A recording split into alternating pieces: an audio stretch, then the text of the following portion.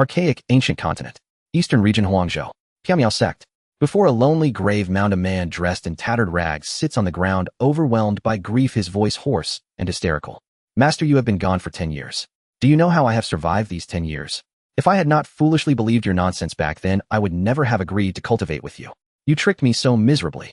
Chen Xuan sits on the ground, howling, wiping his snot and tears all over the grave mound, bearing none of the poise a cultivator ought to have. 10 years ago, he had still been a model young worker in a factory, fastening screws day after day, his life confined to the same 3 points in one straight line.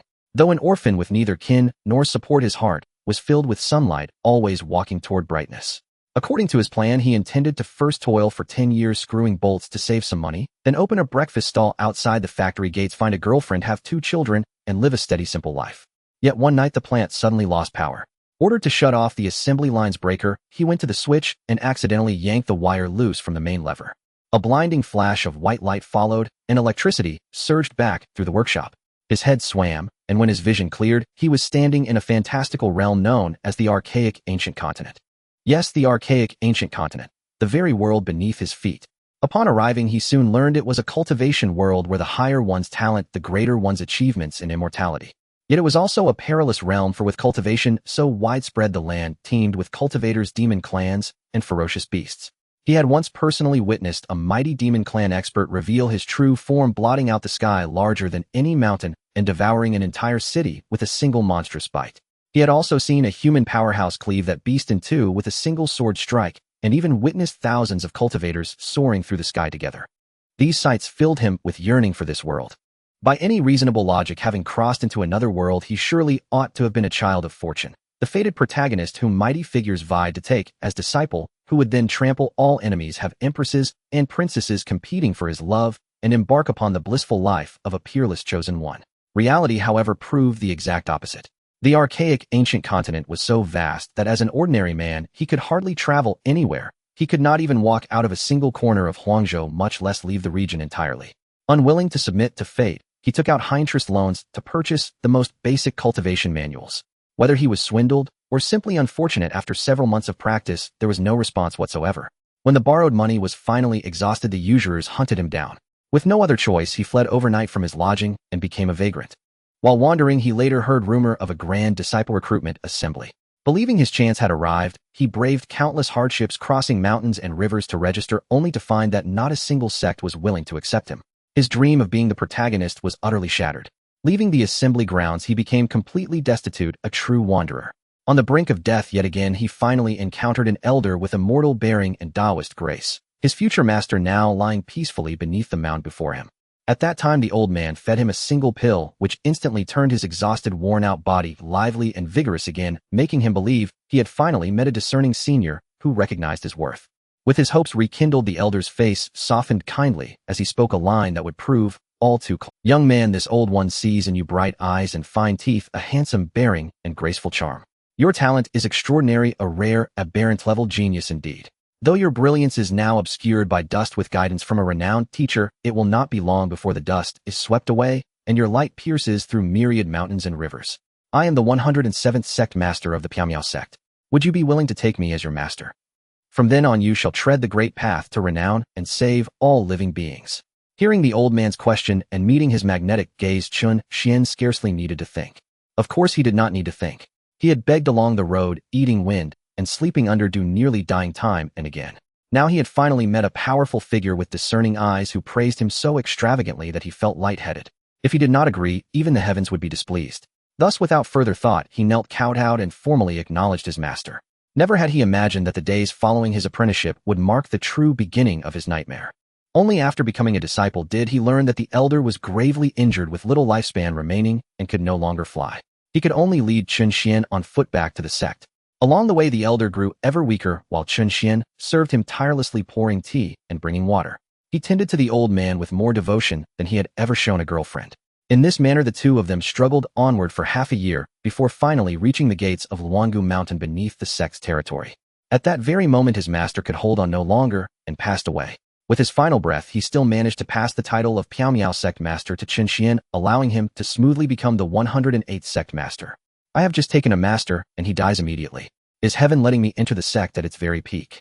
Thinking thus, Chen Xuan was wildly excited and carried his master's corpse up the mountain to bury him. Yet when he reached the sect grounds, he was utterly stunned. Before him, there was no glorious sect at all, only a field of broken walls and shattered ruins. All talk of some glorious peak era with tens of thousands of disciples and countless experts within the sect had been nothing but lies. At this moment, aside from a few buildings that had not yet collapsed, there was not so much as a single shadow of another soul. Seeing this scene, Chen Xuan burst into tears on the spot. What child of fortune? What sect master? This was a pit that could bury a man alive without apology. With the Luangu mountain range hemming him, and how was an ordinary man like him supposed to leave? Helpless Chen Xuan could only settle at the mountain gate and begin a secluded life. What made him even more despairing afterward was that he cultivated with the heritage his master had left behind, yet still felt no effect at all. Time and again he suspected that the cultivation technique itself might be fake. Even if it were fake, he had no choice, for in the Luangu mountain range ferocious beasts and wild animals roamed freely, and as an ordinary man, he simply could not leave. Thus the days passed one by one. In the mountains 10 years slipped by as if unchanged. Before he knew it, a full decade had gone. One morning Chen Xuan awoke from cultivation and finally sensed the existence of spiritual energy entering the first realm of cultivation, the chi refining stage. At once he was so excited that he cried yet again, rushing to the grave to complain to his master. Master, you really know how to deceive people. 10 years just to reach the first level of chi refining. My talent must be worse than a dog's. Yet you claimed I was endowed with heaven-defying gifts and told me to save all living beings. Was it not simply that you did not want the Piao sect's lineage to be cut off? Did you really have to trick me this badly? You can rest easy now, but your disciple is truly in despair. The more Chen Xuan spoke, the more worked up he became. At that moment, however, his stomach began to growl loudly, forcing him to halt his tirade. Wiping the tears from the corners of his eyes, he rose unsteadily to his feet, deciding to fill his belly first, and then return to continue complaining. In any case, time flowed differently in the mountains. He had more than enough years to squander. Just as he had gotten up, however, a clear, ethereal voice suddenly resounded in his mind. Ding! 15-year charging has concluded. Congratulations to the host for successfully binding the myriad world's strongest sect system. A muffled boom seemed to shake him as the voice fell. Chen Xuan's whole body trembled, utterly stunned. A system? There really is a system. Wonderful. When did you arrive, system? You certainly made me wait. For a moment, Chen Xuan was beside himself with excitement. Had the system never appeared, he had already resigned himself to hiding in these mountains for an entire lifetime. He had never expected a system to truly come. Novels, it seemed, had not lied to him. As his excitement surged, the system promptly responded. Ding! This system has existed since before the host's transmigration. An accident occurred during the crossing, which kept the host waiting. My apologies. Existed before my transmigration. In that instant, Chen Xuan was dumbfounded, stunned anew. So it had been there 15 years ago already. Thinking of the 15 years that had passed, a storm of emotion surged in Chen Xuan's chest as he cried out, 15 years, 15 years. Do you know how I have lived these 15 years? Ding! Deepest apologies. This system will compensate the host. The system's voice replied with genuine regret. Compensate? Chen Xuan blinked in surprise, his grief suddenly arrested. His gaze shifted as he pressed, what compensation? Let me be clear, if it is too meager, I will not accept it. Compensation in the form of one portion of Great Emperor cultivation, will that suffice? After a brief pause, the system asked tentatively. At those words, Chen Xuan's eyes instantly went wide. Great Emperor cultivation. Had the system misspoken, or had he misheard? That was the supreme realm of the archaic ancient continent. In disbelief, Chen Xuan asked, what did you say? Compensation in the form of one portion of Great Emperor cultivation for the host, plus one extremity-grade divine weapon, the Taiwan sword. Will that suffice? This is the greatest compensation this system can offer, the system added, fearing the host might be dissatisfied, and thus including a weapon as well. At this point, Chen Xuan could no longer hold himself together. 15 years exchanged for a portion of Great Emperor cultivation, plus an extremity-grade weapon. Worth it. Worth it beyond measure. He nodded at once, bobbing his head like a pecking chick. Yes, yes, more than enough. Quickly grant the compensation. The Great Emperor possessing the supreme cultivation on the archaic continent. The phrase all beneath the Great Emperor are mere ants stands as the ultimate testament to his might. Yet even above the Great Emperor, there exist the Immortals. Yet the Immortals have never materialized. Even the former Great Emperor tirelessly sought their existence, suggesting that immortality might merely be an elusive realm that does not truly exist. Thus the Great Emperor embodies the mightiest force on the continent. A single drop of his blood can sever gods and demons, and a mere strand of his hair can crush the ancient heavens. As for the ultimate weapon, that too is an unparalleled treasure rivaling even the Great Emperor. A weapon of ultimate prowess known as the ultimate weapon, exclusively wielded by the Great Emperor. The ultimate weapon demands exceedingly rare materials for its creation, and many great emperors spend their lifetimes in vain pursuit of even a single fragment, hence, not every great emperor has the privilege of possessing it. Yet any great emperor who wields the ultimate weapon is supremely formidable. It is said that at his zenith such a great emperor can even contend with immortals. Even in the absence of the great emperor himself, a single ultimate weapon can sweep aside all forces beneath his echelon. Such is the formidable might of both the great emperor and his weapon. Now having acquired both these rewards, he can stride across the archaic continent with impunity. Not even encountering a seasoned great emperor would faze him. Great emperor cultivation is merging. Please host be prepared to receive. With the system's prompt, the great emperor's cultivation began infusing into Chen Xuan's body. In an instant, Chen Xuan trembled and wholeheartedly began to absorb the great emperor's cultivation. Boom, boom, boom. As the power inundated his body, his aura shifted, and his realm surged upward. In merely an instant, he transcended the 9 layers of the Qi refining realm and reached the foundation establishment stage. Such a frenzied breakthrough speed left Chen Xuan in sheer awe. Yet the cultivation infused was but a mere drop in an ocean of power. Imagine the terror if he were to fully assimilate that boundless sea. Boom. The 9 heavens of foundation establishment air, defying imperial apex and quasi-emperor levels. Boom. As Chen Xuan surpassed the quasi-emperor stage, his body erupted with continuous explosive sounds. It was as if his flesh were evolving, with every cell undergoing dramatic metamorphosis. A cascade of muffled reverberations announced the ultimate transformation of 66 trillion cells within him. Then all 206 bones in his body shattered their confines, transcending all rules, so much so that even the laws of heaven and earth could not restrain them. In that moment, the surrounding void warped with countless surges of rhythmic energy coursing into his flesh. Before long, Chen Xuan had fully undergone the most fearsome ultimate evolution. Every inch of his flesh pulsed with rhythmic energy. Even when his life comes to an end, his body will remain immortal for countless eons. Should he unleash his full aura, the surrounding void itself would shatter apart. Feeling the magnitude of his own power, Chen Xuan slowly opened his eyes, his pupils filled with astonishment. Damn, what an incredible body. A single drop of his essence can subdue myriad gods and demons, and even a strand of his hair could crush the ancient heavens. Truly, his power is not a myth. Were he to fully unleash his aura, even a whisper would shatter the entire Piamiao sect. Fortunately, the system had just suppressed the breakthrough aura, or else the surrounding myriad miles would have collapsed. With a sigh, Chen Xuan continued, system. Receive the Tai Huang sword. Ding. The Tai Huang sword has been issued. Please check your inventory. Suddenly, the void before him trembled as an ancient, unadorned longsword slowly tore through, materializing before Chen Xuan. The Tai Huang sword appeared as calm as an ancient well, its blade engraved with the majestic characters Tai. Though it appeared unremarkable, Chen Xuan knew that the sword concealed monumental power. Once fully awakened, even a saint could scarcely withstand it. Then Chen Xuan lifted his hand to grasp the hilt of the Tai Huang sword. Boom. In an instant, the sword's aura fully revived, resonating in perfect harmony with him. At that very moment, Chen Xuan felt that even a casual swing could sink an entire state. The thought alone made his hand itch with anticipation. With a sudden flash, his figure vanished, soaring straight into the heavens. In the blink of an eye, he emerged amidst a starry sky. Gazing at distant stars, Chen Xuan raised his sword and swung. In an instant, a distant star burst into explosion, its brilliance reduced to dust. Simultaneously across the archaic continent, powerful cultivators monitoring the heavens were taken aback. What's happening? A star has vanished. No, it wasn't lost. It exploded.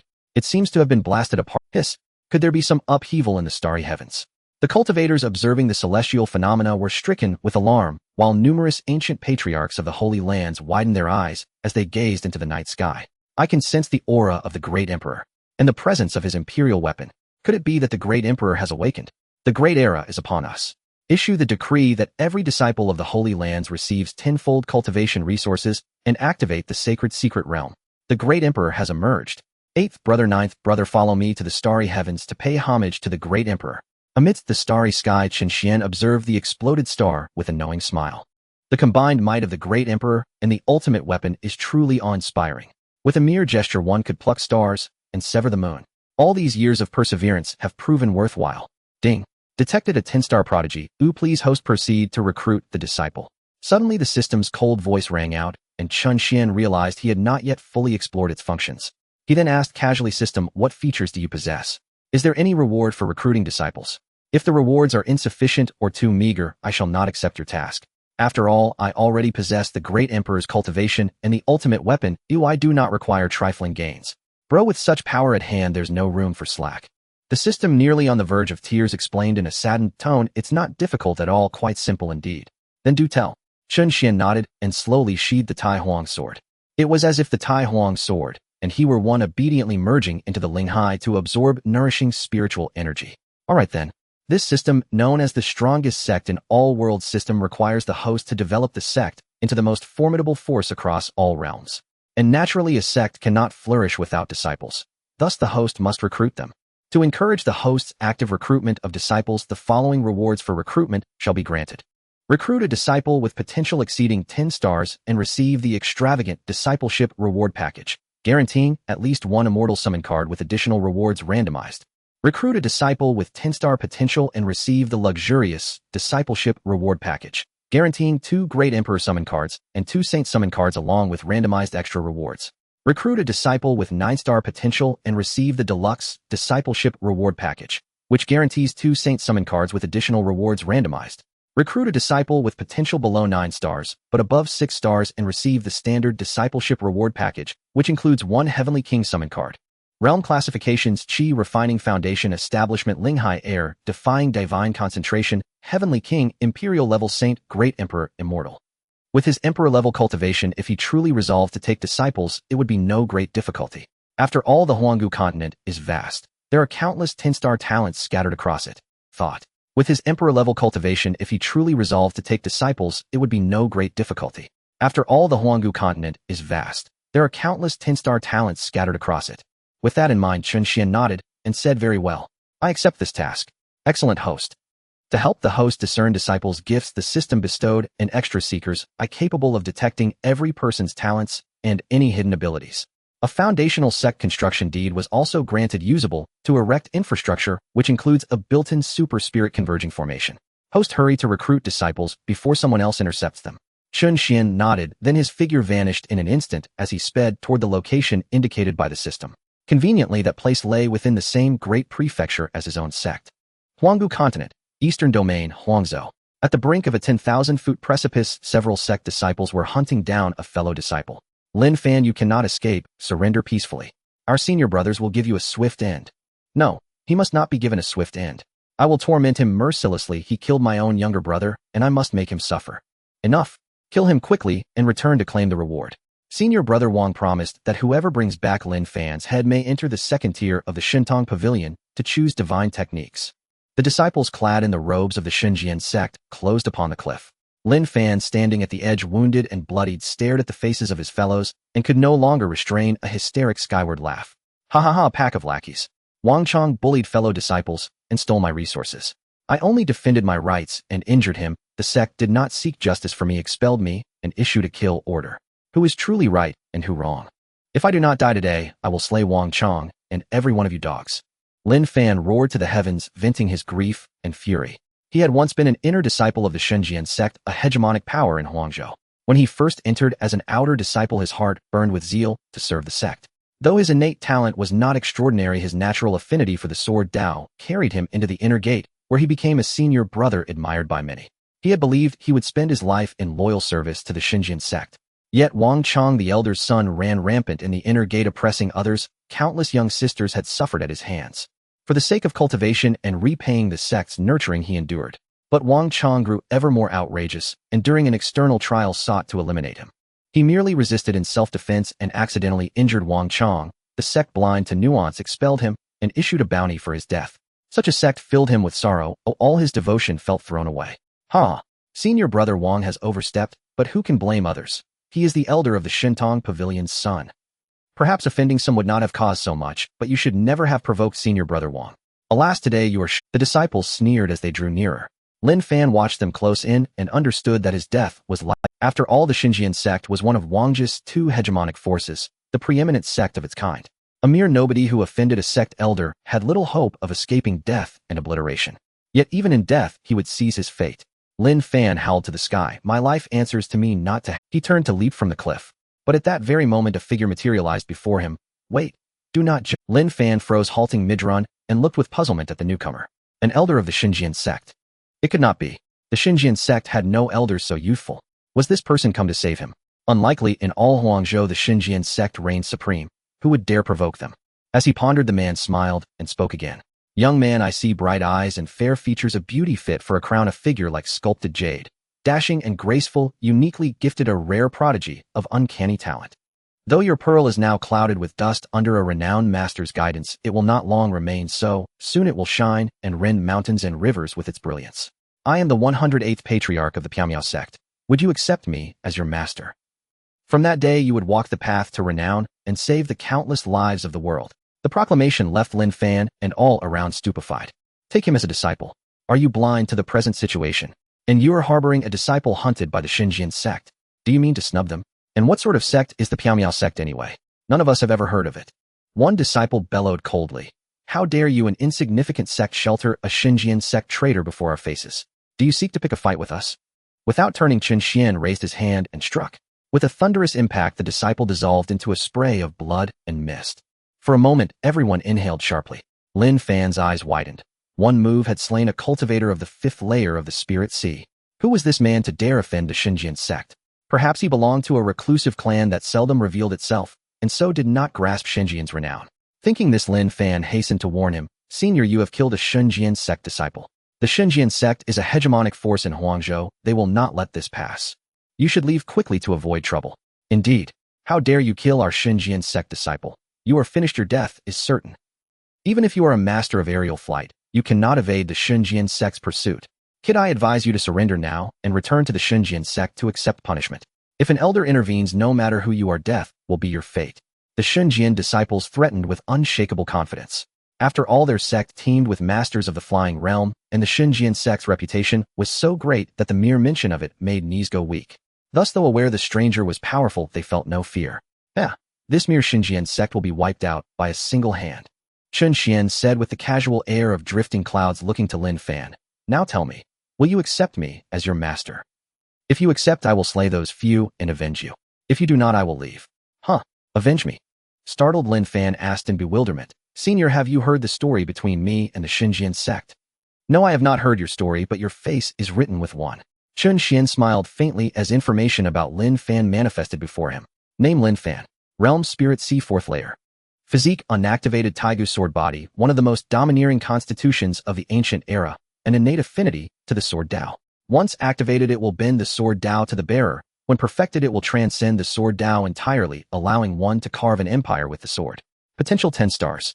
Experience: an inner disciple of the Xinjiang sect who endured innumerable hardships. To join, he advanced to the inner gate by virtue of his natural affinity with the sword Dao. In the inner gate, he worked diligently, yet was oppressed and plotted against by an elder's son, who, after resisting, he was expelled and hunted. Detailed information unfolded. Chen Xuan had spoken truly. The man's face indeed bore a story. No wonder he had shown no mercy when he struck down the Xinjiang disciple a moment before.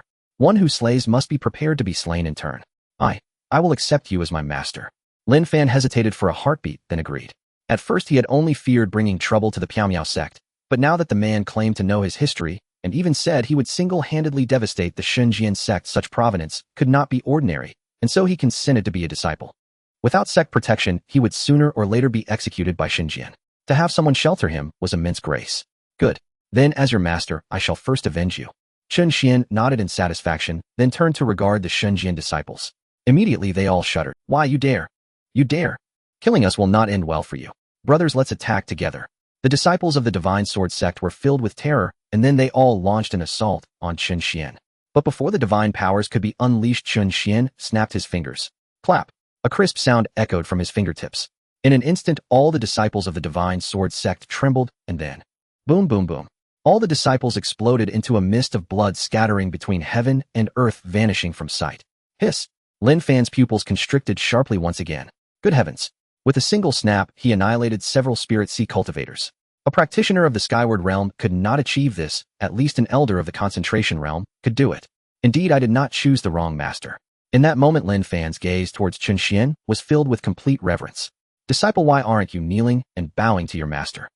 A soft voice echoed, awakening the stunned Lin Fan. Lin Fan's whole body shuddered, and with a thud he knelt on the ground excitedly, saying, Disciple Lin Fan pays respects to master. Clap, clap, clap. 3 resounding bows were powerful and forceful. Immediately after, a notification from the system sounded in Chen Xuan's mind. Ding! Congratulations to the host for receiving a 10-star potential disciple. The luxurious disciple recruitment gift package has been credited. Good disciple, get up quickly. I will take you back to the sect. Listening to the system's rewards, Chen Xuan had no time to respond, and immediately beamed, with joy, lifting Lin Fan up. and soaring into the sky. The Misty Sect. At the main peak, looking at the dilapidated hills and broken houses around, Lin Fan was at a loss and said, "Master, is this the Misty Sect? Why is it so desolate? Oh no, I actually forgot to renovate the sect."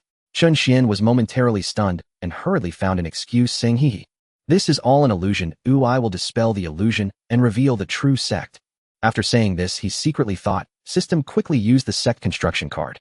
Ding! Sect construction card used successfully. Sect facilities are materializing. The system's voice rang out. The sect construction card also vanished from sight. Chen Xuan immediately feigned a gesture and waved his hand. Boom, boom, boom. In an instant, the ground shook violently. Countless peaks rose majestically from the earth. On the peaks, various pavilions and great halls manifested. In the blink of an eye, a brand new sect revealed its true form. At the same time as the sect facilities appeared, the super gathering array that came with the construction card also began to activate. Countless spiritual energy poured in from all directions, and the surrounding spiritual energy instantaneously increased 1,000-fold. Feeling the increasingly dense spiritual energy of heaven and earth, Lin Fan's body began to uncontrollably absorb the spiritual energy. Even his injuries were subtly healing. Is this the true face of the Misty Sect? It truly is a hidden great sect. The spiritual energy is countless times higher than that of the Divine Sword Sect. If I were to cultivate here for a day, it would absolutely be equivalent to several months' time outside. Lin Fan was shocked. Following behind Chen Xuan, his reverence for the sect soared. Ahead, as Chen Xuan led the way, he quietly opened the luxurious disciple recruitment gift package. System, opened the luxurious disciple recruitment gift package. Ding! Luxurious disciple recruitment gift package opened successfully. Congratulations to the host for obtaining 2 Emperor summoning cards. Guaranteed reward. Congratulations to the host for obtaining 2 Sage summoning cards. Guaranteed reward. Note: all summoned strong individuals will be unconditionally loyal to the host. Accumulating 10 same-level cards can summon stronger individuals. Congratulations to the host for obtaining Sect Facility 9 Celestial Veins. Congratulations to the host for obtaining the Ancient Sword Body. Ancient Sword Body. Every cell contains Supreme Sword Intent, possessing the ultimate control over the sword path, able to command 10,000 swords to submit. Congratulations to the host for obtaining the Celestial Scripture Ancient Chaos Sword Technique. Ancient Chaos Sword Technique, a sword path technique. Left behind by sword immortals from the ancient era, capable of reversing yin and yang, traversing through the rivers of history, witnessing the past and future, hence named Chaos Sword. As the rewards arrived, Chen Xuan, who was leading the way, trembled all over. His understanding of sword intent instantly reached its peak. The main peak's master hall. The figures of the master and disciple slowly appeared. Looking at the imposing bronze hall, Lin Fan's steps became slower and slower. "Disciple, why are you walking so slowly? Hurry up." Chen Xuan sensed something was wrong and turned back to urge him. Lin Fan shivered all over and cautiously said, "Master, why throughout the journey have I not seen a single senior brother or elder?" At that moment, he even felt that he might have arrived at some extremely ominous place. Although the surrounding spiritual energy was abundant, seeming like a fairyland. But in the vast sect, there were only the 2 of them walking, and with the surrounding silence, it was inevitable to feel somewhat bizarre about that. Ever since our sect closed its doors to become reclusive, we have not accepted any disciples. The previous disciples have all been promoted to elders. Our sect's elders are either in closed-door cultivation or wandering the world. When I emerged from seclusion, it was to recruit disciples and bring the Misty Sect back into the world. Chen Xuan explained without a hitch. No flaws whatsoever. He even felt no need to use the summoning cards he had just obtained. Moreover, those cards could be fused into higher-level strong individuals. He still wanted to keep them for fusion. So that's how it is. Does that mean I am the grand disciple of this generation? Upon hearing the explanation, Lin Fan not only sighed in relief, but felt a surge of joy in his heart. He then quickened his pace to follow his master's footsteps. Just now he thought he had been deceived into some terrifying place, but the sect was actually due to the reclusive nature. No wonder the spiritual energy is so abundant. And he was truly lucky. Not only did he enter a reclusive sect, but he also became the eldest senior brother. The eldest senior brother of a sect. Just thinking about it made him ecstatic. In an instant, Lin Fan was overjoyed. Seeing this, Chen Xuan smiled slightly and continued to lead the way. Soon he brought him into the Master Hall. The Master Hall. As the name implies, it is the hall where the sect master resides. Upon entering the hall, Chen Xuan waved his hand at him and said, "Disciple, come here. I will help you activate the Ancient Sword Body." Ancient Sword Body. Do I have a special physique? Lin Fan was startled and hurried forward, unable to help but ask, "Master, do you mean I have the special physique of the Ancient Sword Body?" He knew about the Ancient Sword Body. It was the most domineering sword path physique from ancient times, naturally attuned to the sword path. Yes, you possess the Ancient Sword Body. Chen Xuan nodded. Receiving the master's affirmation, Lin Fan was momentarily stunned. No wonder I have a natural affinity for swords, and practicing sword techniques and divine powers is quite smooth. It turns out I possess the most domineering physique of the ancient sword body. But I heard that to fully activate the ancient sword body, one must have the ancient sword intent as a catalyst. But now with the changes in the world, not to mention the ancient sword intent, even ancient corpses are hard to find. Thinking of this, Lin Fan felt a wave of disappointment and helplessly said, Master, I heard that the ancient sword body requires the ancient sword intent to activate. Otherwise, I would forever only have an affinity for the sword path and be unable to comprehend the true sword path. Mere ancient sword intent, I can conjure it effortlessly. Chen Xuan smiled faintly, then raised his hand to condense a strand of sword intent, injecting it into Lin Fan's body. In an instant, Lin Fan trembled all over, awakening under the catalyst of the ancient sword intent. Every inch of his skin awakening deepened his understanding of the sword path. This made him admire his master even more. However, there was no time to think more. He continued to comprehend the sword path. Uncertain how long had passed. Boom! A thunderous sound suddenly erupted within Lin Fan's body. Following that, his body emitted the sound of 10,000 swords ringing in unison. This signified that the ancient sword body had been thoroughly activated. In an instant, his hair rose without wind, and raising an arm, he muttered to the void, sword come. Boom! The sound instantly spread throughout the hall, resonating outward. Clang! Wherever the sound passed, whether amidst the mountains or within the soil, it all trembled with the resonance of the sword. Then countless broken and rusty swords emerged from the soil and surfaced from the ponds, flying towards the misty sect in unison. Swish, swish, swish. Hundreds of long swords flew into the master hall, surrounding Chen Xuan and Lin Fan, adopting a posture of submission. This is the innate divine ability of the ancient sword body, or rather a natural suppression of swords. However, these swords were not only broken, but also low-level weapons remaining useless. Chen Xuan immediately uttered a single word, lightly roll. Clanged. Hundreds of swords trembled, turning around, and flying out of the hall, returning to their original place. This master is actually a primordial sword body. Upon witnessing this scene, Lin Fan gasped in shock. No wonder master possesses the essence of the primordial sword. So it turns out master also has this kind of physique. In an instant, Lin Fan's admiration for Chen Xuan soared to an indescribable level. Master saved his life and activated his physique, which is equivalent to granting him a second chance at life. This grace and affection can never be repaid in a lifetime. Lin Fan immediately knelt on the ground, sincerely expressing his gratitude. Disciple, thanks master. There is no need for such formalities, disciple. You are the current senior brother of our sect, and I hope you will cultivate diligently and uphold the prestige of our sect. By the way, I happen to have a celestial scripture here, perfectly suited for someone with a sword body like yours. As he spoke, Lin Fan found a scripture in his hands. He picked up the scripture and was astonished to see the two large characters, celestial scripture, written on it. Primordial chaos, sword technique. Cultivating to perfection can reverse the chaos of yin and yang, wielding the sword across the river of time to attain the status of an emperor. Boom. Lin Fan's heart shook violently, beginning to doubt whether he had already been killed by the people of the Divine Sword sect. Perhaps everything he was encountering now was merely an illusion before his death. Heavens! A celestial scripture. How is this possible? Such a thing doesn't even exist in the sacred lands. Master actually handed it to him so casually. Moreover, he had just begun. This is too much trust. Lin Fan was so excited that he could hardly express it, secretly pinching his thigh. The sharp pain made him grimace. Hiss! He took a cold breath, finally confirming that all of this was real.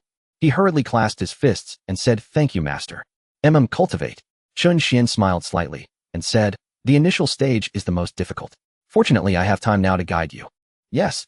Upon hearing that master would personally guide his cultivation, Lin Fan quickly opened the scripture and began to read. Soon he finished reading the cultivation content. However, there were a few parts he did not understand, so he lifted his head to ask master. But just as he raised his head, he suddenly saw master looking to the side, frowning slightly and calmly uttering two words, outrageous. Master, what's wrong? Lin Fan was taken aback and hurriedly asked with concern. Nothing. Just taught a person who doesn't know the heights of heaven and earth a lesson. Chen Xuan slowly withdrew his gaze and uttered a phrase that left Lin Fan bewildered. Aren't they in the main hall of the sect? There is no one else here. How could he teach a lesson? Lin Fan was puzzled, but he did not think too much and began to ask about the parts he did not understand, waiting for master to explain. Time rewinds by 15 minutes. Divine Sword Sect main hall. Several elders stood below discussing among themselves, while the sect leader on the main seat had a blank expression.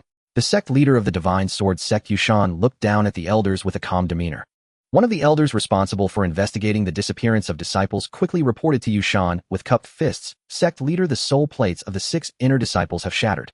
After investigation, there are no traces left at the death scene." Is there really not a single clue? What about their auras? Are there no auras left? Xuan's brows furrowed, clearly dissatisfied. This morning he received news of a traitor in the sect and issued a pursuit order. However, the pursuit order involved only disciples and did not include elders serving as a trial for the disciples. But unexpectedly, just a short while ago, the soul plates of 6 disciples shattered, and they were all inner disciples. This is indeed somewhat incredible.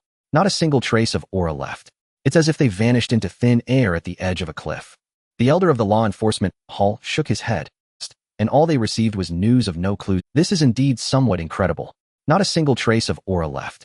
It's as if they vanished into thin air at the edge of a cliff. The elder of the law enforcement hall shook his head. Elder, could it be that Lin Fan found someone to help him? His accomplice killed our disciples and then rescued Lin Fan. After all, Lin Fan's body has never been found. At this moment, Elder Wang Ben from the Techniques Hall could not help but ask. This person is Wang Chang's father and elder of the Techniques Hall. He is not worried about how many disciples have died. He is only concerned about when they will catch the culprit Lin Fan. After all, his son was born late in life and had almost lost his masculinity due to Lin Fan's beating. If they do not catch Lin Fan for revenge, he cannot explain it to his son, nor can he relieve this rage. That shouldn't be the case. Lin Fan has a clean background without any connections in the secular world. No one. Moreover, to kill our 6 core disciples simultaneously without leaving any traces, it should be beyond the capability of a practitioner at the Sky Master level. It must be a practitioner at the Spirit Concentration level. Lin Fan, an ordinary inner disciple, would never have a strong ally at the Spirit Concentration level. I think it must be someone from another force targeting us. Elder of the Law Enforcement Hall analyzed seriously, then cupped his fists toward Xuan and said, "After all, our sect has many talents, and we are about to begin a new round of disciple recruitment. I request that the sect leader use the divine weapon Void Mirror to investigate the cause of the incident. If other forces are indeed targeting us and attempting to shake our status as a dominant sect, it is better to be prepared in advance. The Void Mirror is only a damaged divine weapon. Using it once reduces its lifespan. Are you sure our divine sword sect is being targeted?" Xuan felt somewhat reluctant. Weapons are classified into spiritual weapons, divine weapons, and imperial weapons. Divine weapons are rare. Even their dominant sect has only one damaged divine weapon. It is precisely this divine weapon that has allowed them to establish a foothold in the wilderness state and become a dominant force. However, the Void Mirror reduces its lifespan with each use until it is completely shattered. To consume the lifespan of a divine weapon to investigate the cause of the disciples' deaths, honestly, it is indeed a waste of resources. Sect leader. If the disciples were mistakenly killed, that would be fine, but if another force is secretly targeting us, knowing it earlier allows us to prepare earlier. As the old saying goes, better safe than sorry. There are many sects in the wilderness state hoping to replace our divine sword sect. Seeing that Xuan was somewhat reluctant, the elder of the law enforcement hall continued to analyze the pros and cons. Other elders also agreed. "Yes, I support the proposal of the elder of the law enforcement hall." "I support it too." Agreed. Only the divine weapon can uncover the truth. The elders echoed one after another. Xuan also understood the seriousness of the situation and immediately agreed. "All right. Since that's the case, then let's use the divine weapon." As he spoke, he waved his hand and summoned a cracked mirror. The mirror hovered in the air facing the shattered soul plates. Xuan raised his hand and injected spiritual energy into the void mirror. In an instant, the void mirror began to spin wildly, searching for the last trace of aura left on the soul plates. Before long, the scene in the mirror froze at the edge of a cliff. Seeing that it was indeed the scene they suspected, sect leader Xuan immediately increased the flow of spiritual energy and continued searching. In an instant, the void mirror became chaotic once again. However, this time, before the scene could stabilize, a pair of deep-set eyes suddenly appeared in the void mirror. It seemed as though those eyes could see through the void mirror to their very souls. Instantly, everyone in the hall was. Sect leader Xuan was so frightened that he hurriedly interrupted the flow of spiritual energy.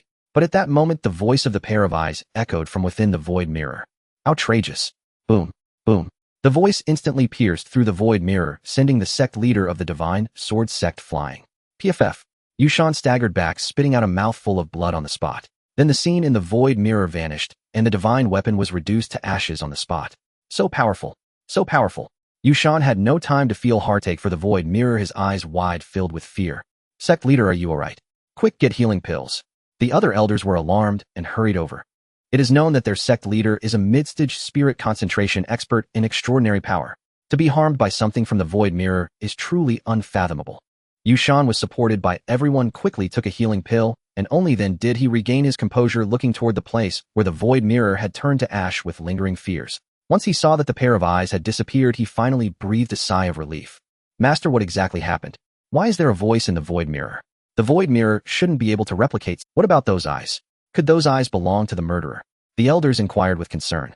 The scene just now had completely surpassed everyone's understanding. Shoo, don't speak recklessly. Yushun frowned and quickly warned the elders. Then he cautiously added, those eyes can traverse the void and see us through the mirror. We have all been exposed to his gaze, and I can feel that he was merely warning me. Otherwise, just through that mirror, we would all be annihilated. What? Hiss. That's terrifying. Oh my. So terrifying. Can he see us across space? What kind of cultivation level could that be? Could he be a king-level powerhouse? A king level should not be able to do this. At the very least, he must be at the imperial level or a half-saint. What? Half-saint? In an instant, all the elders were startled by the term half-saint.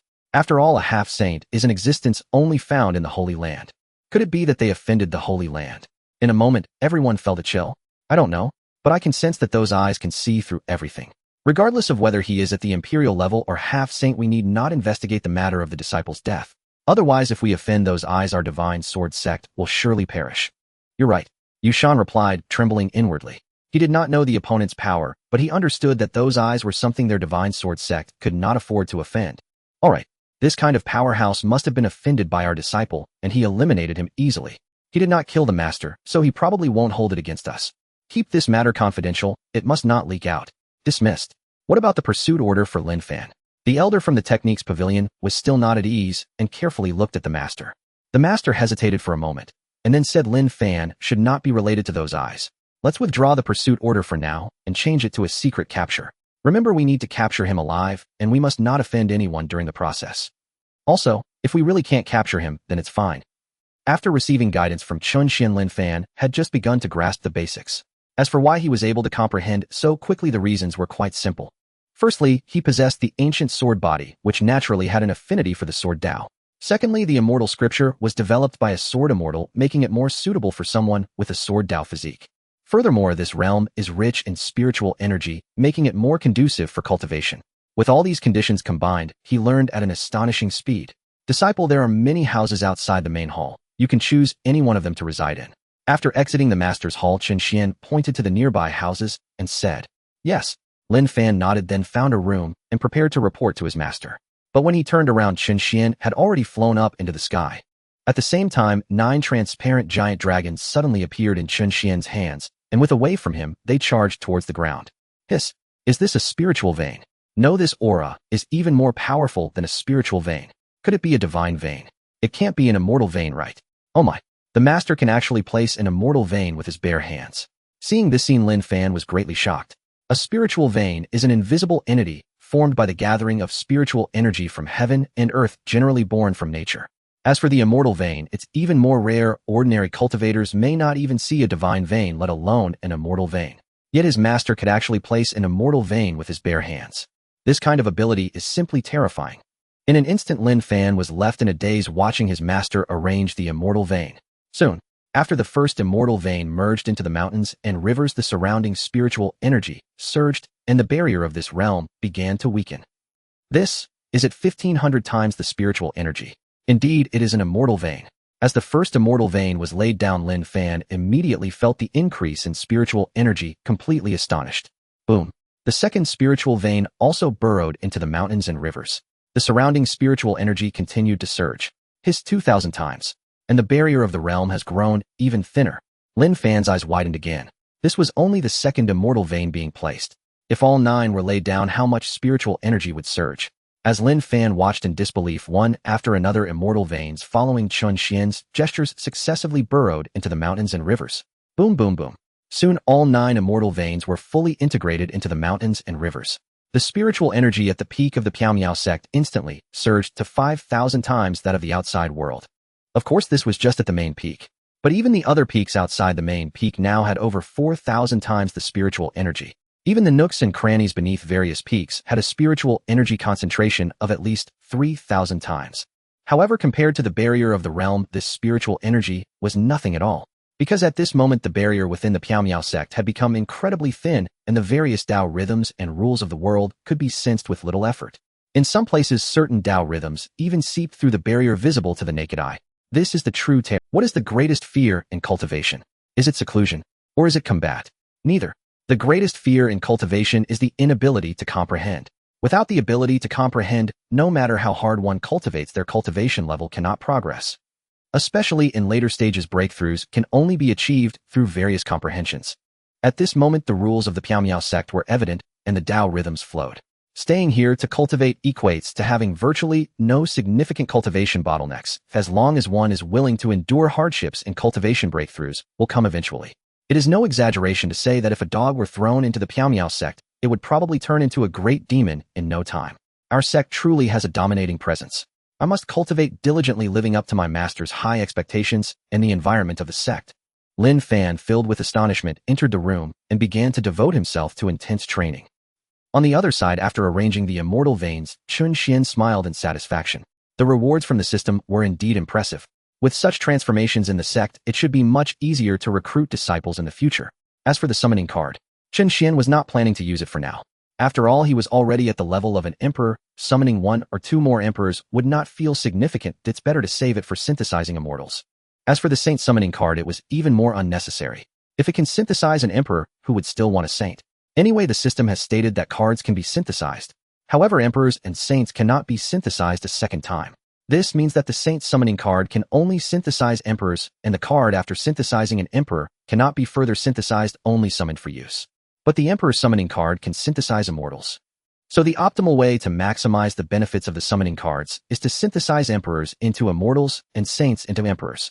After all, an immortal has not been seen in this world for countless years. If the sect has an immortal, it would be absolutely impressive. Once there is an immortal, gathering a group of emperors as elders would also be quite good. As for the rewards for lower-ranking disciples, all would be synthesized into saints to become outside elders. After all, the elders of the Piao sect cannot be lower than saints. Otherwise, it wouldn't live up to the prestige of being the strongest sect. At that time, as the master with a wave of his hand, countless saints, emperors, and immortals would heed the call. How magnificent! Thinking of this, Chen Xuan smiled broadly. He didn't know if the system detected his thoughts, but suddenly it popped up again, reminding him. Ding! 3 days later, the Divine Sword City will hold a disciple recruitment event, and a genius with 10-star potential will appear. Please pay attention to the time and attend the event. A disciple recruitment event. Chen Xuan was taken aback. Puzzled, system, are you mistaken? The Divine Sword Sect is recruiting disciples, and you want me to go and compete? Ding! No, host. Although it is the Divine Sword Sect recruiting disciples, you do not need to go to the sect. You only need to go to the Divine Sword City under the sect. There will be many small sects and various schools at Divine Sword City looking to pick up eliminated disciples. So you can go under the guise of picking up scraps. It's perfectly reasonable. Eliminated disciples. Am I, the future strongest sect master at the level of an emperor, really going to a small ruler-level force to pick up scraps? Chen Xuan cursed inwardly in annoyance. But thinking of the fact that the other party was a genius with 10-star potential, his anger dissipated instantly. After all, the feeling of obtaining a good card is truly delightful. 3 days later, at the main peak of the Piao sect, Lin Fan slowly opened his eyes and exhaled a thick breath of turbid qi. In just 3 days, he had surged across 5 minor cultivation realms. Truly an immortal paradise. Moreover, the celestial tier cultivation manual bestowed by his master proved extraordinarily potent. Cultivation had amplified his combat prowess by dozens of times at least. Master said he would take me to recruit new disciples. I shall go ask when we depart. Lin Fan rose, left his chamber, and entered the grand hall, bowing respectfully. Master, this disciple has completed cultivation and now stands at the pinnacle of the Spirit Sea realm. When shall we set out? He spoke, then waited eagerly for praise. After all, ascending 5 minor realms in 3 days was no trivial feat, even among the prodigies of sacred lands. Spirit Sea realm's peak. Not bad. Yet compared to your master, you're still a billionfold slower. Back in my day, I ascended from Spirit Sea 1st heaven to 9th heaven in but a single breath. Chen Xuan smiled faintly, a compliment laced with self-praise. To shatter 9 minor realms in 1 breath. Even ancient sovereign emperors could not achieve such a feat. Lin Fan froze, utterly incredulous. Bluster. Even the primordial emperors of antiquity could not accomplish this. No matter how formidable his master was, such a thing remained impossible. Yet though he disbelieved, Lin Fan humbly replied, this disciple is dull-witted and dares not compare himself to master. Well said. Let us go. Chen Xuan nodded with quiet satisfaction and soared outward into the sky. Lin Fan hurried after him. Thus master and disciple flew side by side toward Shenzhen City. Yet since Lin Fan had once been a disciple of Shenzhen City, to avoid recognition, and thereby spare his master unnecessary trouble. He wore a bronze eye mask to conceal his identity. Xinjian City, a metropolis subordinate to the Xinjian sect. Owing to its proximity to the sect, it served as the primary lodging ground for those seeking initiation. At this moment, the city teemed with arrivals and departures. Crowds surged so densely they nearly burst its walls. Such was the magnetic allure of a hegemonic sect. Aspirants flocked endlessly, each dreaming of entering the Xinjian sect and ascending to glory in a single stride. Naturally, emissaries from lesser sects also arrived in unbroken streams. After all, every high-talent cultivator gathered here. One could glean more genius disciples here than at one's own sect gates. Halt! What is your purpose? At the city gate, 2 sentry disciples blocked Chen Xuan and Lin Fan's path. Chen Xuan paused and calmly replied, "We are here to recruit disciples." Recruiting disciples. The sentries remained expressionless. This was routine. One casually rubbed thumb against forefinger. Chen Xuan instantly understood. No wonder the Xinjian sect permitted outsiders to poach talent. It was how much? 300 spirit stones. Chen Xuan, remarkably cheap. No dawdling. Pay up quickly. There are many others waiting to enter behind you. Seeing their confidence, the sentry urged them on. Merely 300 spirit stones. Chen Xuan nodded, turned to Lin Fan, and said, "Disciple, pay." Lin Fan. Though startled, he felt no resentment whatsoever. To serve his master was a fortune earned over lifetimes. 300 spirit stones. He would surrender his very life without hesitation. Thus he cheerfully produced the coins and tossed them forward. Once inside, recruitment must be voluntary, no coercion or intimidation. Violators bear full consequences. As they departed, the sentry added this final admonition. Master and disciple ignored him entirely and strode straight into Xinjian City. Inside Xinjian City, vibrant, bustling streets unfolded before them. Pedestrians, hawkers, cries, haggling voices. All flowed ceaselessly. Even Chen Xuan found himself captivated. After all, he had secluded himself in the mountains for 10 years, long enough to forget the sight of such throngs. On the main thoroughfare, nearly all passers-by were strikingly handsome or beautiful. Of course, some middle-aged or elderly figures also moved among the crowds, glancing furtively left and right like thieves, slipping repeatedly into alleyways flanking the street to intercept youths and maidens. Fear not, it was no robbery, only poaching. Young man, this elder perceives your broad forehead and firm jawline. You stand tall as a jade tree, yet your aura defies convention. Surely you shall rise to greatness. Would you consider joining the Yuluan sect? Upon entry, you become an inner disciple. Step aside, step aside. Never heard of your Yuluan sect. This young master intends to join the Xinjian sect as an outer disciple. Young lady, last night, I observed the purple star shifting eastward. Upon calculating the celestial omens, I divined the emergence of a peerless genius. Thus I journeyed here and found you. Would you honor me by joining the Xiaoyao sect? I shall personally accept you as my direct disciple. Shu, I'm bound for the Xinjian sect as an outer disciple. I've never heard of your Xiaoyao sect. One secretive elder after another lured youths and maidens from the alleys, each using near identical. Chen Xuan stood stunned, because he himself had used these very words to recruit Lin Fan. He turned to look at his disciple. Lin Fan wore an unruffled expression. Having once been a Xinjian sect disciple, he had witnessed countless such scenes. His composure remained unshaken. At that moment, Chen Xuan felt a flicker of mild embarrassment, but concealed it flawlessly, leading onward. Master, shall we first secure lodging, or proceed directly to locate the person you seek? Along the way, Lin Fan asked deferentially. Chen Xuan replied solemnly, straight to the target. Once we recruit the disciple, we return. With that, he gazed toward the location marked by the system, and soon spotted a young woman clad in a form-fitting translucent silk gown. Though the street overflowed with handsome men and beautiful women, her appearance ignited a palpable stir. Tall and statuesque, her presence eclipsed every other maiden in grace and bearing. Instantly, countless gazes turned toward her, filled with awe and admiration. Yi Qingqing. Name: Yi Qingqing, reincarnated quasi-emperor. Cultivation: realm spirit, sees sixth heaven. Physique: reincarnation, immortal body. Spirit remains unbound by the wheel of rebirth. Consciousness endures eternally. Each death returns her with blood essence and full memory. Potential: 10 stars. Background: born 10,000 years hence as the reincarnation body, she underwent 9 lifetimes of rebirth, yet failed to ascend as a righteous emperor in any.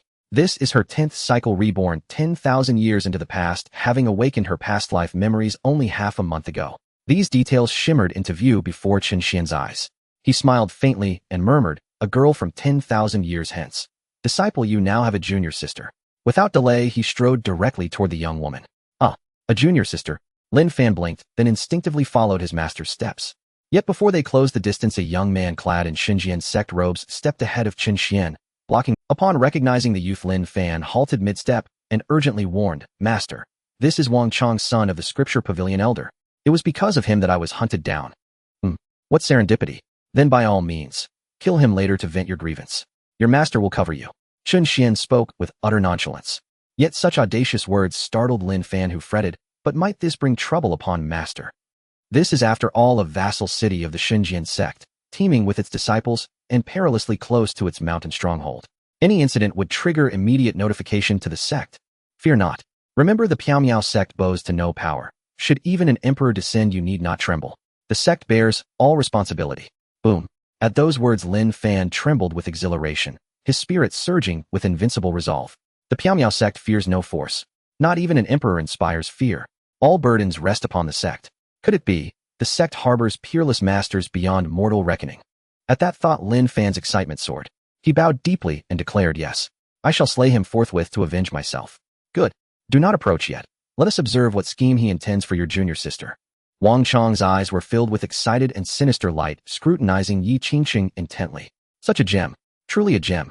This figure, this face, this skin, this tiny waist. Tisk, it must be intoxicating. In an instant, Wang Chong's eyes were filled with lustful light. He had completely forgotten how long it had been since he encountered such a treasure.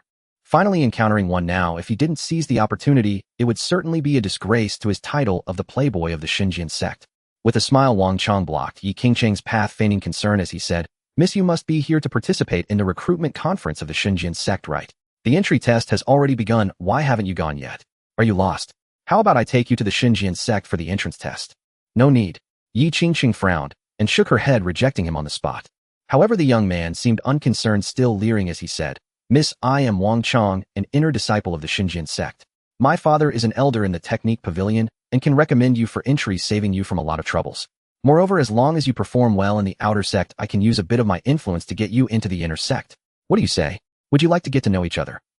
After he finished, he looked at her with eager expectation. It seemed that he was fully confident. However, expectations often lead to surprises. Yi Qingqing's reaction was quite calm as she shook her head again in rejection. The reason for her refusal was simple. Lin Fan was no longer in the Xinjiang sect. Why should she join? Moreover, with her talent, she could directly join the inner sect without any recommendation. Sorry, I don't wish to join any sect right now. Yi Qingqing replied calmly, turning to leave. But her attitude instantly drained Wang Chong's patience. His expression darkened as he coldly threatened, If you don't want to join the Xinjiang sect, then what are you doing here? Do you think you can just come and go as you please? What am I doing here? Hearing this, Yi Qingqing let out a bitter laugh. She didn't want to be here at all. She was forced to traverse here. In her previous life, she lived in the ancient land 1,000,000 years later. In that era, she was exceptionally talented, growing through numerous adventures. Although she was an orphan, without family, her cultivation was rather smooth, seemingly like the destined heroine in a novel. However, later she encountered a woman named Lung, she who completely changed her understanding of her identity. It made her realize that she was not the heroine, but rather a supporting character. Because every time Lung she appeared, she would kill her for some reason, and she could never escape, dying each time. In her past life, she was killed 9 times in 9 reincarnations.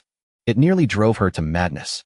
During her first life, while growing up, she dealt with several obstacles due to some conflicts.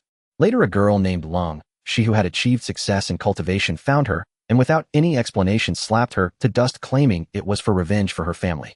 Only then did she realize that the obstacles she had dealt with included Lung's family. After being turned to dust, Yi Qingqing was reborn back to her original starting point, beginning her second cycle of reincarnation. This time she paid extra attention to avoid offending Lung's family. Even when encountering them, she smiled and tried to build relationships, fearing that Lung's cultivation would surpass hers and that she would come to kill her. Yet fate always played tricks. Heaven had arranged for a man to be by her side who was infatuated with her, even though she felt nothing for that man. But who would have known that the girl Lung, she would encounter her again, wanting to snatch that man, leading to her demise? Because that man was her boyfriend. Upon learning this, Yi Qingqing was infuriated. Thus, in her third reincarnation, she decided not to offend that girl and avoid that man. However, she ran into them in a corner. The outcome was still death. Thus, in the subsequent cycles, she could not escape the fate of being eliminated by that girl. Even when she preemptively attacked, she would always be evaded by that girl, who would then return stronger to kill her. It nearly drove her to despair. Until the 9th life, she abandoned all means of contention with that girl, began to strive hard, and cultivated diligently, avoiding going out and interacting with others, finally cultivating to the quasi-emperor realm at the fastest speed, and then felt at ease to emerge. According to the timeline, that girl at that time was not her opponent at all, nowhere near the quasi-emperor realm. So she confidently decided to step out. Indeed, as she anticipated, that girl appeared again, but her realm was far inferior to hers. She was simply not a match. Just when she thought she could smoothly kill her opponent, another unfamiliar man suddenly appeared and turned her quasi-emperor into dust. Only before dying did she realize. The newly emerged man was the girl's senior brother, possessing emperor-level cultivation, far surpassing her. Moreover, both of their masters were a man named Lin Fan. When Yi Qingqing learned this news, she was that girl was already outrageous enough. Yet now another senior brother appeared, and the senior brother was also an emperor. Not only did he turn her to dust, but they also had a master above them. Oh my! Just how formidable was Lin Fan that even his disciples could be emperors. Opposing them truly led to a bad end. Even if she could keep reincarnating, it would be hard to escape the fate of being crushed. Who knows what realm Lin Fan truly was?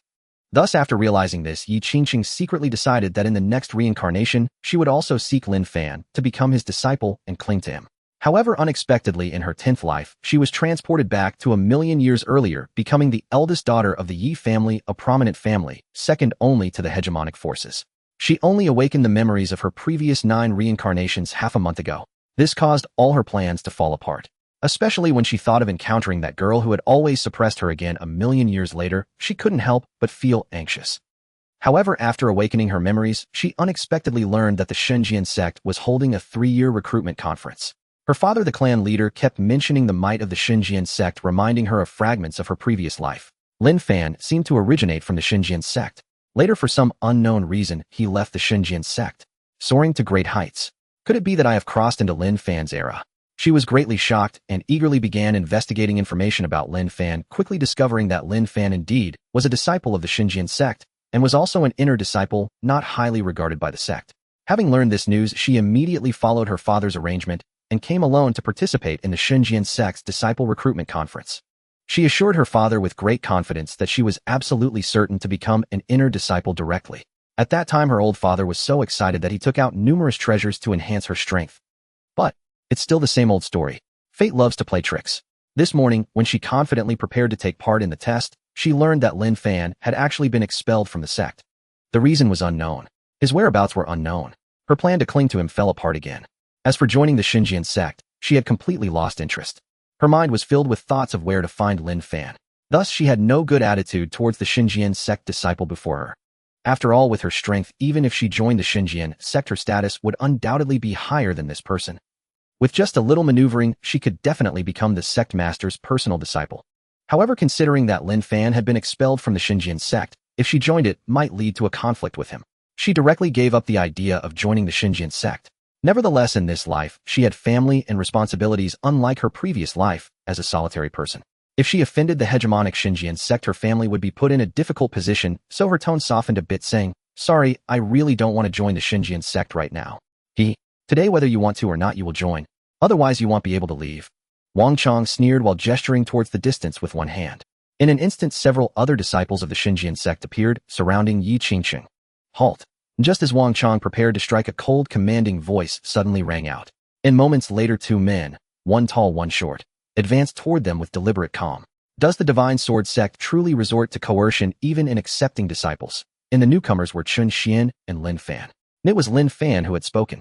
He wore a bronze eye mask, his expression utterly impassive. And Lin Fan. And upon recognizing them, Wang Chong instinctively called out Lin Fan's name. "Lin Fan. And you actually recognized me, and among all those who dare oppose me, without backing, you're the only one in the entire sect. Even if you turn to ash, I'd still know you at a glance." And Wang Chong sneered coldly and barked, "So? You dare show your face in Divine Sword City once more? Last time you ambushed and wounded me. I won't let you slip away again. Brothers, attack together. Seize him now." At his command, the other Divine Sword sect disciples swiftly fanned out, encircling Lin Fan and Chen Xuan. Elsewhere, upon hearing their exchange, Yi Qingqing jolted violently, her heart pounding with shock, and instinctively turned her gaze toward Lin Fan. Lin Fan. And could he truly be Lin Fan, the legendary master of Long, she a peerless powerhouse whose name echoed across 10,000 years? And for a moment, Yi Qingqing stood utterly stunned. Never in her wildest dreams had she imagined it would be so effortless, like finding a needle in a haystack only for it to fall into her palm. And she had to seize this opportunity, to grasp the strongest leg available. And she would act decisively during Lin Fan's battle, declaring her allegiance and earning his trust. With that thought, Yi Qingqing tensed, poised to intervene at a moment's notice. And though merely at the sixth heaven of the spirit sea, her 9 lifetimes of karmic accumulation granted her no shortage of extraordinary techniques. Even if a sect elder arrived, she was confident she could spirit Yi Fan away before anyone reacted. Yet, the surrounding Divine Sword sect disciples suddenly found themselves rooted to the spot, their legs as though fused to the earth immovable. And what's happening? I can't move my legs. Neither can I. My legs feel anchored to the ground. And I'm frozen too. In panic erupted among them. Nan Lin Fan smiled. He knew. His master had intervened, granting him the chance to exact vengeance. In an instant he locked eyes with Wang Chong and declared coldly, Wang Chong, your death awaits.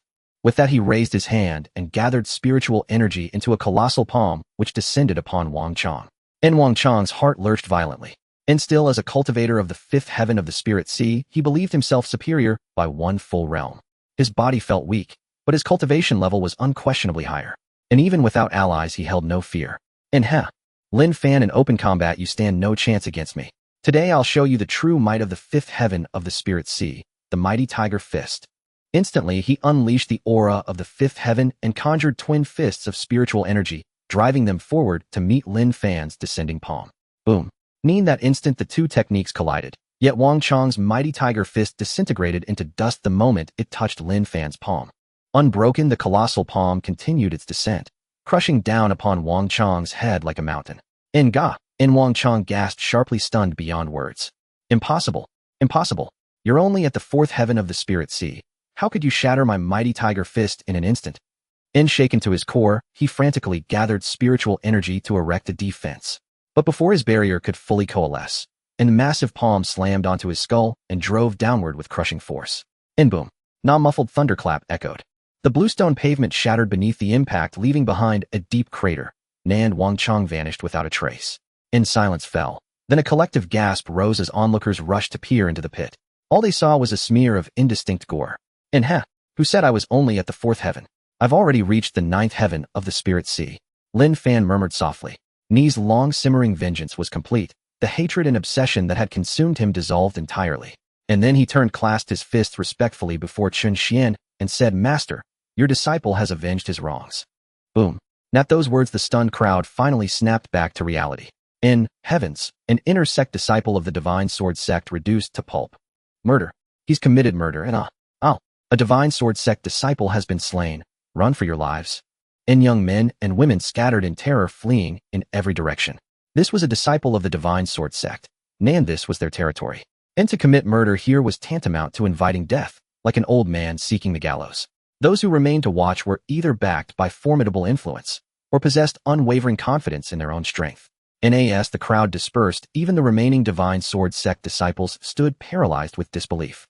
Though their movement had returned, their resolve to apprehend the culprit had evaporated. In the 9th heaven of the spirit sea, heavens, had Lin Fan broken through 5 minor realms in just 3 days. How could such a thing be possible? That silent figure beside him, was he truly his master? And no wonder they'd been immobilized earlier. It must have been his master's doing. Stunned beyond speech, the disciples dared not utter threats. They hastily signaled their elders, then retreated to a safe distance, watching Lin Fan and Chen Xuan warily lest they escape. Yet clearly they underestimated Lin Fan and Chen Xuan. An escape. And that was the recourse of the weak. Chen Xuan did not flee. In fact, he nodded approvingly and praised. Well done. To act decisively when the moment calls for it. That is the very essence of our Piao sect. Then he stepped gracefully before Yi Qingqing, offering a gentle smile. Young lady, I sense your bones are rare and refined. Your future greatness is assured. Would you consider becoming my disciple and joining the Piao sect? I am the 108th patriarch of the Piao sect, a lineage of immense power and profound heritage. Under my guidance you shall surely ascend to emperorhood. Swoosh. Nat Chen Xian's words, the crowd froze in utter disbelief. Heavens, he isn't fleeing. He's recruiting. And by the stars, what audacity. I've never seen such boldness in my life. The Piao sect. Never heard of it. Have you? And neither have I. Must be some obscure second-rate sect. Yet his courage is staggering. Slaying a Divine Sword sect disciple here, then brazenly recruiting on the spot. Has he grown weary of life? Awe rippled through the onlookers. Yi Qingqing too was stunned. The Piao sect. The 108th patriarch. Lin Fan's master. Had she just stumbled upon the ultimate patron, the root of the strongest leg itself? Her fortune was simply too extraordinary. If not now, when else? Without hesitation, Yi Qingqing dropped to her knees before Chen Xuan and exclaimed, Disciple, Yi Qingqing pays homage to master. Thud, thud, thud. N3 resounding kowtows struck the bluestone floor with rhythmic force. In that spectacle left every onlooker wide-eyed and agape, utterly unable to believe what they witnessed. She's accepted. She's truly accepted. In heavens, this is sheer suicide. In alas, this young lady is ruined, and to offend the divine sword sect invites ruin. Yet she dares swear fealty. Tisk tisk tsk. And what a pity, what a terrible pity. She possesses extraordinary bearing and undoubtedly exceptional talent. Yet her fate is tragically short. And masters and elders from minor sects sighed in unison. Chen Xuan paid them no mind, for another system notification had just arrived in ding. Congratulations, host. You have successfully recruited a 10-star potential disciple. An opulent disciple acceptance gift package has been delivered. Please collect at your convenience. All right, all right. He chided, gently urging his obedient disciple to rise, warning that the ground was cold. After successfully taking a disciple, Chen Xuan excitedly helped Yi Qingcheng to her feet, and smiling softly pointed to Lin Fan as he introduced him as King Cheng's senior brother Lin Fan. From this day forth you will be my second disciple, Chen Xuan declared. Yi Qingcheng bowed hastily to Lin Fan, her heart overflowing with incomparable exhilaration as she respectfully asked her new senior brother to look after her. This was perfect. She had become Lin Fan's junior sister. No longer would she cower before that cold-hearted Lung Shi. When the day came that she stood before Lung, would he dare to lay a hand on her, or on her master's uncle? Moreover, if the master could train Lin Fan so remarkably, then his instruction of her could hardly be inferior. Lin Fan replied courteously that looking after was unnecessary. They were all disciples of the same sect, and should strive and improve together. Lin Fan returned the salute with cupped fists. Chen Xuan smiled faintly, and said that now that they had been introduced, it was time to leave. He prepared to lead the two of them back. At that moment, a thunderous shout suddenly echoed through Shenzhen City, accusing the intruder of killing a Shenzhen disciple and demanding immediate surrender. A violent wind swept in, and two elders of the Shenzhen sect descended through the void to alight upon the street. One of them cried out, asking desperately about his son. That elder was Wang Bin, the father of Wang Chong. The moment he landed, he began frantically searching for any trace of his child. It was the first day of the disciple-accepting assembly. Wang Bin had been ordered to patrol outside the sect with his cousin to maintain order when a communication from Shenzhen City arrived. The message claimed that Lin Fan had appeared in Shenzhen City and had slain his son. Wang Bin was nearly undone by the news, and seizing his cousin flew here in a frantic rush. He seized a random Shenzhen disciple and, trembling with fury, demanded to know where his son was. The captured youth shuddered from head to foot, so terrified that he could only stammer incoherently when asked. Wang Bin, beside himself with emotion, berated the disciple until spittle flew. The poor youth became even more terrified and forgot how to answer. Then another disciple cried out, "The truth, brother Wang is in the pit." In an instant, Wang Bin flashed to the pit. When he saw the mound of torn flesh and mud within the pit, Wang Bin collapsed entirely, screaming for his son as grief consumed him. He howled to the sky, and the aura of a powerful cultivator that had been restrained within him burst outward. A colossal pressure erupted from him, instantly pressing the breath from every young man and woman nearby.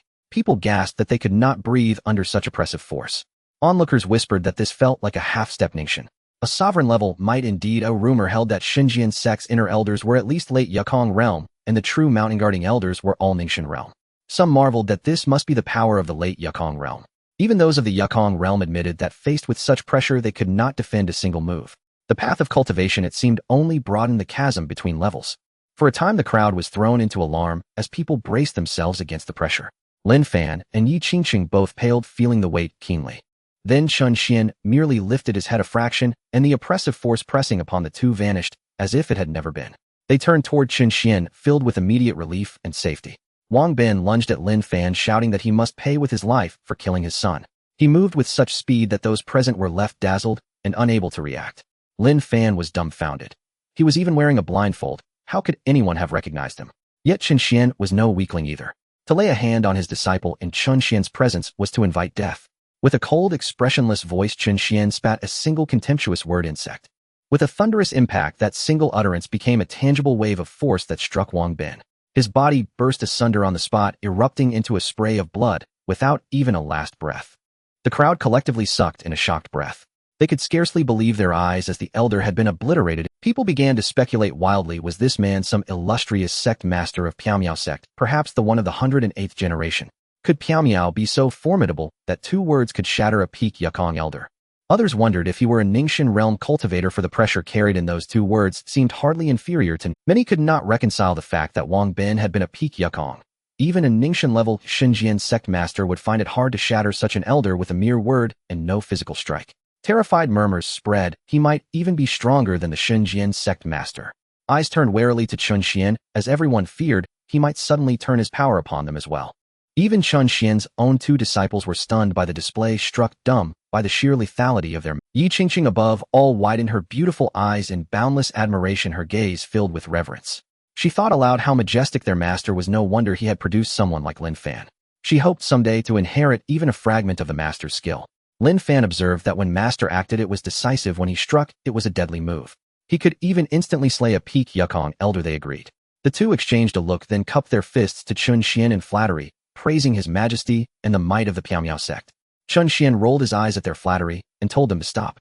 With a wave of his hand, he took Lin Fan and Yi Qingqing and rose from the spot. No one dared to stop them during the entire passage. Even Wang Bin's cousin Wang Shuang stood there dazed and unable to utter a word. Only after the figure of the killer had vanished did Wang Shuang curse and tell those around that the man could not escape. He declared he would report to the sect master at the mountain gate, who would surely have him captured soon. He produced a communication talisman and cried out an urgent report. Xinjiang City was in crisis. An elder of the Gongfa Pavilion had been shattered by Lin Fan's teacher with a single word requesting immediate support. The talisman flashed a white beam and sped toward the Xinjiang sect.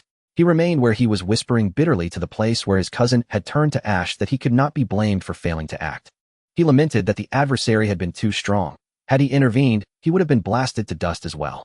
Your son is dead, he told himself, and you are dead too. He muttered selfishly that with only the 2 of them as grandsons, the family line could not end. He pleaded inwardly that their grandfather would not be left without descendants. A moment later, the Xinjiang sect master Yushan arrived through the void with several inner elders. He surveyed the scene while listening to the on-site report. Yushan frowned in confusion upon hearing the name of the Piao sect. He had never heard of them. He was further puzzled that aside from a single inner disciple, Elder Wang had left no trace. If someone had been shattered, there should have been residual aura. An elder of punishment remarked that the place where Elder Wang had vanished was like the spots where 6 other disciples had disappeared. No traces remained. That reminder snapped Yushan, fully alert. He trembled and could scarcely believe what he was thinking. Could it be those eyes from the void mirror? Highly likely. Upon hearing of those eyes, Elder of Punishment Law trembled inwardly. After all, what had transpired within the void mirror last time still haunted them with dread. Quick! Does anyone recall that man's appearance? Sketch him immediately. Yushan urgently questioned those present. I remember his face. In moments, the sect master of a minor sect leapt forward, exclaiming excitedly, I remember his features. Hurry, draw him now. Yushan's voice grew frantic. The man nodded, retrieved paper and brush, and swiftly rendered Chen Xuan alongside his 2 disciples. 3 figures, master and disciples, stood aligned upon the parchment. Master, the sketch is complete. He held it out. Yushan snatched it eagerly and unfurled it. Instantly, those familiar eyes appeared upon the page. Yushan and the Elder of Punishment Law recoiled in unison. Indeed, those very eyes. Yet before either could even register their shock, the pair of eyes on the painting blinked directly at them. In that instant, both reflexively flung the scroll aside and sprang backward in perfect synchrony, shrieking in terror, Ah! Master! What's wrong, Master? Startled by their sudden reaction, the other elders rushed forward in concern. But Yushan had no time for them. He felt his heart hammering wildly, his scalp prickling with dread. It was him. It was truly him. It was him, beyond doubt. Heaven help him. He had offended him once again. Cursed fate. Yet that single blink suggested no anger, only quiet warning. Recalling this, Yushan, still trembling, retrieved the fallen sketch and issued stern orders. Wang Chong, inner sect disciple, Wang Bin, inner sect elder. Abusing their status as elders of the Divine Sword sect, they committed grave injustices, schemed against fellow disciple Lin Fan, and deserve execution. Moreover, during the investigation into Wang Bin and Wang Chong, they recklessly provoked a cultivator from another sect, bringing calamity upon the Divine Sword sect. Their deaths were thus just and deserved. By my decree, this matter ends here. No further inquiry shall be pursued. Furthermore, Lin Fan's name shall be formally vindicated within the sect, and all false accusations against him erased. That is all, dismissed. With a sweeping gesture, Yushan strode first from Divine Sword City. He abandoned the disciple recruitment ceremony altogether and retreated straight into the sect master's hall, hiding there in lingering trepidation. A pair of eyes, twice they had struck fear into him. Any mortal would shatter under such pressure. Fortunately, the cultivator showed no further intent to trouble him. Otherwise, he knew not how he'd survive. Yushan's proclamation spread rapidly across the realm. The name, Piao sect, began circulating widely, though that of course belonged to later days. Chen Xuan, sensing someone sketching his likeness, merely blinked, a gentle, startling reminder. After all, the intent behind the sketch held no malice. Thus he withheld lethal force. Sister disciple, prepare yourself. We are about to enter the Piao sect. Before its gates, Lin Fan gently reminded her. Yi Qingsheng blinked in mild confusion. What preparation could entering a sect possibly require? Was she expected to undergo trials? She gave no further thought to it, simply nodding. Yes, thank you, senior brother, for the reminder. Then she followed her master and senior brother across the threshold of the Piamiao sect. Yi Qingsheng blinked in mild confusion. What preparation could entering a sect possibly require? Was she expected to undergo trials? In abundance. Even she, who had once tread the verge of sovereign emperor cultivation, had never encountered such a densely saturated realm of qi. In that moment her soul seemed to ascend as she floated weightlessly, instinctively spreading her arms wide to embrace the boundless cascading spiritual energy. This spiritual energy, it's overwhelmingly dense, she murmured softly. Ha. This is but the beginning, sister-disciple. Try sensing more deeply. Lin Fan chuckled, prompting her again. Yi Qingsheng blinked, then focused her spiritual sense intently, and soon her eyes widened anew. The heavenly barrier here is astonishingly thin, as if a mere fingertip could pierce it. Is this truly the sect's environment? Cultivation and insight gained here must surpass the outside world by hundreds, even thousands of times. Her heart thundered, her pupils dilated in awe. Had her past life self-lung, she truly cultivated within such an extraordinary realm. To train here, and yet still fall short, perhaps that was only natural. Seeing her lost in thought, Lin Fan smiled warmly. Sister disciple, entering the Piamiao sect is our profound fortune. From now on, cultivate diligently, no slacking allowed. Yes, I'm deeply grateful for your guidance, senior brother. Yi Qingsheng replied, brimming with excitement. Then her gaze drifted subtly toward Chen Xuan walking ahead. He walked calmly, unperturbed, offering no introductions, uttering no word, giving no sign he wished to speak. Yi Qingsheng pouted involuntarily. She had so many questions. Why was the sect so eerily silent? Why had they encountered not a single senior brother along the path? Yet her master remained silent, and as a junior disciple, she dared not inquire. So she turned instead to Lin Fan beside her. Though Lin Fan lacked deep contemplation as the eldest senior brother, he bore the duty of introduction, and recited verbatim every word Chen Xuan had imparted to him. Yi Qingsheng listened awestruck, especially when she heard the Piamiao sect was a reclusive lineage, its entire disciple body elevated to elder rank. She was left utterly speechless. An entire sect whose disciples had all ascended to elder status. What unimaginable depth of foundation must that entail? And now, with the sect's first public recruitment in eons, she stood as the sect master's second direct disciple, a title of extraordinary distinction. She gazed eagerly toward her master, yet Chen Xuan remained impassive, continuing onward as guide. Indeed, this was no affectation of solemnity. Rather, he was claiming his system rewards, luxurious disciple recruitment grand prize successfully opened. Congratulations, host. You have received 2 Sovereign Emperor summoning cards. Congratulations, host. You have received 2 Sage summoning cards. Congratulations, host. You have received the Sect Facility Ultimate Illusion Pagoda. Ultimate Illusion Pagoda, 9 tiers tall, housing thousands of chambers. Each tier dynamically generates immersive realms and peerless trials of varying cultivation levels, into which cultivators may project their spiritual consciousness for training. Time within the illusion flows tenfold faster than reality. 10 days inside equals 1 day outside. Note: spiritual immersion yields 100 sensory fidelity. Wounds and death within feel utterly real, though the physical body remains unharmed. Congratulations, host. You have received the ultimate technique, 10,000 swords returning to the one.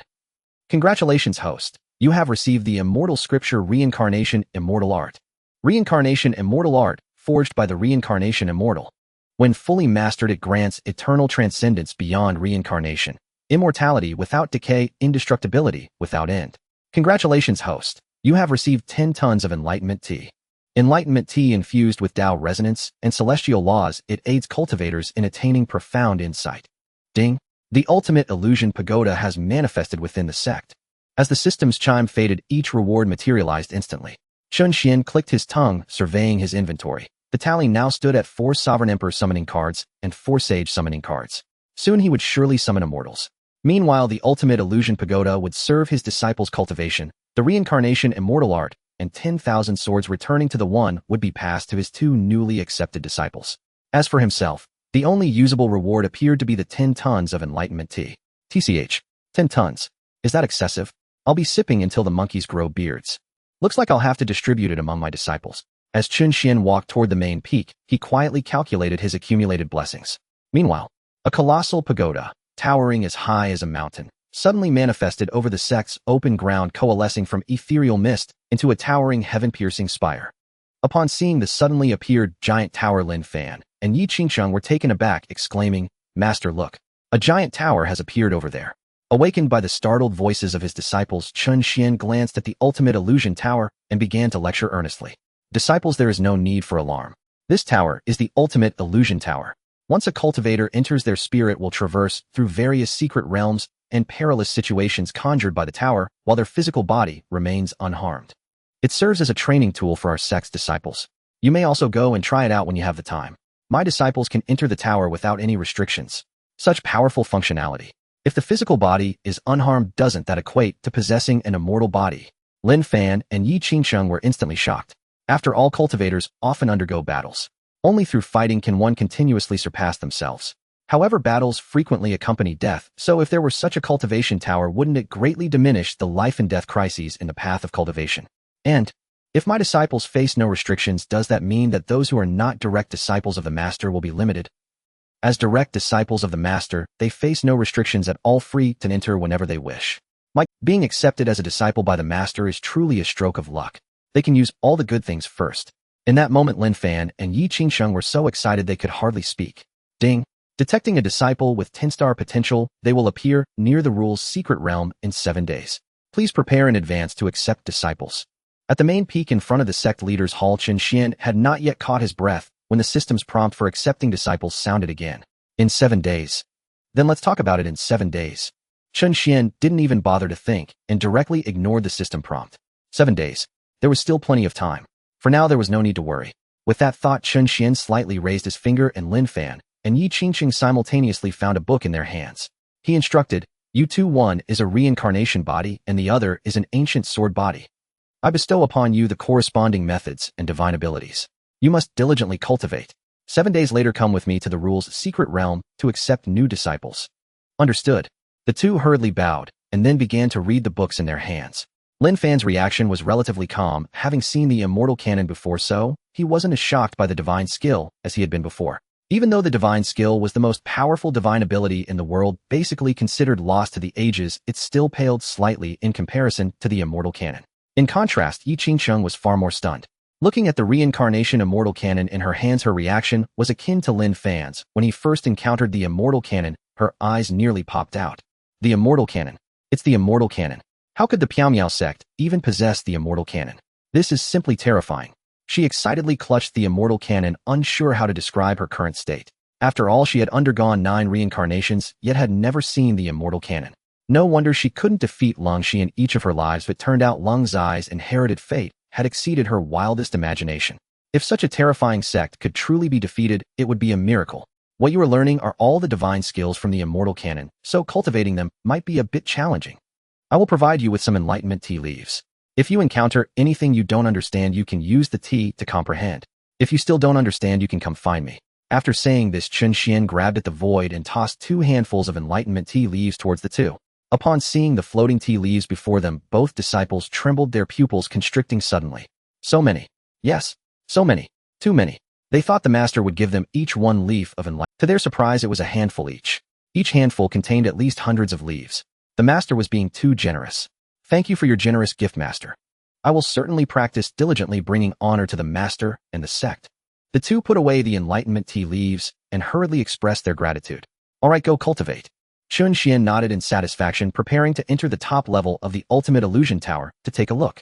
However, at that moment, Yi Qingsheng hurriedly asked politely, "Master, disciple. Disciple has been away from home for several days and wishes to send a message to my family informing them that I have joined the sect, so they need not worry. Is that all right?" The message talisman could transmit information over long distances, but would expose the location from which the information was sent. Therefore, she didn't dare to act without permission and came to consult the Master. Of course, since our sect has emerged into the world, we naturally do not fear exposure. Chen Xuan nodded and agreed on the spot, then stepped toward the ultimate illusion tower, his figure vanishing instantly. Receiving the affirmative answer, Yi Qingsheng felt a surge of excitement in her heart and hurriedly bowed in the direction where Chen Xuan had disappeared, saying, "Thank you, Master. Junior sister, these vacant rooms are unoccupied. You can choose anyone you like. I will be going to cultivate in the rule's secret realm in 7 days, where many dominant forces will participate. The powers from the surrounding states will also show up. You must cultivate diligently so as not to disappoint the Master." After leaving the hall, Lin Fan kindly reminded her. Yi Qingsheng immediately expressed her gratitude, saying, "Thank you for the reminder, senior brother. I have heard of the rule's secret realm. It is said to be a space left behind from ancient times containing countless heavenly treasures, and only cultivators under 30 can enter. By then, geniuses from the surrounding states will gather to compete. I will definitely not let the master down. Yes, let's strive to make a name for our Piao sect in the upcoming battle in the rule's secret realm. Speaking of which, the two of them entered their rooms and began their intensive cultivation. Of course, Yi Qingcheng did not begin her cultivation immediately. She carefully placed the Immortal Canon and the Enlightenment tea leaves on her bedside. Then she took out the message talisman and began to send a message to her father. After all, when she left home, she had confidently stated that she would definitely become an inner disciple of the Divine Sword Sect. Now several days had passed, and the Divine Sword Sect's disciple recruitment conference had begun that morning. If she continued to not reply to her family, they would inevitably worry. Father, daughter has already joined the sect, all is well, do not worry. After finishing her message to the talisman, Yi Qingcheng sat cross-legged and began to cultivate the reincarnation Immortal Canon. Meanwhile, within the Yi family, one of the countless top families in the wilderness state, the clan leader Yi Changsheng was addressing all the elders and ancestors of the Yi family, conducting a mobilization meeting for the young disciples.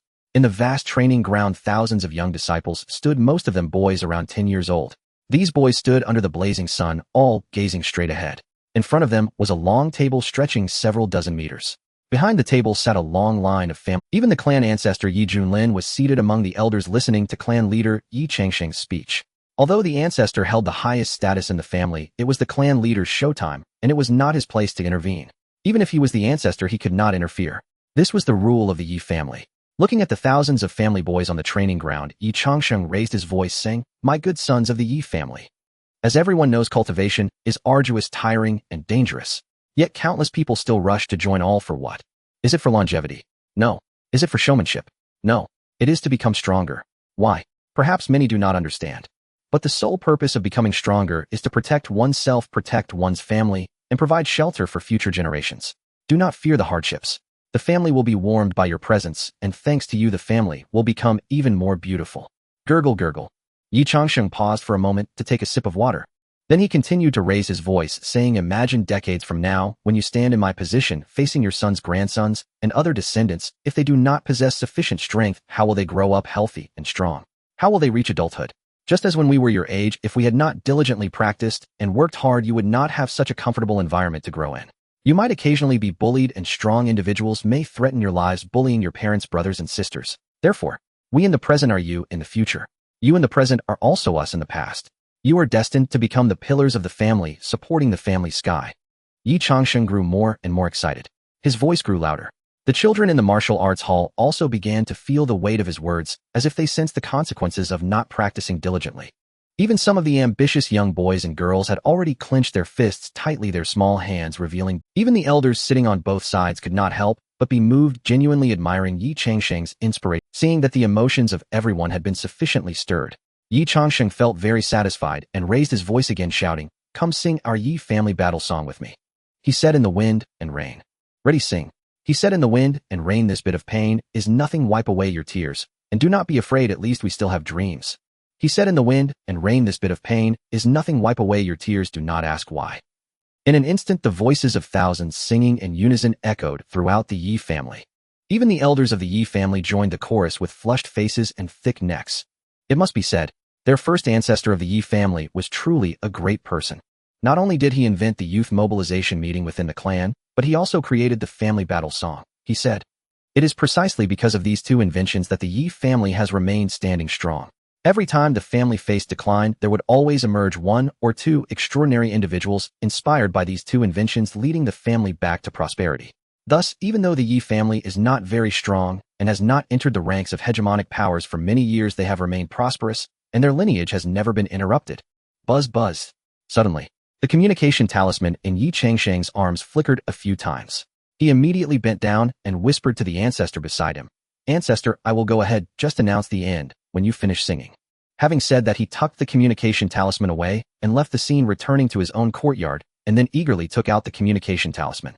The reason for his excitement was entirely because this communication talisman was connected to his daughter. Its flickering indicated that there was information from her. Their family had been accumulating foundation. Now they were just waiting for their daughter to join the Xinjiang sect and become an important disciple, then seizing the opportunity to exchange resources with hegemonic forces, accumulating resources to ultimately achieve transformation and become a hegemonic force. So he was full of expectation for his daughter Yi Qingqing's message. The entire family was full of expectation. Yi Changsheng took a deep breath and infused spiritual energy into the communication talisman. Soon Yi Qingqing's voice came through. Dad, I have entered the sect, everything is fine, do not worry. Entered the Phew, that's great. Hearing his daughter's words, Yi Changsheng let out a sigh of relief. But listening again, he still hadn't heard whether his daughter had joined the sect master's disciples, nor had he heard about the testing process. This inevitably puzzled him. After thinking for a while, he decided to clarify. So he sent a message to his daughter. Qingqing, did you join the sect master's disciples in the Xinjiang sect? Was the entrance test difficult? Dad knows you won't let me down. From now on, be sure to get along well with your senior brothers and sisters in the sect. One day, I will have someone bring you some spiritual tools and pills to give to your senior brothers and sisters to build good relationships. Whoosh. The message was sent out. Moments later, it reached the Piaomiao sect, startling the cultivating Yi Qingqing. She picked up the communication talisman with some helplessness, but still began to listen. When she heard her father's inquiries for a moment, she didn't know how to respond. Because she hadn't actually joined the Xinjiang sect, but had joined the Piaomiao sect. After hesitating for a moment, Yi Qingqing ultimately decided to tell the truth. So she sent a message, Dad, I have joined the sect master's disciples, and by the way, the test was not difficult because there was no test in the sect master took me in because he valued me. There's no need to send pills or anything. Right now, there are only me and my senior brother as disciples in the sect. The older generation of disciples have all aged. Whoosh. The communication message was sent. When Yi Changxing heard these responses, he was momentarily taken aback. Only 2 disciples. The older generation of disciples have all aged. Is this Xinjiang sect? No sect would be this absurd. Damn. His daughter couldn't have been deceived, right? He had specifically warned her countless times not to trust those people in Xinjiang City. Thinking of this, Yi Changxing became anxious and exclaimed, Daughter, did you really join the Xinjiang sect? Don't let anyone fool you. Yi Qingqing. Dad, to be honest, I joined the Piaomiao sect. Yi Changxing. At that moment, Yi Changsheng held the communication talisman wanting to cry, but having no tears, he was on the verge of a breakdown. His daughter actually got deceived. He exclaimed, How did a nameless sect manage to trick you back? Daughter, you must come back immediately. The Xinjiang sect's recruitment meeting is just a few days away. If you miss it, you'll have to wait several more years. Come back at once, do you hear me? Yi Qingqing. Dad, you must not speak ill of the Piaomiao sect. The master will be unhappy if he hears that. Besides, the Piaomiao sect is not as terrible as you say. The Piaomiao sect is a hidden major sect in the wilderness province. It just emerged, so it's normal you haven't heard. Moreover, this place is a fairyland, and the cultivation environment is 1,000 times better than that of the Xinjiang sect. My cultivation speed here is incredibly fast, and the master has even given me celestial scriptures to cultivate. Yi Qingqing recounted all the benefits of the Piaomiao sect to Yi Changxing. But how could Yi Changxing believe such nonsense? A hidden sect. Elders are asleep. A fairyland. Celestial scriptures. These are clearly words meant to deceive children. Even a fool wouldn't believe them. Qingqing, I command you to come back immediately. He roared. I won't go back. I want to join the Piaomiao sect. Dad, don't try to persuade me. I will give you a surprise after a while. Having said that, Yi Qingqing turned off the communication talisman and began to cultivate. After all, if they continued to argue like this, neither could convince the other, and it would go on forever. Later, when she has achieved success in her cultivation and shines in the rules of the secret realm, he will naturally understand that the Piaomiao sect is truly a supreme major sect. Thinking this, Yi Qingqing smiled and entered into her cultivation. On the other side, Yi Changxing, who had yet to receive his daughter's reply, was almost driven to madness. The strongest genius in the family, the hope of the entire Yi family, just got deceived into a nameless sect. How could this be acceptable? So he immediately took the communication talisman to find the ancestor, asking the ancestor to deduce the location of the communication talisman, preparing to personally go and bring his daughter back. However, when the ancestor learned that Yi Qingsheng had not joined the Xinjiang sect, but had been deceived away by an unknown small sect, he was so anxious that he almost jumped up. What did you say? Qingsheng was deceived by an unknown sect. Boom. Upon hearing this information, the ancestor immediately gave Yi Changxing a fierce slap on the head in frustration. I told you to follow Qingqing, but you didn't.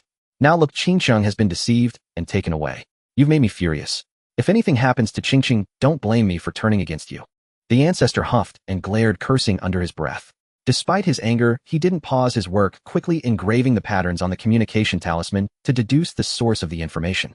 Found it. It's in the chaotic ancient mountain range. They'll go with you. The ancestor threw the communication talisman over, ready to lead the way. Seeing this, Yi Changxing quickly stopped the ancestor, saying, No need, ancestor. That's not a major sect. There are only 2 disciples in the whole sect. It must be a small sect of various schools. I can handle it myself. Just wait for my news at home. After saying that, Yi Changxing soared into the air, flying toward the chaotic ancient mountain range. Some families nearby were bewildered by this scene. What's going on? Isn't the head of the Yi family at the peak of the spiritual sea? When did he enter the sky flight realm? And he doesn't look like a recent breakthrough, he's flying so steadily. Damn, Yi Changsheng has been hiding his cultivation for years. No wonder the Yi family is so confident in whatever they do. Turns out he's an old hand. What's he in? Could it be that something has happened to the Yi family? Suddenly people from the surrounding cities began to discuss. Especially the head of the Sun family, the Yi family's longtime nemesis. At this moment, he was clenching his fist filled with resentment. Good. Yi Changsheng, I didn't expect you to hide your cultivation, he muttered fiercely. But then he changed his tone and laughed, a playful expression on his face as he looked in the direction Yi Changsheng had disappeared, sneering. So what if you hid your cultivation? Our ancestor from the Sun family is about to break through to the spirit gathering realm. I bet you didn't know that. Just wait until you see our ancestor in the spirit gathering realm. Your face will be so entertaining. Just thinking about it excites me. After a day and a half of hard flying, Yi Changsheng finally arrived at the designated coordinates. Looking at the empty mountain gate, he irritably sent a message to his daughter asking her to come out. At the main peak, Yi Changsheng slowly opened her eyes after a night of cultivation. I've actually reached the 8th level of the spiritual sea. This cultivation environment is truly terrifying. Although she had been cultivating for a night and a half, most of her time was spent studying the Reincarnation Immortal Sutra, so her actual cultivation time was only about half a day. With this, she managed to break through 2 small realms. It shows just how terrifying the environment of the Qiaomiao sect is. At that moment, the communication talisman on her bedside flickered. She glanced at it and ultimately decided, after all, she hadn't heard the previous few messages. Daughter, come back. I'm begging you. Are you going to come back or not? Don't make me angry. When I get angry, it's quite terrifying. If I go and turn your sect upside down, do you believe it? Daughter, come out. I'm already at the entrance of the Qiaomiao sect. If you don't come out, don't blame me for barging in and causing trouble. I won't give you face. After the last message rang out, the communication talisman fell silent. Yi Changsheng was shocked and jumped out of bed, rushing outside while sending messages to her father. Dad, don't be impulsive. I'll come out right away. After saying that, she hurriedly opened the door and headed down the mountain. Honestly, she never expected her father would come in person. She began to internally pray that her father wouldn't act rashly. Otherwise, if he really barged into the mountain gate and her master got angry, she wouldn't know how to plead for mercy. Quickly, at the entrance of the sect, Yi Changsheng saw her father Yi Changsheng standing there surveying the surroundings, and she secretly breathed a sigh of relief. Hurrying to stand before Yi Changsheng, she said irritably, Dad, why are you here? Daughter. Yi Changsheng's eyes lit up as he began to examine Yi Changsheng. Yi Changsheng felt a chill run down her spine and asked speechlessly, Dad, what are you looking at? Do I have flowers on me? Phew, thankfully you're unharmed. You stubborn girl, come back with me. Discovering that Yi Changsheng was perfectly fine, Yi Changsheng grabbed her hand and began to pull her away. Yi Changsheng was rendered speechless by her father's insistence, standing still, with leaden feet, patiently explaining, Dad, I can't leave. I'm a disciple of the Qiaomiao sect and can't leave the sect without permission. You've made me furious, haven't you, Qiaomiao sect? Fine. Since that's the case, I want to see what's so special about the Qiaomiao sect that has you so bewitched. Unable to pull his daughter, Yi Changsheng also became angry and turned to charge into the sect. Seeing this scene, Yi Changsheng was instantly shocked and hurriedly blocked, saying, Dad, you can't barge into the sect. Otherwise, I won't be able to explain to my master. Haha. Explain what? If you have the ability, stop me. Yi Changsheng scoffed, determined to barge in. With no choice, Yi Changsheng had to throw a punch, knocking Yi Changsheng back, and kindly warned, Dad, if you keep pushing and don't blame me for taking action. Yi Changsheng. Good. For the sake of a mere sect, you dare to lay hands on me. Today I will turn this sect upside down. Saying this, Yi Changsheng began to retaliate. In an instant, the two were exchanging blows. But as the battle commenced, Yi Changsheng discovered that his daughter's strength had become even more formidable. Although he realized his daughter had broken through, no matter how she had broken through, she was still in the spiritual sea realm. And he was at the 4th level of the sky flight realm. For a moment, without using his full strength, he found it hard to keep up. Dad, can you stop messing around? If you really want to see inside, just behave. I'll report to my master, and only if my master agrees can I let you in. Not bad. Your fighting power is getting stronger. Today, let's see if you can stop me. Yi Changsheng answered without addressing her point, immediately increasing his combat power. Then, taking advantage of Yi Changsheng's moment of distraction, he charged straight into the sect. It's over. Seeing her father's back, Yi Changsheng began to prepare her words for later, when she would have to plead for forgiveness. After all, he was her father, and she couldn't really use any special means against him. Boom. The moment Yi Changsheng passed through the sect's gate, an overwhelming surge of spiritual energy rushed toward him from all directions. Instantly, countless rules of heaven and earth and the essence of Tao began to manifest. Yi Changsheng's body shook, and he reflexively stopped in his tracks, stunned in place. Is this a realm of immortals? His head spun, and the world turned dizzyingly as he felt his soul leave his body, floating as if transcending momentarily, forgetting his purpose for coming and sinking into bliss. The ultimate illusion pagoda. Its apex. Chen Xuan slowly opened his eyes. Within their depths a galaxy shimmered and surged. The ultimate illusion pagoda. Yet still too weak. It could not confine a sovereign emperor. A stranger has appeared within the sect. Suddenly the sect's subtle transformation caught Chen Xuan's attention. In a flicker of light, his figure vanished and reappeared instantly before Yi Changsheng. At that very moment Yi Changsheng, who had been immersed in bliss, jolted in alarm, his euphoric consciousness snapping violently back into his body. Who are you, to dare intrude upon the Miao Miao sect? Chen Xuan spoke calmly, his voice like thunder rending the heavens, striking Yi Changsheng to the core, triggering an involuntary urge to kneel and worship. That sensation dwarfed even his awe before the Sword God sect's patriarch. Could he truly be the Miao Miao sect's patriarch? Yi Changsheng's heart tightened, his mind blank, utterly at a loss for words. For he realized, this sect was nothing like he had imagined. Spiritual energy saturated the skies, celestial laws and Tao resonances coiled everywhere, palpable and profound. To call it a celestial realm would be no exaggeration. Perhaps it truly was a hidden, peerless grand sect. And yet, he had brazenly trespassed into such a supreme lineage. Now what on earth could he say? Terror seized him. His mind raced, scrambling for excuses. But just then, Yi Changsheng stepped forward and spoke on his behalf. Master, this is my father. I have sinned. I permitted him to enter the sect without permission. Please punish me. With those words, Yi Changsheng dropped to her knees with a thud. Seeing this, Yi Changsheng instantly regained his wits and knelt beside her, urgently pleading, Elder Patriarch, forgive this junior. Upon learning my daughter had entered the Miao Miao sect, I acted out of paternal devotion and trespassed uninvited. If punishment is due, let it fall upon me alone. Spare my daughter. In that instant, he fully believed his daughter's words. He clearly sensed the Miao Miao sect's overwhelming power and profound mystery, utterly eclipsing the Sword God sect. Not a trace of resistance stirred within him. Only reverence remained in his heart. Since you are Chingching's father, you are pardoned. But should this ever happen again, this sect will show no mercy. Rise. Upon learning the man was Yi Changsheng's father, Chen Xuan bore no ill will. After issuing this solemn admonition, he gently raised his hand, and both figures lifted effortlessly from the floor. Feeling the enveloping force, Yi Changsheng was once again awestruck, for that single surge of power rendered him utterly powerless to resist. Thus his daughter's words were confirmed beyond doubt. Many thanks, Elder Patriarch. We shall forever cherish your wisdom. Thank you, Master. Both hastily clasped their fists in gratitude. No need for formalities. Since you have come, let us speak within the hall. Chen Xuan nodded, then swept his arm wide. In a whirl of light and vertigo, all three soared skyward, and in the blink of an eye stood within the Patriarch's grand hall. With another wave of his hand, 2 cups of tea materialized upon a nearby table. Then with a gentle smile, Elder Yi, you have journeyed far. This humble tea is but a modest token of respect. Please partake. No, I dare not. Many thanks, Elder. Yi Changsheng could not even conceive of refusal. With utmost care he seated himself and reached out to lift the cup. But the moment he glimpsed the leaves within, his entire body trembled anew, and he blurted out, stunned, enlightenment tea. 2 leaves. Yes, his cup held enlightenment tea, and not 1, but 2 precious leaves.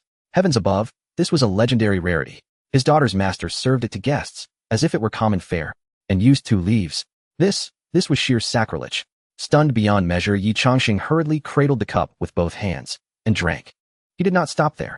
He swallowed the leaves whole, leaving not a single drop behind. And the Tao resonance infused within the brew compelled him to close his eyes, savoring its profundity. In that fleeting moment, decades of cultivation dilemmas dissolved entirely. When he opened his eyes again, he was transformed. Overwhelmed with elation, he realized the legends were true. Enlightenment tea possessed unparalleled efficacy for Tao insight. Observing this, Chen Xuan waved his hand once more and refilled Yi Changsheng's cup. Yi Changsheng quickly clasped his fists in thanks, then drained the cup without hesitation. Before setting it down, he flicked his tongue to gather every last leaf and licked the rim clean of residual drops. His exaggerated manner of drinking left Yi Changsheng speechless, yet she dared not correct him openly before her master, so she feigned a cough to catch his attention. Cough, cough. Yi Changsheng ignored her, still licking the cup. Cough, cough, she persisted, until finally he noticed. Licking the rim, he glanced up, puzzled. Daughter, what's wrong? Throat sore? If it is, drink less tea and more water. Give me your cup too. Yi Changsheng. Silently, she pushed her. Yi Changsheng drank it down in one gulp. Yi Changsheng's face darkened with visible lines of dismay. She had never imagined her father's face could be so thick-skinned. Chingcheng. Suddenly her master's voice echoed from the high seat. Yi Changsheng started, immediately rose and clasped her fists. Disciple is here. Since your father has arrived, escort him around the sect. Let him settle his heart at ease. Chen Xuan, perceiving their unspoken rapport, smiled and gave this gentle instruction. Yi Qingqing swiftly bowed in gratitude. Yes, many thanks, master. Then discreetly gesturing to her father, she urged him silently to rise. Only then did Yi Changsheng reluctantly rise from his seat, bowed deeply to Chen Xuan, and followed his daughter out of the patriarch's hall. Daughter, this truly is a blessed land. Outside the hall, gazing upon the serene mountains, clear waters, and abundant spiritual energy, Yi Changsheng sighed in wonder. Free from the patriarch's presence, he relaxed considerably, his bearing now far more at ease. Humph. Wasn't someone just saying the Miao Miao sect was hard to enter? Yi Qingqing immediately pouted in before she could finish. Yi Changsheng clapped a hand over her mouth, glancing warily about, whispering urgently, "Shh, be silent, lest the patriarch hear." Humph, humph. Watching her father grow ever more reverent toward her sect, Yi Qingqing felt an unexpected swell of pride and let out two smug little hums. "Qingqing, father was wrong before. I misunderstood you without proper inquiry. From now on, cultivate diligently here. Never disappoint your master. Our Yi clan's ascension rests entirely upon you." "Of course I know to cultivate well. Father, I'll show you around. Master said I should guide you so you may rest easy." Yi Qingqing rolled her eyes and set off ahead as guide. "Easy, very easy. Utterly at ease."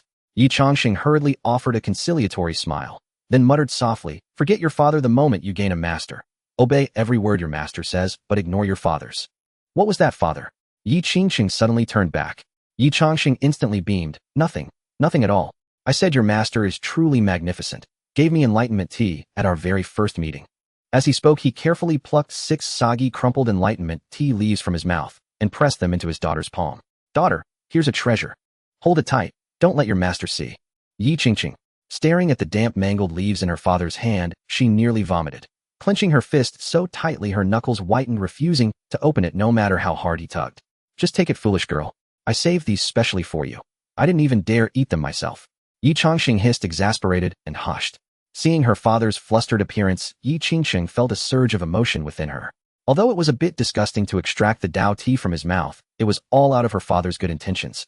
It was just like when she was a child. Whenever she saw her parents enjoying delicious food, she would always try to snatch it and stuff it into her own mouth, never considering whether her parents had already eaten it. But as much as she was touched, she had grown into a young lady now, and how could she continue to snatch food from her father's hands? Moreover, it was quite undignified.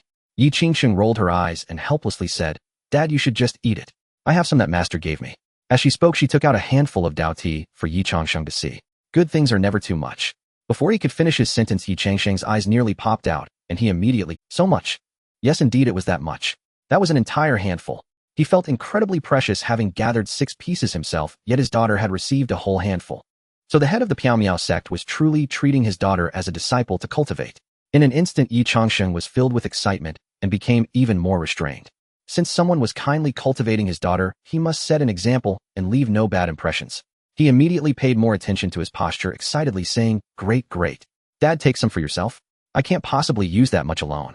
Yi Qingqing offered half of it to Yi Changsheng, but he immediately stepped back, refusing. "No way. This is what the sect master gave you. You must not give it to anyone else, not even to your own father. Otherwise, if the sect master gets angry, it wouldn't be good. I can't finish these 6 pieces myself. I'll share with your ancestors and the elders at home when we return." As he spoke, he stuffed the 6 pieces of Dao tea back into his mouth. Yi Qingqing, "Dad, can you please stop trembling like this?" As the father and daughter whispered to each other, Lin Fan emerged from the training tower, and seeing the two of them in hushed conversation, curiously asked, "Junior sister, what are you two doing?" The voice suddenly cut in. Yi Changsheng jumped in fright. "Senior brother, it's nothing. My father came to see me, and master asked me to show him around." Yi Qingqing quickly greeted Lin Fan and explained the situation. Upon hearing that this was his junior sister's father, Lin Fan became more polite, immediately cupping his fists and greeting Yi Changsheng. "So it's Uncle Yi. I am Qingqing's senior brother. Nice to meet you, Uncle Yi." "Hello, hello." Yi Changsheng greets Lin Daoyo, "And I hope you will take good care of my little girl in the future." Yi Changsheng respectfully returned the greeting. Lin Fan was startled and quickly returned the gesture. Then Yi Changsheng hurriedly returned the salute. In an instant, the two became bowing machines. They took turns bowing to each other. "Oh dear senior brother.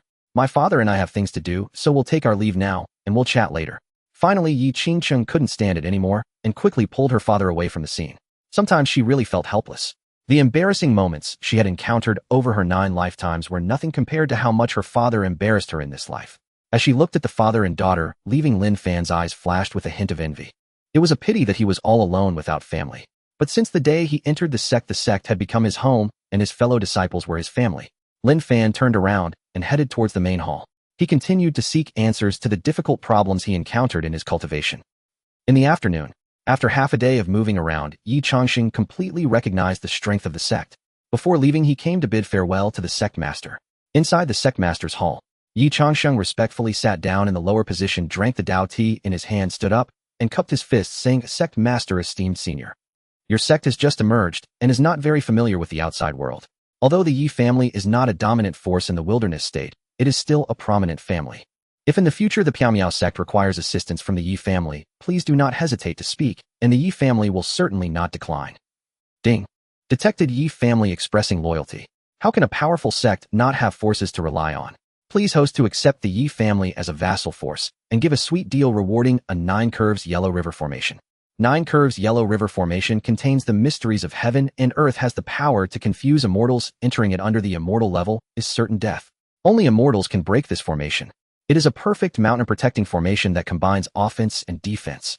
Suddenly the system's reminder rang out. After seeing the reward, Chen Xuan was slightly taken aback. This reward is indeed quite impressive. It can be used as a mountain protecting formation. But how should he offer the sweet deal to the other party?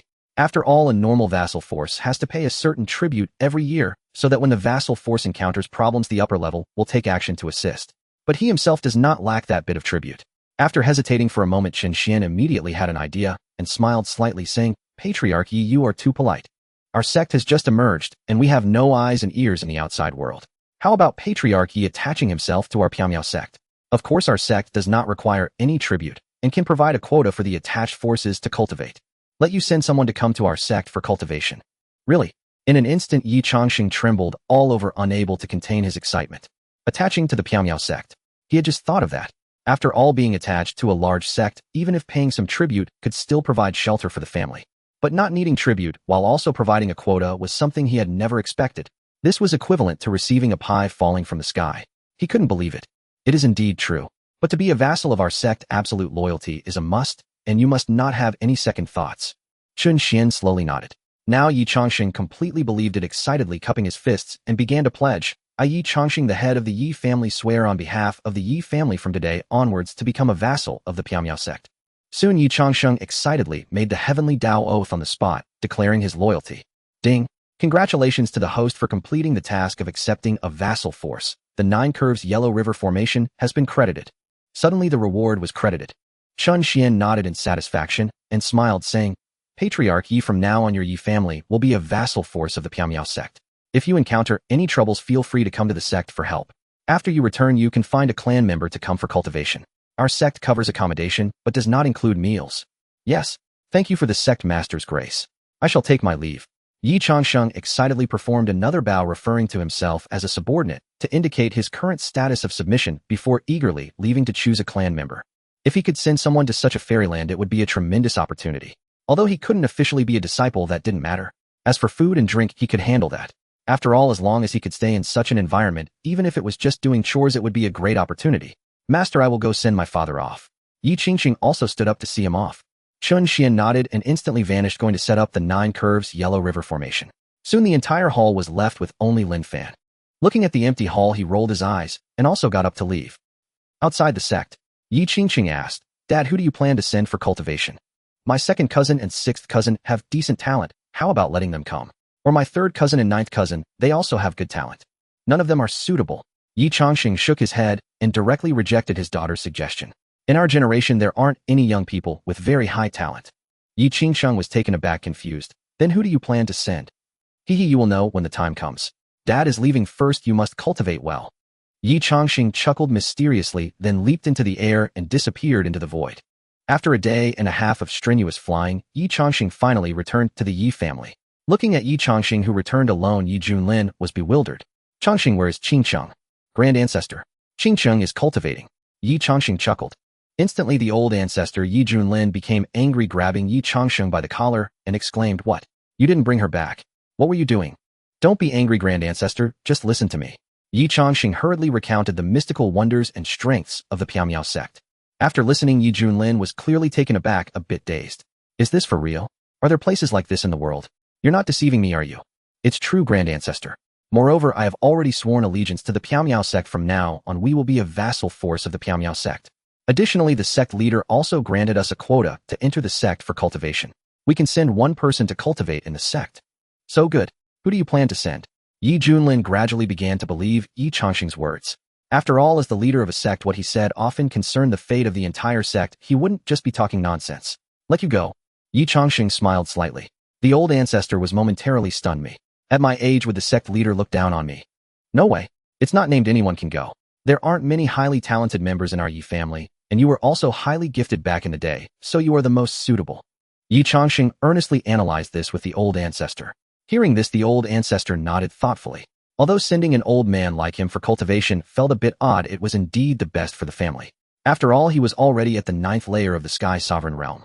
He had lived for hundreds of years, and if he didn't break through soon, he would truly die.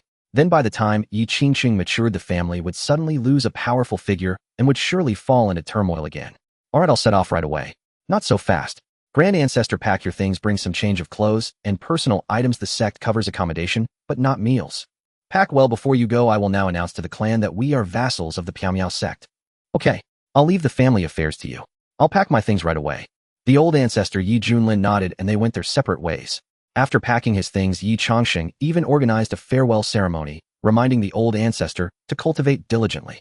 The old ancestor Yi Junlin, carrying his bundle, wiped away his tears, waved goodbye to his clan members, and then leaped into the sky, soaring into the air. Seeing the old ancestor of the Yi family flying up with his bundle, the surrounding forces were dumbfounded. What's going on? If I remember correctly, the head of the Yi family just returned. Why is their old ancestor leaving again? Strange, very strange. Yi family's old ancestor seems to be carrying a bundle. Is he going on a long journey to break through to the spirit-gathering realm? I remember his lifespan seems to be less than 10 years. Quick, go investigate the Yi family. Have they discovered some kind of ruins or something? Head of the family, we found out that the Yi family has become a vassal of a force called the Piamiao sect, and their old ancestor has gone for cultivation. Other forces. Another day and a half later, Yi Junlin arrived in front of the Piamiao sect with his bundle. Looking at the majestic mountain and the overflowing spiritual energy, Yi Junlin completely believed in Yi Changxing's words. Unable to help himself, he tugged at the bundle on his shoulder and nervously knocked on the sect's great formation. Yi Changxing came out. After the great formation was set up, the gatekeeping task was handed over to her, and so when the formation rang, she immediately received the news and rushed to open the door. However, when she arrived at the door and saw the figure with the bundle facing away from the sect, gazing into the distance, Yi Changxing felt that he looked somewhat familiar. She tentatively called, Grand Ancestor. Upon hearing the call, Yi Junlin slowly turned around. In an instant, a gentle breeze arose, ruffling his beard. He carried the bundle, his face filled with joy. Chingcheng. Yi Changxing. After Yi Junlin entered the sect, the process was quickly completed. First, he was presented to the sect leader under the guidance of Yi Changxing, and then he settled at the foot of the mountain in the sect. As a candidate for cultivation, even though he had no privileges and no status, Chen Xuan still granted him the qualification to cultivate for 2 days each month at the Ultimate Illusion Tower. Yi Junlin respectfully expressed his gratitude and completely settled at the foot of the mountain. However, as a cultivation personnel, he understood the strength of the sect and knew he couldn't just do nothing. So he dedicated half of his time each day to cleaning the sect, tending to the flowers and plants, and polishing the sect's stone pillars, etc. With his diligence, the environment of the sect gradually became more refined. His cultivation also began to rise steadily. In just a few days, he broke through from the 9th layer of the Sky Sovereign Realm to the 2nd layer of the Spirit-Gathering Realm. This further convinced him of the mysterious strength of the sect. He no longer felt ashamed of sweeping and polishing pillars. Instead, he began to take pride in it. After all, in such a mystical realm, let alone doing menial work, even being a slave wouldn't get one in. Additionally, due to Yi Junlin's excellent performance, having no complaints, and being hard-working, Chen Xuan showed him mercy once and granted him the title of a deacon elder to manage the miscellaneous tasks in the future. This gave him a status within the sect. As the sect grew in numbers, there was a need to add more miscellaneous personnel, and naturally management was required. And being a miscellaneous elder is also a status. The Yi family, having the position of a miscellaneous elder, has firmly established itself in the Piamiao sect. Countless years later, when their descendants heard of the old ancestors' experiences, they would feel fortunate for the old ancestors' decision. It was precisely because the old ancestor worked diligently that their family would have one genius after another rise in the Piamiao sect. However, that was all in the future. The current Yi family, due to the old ancestors' actions, was the subject of ridicule from numerous forces. Because many people secretly followed Yi Junlin's footsteps, witnessing him cleaning the sect and sweeping the plaza every day outside the Piamiao sect. Consequently, this became a topic of gossip during meals for many people. Have you heard?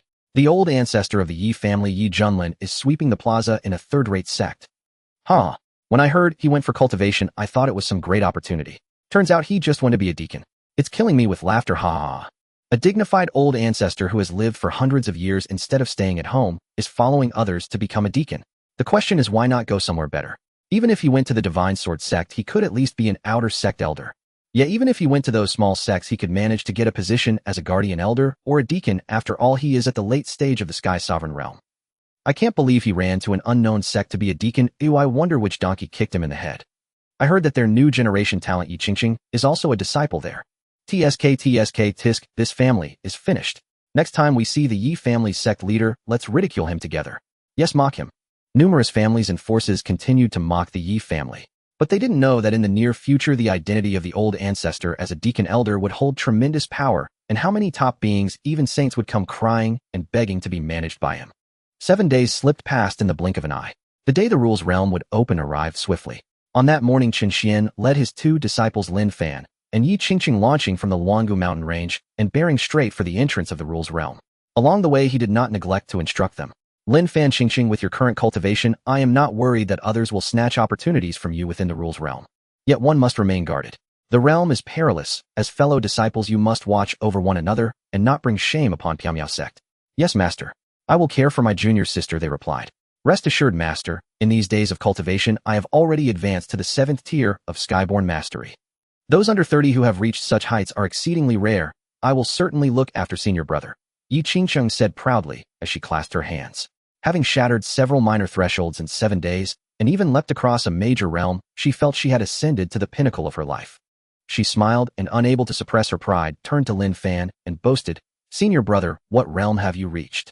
Lin Fan returned a faint smile and answered calmly, I have just broken through to the 9th tier of Skyborn Mastery. At once, Yi Qingqing was struck dumb, stunned by the revelation.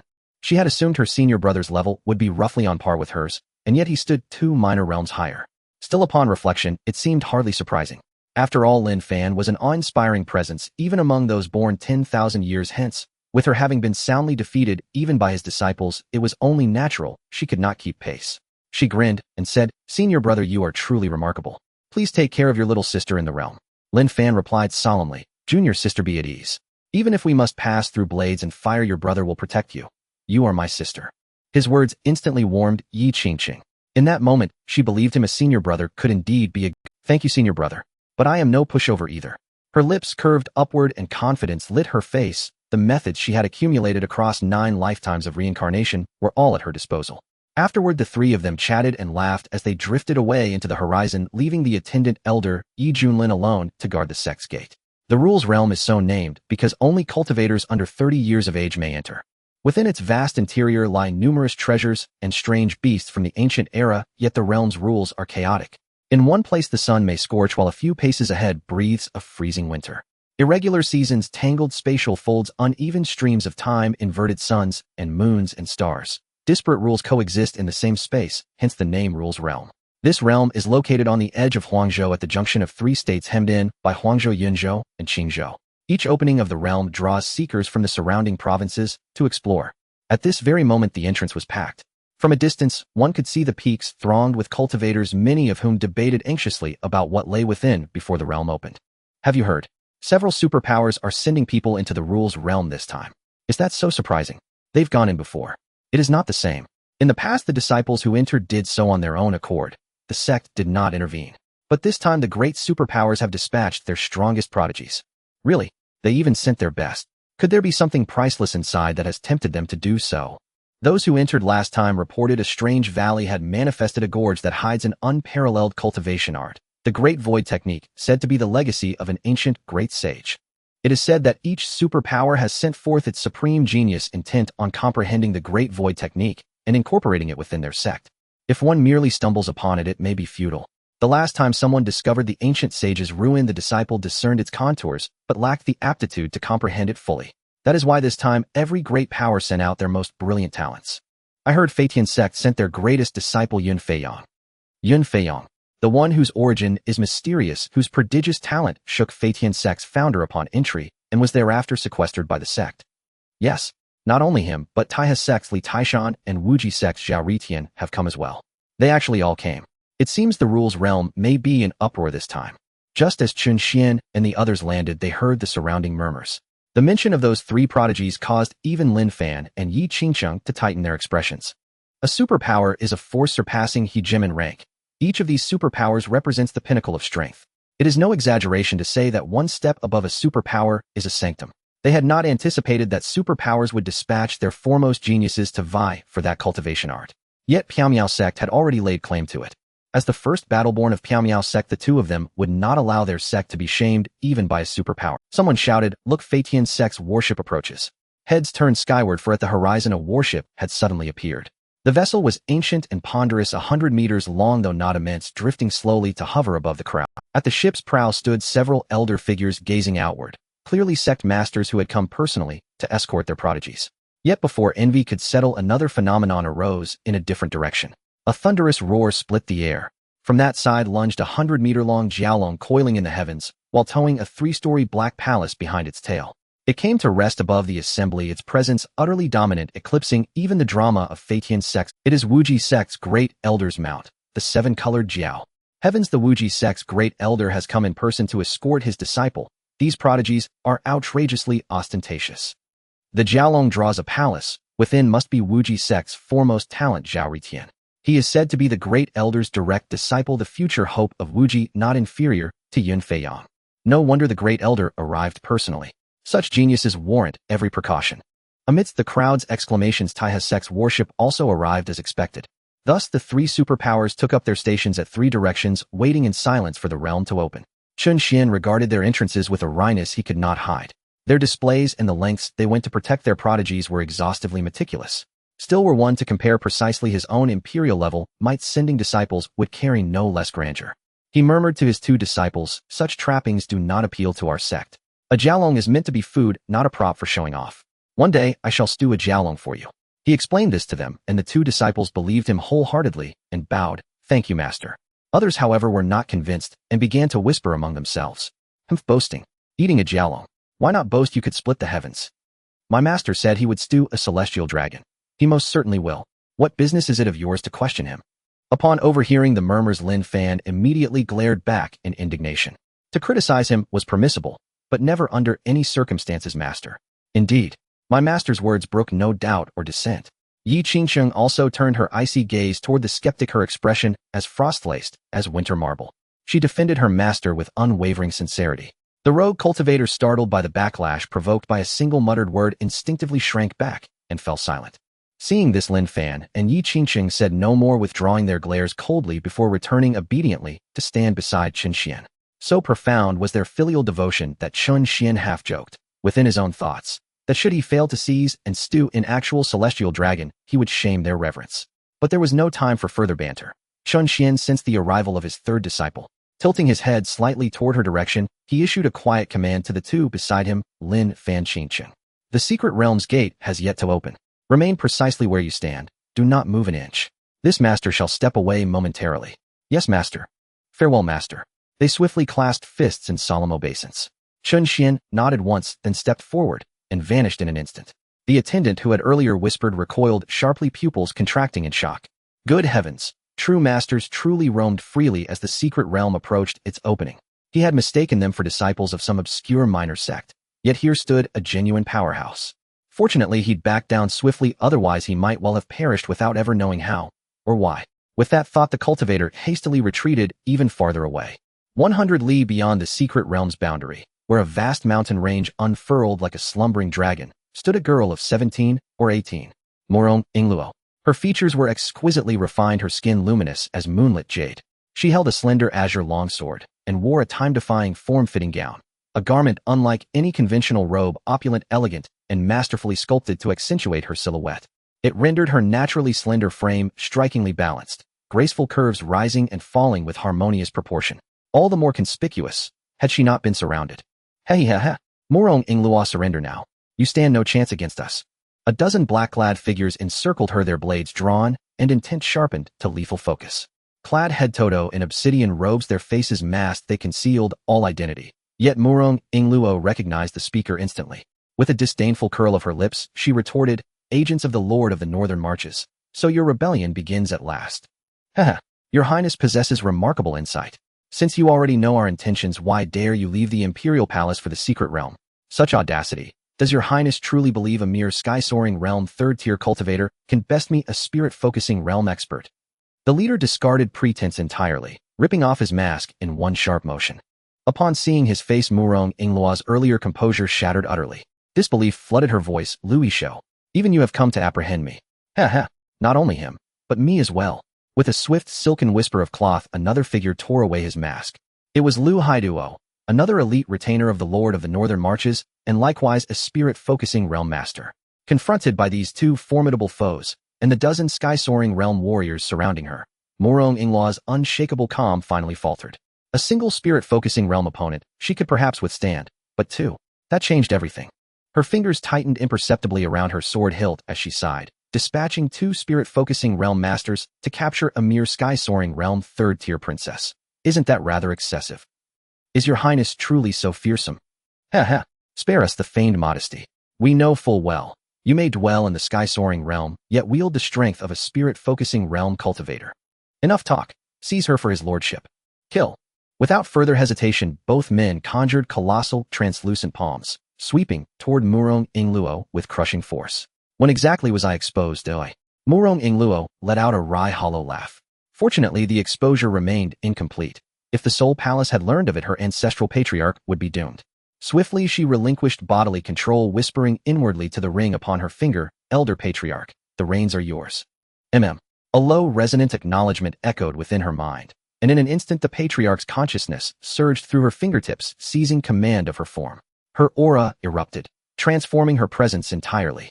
In one fluid motion, she raised her blade and cleaved the two spectral palms asunder, then fled deep into the mountain range, swift as wind and shadow. The intelligence was accurate. She truly commands spirit-focusing realm power. Do not let her escape. Crush her rise before it begins. The two pursuers exchanged a glance and vanished in pursuit. Guiding Murong Ingluo's body, the Elder Patriarch sprinted while flinging pre-prepared formation arrays behind them, each array detonating with precise, obstructive fury. Murong Ingluo winced inwardly at the extravagance. Though forging such arrays posed little difficulty, their depletion would leave her perilously vulnerable inside the secret realm. And the Elder Patriarch's soul remained grievously weakened, capable of possessing her form only a handful of times. Should the journey proceed smoothly, all would be well, but if complications arose, dire consequences would follow. Yet deploying the arrays was unavoidable. This venture into the secret realm was non-negotiable. She needed treasures, artifacts, spirit stones, rare herbs, to amplify her cultivation, hasten her Elder Patriarch's corporeal restoration, and secure her dynasty's future. For the Lord of the Northern Marches would soon rebel, plunging the Murong Imperial dynasty into civil war. And she, this princess, might well suffer the fate of fictional heroines exiled in marriage to a foreign sovereign. She refused such a destiny. After all, she was a transmigrator. Yes, a transmigrator. From a hyper-advanced stellar civilization, arriving directly into the gilded cage of royalty.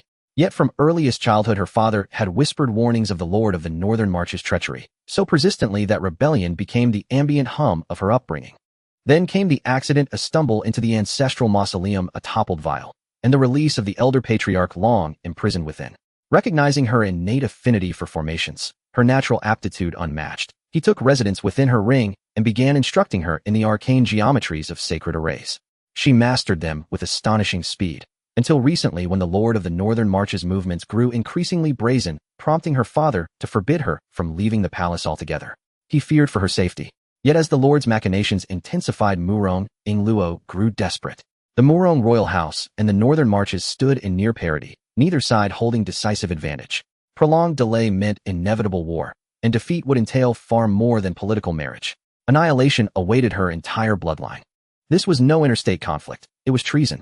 Should the rebellion succeed, no mercy would be granted. Survival itself was impossible. Only a peerless master, striking with lightning swiftness, could quell the uprising and restore order.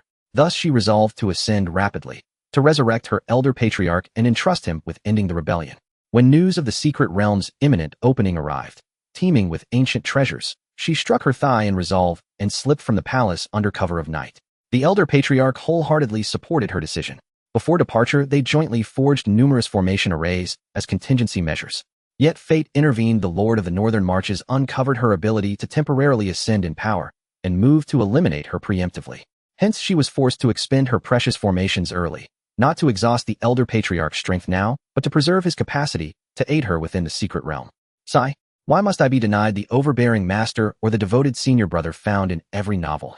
Murong Ingluo exhaled weary and wistful. According to every Xinxiao romance she devoured, a heroine's transmigration invariably heralded the arrival of a supremely powerful, fiercely protective male lead, devoted solely to her, loving her with obsessive, life-consuming passion. She asked for no such grand intensity, only genuine affection. Even polyamorous love would suffice provided sincerity remained intact. After all, having lived 18 years within the imperial harem, where concubinage was tradition, she had long since reconciled herself to plural affections. Alas, 18 years passed and no domineering master appeared, only a procession of disappointing shallow men. It had severely undermined her faith in literary realism, and she swore then and there never again to trust romantic fiction. Behind, Lu Yishou and Lu Haiduo seemed to know she was a master of formations, choosing to avoid her every time they saw her throwing something out, not daring to charge indirectly. However, the two had not chased out far when they accidentally stepped into the formation area left by Murong Ingluo. In an instant, the surrounding environment changed drastically. The dense forest transformed into the grand hall of a royal palace. Following that, a man with a stern face and a crown on his head walked out. Upon seeing this person, Lu Yishou and Lu Haiduo were immediately shaken, hurriedly kneeling on one knee and saying, "We pay our respects to the prince." "Useless fools. You can't even capture a girl. You might as well commit suicide." The prince's voice was filled with anger. The two were startled upon hearing this, but they also sensed something was off. For a moment they hesitated. Just then the voices of their subordinates suddenly rang in their ears. "Sir Lu Darren, why are you kneeling on the ground?" Hearing this voice, Lu Yishou and Lu Haiduo were taken aback, realizing they were in the midst of capturing a princess and could not return to the palace. In an instant the two understood and slapped the prince before them away. Then the surrounding environment reappeared, still the same mountain range. Farther away stood their subordinates. "Damn it, this woman's formation skills are becoming increasingly profound. Continue the chase." The two cursed angrily and continued pursuing. On the other side, Murong Ingluo was fleeing rapidly, but suddenly she was blocked in her tracks by two men in black. Sensing the aura from the black-clad men, Murong Ingluo had to stop. "He, four of you at the condensation realm. It seems the prince of the northern town is determined to catch you."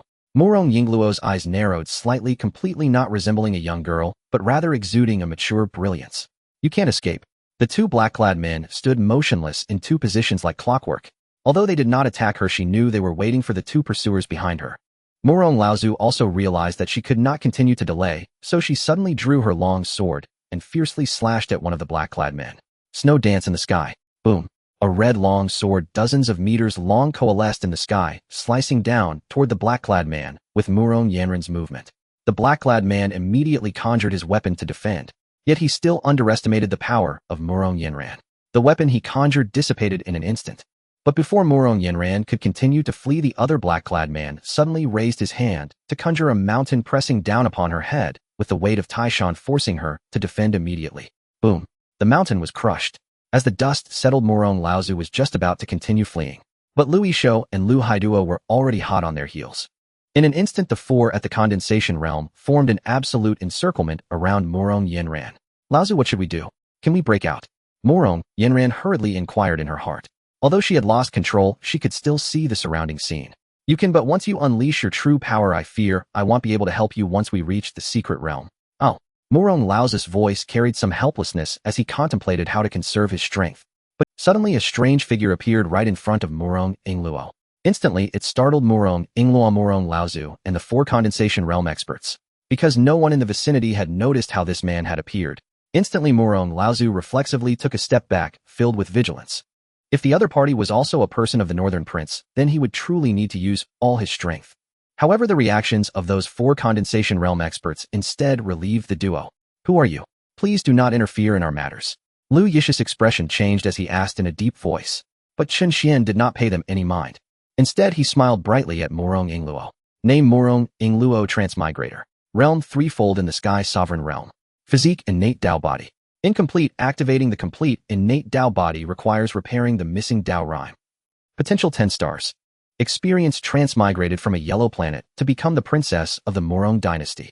Living under the shadow of the prince's impending rebellion, she accidentally shattered a vase in her family's territory, releasing the soul of the ancestor Murong Zhantian, and learned formations from him. Now preparing to venture into the secret realm to gain opportunities, she was discovered by the prince's subordinates and had her secrets partially revealed, leading to her being obstructed and captured. So it's a transmigrator. An innate Dao body at that, quite impressive. Looking at Murong Yingluo's information, Chen Xuan became more and more satisfied, the corners of his mouth involuntarily curling up a bit. My lady, I see darkness in your brow, indicating a portent of great misfortune. Would you be willing to take me as your master, allowing me to help you resolve this crisis? Murong Yingluo. The 4 condensation realm experts. Who is this person? Recruiting disciples here, is he out of his mind? For a moment, everyone fell silent. After all, Chen Xuan's entrance was exceedingly strange, and everyone did not dare to be careless. Even Murong Zhantian quietly slipped into the ring, concealing his aura. He was also afraid. Afraid the other party was from the Soul Palace. After all, it was well known that the Soul Palace liked to capture souls. No matter how strong a soul, one would not dare to confront the Soul Palace directly. Oh right, I forgot to introduce myself. Seeing the other party's lack of reaction, Chen Xuan suddenly remembered he had not introduced himself, so he added, I am the 108th generation leader of the Piamiao sect. If you take me as your master, I can help you eliminate these small nuisances. Boom.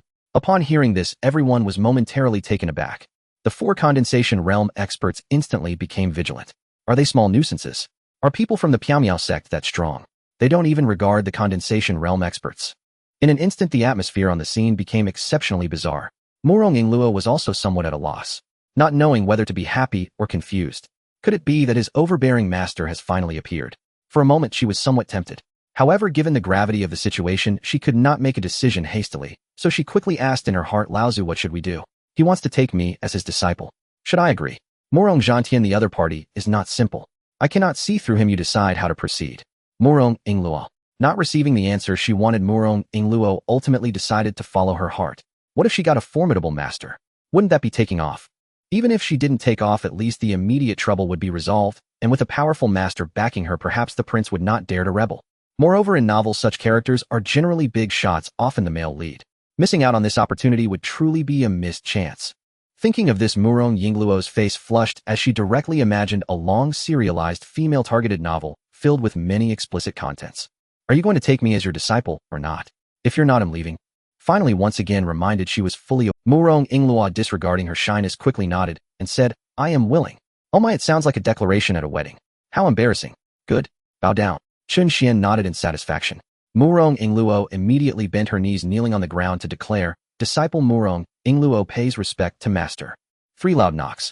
The luxurious apprentice gift pack has been received. Chen Xuan smiled as he helped her up, then glanced at the 4 people nearby and said calmly, Since you are now my disciple, I will help you deal with them. Whoosh. The 4 were startled.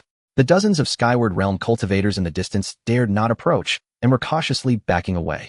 However, as formidable beings of the concentration realm, they were still figures of significance wherever they went, and they did not admit defeat on the spot. Instead, they cautiously discussed, Since you have taken a disciple today, can we consider this matter resolved? No way. Chen Xuan shook his head and slowly raised his hand. In an instant, everyone from the North King became even more vigilant. Lu Yishou couldn't help but angrily say, You are too arrogant. If that's the case, let's see what you can do. Before he finished speaking, Chen Xuan snapped his fingers. Suddenly, that person's voice was abruptly cut off. Following that, the 4 concentration realm cultivators and all nearby Skyward Realm cultivators exploded in an instant. Bang, bang, bang, bang, bang. Everyone turned into blood mist, disappearing without a trace. It was as if they had never existed. Hiss, Murong Yingluo gasped in shock. The ancestor in the ring trembled in fear, nearly losing his soul. Oh my. Just a snap of the fingers, and without even releasing any pressure, he wiped out 4 early-stage concentration realm experts. Even a half-step monarch wouldn't be able to do it so silently, right? At that moment, Murong Yingluo's gaze began to fill with admiration. Her mind began to imagine the storyline again. According to the usual tropes in novels, would Master accidentally discover her bathing, then get injured for her loving her to the point of being unable to extricate himself, and one day, she would bear him a cute little baby. Oh, how embarrassing. Just as Murong Yingluo was lost in her fantasies, Chen Xuan's voice suddenly pulled her back. Disciple, let's go. I will take you to meet your senior brothers and sisters. Oh, okay, master. She quickly nodded. Then she followed Chen toward the secret realm. On a mountain peak outside the secret realm, the 2 slowly descended. They did not attract anyone's attention, because in this place strong cultivators gathered, and the number of people taking off and landing was simply overwhelming. Master, seeing Chen Xuan return with the girl Lin Fan, and Yi Qingqing quickly cupped their fists in salute. This is my new disciple Murong Yingluo. Chen Xuan nodded and introduced Murong Yingluo to them, then introduced them to her, saying, This is your senior brother Lin Fan, and this is your senior sister Yi Qingqing. From now on you will be like a family. Make sure to get along well. When the secret realm opens later, you three must look out for each other and not act impulsively. Yes. The three cupped their fists in unison. Then they began to size each other up. As an eternal loner, Lin Fan only briefly assessed Murong Yingluo's appearance before retracting his gaze silently, reminding himself not to be inappropriate. But he couldn't help but wonder why his junior sister's skirt was so form-fitting. Why were his eyes glued to her? Meanwhile, Yi Qingqing was also sizing up Murong Yingluo. Secretly thinking that the skirt was really beautiful, she wondered where her junior sister bought it from. She wanted to get one for herself too. As for Murong Yingluo, she had already begun to imagine wildly again. Senior brother Lin Fan looks so honest. In my past life, he would definitely be the one to take on the burden. Senior sister Qingqing is so beautiful. Ooh, she entered the sect before me. Master shouldn't have any thoughts about her, right? She wouldn't steal my protagonist identity, would she? Would Master and I not have misunderstandings because of her? In a moment, the three were silently pondering their own matters. But just then a colorful aurora suddenly flashed in the distance, soaring into the sky. With the appearance of the colorful aurora, someone immediately shouted excitedly, "The rules of the secret realm have opened. It's open, it's open. Quick charge in." In an instant, countless cultivators soared into the air, scrambling towards the secret realm. However, those who could run were mostly loose cultivators or members of small sects. The true members of the three major superpowers and hegemonic forces did not enter immediately, right? They were waiting for this group to enter first to scout ahead. After all, every time the secret realm opens, the entrance location is different.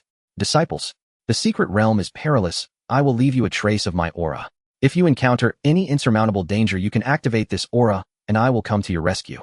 At this moment, Chen Xuan also retracted his gaze and raised his hand to infuse his aura into the three of them. Thank you, Master. We will go now.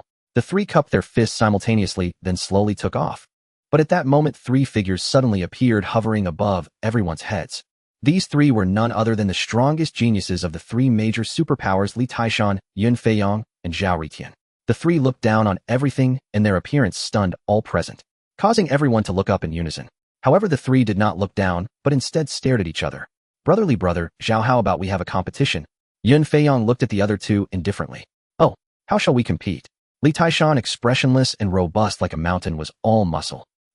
Let's see who reaches the Saints Valley first. Good. What about you, brother Zhao? The two turned to Zhao Ritian in unison. Zhao Ritian, holding a battle spear, disdainfully said, I am the great sun physique destined to crush all enemies. If you have the ability, come chase me. After saying that, he vanished in a flash, charging straight towards the secret realm. The other two were slightly stunned, realizing he accepted, and quickly set off in pursuit. Everywhere they passed, a tempest arose, and to show off, they even stepped on the heads of some loose cultivators, causing the loose cultivators to grind their teeth in hatred, yet they dared not say anything. Watching the three flaunting themselves, Lin Fan, Yi Qingqing, and Murong Yingluo felt disdain in their hearts. Strength cannot be gained through showboating. The three exchanged glances and decided to be the first to reach the Saints Valley to add a scroll of divine ability for their sect. Thus the three instantly charged out, entering the secret realm. Watching the surrounding cultivators dwindle, Chen Xuan did not wait around, but left, heading to the nearest town to rest. After the rules of the secret realm opened, it would take several days to conclude, and he didn't want to stand around for that long. After all, he had come out to take on disciples, and now that he had taken his disciple, he was too lazy to bother with anything else. As for exploring the secret realm, he was already at the Emperor realm. Such secret realms couldn't even attract the Holy Lands, let alone pique his interest. With the time spent exploring the secret realm, he might as well go to the city to enjoy some music. Soon, Chen Xuan arrived at a city called Kaoshan City. He directly walked into a brothel. Finding a spot on the second floor, he began to crack sunflower seeds while enjoying the performances on stage, starting a carefree day. Time passed little by little. In the secret realm, battles erupted incessantly in every corner, and the number of fallen cultivators increased. Wang Tai, I just saw you obtained a heavenly spirit fruit. Hand it over, or you won't be able to leave. If you want it, let's see your strength. Kill. Is anyone forming a team? I discovered a heavenly spirit fruit tree full of fruits. Unfortunately, there is a latest skyward realm beast guarding it, and no one is willing to team up to share the fruits. Senior sisters, we've gathered 360 spirit fruits. Let's divide them equally among the three of us, 120 each. In the forest, Lin Fan produced the spirit fruits and began dividing them with Yi Qingqing and Murong Yingluo. Yet neither of the two had contributed much to the harvesting, so they felt deeply uncomfortable accepting an equal share and immediately declined Lin Fan's proposal. Senior brother, I barely lifted a finger. I should receive fewer. Indeed, senior brother Lin Fan, I hardly exerted myself either. You slew the ferocious beast. I merely dealt with a few stealthy assailants. I don't deserve such a large portion. You take the lion's share, Sister Qingqing, and I will be content with the smaller portion. Murong Ingluo waved her hands repeatedly, in refusal. But Lin Fan merely smiled faintly, his demeanor that of an elder brother embodying paternal benevolence. Senior sisters, we are all disciples of the same sect, sharing the same master. There is no need to draw such rigid distinctions. Since the three of us form a single team, every member bears equal responsibility, and thus deserves equal reward. Favoritism has no place here. Quickly gather your share. Exactly 120 each. Very well. Thank you, senior brother. Seeing Lin Fan's unwavering resolve, and his utter lack of pretense, the two young women finally accepted the spirit fruits with quiet reassurance. Yet the moment they secured the spirit fruits, a haughty voice suddenly thundered from above, startling all three into alarm. So you're truly here. They looked up, and instantly recognized the figure hovering overhead, Zhao Ritian, the so-called peerless genius lauded across the sect. Zhao Ritian, descended now, wore halberd in hand, his expression cold and impassive as he fixed his gaze upon them. Hand over the spirit fruits. Spirit treasures belong to whoever claims them first. Why should we surrender them to you? To defy me is to choose death. Zhao Ritian raised his halberd, slowly landing before them with chilling composure.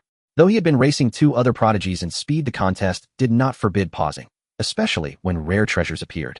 He had simply outrun the spirit fruit tree entirely. Only after receiving word from a junior sect brother did he learn that an entire tree's bounty had already been harvested, and he set out at once to track down the thieves. To his surprise, two of the three were strikingly beautiful young women, arousing for the first time a flicker of merciful inclination within him. To keep them as personal maidservants, attending him day and night, soothing his cultivation fatigue, would not be unwelcome. As for the Piao sect, he had never even heard of it, utterly unworthy of his attention. Bearing the great sun physique, he was destined to subjugate all rivals. No individual, no faction merited a second thought. Such arrogance would only corrode the purity of his great sun physique and hinder his ascension along the emperor path. You too. Will you swear fealty to me as my personal maidservants, attending me without respite? If you submit, I may spare your lives and guide you safely through this secret realm. Zhao Ritian gazed upon the two women, his face utterly devoid of expression. Yi Qingcheng and Murong Ingluo recoiled inwardly, nauseated. Truth be told, they had never encountered anyone quite so arrogantly self-assured. That he could utter such shameless words without so much as a flush of embarrassment. Where did such unshakable confidence spring from? It was revolting beyond measure. Pock. Worthless trash. You dare call yourself a peerless genius? Another repulsive man. The two women retorted instantly, their disdain palpable. Lin Fan meanwhile furrowed his brow and stepped forward, straight-backed and resolute, to shield his junior sisters. Braggart. Whoever insults my sisters shall die.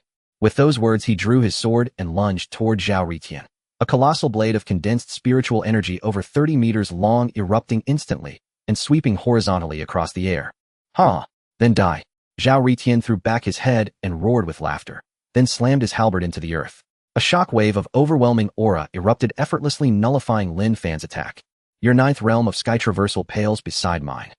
He sneered, then gripped his halberd with both hands and leapt high, bringing the weapon down in a devastating overhead cleave aimed directly at Lin Fan. Even from afar, the crushing pressure struck like a physical blow, lifting the hair of Lin Fan and his two junior sisters straight upward in violent recoil. Is that so? Lin Fan's eyes narrowed slightly, not a trace of retreat in his stance. Since both stood at the ninth realm of sky traversal, this was the perfect chance to test just how far he lagged behind a true peerless genius. Second sister, third sister, step back for now. Let me gauge his strength firsthand. With that, Lin Fan tightened his grip on his sword and launched himself skyward, meeting the descending halberd Heaton. Boom. Where steel met steel, a cataclysmic shockwave detonated, toppling every nearby tree at its very trunk. On the ground below, Yi Qingcheng and Murong Ingluo exchanged a glance and simultaneously unleashed their powers. As for their senior brother's order to retreat, nonsense. Even if he could prevail alone, they would not withdraw. Countless treasures still awaited discovery deeper within the secret realm. No time could be wasted on idle ceremony. The sooner this confrontation ended, the sooner they could resume their treasure hunt. So both struck at once, each channeling power far exceeding their cultivated realm. Dragon seizing palm. Yi Qingcheng conjured a colossal spectral hand that descended like a mountain upon Zhao Ritian's crown. He barely managed to block it, his whole body jolting violently. Before he could recover, a second assault struck. Murong Ingluo. Knowing her own realm was inferior, she voluntarily ceded control of her body to her ancestral patriarch. After all, the spirit fruits would restore his strength, so expending his power now posed no concern. At last, the Murong patriarch reveled in unrestrained action, hurling countless artifacts midair to instantly erect a grand formation, the chaotic blossoms blinding array. Boom. The moment the formation activated, Zhao Ritian's surroundings warped violently, Dense white mist surged forth, swallowing all landmarks and plunging him into disorientation. Disorientation was bad enough, but worse, he could see no enemies at all. Even his five senses were muffled, veiled by the array's oppressive haze. Damn it! What kind of formation is this, say? Enraged, Zhao Ritian began thrashing blindly within the mist. He swung his halberd wildly, until without warning a divine technique surged toward him, a colossal, sword-shaped projection. One glance confirmed it. The same man who'd struck first. Zhao Ritian parried instinctively, splitting the sword projection cleanly in two. But before he could regain his footing, wave after wave of divine techniques descended like a storm, overwhelming him completely. Boom! Yi Qingqing's dragon-seizing palm slammed him flat onto the ground. Before he could rise, a phantom mountain materialized overhead, crushing down upon him with irresistible force. Boom! The earth trembled violently. A deep crater split the ground, and Zhao Ritian fell utterly still. Third Sister Yingluo, you're truly at the spirit-refining realm. Lin Fan and Yi Qingqing's pupils contracted sharply at the sight. Ah, well, no. Third Sister is indeed still at the sky traversal realm. The earlier display was merely achieved through a special technique. Reclaiming control of her body, Murong Yingluo offered the explanation with delicate hesitation, careful to conceal the truth of her ancestral patriarch's involvement. Ah, we understand. Lin Fan and Yi Qingqing nodded, choosing not to press further. Let's depart quickly. There are still countless treasures ahead, and others may claim them first. Agreed. Let's go. If others discover we've slain Zhao Ritian, complications will surely follow. Murong Yingluo nodded urgently. The three soared skyward, vanishing into the realm's deeper reaches. Not long after their departure, slower cultivators began arriving in the forest. Yet upon seeing the devastation wrought by battle, they slowed instantly, tension coiling tight in their postures. Look, there's someone in the crater. A cultivator who'd approached the crater's edge suddenly spotted Zhao Ritian, half his body gone, lying motionless in the hollow. At his cry, the others rushed over en masse. But the moment they beheld the corpse's grotesque state, horror froze every face. At this moment, Zhao Ritian's body was half vanished, the remaining half a gruesome mess of flesh and blood, revealing ghastly white bones. It looked terrifying beyond measure. Is this Zhao Ritian? Damn, it really is Zhao Ritian. Zhao Ritian actually died here. Could it be that Yun Feiyong and Li Taishan joined forces to kill him? Everyone's hearts trembled, all shocked in fear. Quickly leave. Don't stay here, it would be troublesome if the Wuji sect misunderstands us. Right, let's retreat quickly. In an instant, many cultivators were terrified and fled in all directions. Soon only a few rogue cultivators remained on the scene. These rogue cultivators, both male and female, noticed that none of them had run away, and they understood each other's intentions. One of them proposed, "Fellow Taoists, how about we split it evenly later?" All right, no problem. I agree. Sounds good. Everyone had no objections.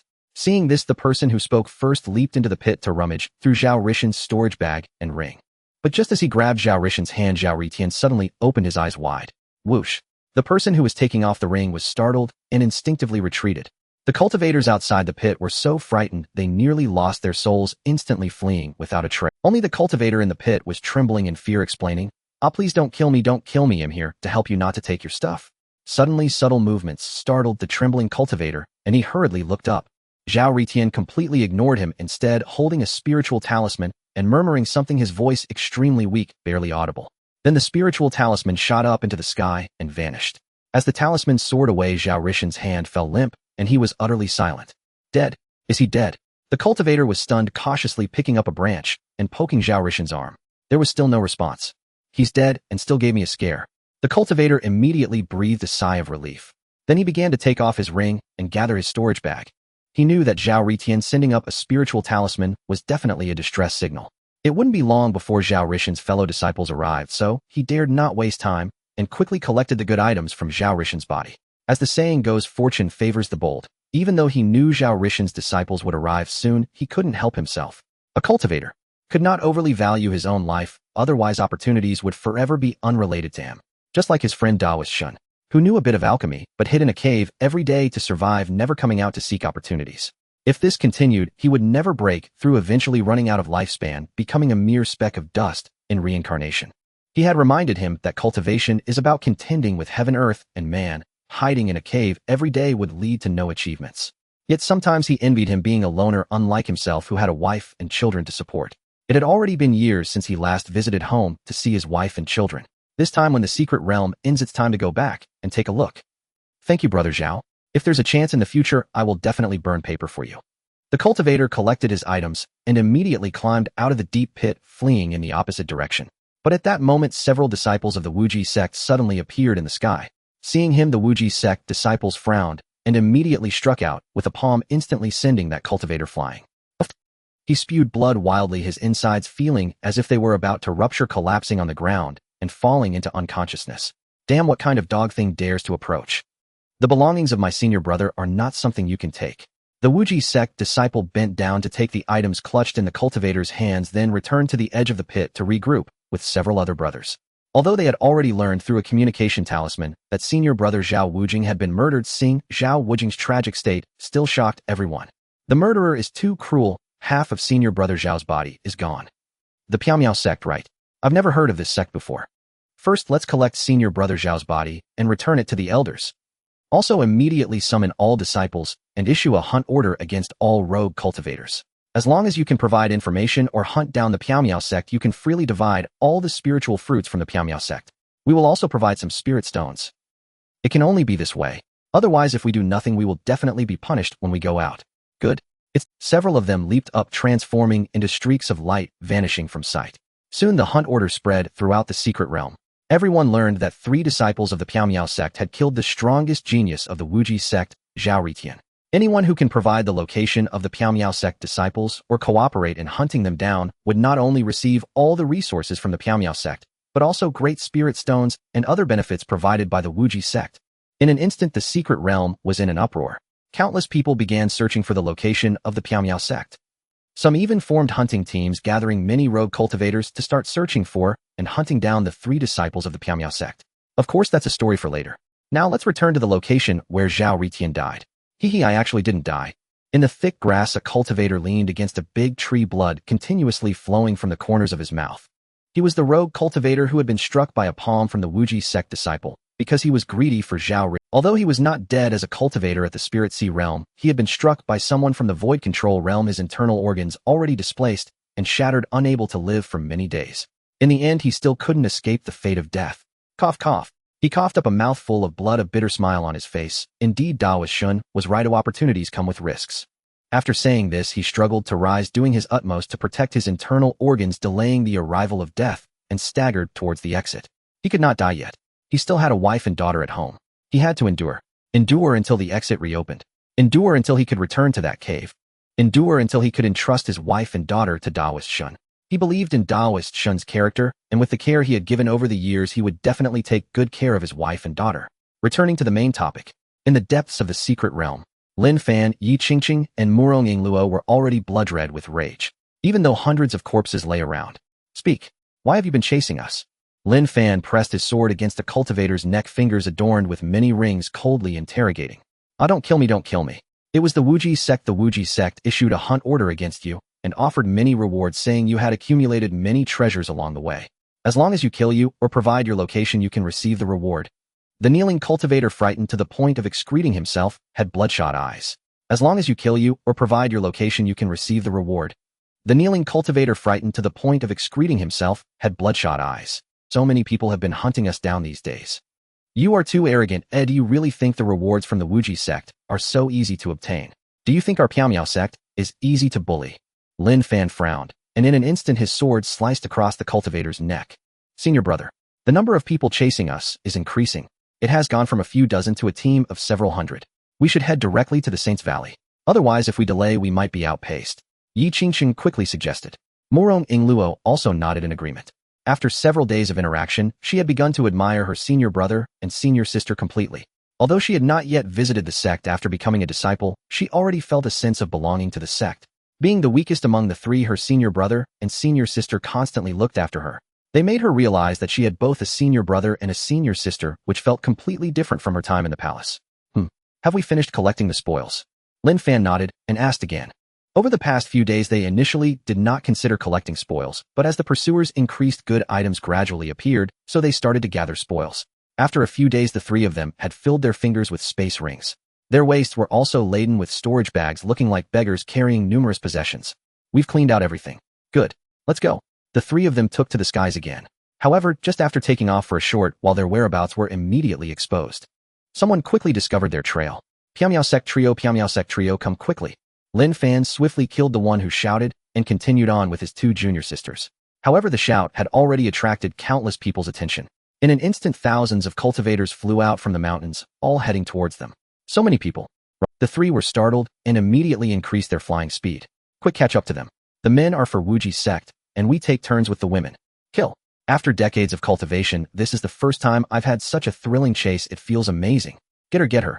It had been a long time since they had dealt with a top-notch female cultivator. In an instant, a large force of over 1,000 appeared in the sky, dark and oppressive like a black cloud. Some of these people flew on flying swords, large blades, and other items, while others walked in the void, flying in the air. The two different methods of flight represented two completely different realms. Although the Linghai realm was rather low, with a group of flying experts leading the way, they naturally had no fear. After all, everyone was at the flying realm.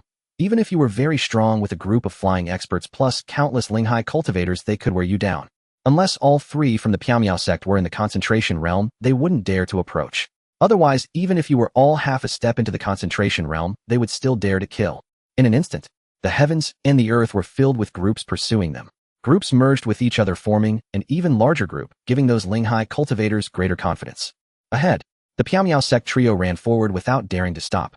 The 1,000-strong army pursuing them had already gathered nearly 10,000 people at this point. Damn it! A pack of mad dogs. Murong Ingluo cursed angrily. She directly handed control of her body over to the ancestor. Otherwise, with her level, she wouldn't be able to escape. Ingluo, tell your senior brother to run to the left front. Lead this group into that mountain range. It's the territory of the Niu Yao clan. There are many Niu Yao in the Niu Yao clan, and they can only reach the peak flying realm at most. You should be safe crossing through there, and it will also block the pursuers behind. Suddenly, Murong Zhantian in the ring reminded her. As a long-established secret realm, Murong Zhantian had naturally explored it when he was younger. Hearing this, Murong Yingluo's eyes lit up, and she conveyed the information from the ancestor to Lin Fan. Lin Fan, as the leading senior brother, immediately agreed with her suggestion and flew towards the Niu Yao clan's territory. Although both the Yao clan and fierce beasts are beasts, they are not the same species. Fierce beasts are brutal creatures with low intelligence. On the other hand, the Yao clan is a long-established race, and although they are also beasts, they inherently possess intelligence, allowing for transformation between human and beast forms. Of course, even though transformation is possible many times, even when transformed into a human, the beast will still retain some features of the Yao clan. For instance, the Niu Yao clan at this moment. Although they appeared in human form, they still had prominent bull horns on their heads. I'm sorry, I didn't mean to intrude on your territory. I stumbled in by mistake. Please let me go. I will leave at once. At this moment, inside the Niu Yao clan, a human cultivator knelt on the ground, begging in fear. Around him was a large pot with fierce flames burning beneath it, filled with the corpses of human cultivators. Moreover, numerous half-human Niu Yao with long horns were scattered around. Humans are such a nuisance. They only come once every 10 years to be our meal. How many is this now? The leader of the Niu Yao clan snorted heavily, emitting a puff of white smoke from its nose. As the Yao clan of this realm, they were oblivious to the curse placed upon them, forever unable to evolve into Great Yao, forever remaining below the realm of Great Yao. That is the peak flying realm of humans. Moreover, every 10 years a group of human cultivators appears in this realm, which makes him very dissatisfied, so he can only take pleasure in eating humans. Leader, this is the 98th one. The small Yao replied with cupped fists. 98. Not enough to eat. First let's boil him. Let's find opportunities to capture more. Yes. The small Yao immediately lifted the cultivator and threw him into the pot. In an instant, bubbling sounds erupted from the pot. But at that moment, several black dots suddenly appeared rapidly above them. The small Yao quickly reminded leader, people are coming from the sky. 3. Not enough to fill the gaps between our teeth. But these three seem to be quite strong. Nio Air, Nio Sen, Nio Si, Nio Wu, let's go take them down together. Yes. In an instant, 5 Nio flew up, blocking the path of the Piamiao sect trio. It's the Niu Yao. We've entered the territory of the Niu Yao. Yi Qingqing quickly reminded. They are probably trying to stop us. Junior sisters, stay close to me. Lin Fan decisively gave the command. Then he directly struck out a terrifying sword. The massive sword swept across. Lin Fan led the two girls quickly in its wake. The two girls were also active, launching their attacks. Yi Qingqing followed closely behind with her dragon capture hand. Murong Ingluo also raised her hand, conjuring a towering mountain. The three of them with 3 different divine abilities crashed towards the 5 Niu. In an instant, the 5 bulls were taken aback. They thought their opponents had come specifically to deal with them. After all, this was their first encounter with humans who came in aggressively. So when they saw this scene, the 5 bulls instinctively scattered to dodge. Whoosh, whoosh. With the Niu Yao scattering, the area in front became empty. The Piamiao sect trio instantly passed through the 5 bulls, running towards the distance, their divine abilities not fully unleashed yet. Leader, they seem to be running away. Damn it, it seems we have been played. Should we chase them, my lord? Watching the three figures fade away, the five-headed bull was furious, snorting white mist from its nostrils. The leader growled fiercely, "Chase, we must catch up to them." As he said this, he prepared to set off in pursuit. But at that moment, one of his subordinates suddenly cried out, "My lord, look behind you." Behind? What's behind? The leader was taken aback, turning back in confusion. In an instant, he saw a dark, oppressive cloud. Is it going to rain? The leader was puzzled. "No, my lord, that's people, it's people," his subordinate warned in terror. "What?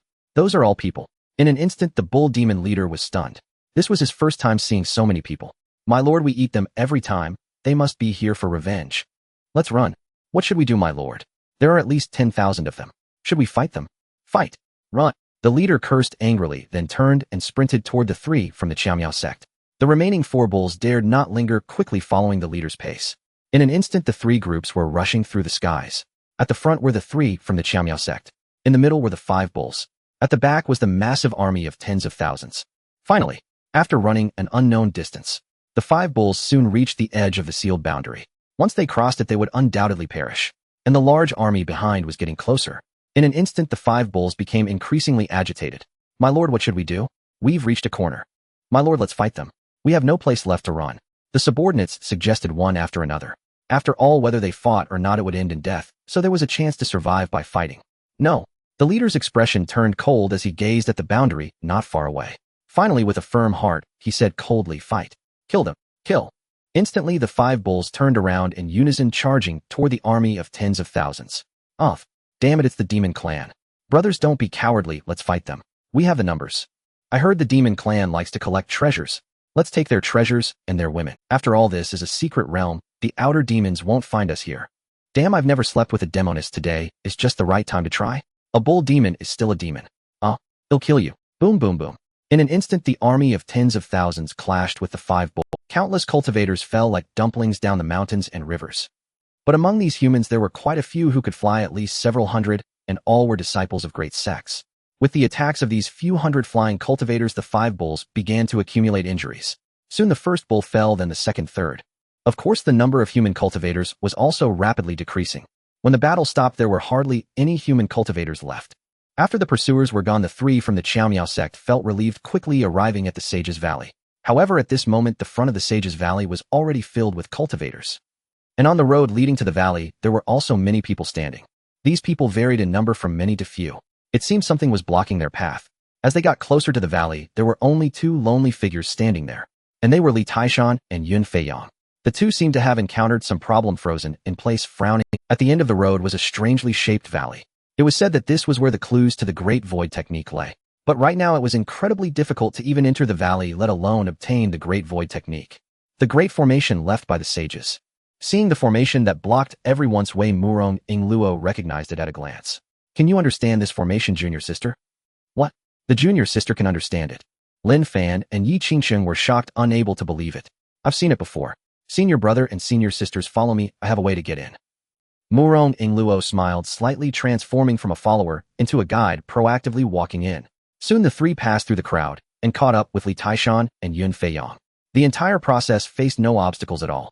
This left Lin Fan and Yi Qingsheng astonished, feeling that the junior sister was extraordinary. In response, Murong Yingluo merely smiled slightly, without much explanation. After all of this was the result of her ancestors' years of research. Thus, under Murong Yingluo's leadership, they quickly surpassed Li Taishan and Yun Feiyang. Seeing the three moving swiftly, the two were dumbfounded. They stared in disbelief as the figures of the three grew more and more distant. The surrounding crowd was equally bewildered, completely unable to believe their eyes. "Am I seeing things? How did they get in? Impossible, impossible. My sect, Yun Feiyang, didn't get in. How did they manage to enter? They seem to be the three from the Qiaomiao sect." "Indeed they are. Didn't they kill Zhao Ritian and are now being hunted? It's said that tens of thousands are pursuing them. How could they appear here? Could it be they dealt with those pursuers?" In an instant, everyone widened their eyes, feeling it was unbelievable. After all, being here indeed indicated that they had resolved that group of pursuers. Look, they have started comprehending. Suddenly, within the valley, the three from the Qiaomiao sect stood, still beginning to comprehend the surrounding strange formations, searching for the Great Void technique. Upon seeing this, the crowd frowned again, feeling it was even more incredible. "Damn, that's too fast. What kind of sect is the Qiaomiao sect? Have they cultivated three top-tier geniuses?"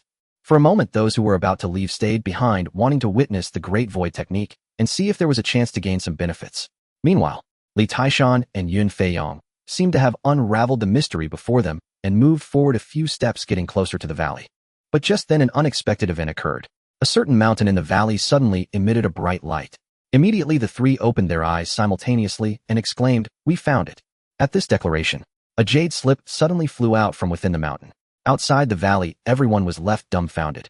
Even Li Taishan and Yun Feiyong were equally bewildered. Yun Feiyong stared blankly at the valley, muttering, "Impossible, this can't be. How can it be so fast? It must be fake." Li Taishan also dazedly murmured, "I must be dreaming, I'm definitely dreaming. Wake up, young man." As the jade slip flew out, the valley shook. Then the surrounding formation began to weaken until it completely disappeared. Everyone instantly lost their obstacles and rushed toward the valley en masse. The restrictions have been lifted, it must be a supreme technique. Quickly seize it. Great.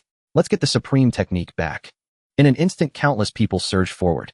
Even Li Taishan and Yun Feiyong were no exception, all racing toward the valley. This moment made the three inside the valley vigilant. Lin Fan put away the jade slip, looking at the people outside, and couldn't help but become serious. Yi Qingqing and Murong Ingluo became increasingly alert, unable to help but look at Lin Fan, saying, "Senior brother, should we notify the master?" "No need. If not even a single person at the condensation realm is here, and we notify the master, it would be too embarrassing."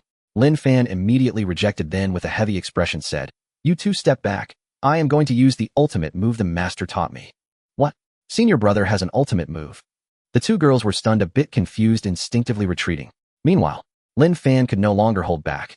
Facing the tens of thousands of cultivators outside, he was finally going to unleash his strongest move. Looking at the crowd, he showed no fear, slowly raising his right hand and making a gesture as if grasping a sword in the void. In an instant, his clothes fluttered in the wind. Then, gathering his energy in his dantian, he suddenly shouted to the sky, "Sword come." Boom. The sound resonated in the ears of all the cultivators like a muffled thunder. All the cultivators halted in their tracks, looking around in confusion. What is he shouting about? It seems nothing has changed. I was scared to death thinking it was some divine ability, but it turns out to be just empty shouting. Looking at the unchanged surroundings, everyone was dumbfounded. Yi Qingqing and Murong Ingluo were also stunned, not understanding what their senior brother was up to. Could it be to scare this group of people and then find an opportunity to escape? But how could tens of thousands of people be frightened by just his shout? It seems a bloody battle is still necessary. The two women quickly prepared their divine abilities in secret, ready to carve out a bloody path. But at that moment, a mournful cry suddenly echoed in the sky. Clang! That was the sound of the sword trembling. Immediately after, the second, third, and fourth mournful cries followed one after another. The swords in the hands of tens of thousands of cultivators suddenly became uncontrollable, all flying out of their sheaths towards Lin Fan's head, gathering over 10,000 flying swords in no time. In an instant, everyone gasped in shock. "Hiss! What's going on? Why are our swords flying towards us? Over 10,000 swords, my goodness. What kind of divine ability is this? Quick look. More swords are..." As the swords of the cultivators flew away from the surrounding valleys, those long swords that had been buried in dust and broken also soared into the air, flying towards Lin Fan's head. "Swords come." Boom, boom, boom. The two words were still spreading outwards. Wherever the sound traveled, countless swords awakened. Whether buried deep underground or rusty and decayed broken swords, all were startled awake by the sound, trembling as they converged towards its source. In the blink of an eye, a dark mass of swords gathered above Lin Fan's head, numbering in the hundreds of thousands. Those watching on site were utterly bewildered and shocked. Lin Fan's lips curled slightly upwards. Finally going to use this move, huh? A combination of innate talents from his physique coupled with the sword techniques taught by his master alongside his special innate skills. After merging the two, how powerful would this move be? Lin Fan thought silently, then quickly formed seals with his hands. As he completed the seals, he spread his arms wide and shouted again. 10,000 swords returned to origin. Kill. Boom. As Lin Fan shouted those four words, the naturally summoned hundreds of thousands of swords charged towards the tens of thousands of cultivators. In an instant, the heavens and earth trembled. It was as if a rain of swords had descended. Each sword was charging with the intent of mutual destruction. Oh, run. My goodness. This is terrifying. This can't possibly be the power of the sky control realm. Go, hurry. Instantly, the crowd erupted in wails. Countless cultivators were pierced through on the spot. Even though some managed to resist temporarily facing the endless flying swords, their emitted spiritual energy weakened, increasingly, ultimately being pierced through by the 10,000 swords. However, Lin Fan knew that this large-scale attack wouldn't kill the truly formidable experts, so he immediately took his two junior sisters and fled. "Junior sisters, let's go." The three soared into the air, leaving behind the crowd struggling against the torrential rain of swords. After an unknown amount of time, The hundreds of thousands of swords were nearly exhausted. Among tens of thousands present, only a few thousand remained. Moreover, many were severely injured. Ultimate technique. At this moment, the disheveled Li Taishan stood amidst countless swords, staring in the direction where the three from the Qiaomiao sect had left, murmuring to himself. Then he looked at the equally disheveled Yun Feiyong and proposed, "Brother Yun, how about we join forces? 2 ultimate techniques, shall we combine our 2 sects into one?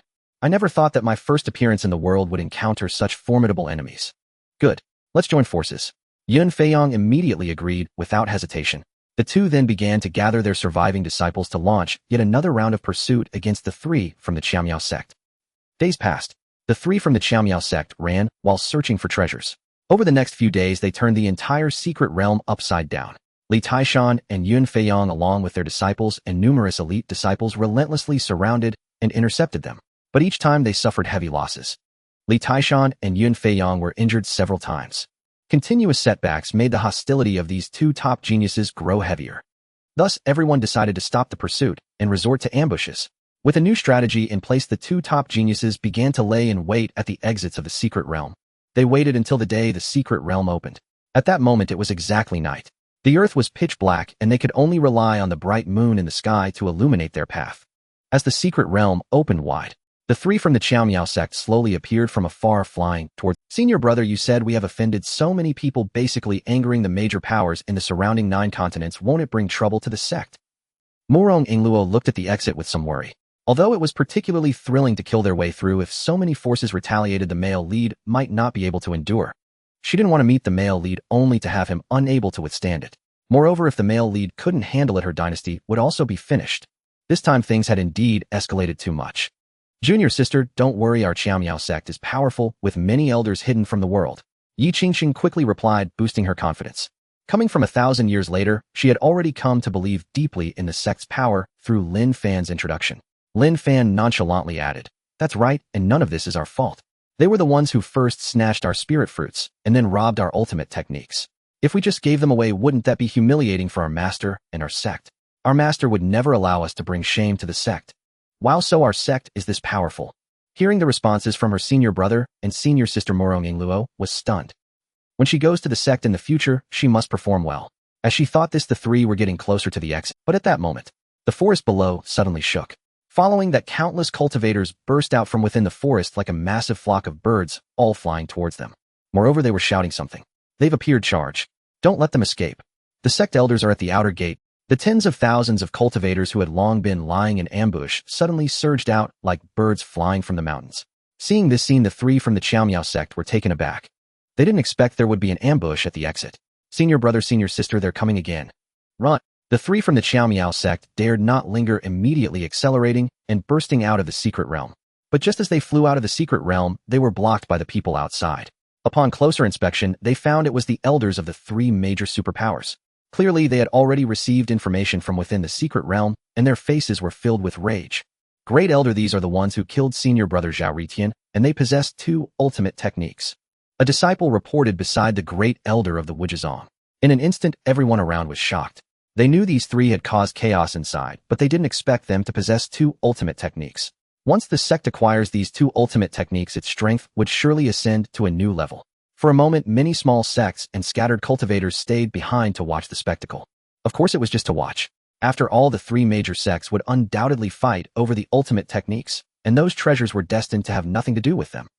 In the sky, the 3 from the Qiaomiao sect were blocked ahead with pursuers behind, and they found themselves surrounded. Seeing this, the 3 were extremely tense. Because the people in front were all the strongest elders from the 3 major super sects escorting disciples. It's known that the strongest elders of super sects are all at the Heavenly King realm. A single breath from them could annihilate them all, so the 3 felt immense pressure. But as the eldest brother Lin Fan still gritted his teeth and cupped his fists, saying, "The resources within the secret realm are unclaimed, and it's first come, first served. Why do you seniors block our way? You dare to ask me for a reason after killing my disciple? Surrender immediately and come back with me to face the punishment." The grand elder of Wuji sect's expression was grim as he raised his hand to grab them. At this moment, an elder from Taiha's sect also stepped forward, saying, "Dao brother, wait. They have also killed many disciples of our Taiha sect, so we must take them with us. Only your 2 sects suffered casualties. Could it be that my Feitian sect has no disciples that were harmed? We also must take them with us." In an instant, the 3 major superpowers began to scramble. Anyone with eyes could see what they were after. After all, if it was merely revenge, they could just kill them on the spot. Why bother taking them away? Taking them is obviously to acquire those two extraordinary skills. In that case, how about this? Let's first take them back to my Wuji sect, and the two Dao friends can accompany me back to Wuji sect. We can discuss the specific handling methods later. Quickly, the Grand Elder of Wuji sect proposed a compromise. After all, arguing indefinitely wouldn't solve anything. If it attracted the attention of the Holy Land, it would be troublesome. After all, extraordinary skills and powers would certainly not be ignored by the Holy Land. Agreed. This is excellent. The other two sect elders immediately consented. Wuji sect had lost its strongest genius, and they feared that not agreeing would make it difficult to find a good solution. After the three elders reached a consensus, they all looked towards the trio from Piamiao sect. Seeing that their fate was treated so lightly by others, the three felt a slight anger in their hearts, but they did not back down. After all, they all bore the aura left by their master. If things went wrong, they could shake the aura to seek help from their master. However, speaking of which, why hadn't their master appeared? Other sects had come to retrieve their disciples, but their master was nowhere to be found. Of course, the trio did not think too much and assumed their master was busy with something. Therefore, the lead disciple Lin Fan spoke up firmly. Clearly, it was your disciples who first inexplicably seized our treasures, which is why we resisted. Are you all unable to distinguish right from wrong? Upon these words, the three elders were taken aback.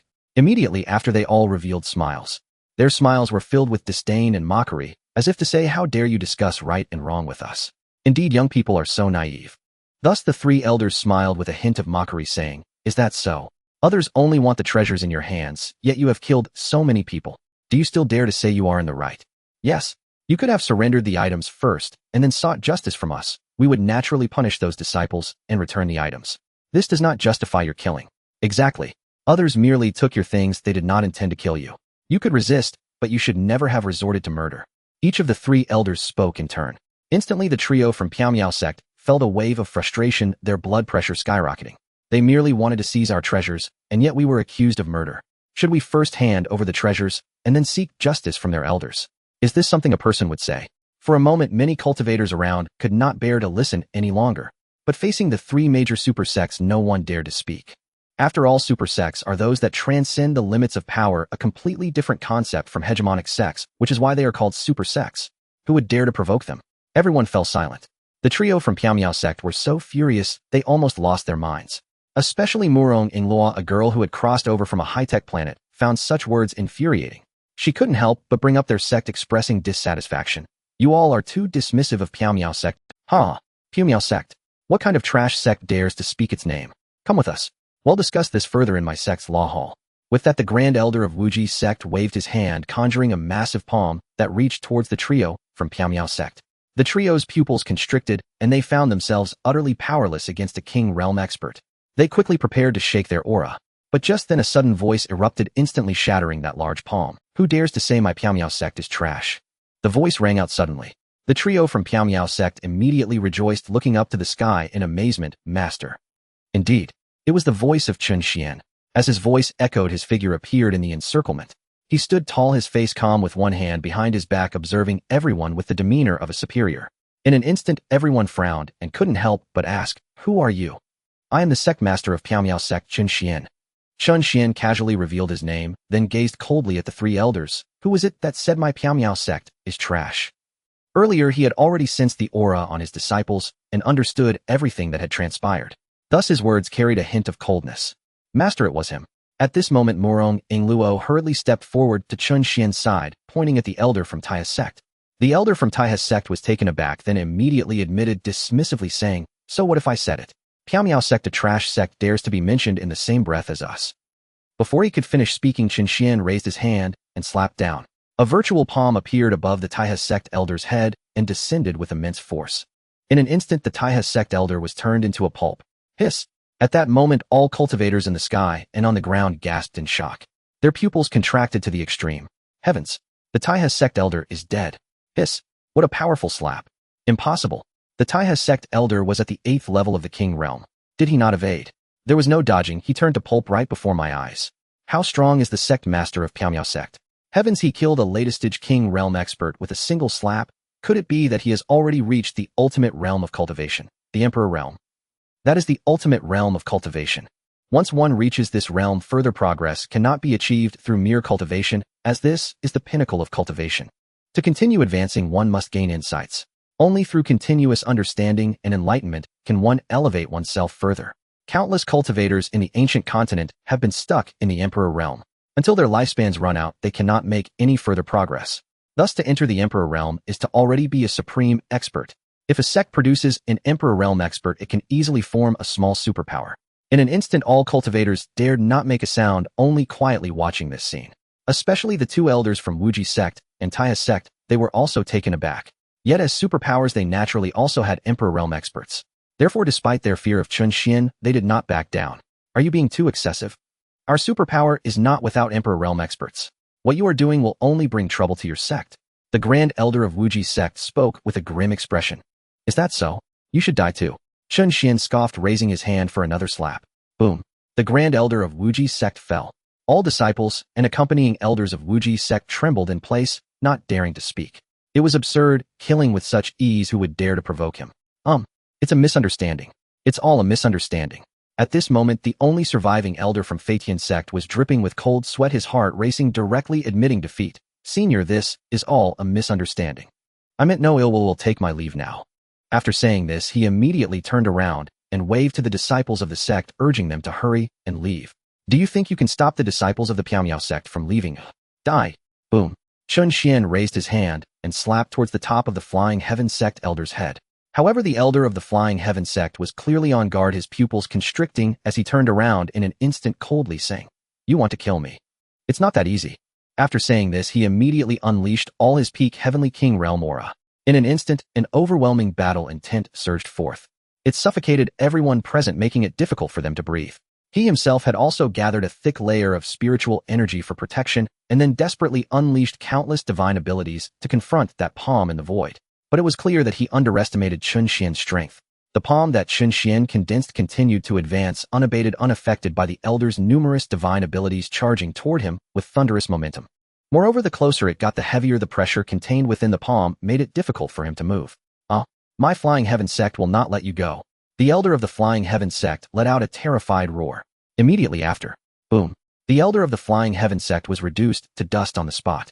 All his resistance was utterly useless under that giant palm, like a mere clown. Hiss! Everyone collectively gasped in shock. They would forever remember the name of the Piaomiao sect. However, it was all negative memories. After all offending three major super sects at once, no one believed that the Piaomiao sect could survive for long. Furthermore, the new forces that had emerged in the land of the 9 provinces over the past tens of thousands of years were not limited to the Piaomiao sect. Many rising new superpowers ultimately fell into the river of history. Why is it that only the 3 major super sects have endured for so long? It is precisely because of their profound foundations which make them true superpowers. There was once a new sect that was no weaker than the superpowers. However, due to its arrogance, it angered the 3 major super sects, leading to their decisive destruction. This made people fully realize the true foundation of the imperishable forces. Disciple, let's go back. After dealing with the 3 heavenly kings, Chen Xuan looked at his 3 disciples with a warm smile. In the eyes of the 3 disciples, there was only admiration. Master, the dragon. Suddenly Lin Fan quietly reminded, pointing to the dragon in the distance. Wow, truly worthy of being my disciple, I almost forgot. Chen Xuan was taken aback, then nodded, raised his hand to slay the great demon-level dragon, and then put it away. Finally, he led the 3 disciples into the sky, leaving countless cultivators dumbfounded. Did they take away the dragon of the Wuzhizong as well? It seems so. So ruthless, even the dragon was killed. This is really domineering. TSK. I bet the Wuzhizong must be going crazy. Yeah, the Wuzhizong lost its grand elder, its top genius, and now the dragon is gone. They've truly embarrassed them. The cultivators sighed in disgust, then gradually left. As the cultivators dispersed, the reputation of the Piaomiao sect began to spread among the nearby 9 provinces. Hey, have you heard about the Piaomiao sect? This sect has produced 3 genius disciples who dominated in the rule's secret realm, with 3 of them chasing after tens of thousands of people. Even the top genius of the superpower Zhao Ritian was killed. Hiss! So fierce. Is that true? I heard Zhao Ritian is a top genius whom the Wuzhizong usually doesn't even let out for training. How could he be killed by a disciple of a small sect? You don't know? The Piaomiao sect is not a small sect. It is said to be an ancient sect that has emerged. The sect master is even a powerful figure at the emperor level. With a single slap, he killed a latest-stage heavenly king, and with 3 slaps, he killed 3 heavenly kings. And in the end, he also took away the Wuzhizong Grand Elder's mount, the colorful dragon. Truly reckless. That's just boasting. The Wujizong Grand Elder is a powerful figure in the late Heavenly King realm. What you said is simply impossible. Who is boasting? I was there at the scene. Why don't we make a bet?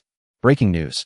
The ancient sect, the Piaomiao sect, has emerged, and their first act was to kill the strongest elders of the three major super sects. If you want to know the latest news, come to the Drama Garden, 1 spirit stone per person, and you can listen from dawn until dusk. Is this true?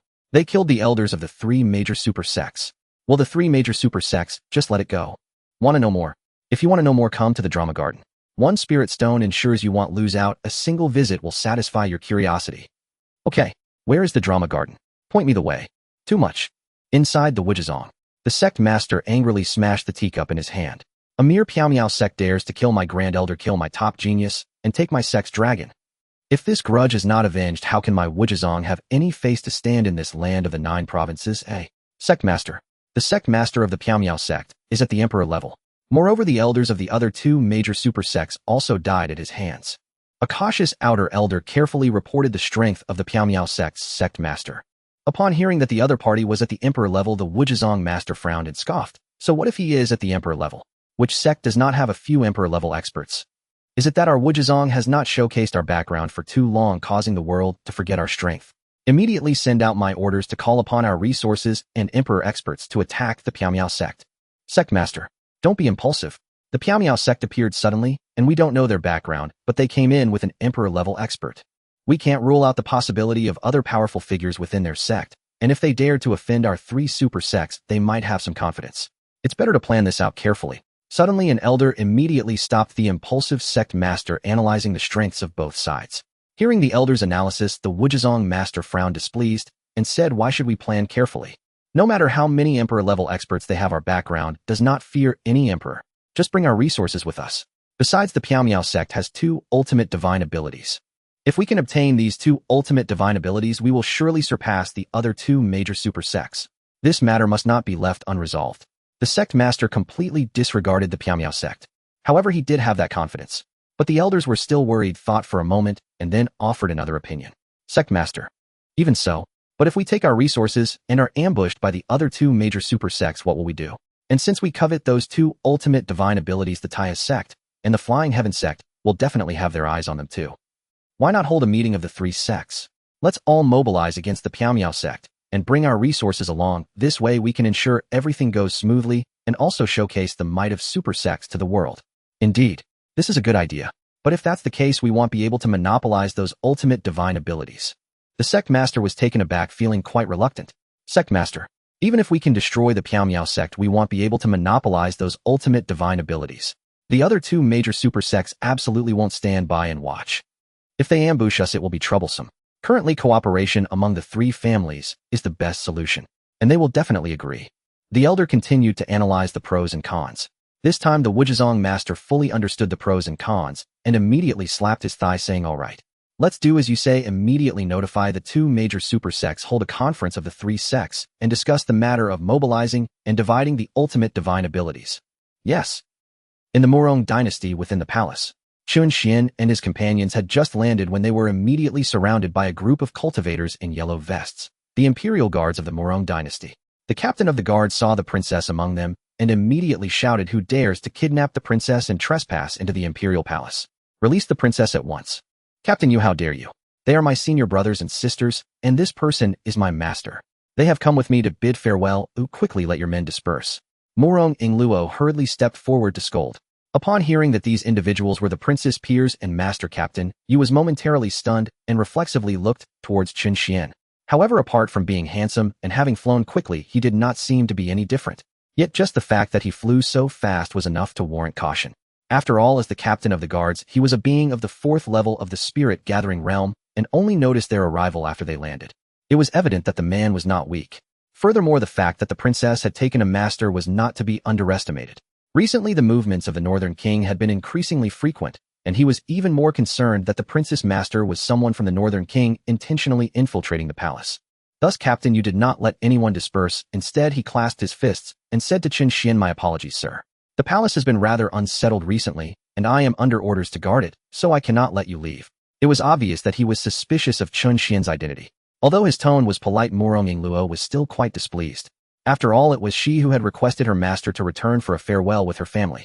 Now that they had just arrived home, being suspected by the palace guards would be a loss of face for her master. However, Captain Yu was not wrong. He was responsible for the safety of the palace, and it could not be swayed by her mere words. Nonetheless, Chen Xuan seemed unconcerned, appearing nonchalant as he said, "It's all right. Let's wait here." "How can I let my master wait here?" "Master, please come with me to the hall to rest." Seeing her master was not angry, Murong Ingluo quickly led the way. This time Captain Yu did not stop them, but instead followed closely, remaining vigilant in case Chen Xuan and his group attempted anything dangerous.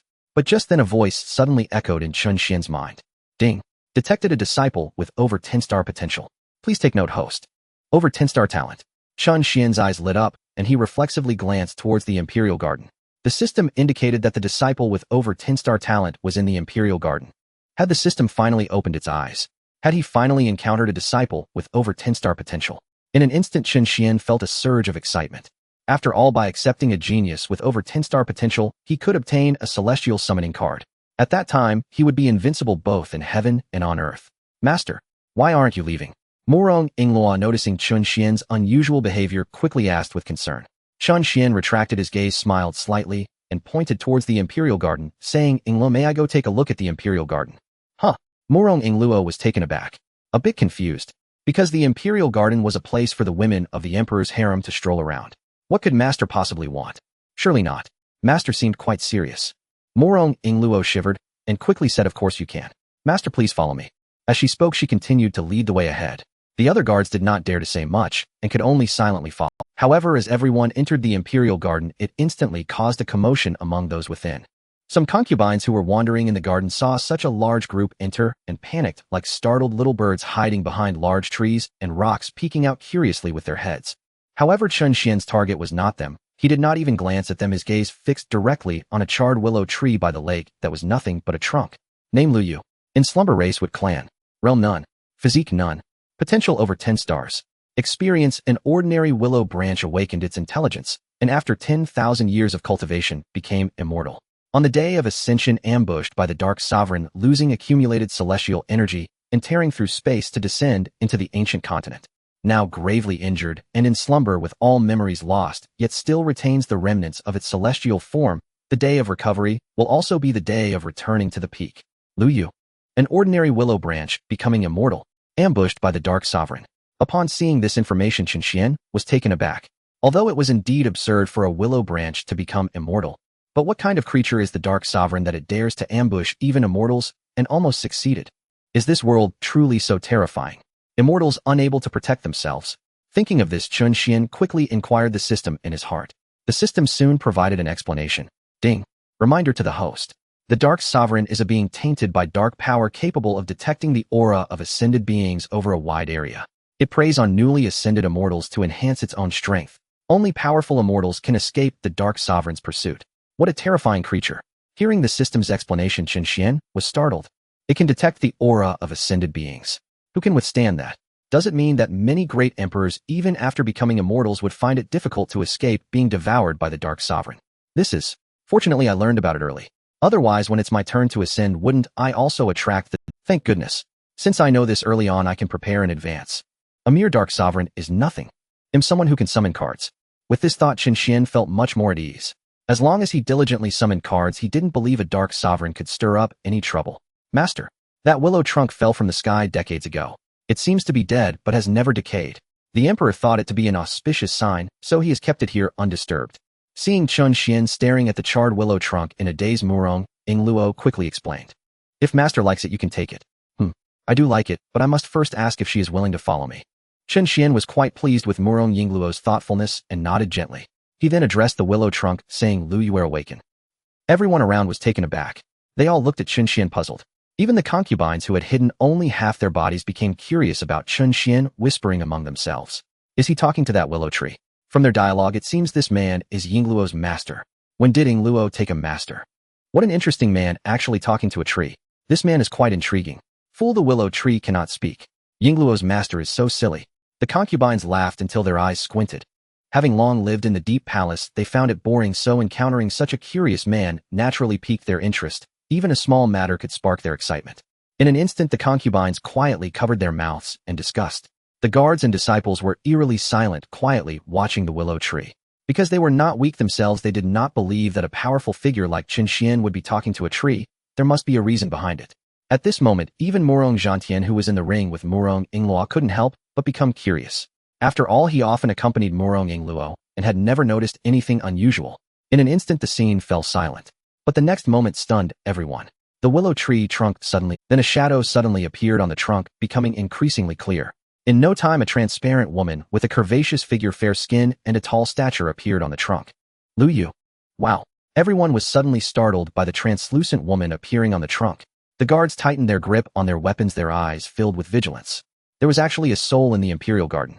As the captain of the guards, he was unaware. Fortunately, this soul had not acted maliciously, otherwise the consequences would have been unimaginable. Thinking of this, cold sweat trickled down the captain's forehead. He was once again in awe of Chen Xian's strength. Did you awaken me? Lu Yu looked at Chen Xian in confusion. She could feel that it was his aura that had awakened her. Yes, it was me, Lu Yu. Chen Xian smiled slightly, revealing a kind demeanor. It was like a breath of spring. My name is Lu Yu. Lu Yu was momentarily taken aback, showing a thoughtful expression. Chen Xian nodded again. For some reason, Lu Yu felt a sense of affinity towards him, so she believed his words after just a moment of contact. Thank you for telling me my name. Lu Yu smiled slightly, her voice filled with joy. Then she asked in confusion, by the way, did you wake me up because you have something to discuss with me? Although her body was very mature with striking curves, her demeanor at this moment resembled that of a newly awakened being, full of curiosity about everything. This did not match her perfect figure at all. You are dying. Chen Xian suddenly revealed a shocking piece of information. Boom. Upon hearing this, Lu Yu was instantly taken aback. But she seemed to sense it too. She was stunned for a moment, then still smiled, and said, indeed. The spiritual energy here is insufficient. I feel heavily injured. Do you have a way to save me? Yes. Are you willing to take me as your master? I will take you to a better place. There the spiritual energy is abundant and will allow you to recover quickly. Chen Xian said slowly. Upon hearing this, Lu Yu was taken aback, but after a moment of contemplation, she knelt down and bowed, saying, Lu Yu pays respects to master. Clap, clap, clap. 3 silent bows were made. In Chen Xian's mind, a prompt from the system immediately sounded. Congratulations, host, you have accepted a disciple with super 10-star potential, and the lavish gift package has been received. Hearing the sound of rewards being received, a slight smile curled at the corners of Chen Xian's mouth. The immortal gift package was finally obtained. Then he said to Lu Yu, I will first let you enter my spiritual sea to recuperate, and I will release you once we return to the sect. After saying that, he waved his hand. In an instant, the charred willow tree rose from the ground and flew into his spiritual sea. Hiss! Instantly, everyone gasped in astonishment. Heavens! The spiritual sea can actually sustain life. Could it be that the princess has truly joined a powerful sect? Amidst the astonishment of the crowd, at the entrance of the Imperial Garden, the emperor of the Murong dynasty, who had been secretly watching for a while, narrowed his pupils slightly. Seeing this, he no longer hid and walked straight in under the protection of an elderly eunuch. I am Murong Fu Bo, the emperor of the Murong dynasty. I pay my respects to you, senior. He politely bowed to Chen Xian. Clearly, he had already come to believe in Chen Xian's identity. After all, such strength is certainly not something the king of the north could possess. Moreover, if the other party had ulterior motives, they would likely not be able to resist. Father, you finally arrived. You need to order the guards to withdraw. My master follows me wherever I go, it's so annoying. Murong Yingluo excitedly hooked Murong Fu Bo's arm and acted cute. Alright, it was our rudeness. You all withdraw. Murong Fu Bo responded indulgently to Murong Yingluo, then immediately gestured to the captain of the guards. After receiving the order, the captain of the guards immediately withdrew. At the same time, those spying concubines were also called away. In an instant, only the disciples of the Piao sect, Murong Fu Bo, and an elderly eunuch remained in the Imperial Garden. Father, I return this time to say goodbye to you. I am going to follow my master to the sect for cultivation. After the others left, Murong Yingluo expressed her thoughts. When Murong Fu Bo arrived, he had received news from his subordinates about his daughter's entry into the sect, and now hearing his daughter's words again, he agreed, without a second thought. Then his eyes shifted and he smiled, saying, It is a great opportunity for you to follow a senior to cultivate. However, since it is already late, how about you leave tomorrow instead? This also allows your master to rest for a while, and besides, since you are going to cultivate, your mother must be thinking of you. You should have a chat with her. After saying this, Murong Fu Bo politely looked at Chen Xian. Although he was talking to his daughter, he was clearly seeking Chen Xian's opinion. As for Murong Yingluo, she felt that her father's words made a lot of sense upon hearing them. Moreover, she did not know how long it would be before she returned after leaving this time. Her mother had always pampered her since childhood, raising her, and it was indeed unreasonable to leave without saying goodbye. So she looked at Chen Xian with expectation, feeling a bit shy, and said, Master, why don't we stay here for one night? My senior brother and sister must be tired after cutting through thorns in the secret realm. Sure, let's stay for a night. Chen Xuan could see through Murong Ing Luo's intentions and directly agreed. After all, there was no hurry to return.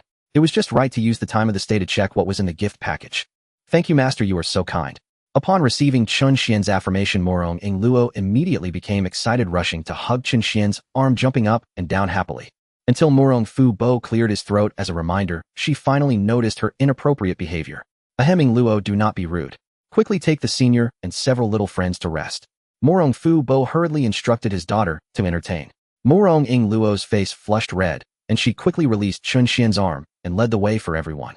Master, senior brother, senior sister, I will take you to rest. Let's go. Chen Xuan smiled helplessly and slowly walked forward. As a disciple, it is understandable to be a bit close to their master.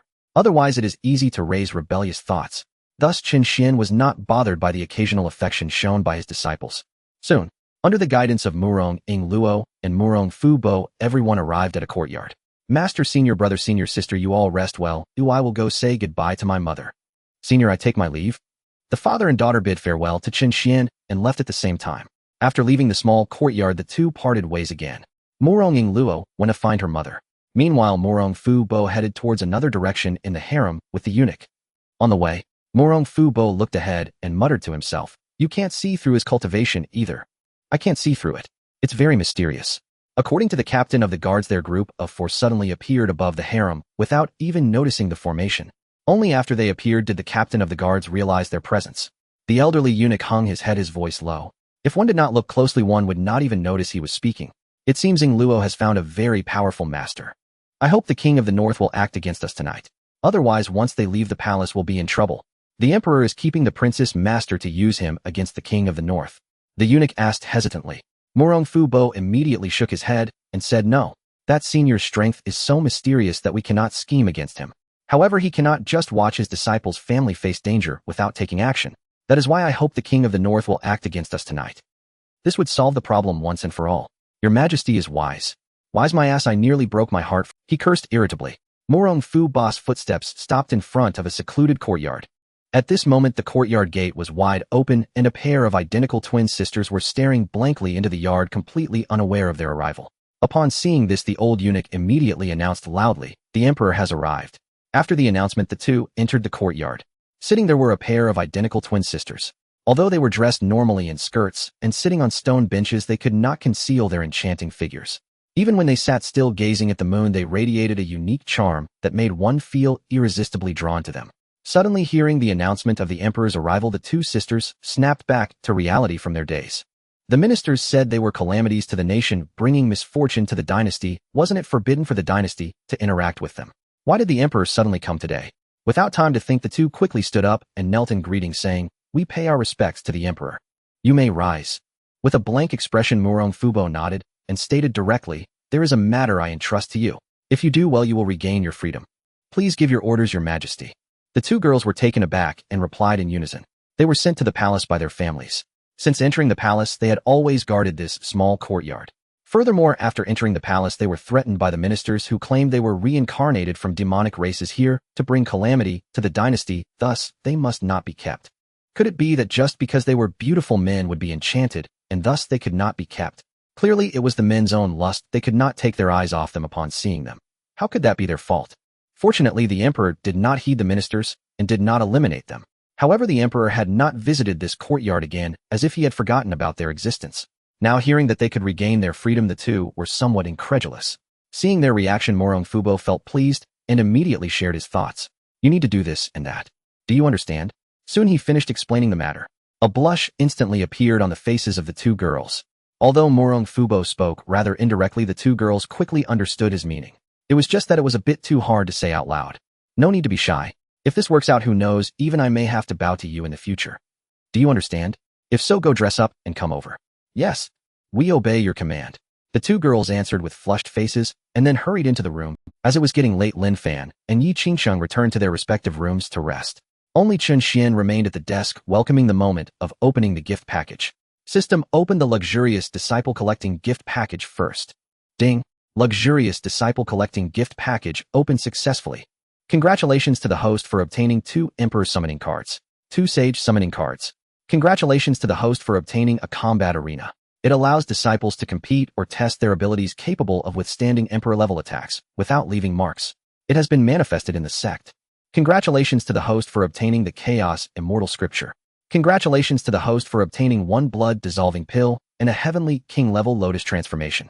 Congratulations to the host for obtaining 100 undying divine herbs. Note except for the first herb, each additional one consumed will have the effect. Soon everything in the gift package was credited. Seeing these rewards, Chen Xuan felt somewhat helpless, because this time it seemed there was nothing particularly good. Compared to the last time's 10 tons of enlightenment tea, the quantity was indeed too small. Thus Chen Xuan took out an undying divine herb and started eating it on the spot. To be honest, it was quite crunchy when bitten into. Therefore, while eating the undying divine herb, Chen Xuan began to arrange the summoning cards on the table. Soon 6 Emperor summoning cards and 6 Sage summoning cards were neatly placed on the table. Just need to gather 4 more Emperor summoning cards to summon an Immortal. I wonder if the extravagant gift package will give an Immortal summoning card, and if it will also give an Emperor summoning card. After finishing one undying divine herb, Chen Xuan smacked his lips. His lifespan increased by another 10,000 years. Although the number of undying divine herbs was a bit scarce, at least their quality was still good. Even if the effect is halved upon further consumption, it would still add many years to his life. Forget it, I won't eat the rest for now, I'll keep them for backup. With this thought, Chen Xuan continued in his mind. System, open the extravagant disciple collecting gift package. Ding! The extravagant disciple collecting gift package opened successfully. Congratulations to the host for obtaining one Immortal summoning card. Congratulations to the host for obtaining a Sect Facility 10,000 Volumes Library X1. Note contains powerful arts and techniques from all realms, as well as materials on alchemy, chi, refinement, and formations. Disciples can automatically match suitable arts and techniques, saving them the time of selection. Congratulations to the host for obtaining a volume of Lu God Technique. Congratulations to the host for obtaining 100 acres of peach garden containing 3,000 sacred peach trees. It has manifested in the sect. Note sacred peach trees bloom once every 300 years, bear fruit once every 300 years, and mature once every 300 years. Consuming one can increase lifespan by 1,000 years. Congratulations to the host for obtaining a Realm Elevation card, X1. It can elevate the host by 1 minor realm. Ding! Since the host opened the extravagant gift package for the first time, an additional reward of 3 Emperor summoning cards is granted. Note additional rewards cannot be synthesized. Each time the system's voice sounded, Chen Xuan couldn't help but widen his eyes a bit. After all the rewards were credited, Chen Xuan couldn't help but smack his lips. Good stuff. No wonder it's the extravagant gift package. The 10,000 Realms Library, the 100 acres of peach garden, the Realm Elevation card, and 3 additional Emperor summoning cards. It's a pity that the 3 extra Emperor summoning cards cannot be synthesized. But that's okay, my disciples are increasing, and it's time to summon a few helpers. With this thought, suddenly footsteps sounded from the doorway. Chen Xuan was slightly taken aback, raised his hand to put away the summoning cards on the table, and then looked towards the door. At the entrance, a pair of identical twin sisters slowly appeared. They were dressed in luxurious clothing with shy expressions, looking delicate and fragile, walking in with their slender willow-like figures. Seeing Chen Xuan staring at them, the two blushed slightly and hurriedly bowed in greeting. I am Fenghua. I am Shuiyue. We meet the senior. Chen Xuan. Looking at the unfamiliar girls, Chen Xuan was puzzled and opened their information panels. Name Fenghua. Realm Foundation Establishment 9th Heaven. Physique enchanting body. Inherently attractive to men. Potential 4 stars. Experience due to the enchanting body easily attracts men's attention. Considered ominous by family. Later encountered the emperor's favor and was brought back to the palace as a concubine. However, faced opposition from the court, resulting in never receiving any favor.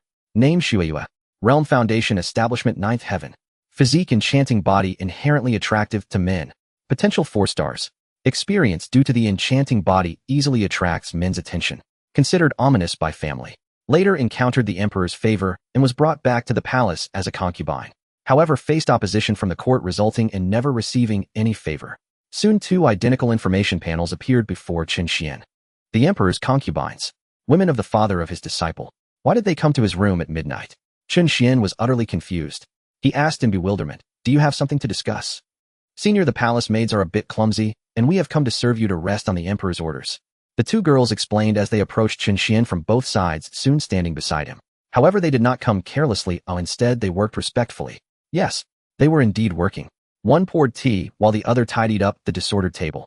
It just felt strange to have the emperor's concubines attending to him. Surely the emperor had some peculiar preferences. Nonetheless, the 2 acted appropriately, doing only normal tasks, so Chen Xuan could not force them away and instead walked towards the adjacent room. "I need to rest. You can leave once you're done tidying up." After saying this, he directly entered the side room. The side room was quite large and even had a screen. Beyond the screen was not a bedroom. It was a bathing pool. Yes, a pool. Although he was not dirty at all, Chen Xuan decided to take a bath first before sleeping. With a wave of his hand, he shed his clothes and entered the pool. Yet after only a short while, Feng Hua and Xianyue entered again. Moreover, they had changed into semi-transparent clothing. Holding towels and other items, they appeared and disappeared with their movements. Seeing this scene, Chen Xuan was startled and instinctively shouted, "Stop! Didn't I tell you to leave?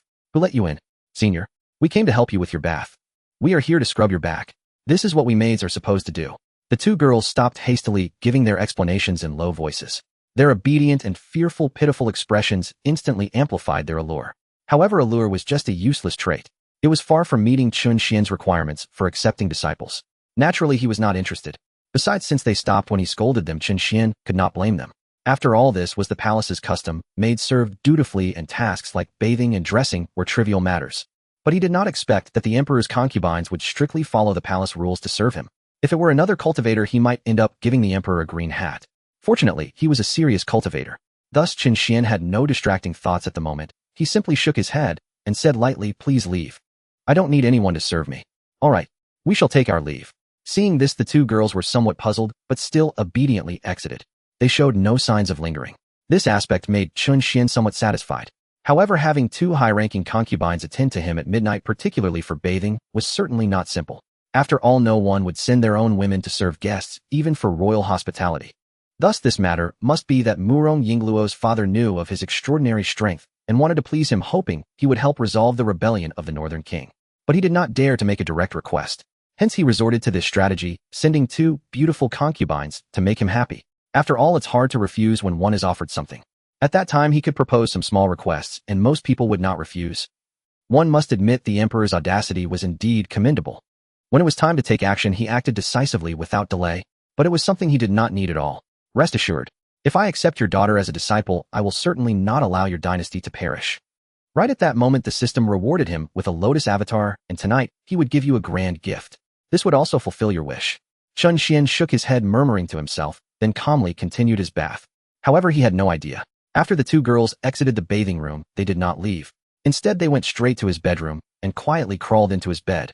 Moreover, he was completely unaware that while he was still bathing, Murong Yingluo had already finished her conversation with the empress and arrived at his bedroom door. Why doesn't my master close the door? Murong Yingluo stood at the entrance of Chen Xuan's bedroom, looking at the open door with confusion, and stepped inside. However, when she reached the depths of the room and saw two women's heads on the bed, she was instantly dumbfounded. "Feng Hua and Xianyue, why are you on my master's bed?" Murong Yingluo was completely bewildered, unable to hold back her exclamation. The two girls shrank under the covers, revealing only their heads, and it was unclear if they were fully dressed beneath. Their faces slightly flushed as they seemed not to expect the princess to appear here, feeling bashful and awkward.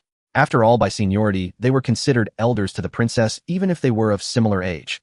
Thus, the two girls blushed and stammered, "Princess, we came to warm the bed for the senior." "Warm the bed for my master." Murong Yingluo. After a moment of confusion, she finally reacted, her expression darkening as she said sternly, "You have some nerve. As concubines, how dare you? How dare you betray my father? This is a grave crime worthy of exterminating 9 clans. Don't you fear my father finding out?" Feng Hua and Xianyue shrank back, whispering, "It was the emperor who sent us. He said the palace maids were clumsy and worried they wouldn't serve the senior well, so he sent us to assist." Murong Yingluo. "Even if my father sent you to serve my master, you still can't climb onto my master's bed. What kind of decorum is this? And if my father finds out that you served someone to the bed?"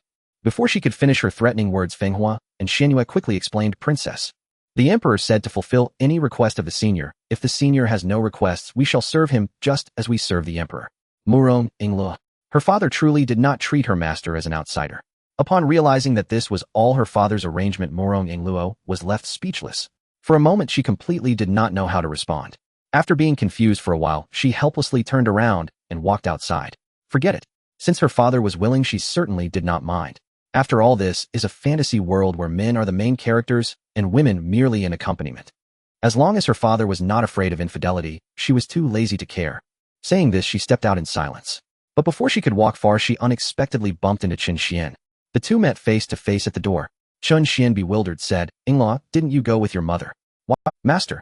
I came to see if you were comfortable and if the maids were missing anything in their service. But it seems the maids have done quite well." Murong Ingluo pouted, her words carrying a hint of implication. Chen Xuan was filled with doubt, feeling lost in the clouds. However, he quickly noticed the two women on the bed. He instantly understood Murong Yingluo's words. Damn, why are those two women on my bed? Damn it, my image as a master has been completely ruined by you all. Chen Xuan felt helpless inside, and in order to salvage his reputation in front of Murong Ingluo, he could only brace himself and explain, "Disciple, this is all a misunderstanding. I merely asked them to leave, but I didn't expect them to run onto my bed.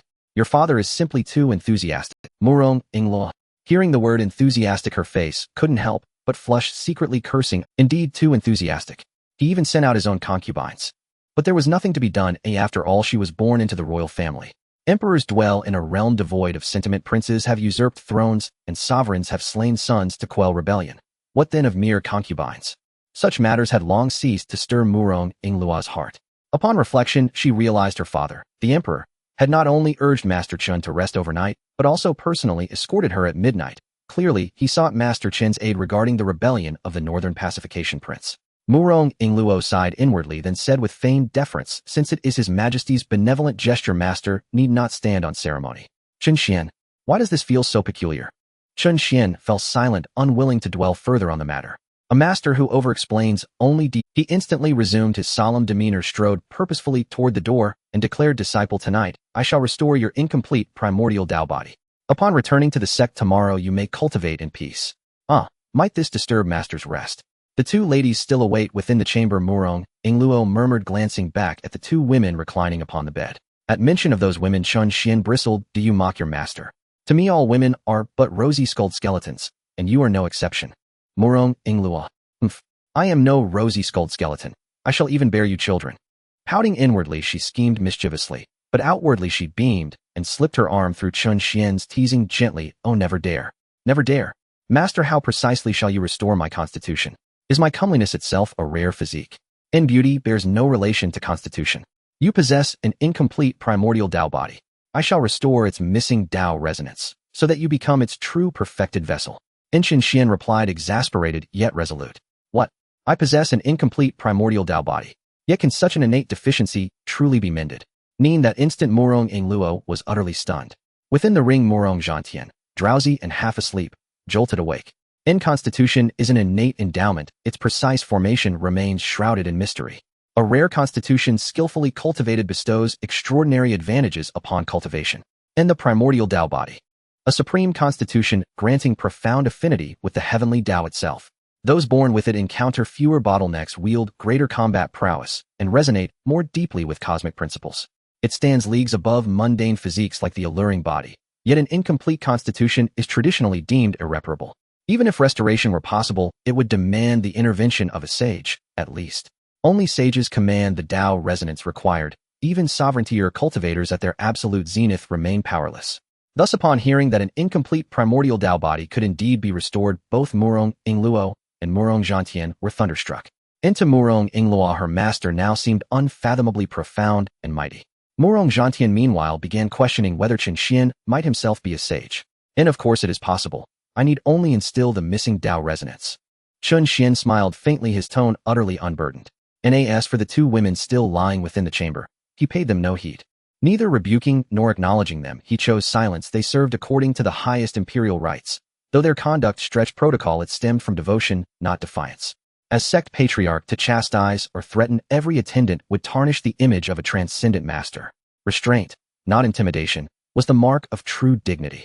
Within the inner chamber, as their footsteps receded, Fenghua and Zumyu huddled beneath the covers, uncertain adrift. "And sister, the elder has departed. What now? And alas, little sister, our fate is sealed. We shall wither in solitude within this gilded prison." In the main hall, Chen Xuan and Murong Ingluo sat cross-legged, facing one another. Commencing the restoration, his fingertip rested lightly upon her forehead, channeling the authority of a celestial emperor to mend her constitution at its most fundamental level.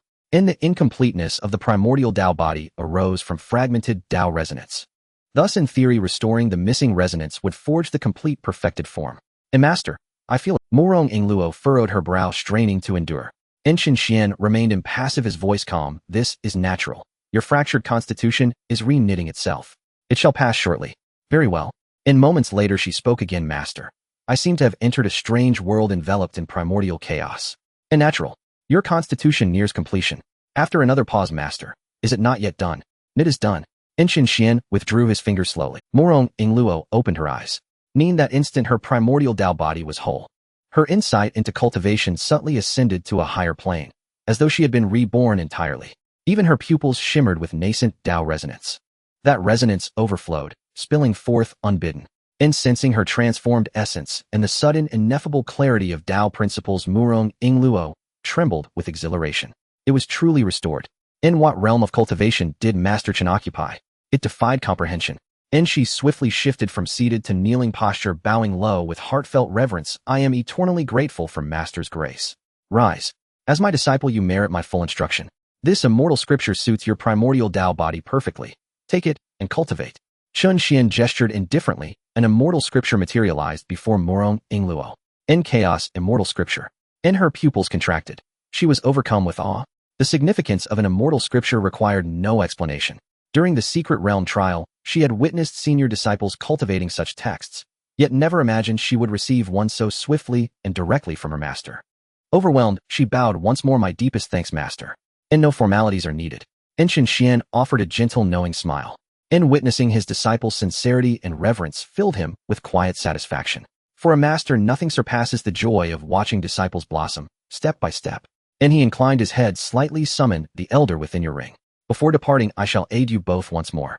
The elder within my ring. Na jolt ran through Morong Ingluo. She froze speechless. Within the ring, Morong Zhantian recoiled in shock, instinctively retreating to its farthest corner. Just moments earlier, he had wondered whether Chen Xuan might be a sage. And now, he had pierced through his concealment. In both minds raced, scanning every memory for the slip, a flaw tell, yet found none. Morong Ingluo feigned ignorance, tilting her head. What elder and what ring master? I confess, not that she refused to reveal him. Rather, her ancestor had strictly forbidden disclosure of his soul's existence. To do so would draw the Soul Temple's hunters and bring certain death upon him. Thus, she had not even told her own father. And you hesitate? Then I shall revive the elder within your ring. If you refuse, keep him sealed away. Chen Xuan did not insist, merely smilingly said a word. As soon as these words were spoken, without waiting for Morong Ingluo to respond, Morong Zhantian in the ring could no longer hold back and floated out directly. The celestial scriptures, a single slap to kill a heavenly king, and the ability to repair the innate Tao body. Each of these matters vividly conveyed to Morong Zhantian that this man's cultivation was unfathomable. He was undoubtedly a saint-level powerhouse. Moreover, he could even sense the soul that had been hiding in the imperial garden, which was not surprising. Perhaps he was discovered the very first time they met. Therefore, hearing the word resurrection, he finally could not contain himself and proactively drilled out. If the other party really wanted to do something to him, he would accept his fate. On the contrary, he might obtain a chance for resurrection. Since he had already been discovered, he had no choice but to take this gamble. Very soon, his transparent body manifested the form of an old man respectfully standing beside Morong Ingluo and politely saying, I am the junior Morong Zhantian. I apologize for not appearing to pay my respects first. I hope the senior will forgive me. It's no problem. I understand you have your own concerns. Chen Xuan smiled slightly, raising his hand to release the Lotus Avatar and the Bloodbone Fusion Pill. Upon seeing these two items, Morong Zhantian's pupils suddenly contracted, feeling a surge of excitement. Lotus Avatar, Bloodbone Fusion Pill. Heavens! He was extremely excited, having never expected that the other party would be so generous as to truly bring out items to restore his physical body. Moreover, they were rare items. This Lotus Avatar could completely allow him to recover to his original peak power. Just this point was enough to make all souls restless. Looking at the materials needed for his resurrection, Morong Zhantian suppressed his inner excitement and tentatively asked, Senior, what do you mean by this? I noticed you've been living in the ring for quite a while, which must be uncomfortable. This Lotus Avatar was something I obtained by chance. It's useless for me, so I give it to you. Chen Xuan appeared nonchalant, as if he thought little of these items. Seeing this, Morong Zhantian became thoroughly excited and hurriedly asked, such a treasure, I feel unworthy to accept. I wonder if the senior has any requests. As the saying goes, there's no such thing as a free lunch, so he continued to probe what kind of demands the other party might make, or else he would feel uneasy using it. I have no requests, it is simply a gift to you. Chen Xuan smiled slightly and continued, go ahead and enter. This also fulfills a wish of Yingluo's, allowing her to return to the sect with peace of mind. So that's how it is. But this is too generous. Thinking of this, Morong Zhantian clasped his fists again and solemnly said, I cannot express my gratitude for such great kindness. Senior's generosity shall be etched in my heart. Should there be any way I can be of service in the future, I will not hesitate to give my life. Having said that, he transformed into a wisp of smoke and drilled into the Lotus Avatar. He was a heavenly king realm cultivator in life. This lotus avatar was also of heavenly king level. It was just right for him to recover directly to his original strength without needing to cultivate. After all, his original plan was to rely on Murong Ingluo to find these resources and ultimately create a body at the spirit condensation realm. Now he could regain his original strength in an instant, saving him the time of having to cultivate anew. After all, no one could guarantee that cultivating again would lead to a breakthrough so easily. For such a great kindness, saying he would not hesitate to give his life was an understatement. Moreover, his descendants had also joined the other party's sect, creating an unbreakable bond between them. Once I recover, I shall become a subordinate of the Piaomiao sect to express my loyalty. With this thought, the lotus avatar gradually transformed into the likeness of Murong Zhantian. Very soon, Murong Zhantian completely merged with the lotus avatar. Following that, he swallowed the bloodbone fusion pill. In an instant, his soul completely fused with his physical body. The aura of the heavenly king realm instantly spread throughout his body, quickly saturating every. But this was not over. Once the aura of the heavenly king realm fully engulfed him, it immediately burst forth, rushing out toward the surroundings. Boom!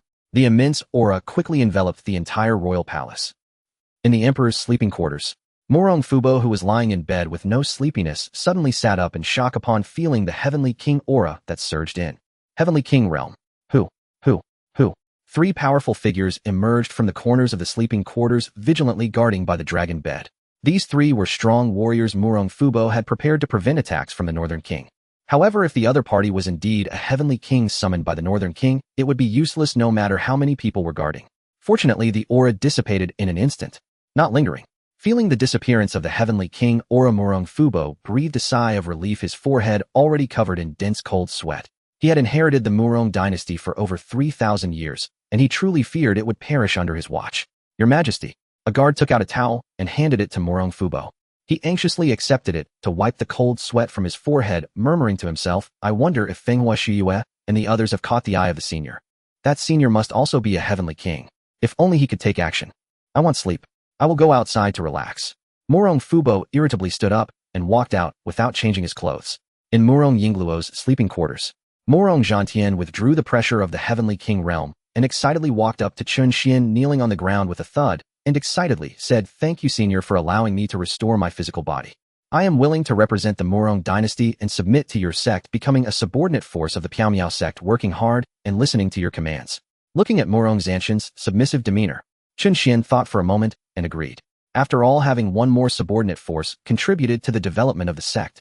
The last time he subdued the Yi family because they were a small family and there was a system reward, he did not require the Yi family's tribute. But this time Chen Xuan did not plan to waive it. Those tributes he could not use, but as the number of sect disciples increased, these things would always be needed. Since your royal family is willing to be affiliated with my Piaomiao sect, this sect will not treat you poorly. Chen Xuan nodded and said, I will give you 2 spots for advanced training. You may choose 2 people to train in my sect in the future. However, the training spots are not named and do not enjoy the same treatment as normal disciples. They only have the right to reside and cultivate in the sect. There are advanced training spots. Hearing this, Murong Zhantian's heart leaped with joy. Typically powerful sects like the Piaomiao sect have very strict recruitment standards. Being able to enter for cultivation is already a great grace. He quickly excitedly changed his tone and expressed his gratitude. Thank you, sect master. I will go back to choose now, and tomorrow we can return to the sect together. I take my leave. Master, I will also. At this moment, Murong Ingluo also bowed and took her leave. After all, it was already midnight, and it was not appropriate for her to continue interrupting. All right, go. Return to the sect early tomorrow, and remember not to be late. Yes. The two turned to leave. After they had walked far away, Chen Xuan continued to sit on the futon, taking out a realm advancement card. This advancement card should allow me to reach the mid-stage of the Emperor realm, right? In the Imperial Garden, Murong Fubo gazed up at the moon, a look of regret etched on his face. Moments ago, his subordinates reported that Fenghua and Shuiyu had returned to their quarters.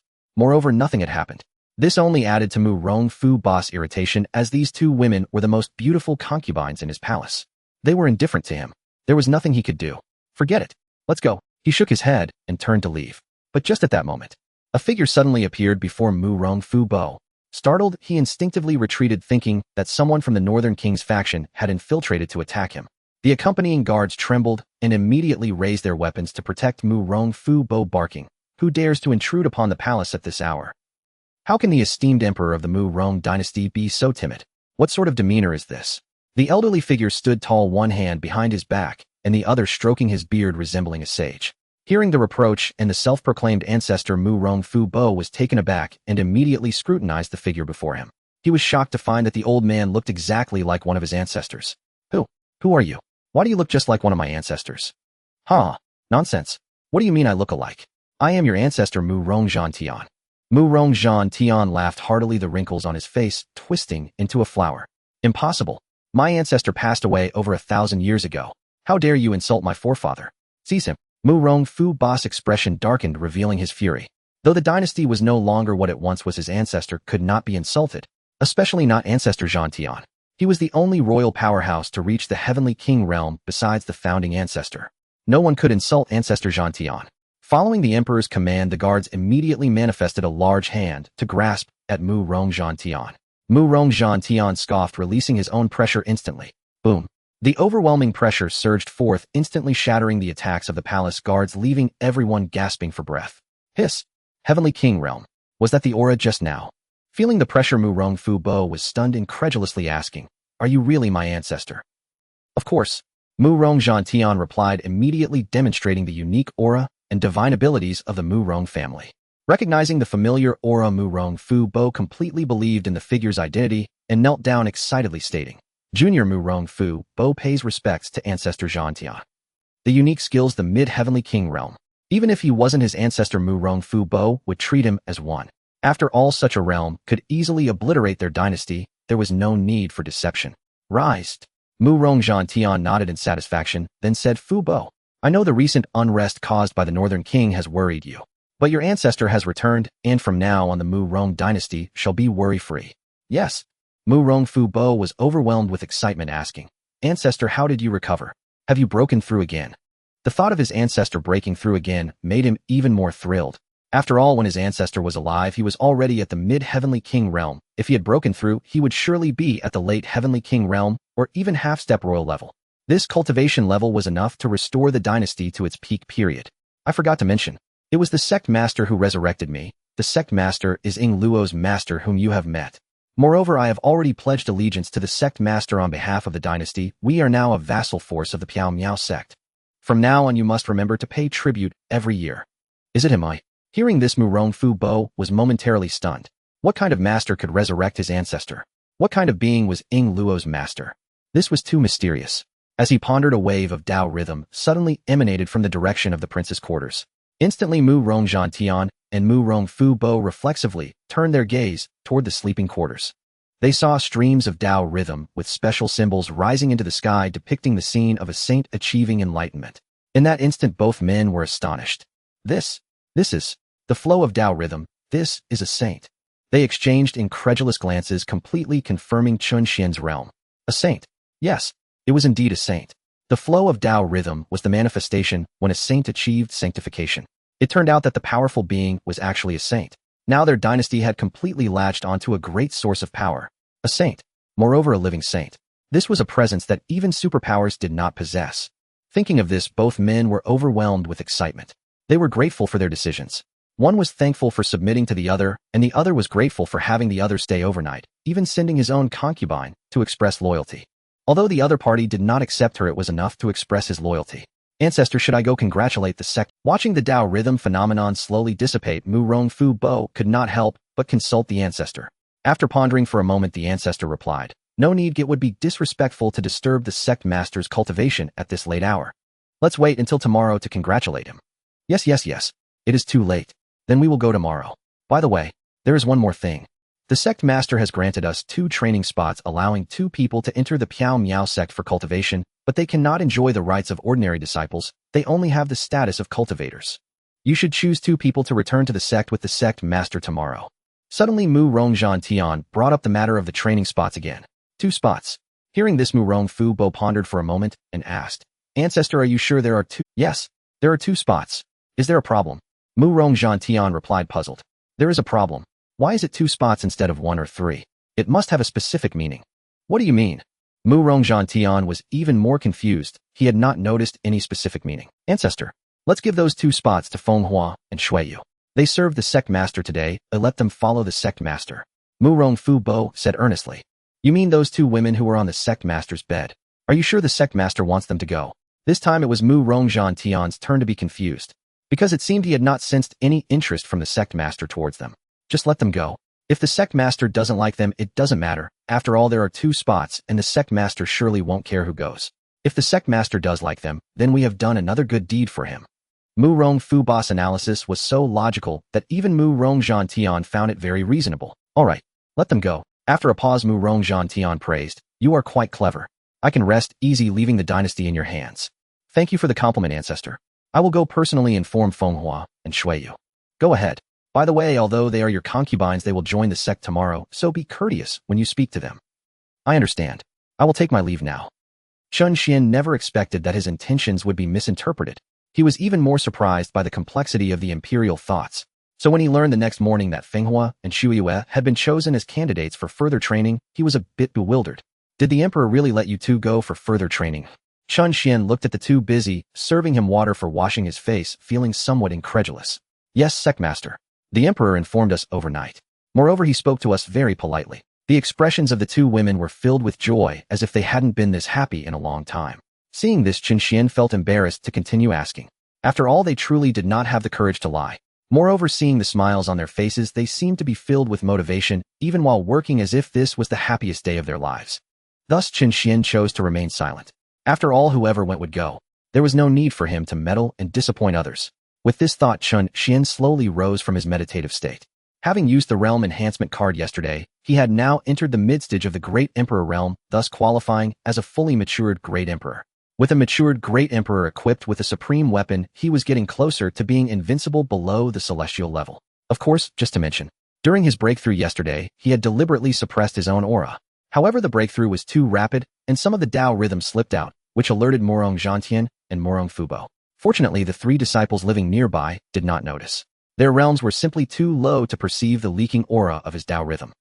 Returning to the main point, Chen Xuan stood up on the futon preparing to put on his shoes. But at that moment, Fenghua and Shuiyu approached him and interrupted his actions. One of them held a basin while the other had a wet towel, naturally moving to wipe Chen Xuan's face. Chen Xuan knew this was the duty of the palace maids, but he was not accustomed to it, and instinctively grabbed the towel, stopping them. "I can do it myself, and when you arrive at the sect you won't need to serve anyone.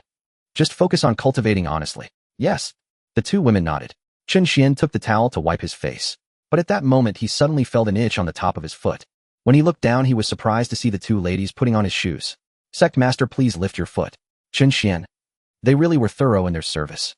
"Master, we are ready." Suddenly, Chen Xuan's 3 disciples appeared at the door at an inopportune moment. Upon seeing the 2 beauties serving him, they all instinctively turned their heads. It seemed they felt embarrassed for interrupting their master's intimate moment, and the 3 quickly retreated. "Master, we will wait for you outside. From now on, if you dare to act recklessly, don't blame me for expelling you from the sect." Chen Xuan's expression turned stern as he spoke. Hearing the master's anger, the 2 women were startled and immediately knelt down to plead, "Please forgive us, sect master, we won't dare again."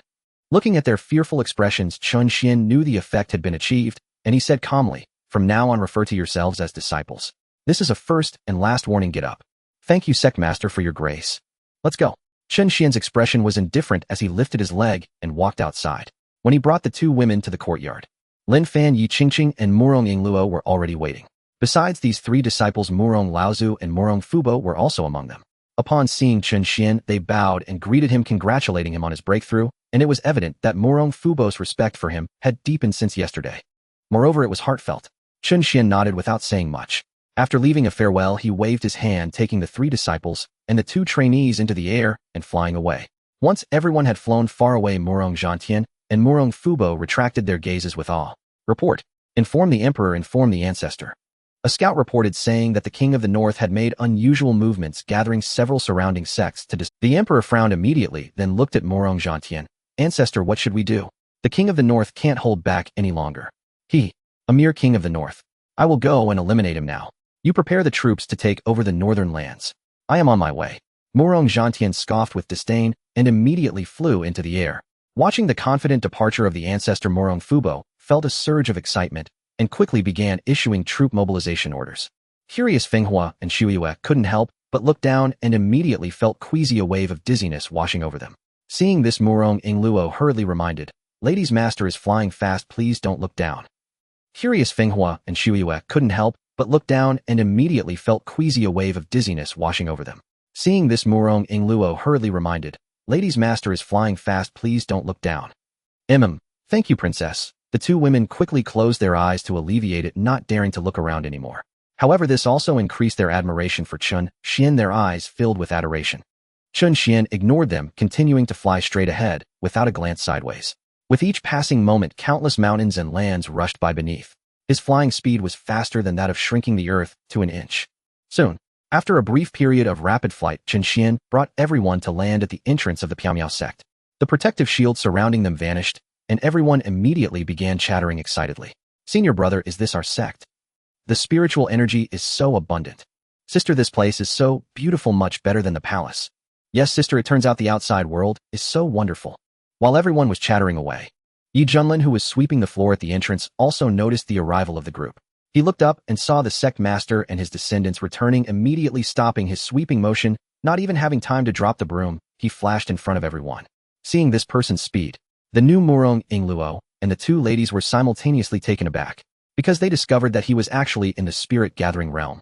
Yes, it was indeed the spirit-gathering realm. During the days Yi Junlin stayed at the sect, he had unexpectedly broken through from the peak of flying to the 4th level of the spirit-gathering realm. Therefore, upon seeing the sect master return, he was extremely excited. Welcome back to the sect master. He politely bowed. Then he glanced at the 3 ladies from the Murong family. The 3 ladies of the Murong family immediately became more restrained upon seeing him looking over. Although he appeared to be just a sweeper, he was indeed a genuine practitioner of the spirit-gathering realm. In their dynasty, he would be considered a revered figure. To have a spirit-gathering realm expert sweeping at the entrance of the Piamiao sect was indeed impressive. While we were away, did anything happen in the sect? Chen Xuan nodded to Yi Junlin while walking and inquired. Yi Junlin respectfully cupped his fists and said, everything is well in the sect, but in the past couple of days a peach blossom garden, a square, and a large pavilion have been added to the sect. The disciples didn't dare to touch anything. That is the hidden facility of the sect manifesting. No need to be alarmed. You have worked hard guarding the sect these days. Take a peach from the Pan Tao garden and enjoy it. Consider it a reward for your efforts in guarding the sect. Eating one can extend your life by 1,000 years. Chen Xuan generously rewarded Yi Junlin with a peach on the spot. Upon hearing the effects of the peach, everyone's eyes brightened with excitement. Eating one can extend life by 1,000 years. Is this peach not a sacred medicine? How could its effects be so astonishing? In an instant, everyone was filled with envy, especially Lin Fan and Yi Qingqing, who were particularly shocked within. The sect is indeed powerful. The hidden formation has not completely faded yet. Now several treasures have appeared. I can hardly imagine what the scene will be like once the sect fully emerges. Just thinking about it brings excitement. Thank you for the gift, sect master. Yi Junlin expressed his gratitude. Although he had already extended his lifespan for a few years and was no longer worried about running out of life, who wouldn't be excited about extending it by another 1,000 years? By the way, these 2 are new disciples. Please arrange accommodation for them. Also explain the rules for advanced disciples. Suddenly Chen Xuan pointed at the 2 women Feng Hua and Shui Yu. Yi Junlin once again cupped his fists in response and politely greeted Feng Hua and Shui Yu. Although he was responsible for the advanced disciples, he was also one himself and felt it inappropriate to act too grandly. I am the old man Yi Junlin. It is a pleasure to meet you both. Feng Hua, Shui Yu, we greet Senior Yi. The 2 women returned the greeting with polite bows. After both parties exchanged greetings, Chen Xuan instructed Lin Fan. Lin Fan, the newly emerged building in the sect, is our library, which contains countless rare books from the world. Since there are few disciples now, you should take everyone inside to select a suitable divine ability for cultivation. Also, do not forget to explain our sect's background. Yes. Lin Fan also cupped his fists in agreement. After giving all the instructions, Chen Xuan nodded and entered the main peak alone. Once Chen Xuan completely left, Lin Fan regained his position as the eldest senior brother and led everyone to the library. Of course, he also remembered to introduce the sect's background. However, the way of introduction remained the same. All disciples have been promoted to elders. All elders are in closed-door cultivation or traveling. The sect has just emerged into the world, and so on. In any case, they spoke of the sect in such a divine manner. The 3 newcomers were filled with longing and awe. Soon everyone arrived at the library. As the door to the library was pushed open, the dense rows of books and jade slips fully entered everyone's view. The countless bookshelves lined the walls, reaching up to 100 meters high, and there were no stairs in the middle. Standing inside the library, everyone looked up at the densely packed treasures on the walls, astonished again. So high. Do we have to fly up? So many. The sect's foundation is indeed profound. This is too much. How long will it take to choose? In an instant, everyone was amazed and marveled. But just as they stood there, before they could approach the bookshelves, 6 jade slips suddenly flew out from the shelves and directly into their arms. It's not us choosing the divine abilities, it's the divine abilities choosing us. In a moment, everyone was shocked again and looked at the jade slips in their hands. It's not us choosing the divine abilities, it's the divine abilities choosing us. In a moment, everyone was shocked again and looked at the jade slips in their hands. The ultimate divine ability has actually chosen me. Senior sister, senior brother, what divine abilities did you get? The 9 Secrets is one of the powerful ultimate divine abilities. Just one combat technique can enhance one's combat power 100-fold. It is a powerful skill that allows one to fight beyond their level. Thus, Morong Yingluo was extremely excited. I also got the ultimate divine ability, the Dugu 9 Swords. Lin Fan calmly stated his ability. However, compared to this, Yi Qingsheng was even more excited, exclaiming, I also received the ultimate divine ability, the Great Reincarnation Technique. The Great Reincarnation Technique is also an ultimate divine ability, and its power is not weaker than the 9 Secrets. Once cast, it can manipulate the power of time, and time is the greatest enemy of every cultivator. While mine is also the ultimate divine ability, the Mountain Embrace Seal. After looking at the jade slip in his hand, Yi Junlin jumped up in excitement. As an advanced disciple, being able to cultivate here is already a great honor. He never expected the sect master would let him in to choose, and he was also chosen for an ultimate divine ability. This is simply more joyful than all the happy things in a lifetime combined. Watching his ancestor act like a child, jumping up and down in excitement, Yi Qingsheng genuinely felt happy for him. One person achieving the Tao brings prosperity to the whole family. Finding a good master means the family enjoys blessings together. I must be filial to my master in the future. Thinking this way, Morong Yingluo looked over at the 2 women Feng Hua and Shuiyu. As the forsaken children of the emperor with no identity within the sect, while they were smiling brightly at the jade slips, they were pitifully without anyone to converse with. So Morong Yingluo took the initiative to ask, Your Highness Feng Hua, Your Highness Shuiyu, what divine abilities were you chosen for? Princess, the ultimate divine ability that chose me is called the Great Enchantment Technique, which includes many charming minor techniques. Mine is also the Great Enchantment Technique, Princess. The 2 women were all smiles, their faces beaming. They did not feel awkward or displeased for not having anyone speak to them. After all, for them, being able to leave the deep palace was already a great opportunity. Moreover, being chosen by the ultimate divine ability was enough. To think they are all ultimate divine abilities. The sect is indeed powerful. Morong Yingluo smacked her lips. However, seeing the 2 women's excited expressions, Morong Yingluo thought for a moment and said to them, From now on in the sect, do not call me princess, just call me Yingluo. All right then. The younger sister Shuiyu pondered for a moment and agreed. But the elder sister Feng Hua seemed to think more and asked in confusion, Will Yingluo still call us Your Highness? Though they had entered the sect, they still held the title of concubine in the dynasty. Of course, after all, our seniority is still here. All right then. Sisters, we have finished selecting our techniques. Let's hurry out to cultivate. Seeing that everyone was satisfied with their chosen techniques, Lin Fan continued to arrange the subsequent matters. Yes, senior brother. Everyone obediently followed Lin Fan out of the library, eagerly rushing back to cultivate. After leaving the library, the 6 also split into 2 teams. One team was the formal disciples heading to the main peak. The other team was the advanced disciples residing in the corner, officially starting their sect life. At the corner of the sect master's main hall, with a wave of Chen Xuan's hand, he planted Lu Yu into the ground. In an instant, the surrounding spiritual energy gathered visibly towards the charred willow tree. Lu Yu's figure shimmered once more upon the trunk. Her arms outstretched like a child's chest proudly lifted greedily, absorbing the spiritual energy of heaven and earth. After several deep, ravenous breaths, she beamed at Chen Xuan. Master, the spiritual energy here is so abundant. I feel utterly invigorated. Lu Yue, this is the Piaomiao sect. From now on you must cultivate diligently here, striving to forge a new living body. Moreover, I shall bestow upon you a divine ability, the Lu Shen art, a profound technique that grants rebirth from despair and endless regeneration, hastening your full recovery. With that, Chen Xuan tapped the trunk with a fingertip, and a mighty art instantly settled into Lu Yu's mind. Overwhelmed with gratitude, she kowtowed deeply. Thank you, master, for granting me this sacred art. Cultivate well.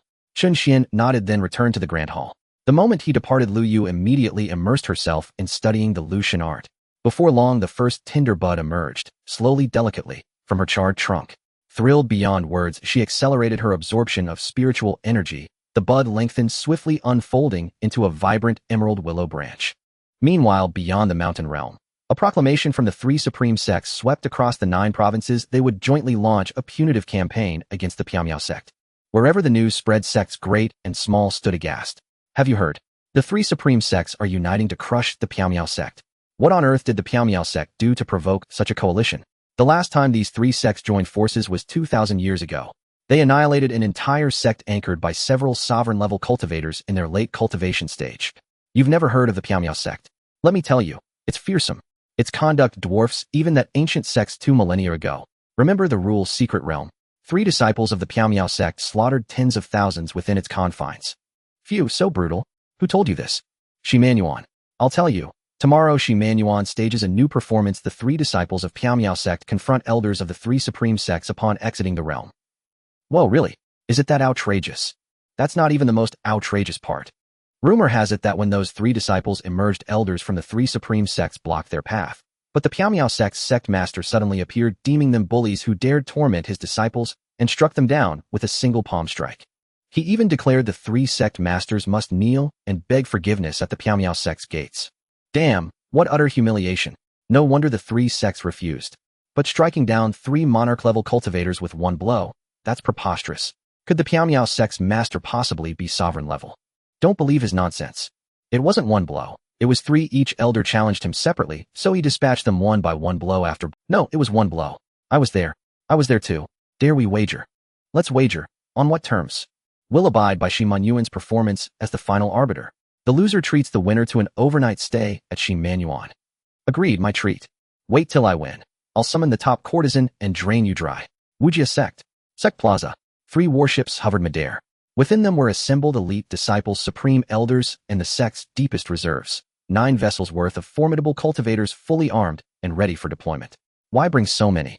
The reason was simple: manpower was needed to scour resources to hunt down ordinary. Indeed, precisely so.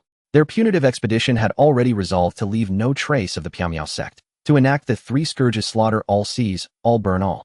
Simultaneously, they intended to proclaim their might to the world, to demonstrate the terrifying authority of supreme sects, and to make clear such powers are not to be slighted by any upstart sovereign-level cultivator. Sect Master, we depart. Below the warships, 3 sovereign-level leaders bowed farewell. We respectfully bid farewell to the 3 elders. May victory crown your banners, and the Piao sect crumble beneath your might. The sect master hurriedly clasped his fists in solemn respect. These 3 were mountain-protecting elders, elite guardians entrusted with defending the sect's sacred peaks, exalted in status and peerless in strength, all sovereign-level cultivators. Even the sect master deferred to them. Humph, this insignificant Piao sect is hardly worth mentioning. We could subdue it without invoking our deepest reserves. The lead mountain-protecting elder sneered dismissively, then added, Sect master, remain here and oversee your disciples in clearing storage halls. We'll return laden with spoils. With that, the 3 soared skyward and took position at the prows of the 3 warships. Depart, commanded the lead mountain-protecting elder.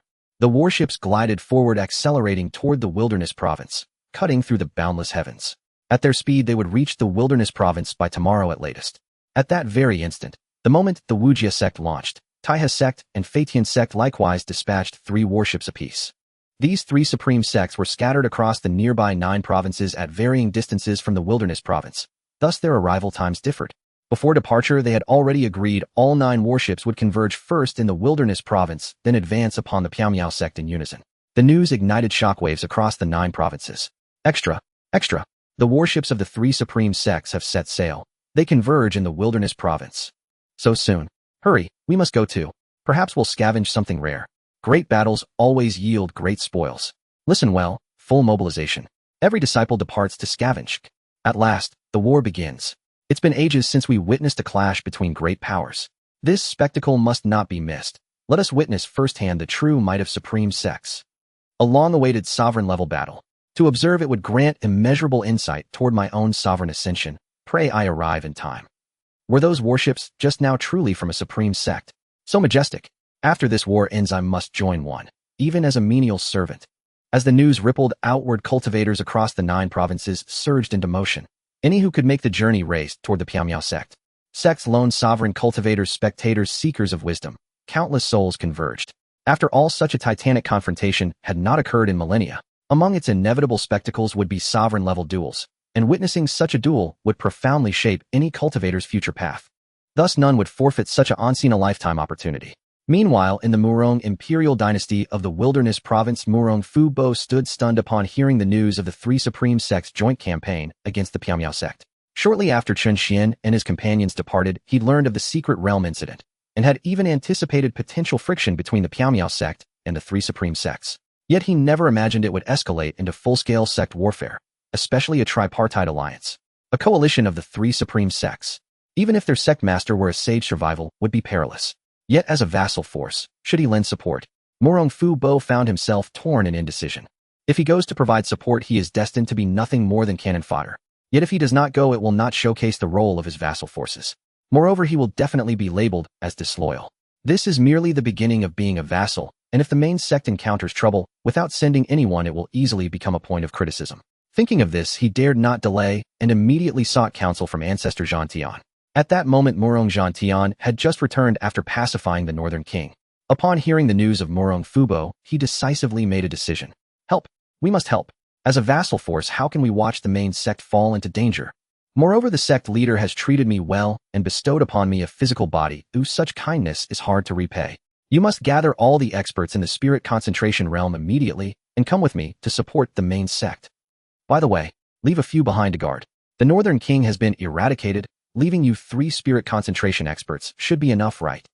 Morong Zhan Tian added directly, leaving Morong Fubo in a moment of confusion. However, 3 spirit concentration experts should be able to protect the royal family.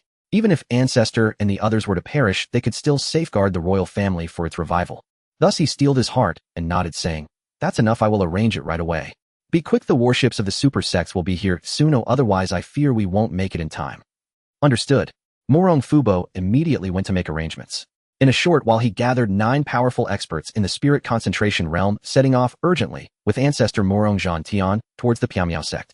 Meanwhile, the Yi family in the Wilderness province also received news of 3 major superpowers dispatching 9 warships to attack the Piamiao sect. Upon receiving this news, Yi Changsheng was in a state of anxiety and immediately made the decision to support the Piamiao sect.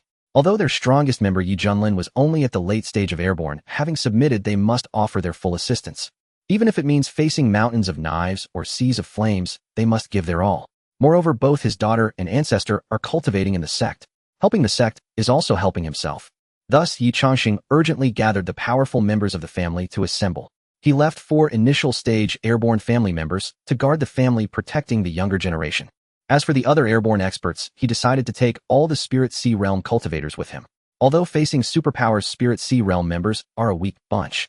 But who says the weak cannot show loyalty? They want to tell the world that passion knows no strength or weakness. The weak dare to defy fate. In the family martial arts arena, everyone was ready to set off. Yi Changsheng with nearly 100 family members bid farewell to the 4 selected elders. For elders, after we leave, the family will be entrusted to you. Though these 4 elders were not the most powerful, they were all the oldest and most experienced individuals. Patriarch, are you really going to take all the strong members of the family away? Won't you leave a few behind? Seeing nearly 100 family members ready to depart, the 4 elders' eyes were filled with reluctance. No, we won't leave anyone. The family has you, and that is enough. For every additional person I take, it brings more hope to this battle. Yi Changsheng declared resolutely. But what if you never return? The 4 elders who remained still felt worried. After all, if something unfortunate happened, they feared they could not bear the weight of the family's responsibilities. Never return. Hearing the elders' concerns, Yi Changsheng was slightly taken aback, then could not help but turned to look at the family members ready to depart. From their faces, Yi Changsheng saw determination, tenacity, struggle, and passion, but not a single coward. Yi Changsheng felt a wave of comfort in his heart, and he smiled proudly, saying, "If we never return, then we never return." Saying this, he resolutely turned around and took the lead to take off. Let's go. Whoosh, whoosh, whoosh.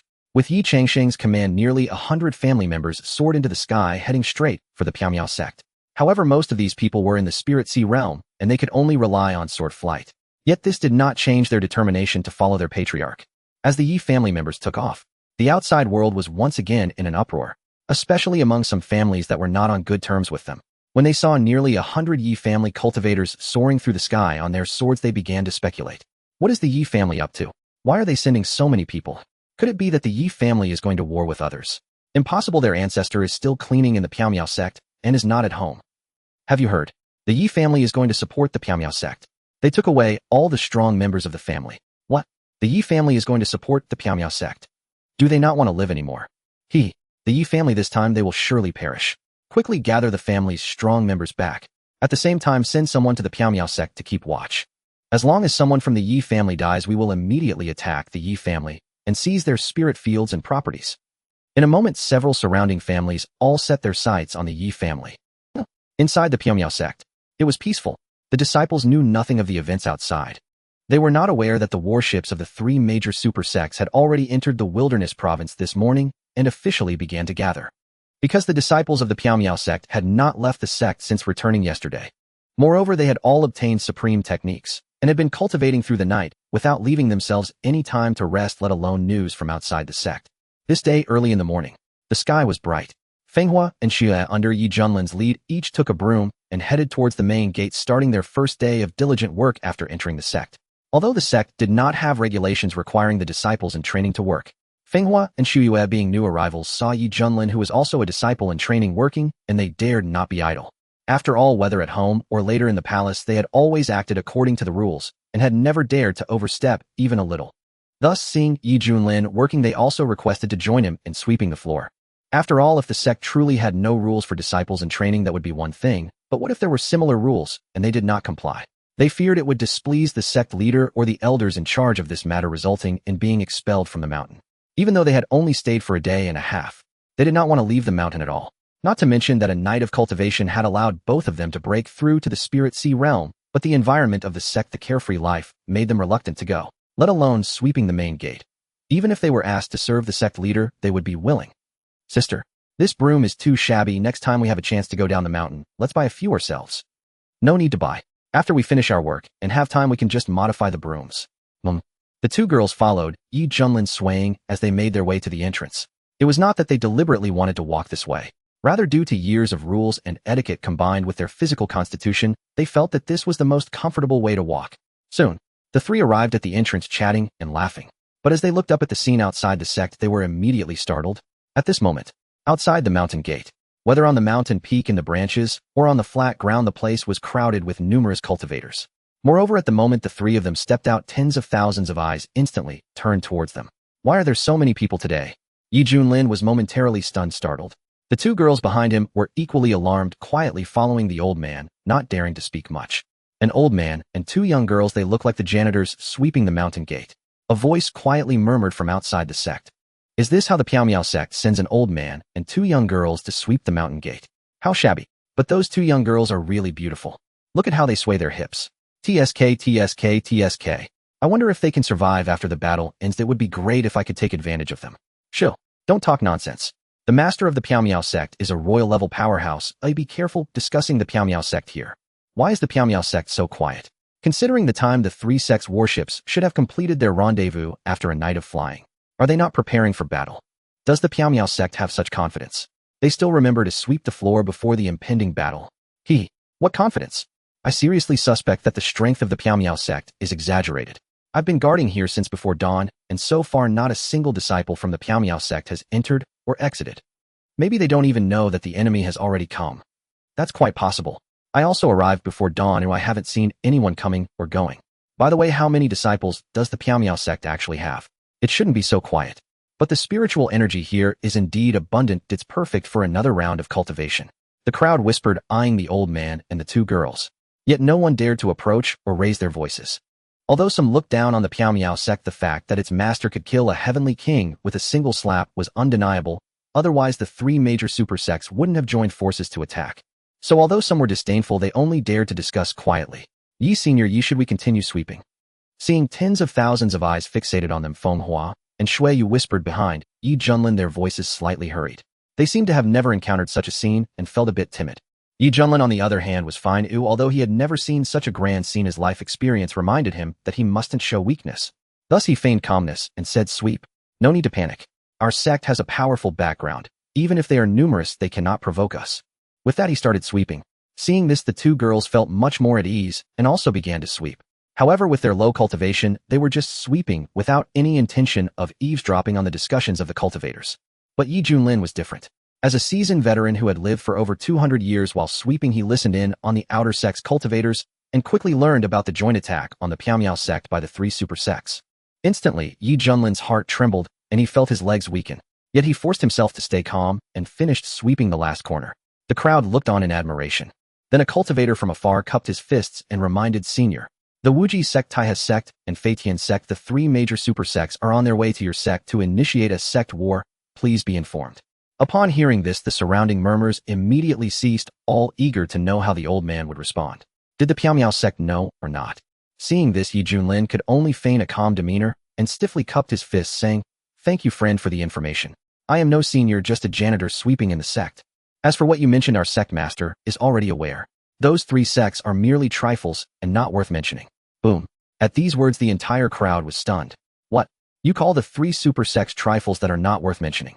These are super sects, the existence that all cultivators look up to. Does the Piaomiao sect have such confidence? Moreover, this came from the mouth of a janitor. In an instant, everyone was dumbfounded. They were all shocked by Yi Junlin's words and secretly analyzing the truth behind them. But at that moment, another person couldn't help but cup his fists and say, "Senior, it is said that the 3 sects are carrying a total of 9 warships filled with powerful cultivators. Among them, there are 9 royal-level powerhouses." Once this was said, the crowd gasped again and looked on with bated breath. Yi Junlin's heart trembled even more. 9 royal-level. Wow. Are royal-level cultivators as common as cabbage now? How can so many come at once? But the sect elders are either in seclusion or traveling. Will they come in time if called? Thinking of this, Yi Junlin became even more anxious. Although he firmly believed in the sect master's words that the sect's powerhouses were either in seclusion or traveling, but 9 royal-level powerhouses, even if the sect has many strong cultivators, not preparing in advance could still be very dangerous. I must immediately inform the sect master and wake those elders in seclusion to prepare for battle. Thus, Yi Junlin forced himself to say, "Our sect has countless strong cultivators in seclusion. Oh, a mere royal level is not worth worrying about." Boom. As soon as these words were spoken, the crowd was again taken aback. The strength of the Piaomiao sect was becoming increasingly unfathomable. Is the Piaomiao sect really that formidable? Amidst everyone's confusion, Yi Junlin finally finished sweeping the last spot, came to Feng Hua and Shui Yu side, and quietly reminded, "Let's go back." Is the Piaomiao sect really that formidable? Amidst everyone's confusion, Yi Junlin finally finished sweeping the last spot, came to Feng Hua and Shui Yu side, and quietly reminded, "Let's go back." Throughout the entire process, it appeared that there was not a hint of panic. This only deepened their doubts about the true strength of the Piaomiao sect.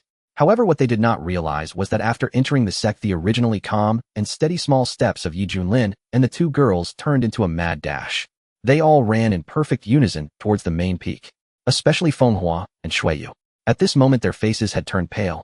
As daughters of the court, they were very aware of the consequences of a defeat. Being toyed with by others and casually slaughtered was a common occurrence. Notify the sect master. Immediately notify the sect master. The 2 girls anxiously lifted their skirts and quickly followed after Yi Junlin. Sect master. Sect master. This is bad, sect master. The 3 of them rushed to the main peak and began shouting at the entrance of the grand hall. However, at this moment, Chen Xuan was not in the grand hall. Yi Junlin and the 3 could not find the sect master and hurriedly ran back out. Just in time, they encountered the startled trio from the Piaomiao sect. "Ancestor, what is the hurry?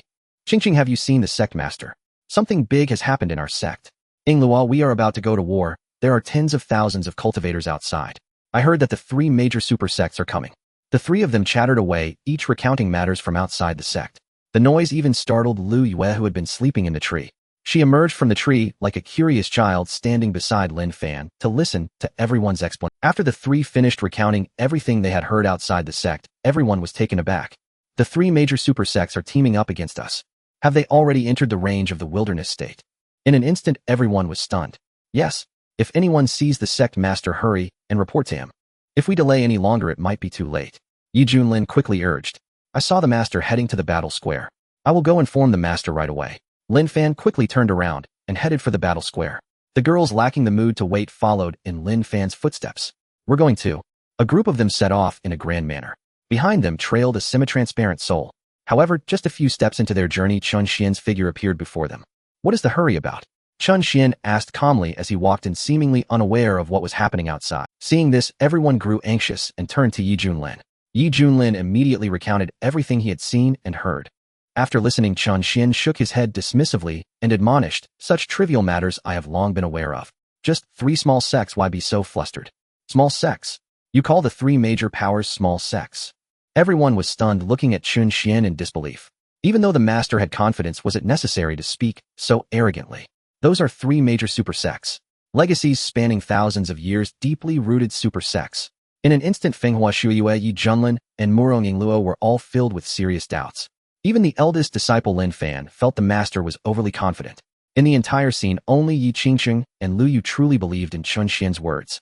One of them came from 10,000 years later, well aware of the sect's mysteries, while the other was an awakened tree spirit, somewhat ignorant and without any concept of the super sects. Seeing this, Lin Fan clasped his fists and asked, Master, how should we respond? It's simple. Didn't I say before that the elders of the sect are either in seclusion or wandering about? Since there is a war, I can awaken a few elders. Chen Xuan said nonchalantly, silently in his mind. System use 3 non-combinable Emperor summoning cards. Ding. Use successful. The Emperor-level characters are being summoned. Ding. Please set the identity for the 3 summoned powerful beings to help them integrate quickly into the sect. Let's set them as inner door elders. Chen Xuan pondered for a moment and came up with an idea. After all, having an Emperor-level being as an inner door elder is quite reasonable. When summoned, they can serve as guardians of the sect. Additionally, I should mention that Chen Xuan currently did not plan to summon any immortals. Although he already had an immortal summoning card, Lu Yu's experience made him cautious. In case he summoned an immortal, attracting the Dark Sovereign could be troublesome. So he planned to save up a few more immortal summoning cards and summon them at the same time. Then even if a Dark Sovereign were attracted, he wouldn't be afraid. Now with these 3 Emperor summoning cards, he couldn't combine them, so it was just right to summon them now to lend him a hand and do some menial work. Moreover, in the future, if anything happens, he would have people to command. Ding. Identity engraving successful. Congratulations to the host for successfully summoning 3 Emperor-level powerhouses. The powerful beings are on their way. Please wait patiently. As the voice fell, 3 phantoms of middle-aged men appeared in the corners of the sect. When the 3 phantoms first appeared, their bodies were transparent, looking at each other with muddled expressions, as if they understood nothing. But as they focused, their eyes began to clear. Once their bodies fully solidified, the 3 recognized each other, nodded in understanding, and flew towards the main peak together. In the blink of an eye, they landed before everyone. Looking at Chen Xuan among the crowd, the 3 Emperor-level elders immediately knelt on one knee and clasped their fists in salute. Subordinate Lu Tsong. Subordinate Lu Hai. Subordinate Lu Xiao. Greetings, Sect Master. Boom. The sight of the 3 kneeling instantly caused a stir among the disciples. Is this the sect elders? Hey. Their aura seems so powerful. Just like the master, they seem inscrutable. But they also look quite young. How high could their cultivation be? Only 3 have emerged from seclusion. Isn't that a bit lacking? The crowd began to speculate. Chen Xuan slightly raised his hand and said, Get up. With that, he waved his hand. In an instant, a 100-meter-long flood dragon appeared on the ground. Beside the dragon, a pile of half-a-man-high Tao Enlightenment tea leaves was stacked. Chen Xuan pointed to the flood dragon and the Tao Enlightenment tea leaves and commanded, Prepare this flood dragon for a feast to entertain our guests. Yes. The 3 respectfully got up, waved their hands, and took the flood dragon away to prepare. Seeing this, Lin Fan couldn't help but ask, Master, only 3 elders emerged from seclusion. Isn't that a bit lacking? I heard that 9 Emperor-level beings came from the 3 major super sects. Moreover, they brought their sect's heritage. Right, Master. With the great battle approaching, will we still have guests coming? Are they here to help us? Yi Qingxing also asked curiously. In response, Chen Xuan smiled faintly and first answered Lin Fan's question. Disciple, the 3 elders I awakened are each capable of dominating the ancient wilderness continent. Not to mention the 3 major super sects. Even if the 3 holy lands were to unite, our sect would not take them seriously.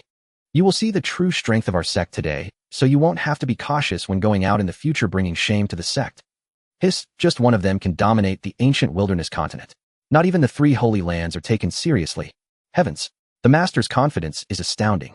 Are those 3 elders really that terrifying? In an instant, all the disciples were filled with longing in their eyes from Chen Xuan's words. At the same time, they felt a bit embarrassed about their previous reactions. But they truly did not know the sect was so powerful that it did not even regard the holy lands. They thought it was merely a matter of being evenly matched, that no one was afraid of anyone. Thinking of this, the disciples felt somewhat ashamed and quickly clasped their fists, saying, Yes, we understand, Master. Additionally, regarding the guests mentioned by the Master, they are indeed here to assist us. Although we may not need them, they have traveled from afar, which shows their loyalty. They can be entertained. Let's go. The guests will arrive soon. Let's help cook the meat together. Chen Xuan smiled slightly and turned to Feng Huashu, saying, You 2 go to the peach orchard and pick some peaches. We will prepare a fruit platter for dessert later. Remember, pick the ripe ones. Yes. The 2 girls quickly bowed and headed towards the peach orchard. They were more than willing to do the master's bidding, even eager to do so. Especially since they had learned yesterday that eating a single peach could extend one's lifespan by 1,000 years. Perhaps today they might be lucky enough to have a taste. After all, there weren't many people in the sect, and the master was upright and kind. Surely he wouldn't let them just watch. In an instant, the Qiaomiao sect became bustling again. Chen Xuan led the disciples to the edge of the cliff, setting up pots and chopping wood. The 3 elders were busy handling the flood dragon, working joyfully. Before long, a rich aroma wafted out, causing all the disciples to drool. They were completely unconcerned about the battle situation outside. But someone was already worrying themselves sick. Outside the sect, In the sky, Yi Changsheng and the others after a day and a half of flying were already exhausted, panting heavily, not daring to stop, and some of the lower-ranked disciples were struggling to keep up, gritting their teeth to stay with the front line. Patriarch, should we not take a moment to rest? The clan members have been flying continuously for a day and a half. A weary elder could not help but voice the request. Elders, see, we are almost there, and time waits for no one. Yi Changsheng felt sympathy, but still did not allow the clan members to stop. Instead, he pointed towards the distant mountains in the sky and shouted, clan members, just a little longer. The peaks ahead belong to the Piamiao sect. We will be there soon. Hearing the patriarch's call, everyone looked up at the mountain peaks, where they faintly saw the outline of the sect nestled among the mountains. In an instant, everyone regained their spirits and began to fly with all their might. Sect Master, we're fine, let's speed up. Yes, Sect Master. We can't falter at the gates of the sect. Someone quickly requested to increase the pace. Yi Changsheng felt gratified and nodded, saying, all right. Then let's go faster. With that, he took the weakest clan member onto his back and continued on. Other members of the clan quickly followed suit, carrying those who were too weak. In that moment, the clan members were deeply moved, feeling their blood boil, and they couldn't help but shout a slogan. Protect the sect. We will never retreat. Protect the sect. We will never retreat. Everyone was inspired, shouting in unison, their voices echoing through the heavens, and their speed only increased as they soon reached the sect's gate. However, at this moment, the gate was already surrounded by tens of thousands of cultivators. These cultivators looked at the suddenly appearing 100-member team with confusion. Yi Changsheng ignored them undeterred and led his clan members to knock on the sect's great formation. In no time, a gap opened in the formation, allowing everyone to enter. What's going on? Are these people disciples of the Piamiao sect? Did they rush back upon hearing about the sect's crisis? Doesn't seem like it. They appear to be from the Yi family. I heard that the Yi family has become a vassal under the Piamiao sect, so it seems they are here to provide support. A few from the Skyward Realm and a group from the Spirit Sea Realm to assist. Come on, are they not just sending themselves to their doom? The combined realms of these people don't even surpass mine. The claim of support quickly spread across the various mountain peaks. The cultivators were left speechless, but at that moment, someone suddenly shouted, and everyone looked up towards the distant sky again. More people are coming. They looked up again. Another team appeared in their line of sight. However, this team was small with only about 10 members. But their presence was even more imposing than that of the previous 100-member team. They are all at the concentration realm. What? This team can't possibly be here to assist as well. They seem to be from the Murong dynasty of the Huangzhou. Did the Murong dynasty become a vassal too? Didn't they say years ago they would not be vassals to anyone? A team at the concentration realm. They all seem to be at mid-stage. If they acted together, they could easily crush any ordinary overlord-level force. But this time, they are facing 3 major superpowers. The concentration realm may not be enough. Indeed, while the concentration realm can sweep across a region, they are still nothing in front of super sects. Wait, the person at the front. He seems to be at the king realm. Hiss. What? That old man is a king. Damn. Finally, I see a true powerhouse. But even a king seems to be of little use. The king realm. That is a true powerhouse. Even in a super sect, he could easily become an elder. If he were to join an overlord-level force, he would definitely be treated like a revered existence. It's a pity he shouldn't be here.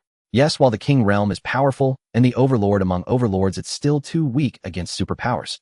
Everyone looked at the team from the Murong dynasty engaging in discussions. Although the king realm was out of reach for them in front of a super sect, it was still nothing. At that moment, Murong Zhantian and his group also landed at the gate. However, this time, before he could knock on the great formation, the formation automatically opened a gap, allowing them to enter. Let's go. Murong Zhantian led the way, followed by 9 cultivators of the concentration realm, and they confidently entered the sect. Instantly, the cultivators outside sighed in awe, increasingly looking forward to the arrival of the 3 major super sects. When will the 3 major super sects arrive? I can hardly wait. It should be soon. Just now I received word that they will arrive in a few hours. The first battle of the Piamiao sect since its emergence. I wonder what kind of strong figures they will send to respond. They will probably just surrender directly. Or they might have already secretly fled.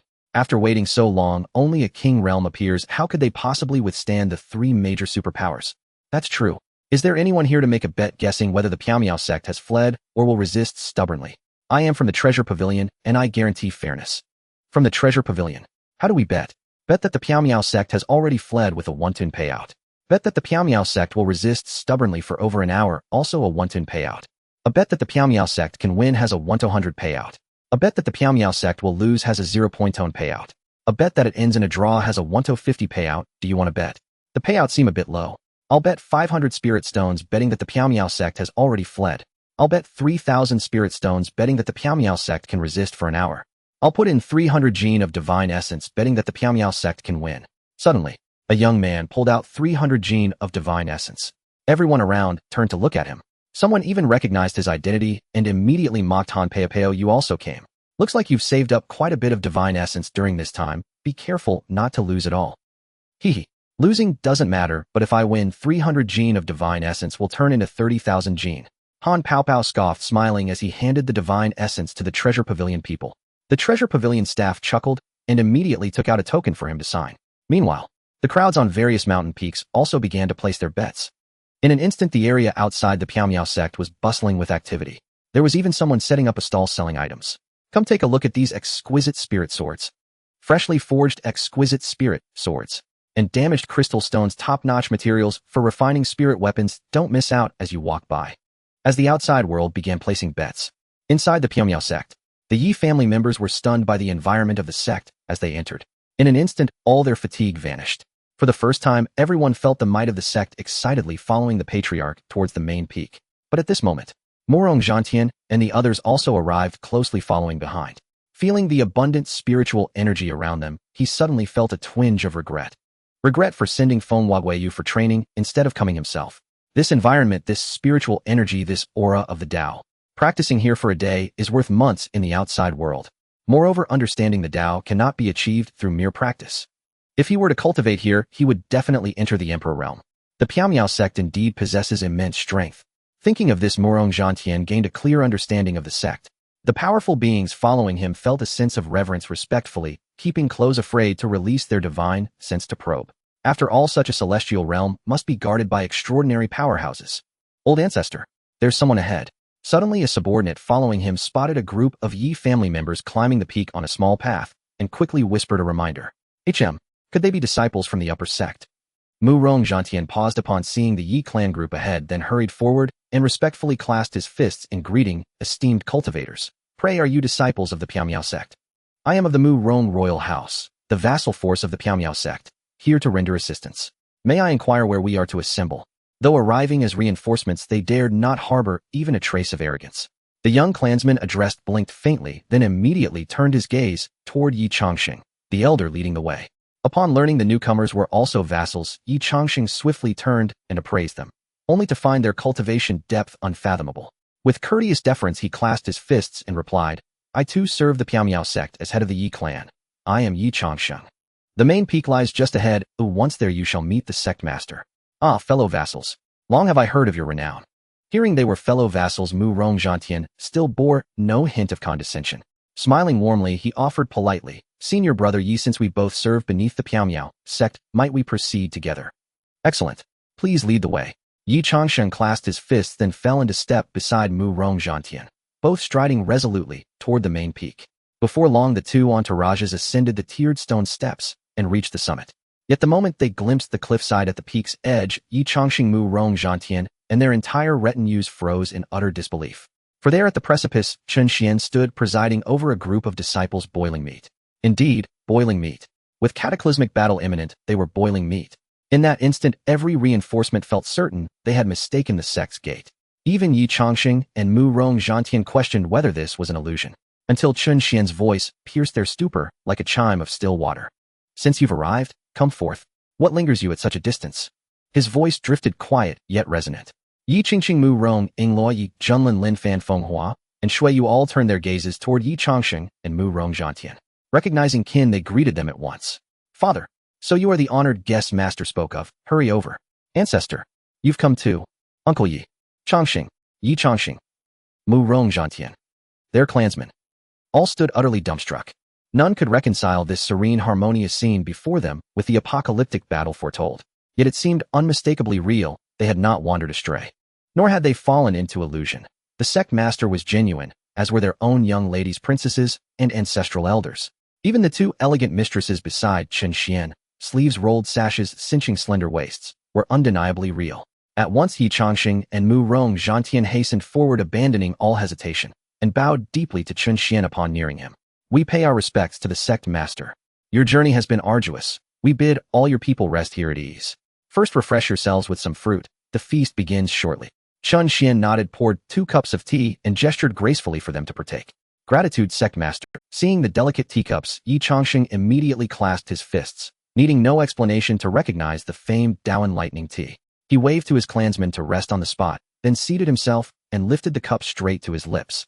Having drained it, he promptly set the cup down with a beaming smile, offering deferential laughter to the sect master. Chen Xuan raised his hand and refilled it without a word. Yi Changsheng drank it down again, entirely instantly. Mu Rong Zhantian watched face slack with bewilderment, such haste for mere tea, as if he'd never tasted fine leaves in his life. Mu Rong Zhantian quietly shook his head, deeming the Yi clan patriarch unsteady, wholly lacking the gravitas befitting a clan head.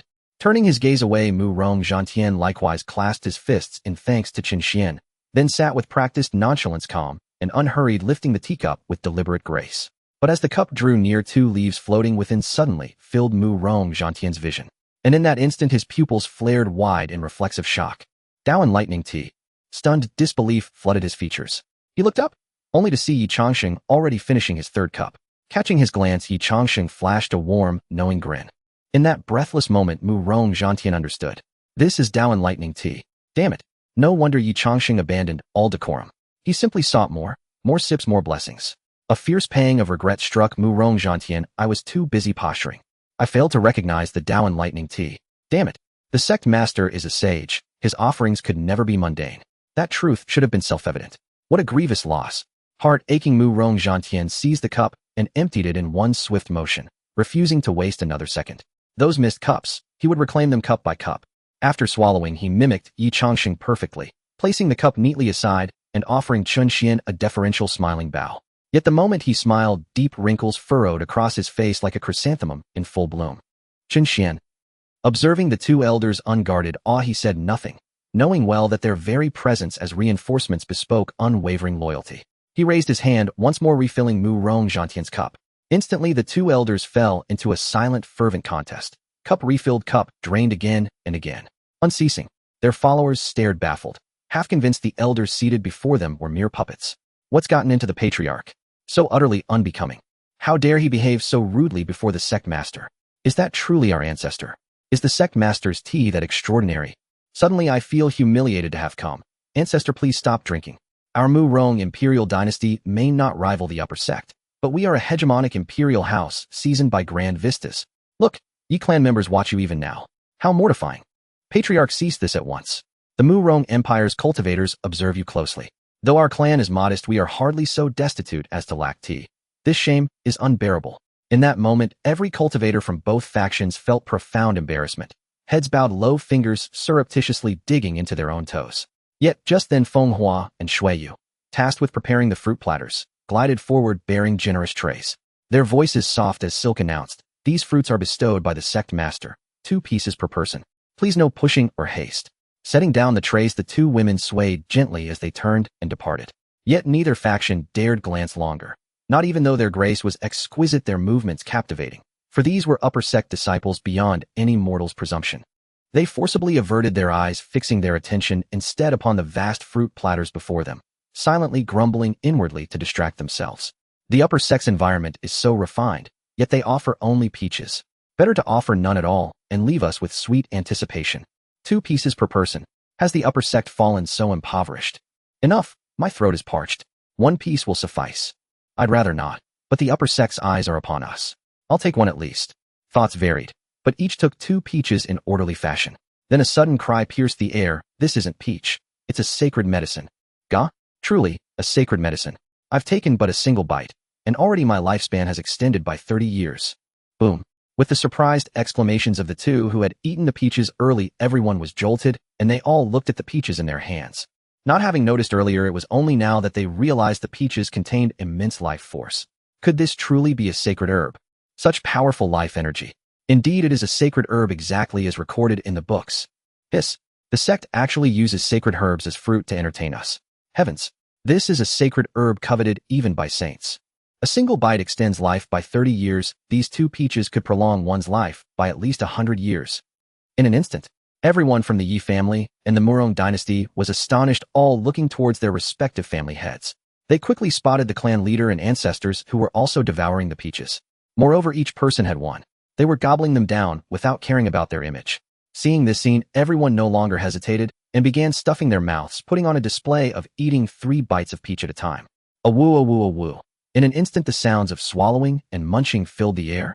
The Yi family members were fine as they were family and had seen little of the world, so they didn't care much about their image. However, the people from the Murong dynasty were all powerful figures, each possessing significant influence within the dynasty. At that moment, they too were gobbling down the peaches, completely unconcerned about their image. But one could hardly blame them. After all, this was a sacred herb. A single bite extends life by 30 years. Even those at the concentration realm only have a mere 300 to 400 years of lifespan. 30 years was undoubtedly an invaluable treasure for them. It could possibly allow them to survive until they break through to the king realm. Soon, the peaches were consumed. Everyone had gained over 200 years of lifespan, unable to express their excitement. Some even looked down at their feet after finishing. Those who didn't know might think they were lost in thought. Observant individuals quickly realized they were looking for the fallen peach, and upon spotting even a bit of fallen peach skin, they reflexively scooped it up and stuffed it into their mouths. As for their dignity, that was completely disregarded. Thus, everyone began bending down to search for peach skins. In no time, the peach skins on the ground were completely swept away. Just then, a fragrant aroma wafted from a large pot not far away, catching everyone's attention. Everyone stopped searching for peach skins and followed the scent, seeing 3 middle-aged men standing in front of 3 large pots cleaning up. Upon noticing them, they called out, "Dinner is ready, please get your own bowls." Swish, swish, swish. The members of the Yi family and the Murong dynasty reflexively stood up and surrounded the large iron pot, though they had no idea what was being stewed inside. But after the incident with the sacred herb, they felt that whatever was in the iron pot couldn't be bad. However, at that moment, Yi Changsheng and Murong Zhantian approached to maintain order. "What are you all fighting about? Stand in line. Such impulsiveness is unacceptable. Everyone line up." With the reprimands from the 2 main figures, everyone fell into line. Afterward, Yi Changsheng and Murong Zhantian arrived at the front, exchanged a smile, and took out their own bowls to start serving themselves meat. The 3 elders of the imperial realm remained expressionless, one stationed beside a separate large pot to serve meat to the sect master's disciples, while the other 2 each held a ladle, serving meat to those who came to support. Thank you, elders. Yi Changsheng and Murong Zhantian extended their bowls with polite smiles. After their recent interactions, they already knew these 3 were inner sect elders, so their attitude was very courteous. Lu Hai and Lu Xiao nodded expressionlessly, each serving them a large bowl. Upon seeing the pile of enlightenment tea leaves in their bowls, they instantly beamed with joy and happily took their bowls aside to eat their meat. Others craned their necks to see the enlightenment tea leaves in their bowls, all excited. Some without bowls even took out basins. Before long, fragrant aromas wafted around the cliff, and everyone was enjoying their meal immensely. As they ate, some even broke through right on the spot. I've broken through. I've also broken through. What kind of meat is this? It's all essence. Just now I heard Qingcheng and the others say it seems to be the mount of the Grand Elder of the Wujizong, a 7-colored flood dragon. A 7-colored flood dragon. No wonder I broke through after just a few bites. Turns out it's the meat of a king realm great demon. Sacred herbs, great demon, meat, enlightenment tea. All are things one could never eat in a lifetime. Having these, even dying today, would be worth it. Indeed. Worth it, so worth it. To be able to eat these treasures before dying is enough. Later I'll challenge those 3 super sects. Everyone chatted excitedly as they ate. All spoke with great enthusiasm. After all, the things they consumed today were entirely beyond their reach for their entire lives. How many had died without ever tasting even one of these? So for them to eat before dying was far more valuable than for those who never got to. On the other side, Chen Xuan also held a bowl, eating meat and drinking soup with Feng Hua and Shui Yu sitting beside him. The 2 ladies were more reserved, unwilling to stand or squat while eating, so the disciples voluntarily stood up and allowed them to sit beside Chen Xuan. However, their small mouths were simply too tiny, only able to take in a morsel at a time, making Chen Xuan anxious as he watched. Thus, he also picked up his bowl and walked towards Lin Fan, who was standing at the edge of the cliff eating. The 2 stood there looking at the scenery beyond the cliff while eating meat. Yet as they ate, a small black dot suddenly appeared in the sky. Upon closer inspection, there seemed to be 9 of them. In an instant, Lin Fan's pupils contracted, and he warily said, "Master, could those be the people from the 3 great super sects?" Upon hearing this, everyone around, their mouths dripping with oil, looked up towards the sky. The 3 greats, have they finally arrived? Everyone stared fixedly at the sky, quickly shoveling meat from their bowls, preparing to eat quickly and then rush into battle. But at that moment, Chen Xian's words caused everyone to freeze in place. "Song Hai Shao, the 3 elders. The enemies will be left to you 3. Yes." The 3 immediately clasped their fists in acceptance. Upon hearing this, the others were dumbfounded, only sending one person. The opponents are the 3 great super sects. Can these 3 elders handle the powerful beings of the 3 great super sects and 9 warships? Thinking this, Yi Changsheng and Murong Zhantian immediately clasped their fists and asked Sect Master, "What about us?" "You all just watch. Chen Xuan gazed into the distance without looking back. He appeared like a commanding figure with his back turned to his followers. Just watch. Hearing this, everyone was even more puzzled. Yi Changxing and Murong Zhantian wanted to ask further. At this moment, Lu Xiao spoke up, his voice powerful and resolute. You need not worry, even if it's just the three of us brothers, I alone am enough to handle them. The last sentence was directed at Lu Tsang and Lu Hai. Haha, the sect master has instructed us three to handle it. One for each family. The last sentence was directed at Lu Tsang and Lu Hai. Haha, the sect master has instructed us three to handle it. One for each family then, right? One for each family, no fighting or stealing from each other. Lu Tsang and Lu Hai didn't even agree with the third brother, but proposed a fair method instead. The disciples from both clans were instantly left speechless, especially the three elders whose expressions and tone showed no regard for the three great super sects at all. Seeing this scene, everyone secretly let out a sigh of relief. Since the elders were so confident, there was nothing for them to worry about. In such an environment of the sect, perhaps these three inner door elders were all top-tier powerhouses as well. At this very moment, outside the sect, as 9 warships drew closer, the intricate patterns on the ships became vividly apparent to all. Watching the ancient and heavy warships, the gathered cultivators erupted in excitement. They're here, they're here. The warships of the 3 great super sects have arrived. Finally, hear how thrilling. Such massive warships, they truly are from super sects. Every inch of material on these ships is a treasure forged from spiritual energy. Wow, the super sects are indeed wealthy. Just one of these warships could probably be dismantled to forge countless spiritual artifacts. I wonder if the 3 great super sects will tap into their resources. The cultivators below were utterly thrilled, gazing up with excitement and fervor in their eyes. But from within the Qiaomiao sect, 3 figures suddenly soared into the air, standing in the void, pointing at the approaching 9 warships. Elder brother, second brother, we agreed that each of us takes 1 ship, no one hogs them all. Got it, 1 ship each. Alright, let's wrap this up quickly. The 3 brothers chatted and laughed, showing no signs of preparing to confront the enemy. Seeing this, the 9 warships immediately slowed down and approached slowly. The cultivators below were left bewildered, completely at a loss. Are these the ones from Qiaomiao sect who are coming to confront us? Just 3 of them. Is Qiaomiao sect giving up resistance? What did they just say, 1 ship each? Wrap it up quickly. Sai, I thought we could see a good show this time. I stayed up all night to come here, and this is what we get. What a waste of time. Qiaomiao sect is nothing special after all. The cultivators below expressed their disappointment, but suddenly a terrifying wave of spiritual energy surged forth, instantly shaking the thousands of cultivators below, causing them to fall silent as they looked up. In the sky, the 3 elders of Qiaomiao sect had raised their palms. At the same time, 3 gigantic spiritual palms larger than the warships were rapidly forming. In an instant, the spiritual energy in the sky churned, and a terrifying pressure from beyond the heavens was birthed within the palms. It seemed these 3 hands came from the heavens, meant to suppress all defiance in the world. The terrifying aura emanating from them seemed capable of making the heavens tremble and all beings submit. Hiss, what a terrifying aura. Do I feel these 3 hands could obliterate the world? What cultivation level are they at? I feel my soul trembling. Saint. At the very least, they are saints. I have seen saints in action before, and they are even stronger than saints. The cultivators' eyes widened in disbelief. In an instant, the world fell silent, everything hushed. Only the 3 overwhelming hands descended from the heavens, covering the sky with their might. All disciples within the 9 warships were thrown into chaos. Facing those 3 gigantic hands, they sensed the breath of death. Even the leading elder from each warship couldn't help but feel their souls tremble, as if they were about to perish on the spot. Defend. One of the elders cried out in alarm. Sounds of defense echoed from the other warships as well. Defend. Boom. Boom boom. 9 protective barriers instantly activated. All disciples desperately poured their spiritual energy into the defense array, increasing the strength of the barriers. But the overwhelming pressure showed no sign of being affected by the barriers still penetrating through them, enveloping everyone's hearts. Even the 3 hidden figures inside the ship couldn't resist the terror anymore, their eyes slowly opening. But before the 3 could release their divine senses to investigate, the 3 world-destroying palms descended with thunderous force. Boom. The palms formed from condensed spiritual energy hadn't even reached yet, but the pressure had already shattered the defensive array, powered by countless strong cultivators and the elders. Then the 9 warships began to disintegrate. The disciples aboard the ships were instantly liquefied. The powerful beings from the 3 great super sects had no strength to resist under the endless pressure and were all turned to nothingness. Even the newly awakened figures from the sect's inheritance melted at that moment, their divine sources enveloping them dissolving. In an instant, they panicked and conjured countless patterns to defend. But every defense under that palm was like a mantis trying to block a chariot, unable to slow the invasion of the pressure. In an instant, the figures of the inheritances began to twist and fade. Has the era of great strife already arrived?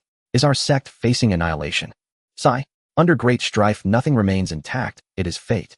The figures felt despair slowly closing their eyes, completely giving up resistance. Then they were utterly crushed into powder by that terrifying pressure dissipating into the air. Boom. The 9 warships were instantly turned to powder. With no ships to block the sky, the clear blue sky reappeared. Silence. A dead silence. Thousands of cultivators stared dumbfounded at the empty sky. The 3 great super sects had been completely annihilated. Boom. All the cultivators were in shock. When they looked at the 3 elders of Qiaomiao sect again, their eyes were filled with utmost reverence. But that was not the end. Amidst the awe-filled gazes, a voice from deep within Qiaomiao sect suddenly resounded. Elder Tsang Hai, 3 elders, heed my command. Swish, swish, swish. The 3 emperor-level intersect elders in the sky immediately turned and faced Qiaomiao sect, cupping their fists and bowing, waiting for orders. The Wuji sect, Taihe sect, and Feitian sect have launched an attack on Qiaomiao sect, initiating a sect war. I command you to immediately annihilate the 3 great sects. No survivors. Chen Xuan's words were like a thunderclap in a clear sky, echoing above Qiaomiao sect. Thousands of cultivators were left in shock. They thought the sect war had ended here. Never did they imagine that the leader of Qiaomiao sect would be so resolute and even counterattack. But how could they fight when the 3 sects were hundreds of thousands of miles away? Everyone was puzzled. But at that moment, the next scene completely made them recognize the true power of the elders of Qiaomiao sect. In the sky, the 3 elders responded simultaneously, as you command. After saying this, they straightened up, looking towards the 3 great super sects, and then suddenly raised their hands to tear at the void. In an instant, the void was torn apart. Within the rift in the void, the territories of the 3 great super sects were clearly visible. Seeing this horrifying scene, the hearts of thousands of cultivators trembled in unison. Then the 3 elders stepped into the void gate. Moreover, the void gate had yet to close. It was as if they were about to return immediately. In an instant, the place was silent as a grave, everyone staring blankly at the scene within the void gate. Within the void gate, the 3 elders appeared outside each of the 3 super sects, each slapping a palm towards the sect. Instantly, the 3 great super sects were reduced to powder, especially the defensive arrays of the super sects as fragile as paper. But many clearly knew that the defenses of the 3 great super sects were not as weak as they seemed. Even without anyone controlling them, they were not something a single emperor could break. If there were strong practitioners controlling them, no one below the saint level could break through. Yet such a formation along with the entire sect vanished under a single palm strike. This demonstrated the overwhelming strength of the 3 elders of Qiaomiao sect, powerful enough to turn the tides. Before anyone could react, the 3 elders had already returned and entered Qiaomiao sect, leaving behind a multitude of cultivators gazing upwards in astonishment, seriously questioning the nature of this world. Tearing apart space and obliterating superpowers, it turns out there are indeed such powerful beings in this world. I had only heard of them before, but never seen them. Today I've finally witnessed true strength. Is this what the power of a saint is indeed beyond comprehension. Qiaomiao sect's strength is probably the foremost among the sects below the Holy Land. In an instant, the name of Qiaomiao sect rapidly echoed throughout the 9 provinces. Have you heard? The reclusive sect, Qiaomiao sect, has emerged. Indeed. Rumor has it the Qiaomiao sect is extraordinarily formidable. Its legends now fill theaters across the land, performed daily as dramatic retellings. Within a minor clan, disciples gathered after dinner for casual conversation, especially about the Qiaomiao sect. Many paused their cultivation to listen intently, ears pricked with rapt attention. Yet some remained immersed in rigorous practice, utterly unaware of the Qiaomiao sect. Could you lower your voices? From the way you speak, it sounds as though this sect is peerless. Surely it cannot surpass even the Supreme Sects. Don't disturb my cultivation. I'm preparing for the Wujia sect's disciple recruitment ceremony in a few months. If you don't train diligently now, you won't even qualify as menial attendants. You still intend to join the Wujia sect. It no longer exists. That's impossible. The Wujia sect stands strong. How could it be gone? I know you're envious, but envy changes nothing. This time I will secure a place as a menial attendant of the Wujia sect. Brother, the Wujia sect truly has fallen, and that's precisely why we've ceased cultivation. Even if we trained, there'd be nowhere left to go. It's true, brother. The Wujia sect, the Taihe sect, and the Feitian sect, the only 3 supreme sects across the 9 provinces, have all been eradicated by the Qiaomiao sect. Now within these 9 provinces, the Qiaomiao sect stands alone as the sole supreme sect. Truly, that can't be real. It's true, apparently at the time. Before long, even those who had never heard of the Qiaomiao sect wore expressions of stunned disbelief. They grasped at last the overwhelming might of the Qiaomiao sect, and accepted the irreversible truth: the 3 supreme sects had vanished. And this very astonishment unfolded simultaneously across every corner of the 9 provinces. For generations, those 3 supreme sects loomed like colossal mountains over all cultivators. Yet now they were gone. Who could remain unmoved? Many prodigies had devoted themselves to arduous cultivation, awaiting the day they might ascend into one of those supreme sects. Now with the sects themselves erased, what was there left to aspire to? Many prodigies had devoted themselves to arduous cultivation, awaiting the day they might ascend into one of those supreme sects. Now with the sects, laughter and mirth filled the air. Burp. So full, I'm bursting. We've dined on dragon flesh for 3 straight days, finally finished the entire beast. Our sect master treats us magnificently, granting us 3 days of celestial dragon meat. I've forcefully broken through 5 minor realms and ascended to the sky-soaring realm. I've reached the sky-soaring realm too. I've advanced to the threshold of spirit condensation. Yi clan disciples sat atop a cliff's edge, exhilarated beyond measure. 3 days had passed since the great battle, and they had feasted upon dragon flesh continuously throughout. Of the nearly 100 who arrived, 80 to 90% had attained the sky-soaring realm. Only a handful, hindered by lesser aptitude, fell short, but even they stood on the cusp of ascension. Even Yi Changsheng had reached the threshold of spirit condensation, thanks entirely to the Daoan lightning tea stewed with dragon flesh, post-meal fruits, abundant spiritual energy, and the thinning of the world's veil. This expedition had yielded extraordinary harvests, bringing them significantly closer to becoming a dominant clan. Should several elders advance further, each attaining the sky-soaring realm, they would inevitably ascend to dominant status. Even a modest dominant clan remains undeniably a dominant clan. Brother Morong, now that the dragon feast has concluded, shall we depart? Would you accompany me to bid farewell to the sect master? Yi Changsheng rose and approached the Murong imperial faction, bowing respectfully toward Murong Zhantian. Days of shared trials had forged deep camaraderie between their two clans. In fact, they had originally intended to leave immediately after the battle, but the sect master, moved by compassion, insisted they finish the dragon feast before departing. Thus they remained until now. The Murong imperial faction too reaped abundant rewards. Not inferior to the Yi clans, gains half of their 9 spirit condensation experts had advanced to the late stage of that realm. Murong Zhantian himself had ascended to the 5th heaven of the celestial sovereign realm, drawing near its late stage. His sole regret: he had brought too few followers. Had he summoned his empire's sky-soaring experts, dozens more spirit condensation cultivators would surely have joined their ranks. Alas, he had dismissed them as ineffective, so none were brought. Now, comparing his faction with the Yi clan, he felt a quiet pang of self-reproach. Yet 3 days within the sect had been worth far more than gold. Seeing Yi Changsheng bow courteously, Murong Zhantian swiftly rose and returned the gesture with equal respect. Brother Yi, let us go together. We should depart as well. Brother Morong, after you. Brother Yi, please lead the way. Smiling warmly, the two walked side by side toward the sect master's hall. Inside the sect master's hall, Chen Xuan sat cross-legged upon the dais, listening calmly to the inner sect elder's report. The majority of external cultivators have already departed, but several thousand remain eager to join the Piamiao sect. Talented youths across the 9 provinces are converging upon Huangzhou, somehow having learned rumors that the Piamiao sect, now revealed, may soon open its gates to new disciples. Moreover, cultivators from provinces beyond the 9 provinces are also said to be arriving. Elder Lu Tsong stood respectfully within the hall, delivering his report with meticulous detail and deference. With the great battle concluded, Chen Xuan had appointed each of the 3 great emperors to distinct posts. Lu Tsong was elevated to senior elder of the inner sect. His duties included instructing disciples and overseeing the elders of fortuitous encounters. Lu Hai was assigned to guard the scripture pavilion as the elder of cultivation arts. As for Lu Xiao, Chen Xuan dispatched him to the peach garden of immortality to safeguard the pan peaches. After all rabbits, foxes, and other small creatures roamed the mountain gate, someone was needed to prevent them from stealing the sacred fruit.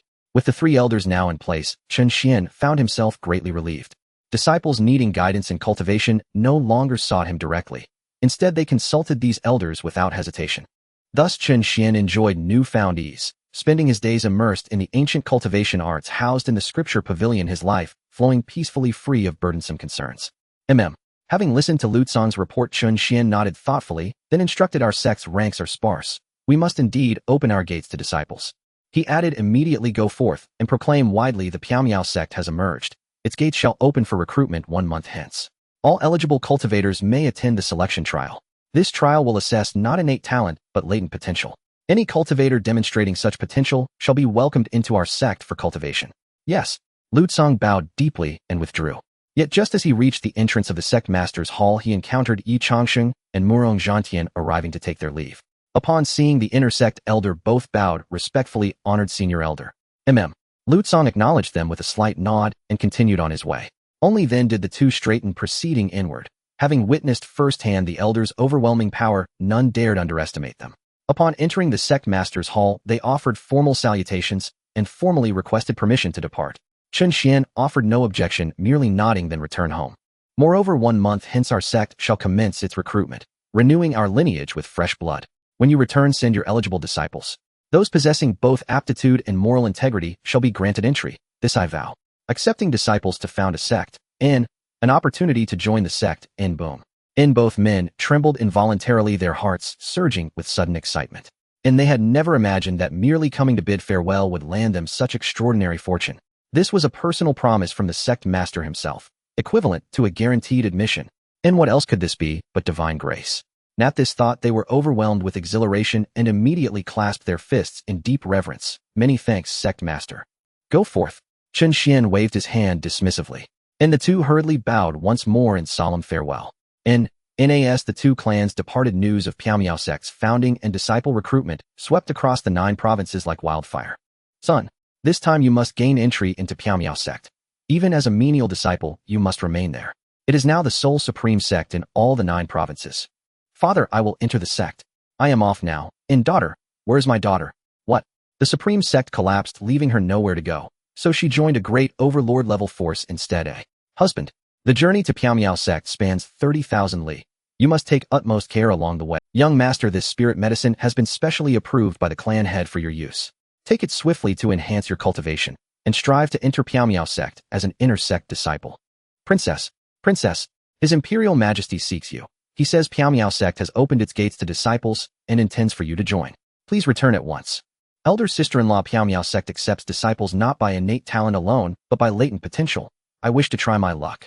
Why not accompany me, elder sister-in-law? Nas word of Piao sect's founding and recruitment spread. Countless great overlord-level forces, noble families, imperial courts, and wandering cultivators alike surged toward the sect, roused as if stirred by a celestial wind. After all, Piao sect, having annihilated 3 supreme sects in peerless, unrivaled fashion, had long since become an invincible legend in the hearts of hundreds of millions of cultivators across the 9 provinces. Moreover, no other supreme power remained in the 9 provinces. Even those who wished to choose had no alternative. And thus, upon this news spreading, scenes of parting unfolded everywhere across the land. Especially among eligible cultivators residing far away. Many shouldered their packs without delay and set out immediately for Huangzhou. And of course, Chen Xuan's decision to found the sect after destroying the 3 supreme sects stemmed from a simple pragmatic rationale. First, the system only revealed coordinates of cultivators possessing 10-star or higher innate talent. And to elevate his sect into the supreme order of the 10,000 realms, relying solely on system prompts, would take eons. Furthermore, disciples below 10 stars still yielded rewards, lesser individually, yet collectively accumulating to strength rivaling that of 10-star disciples. Thus, capitalizing precisely on this moment, when Piao sect's fame resounded across the 9 provinces following the annihilation of the 3 sects, would maximize attraction of exceptional talents.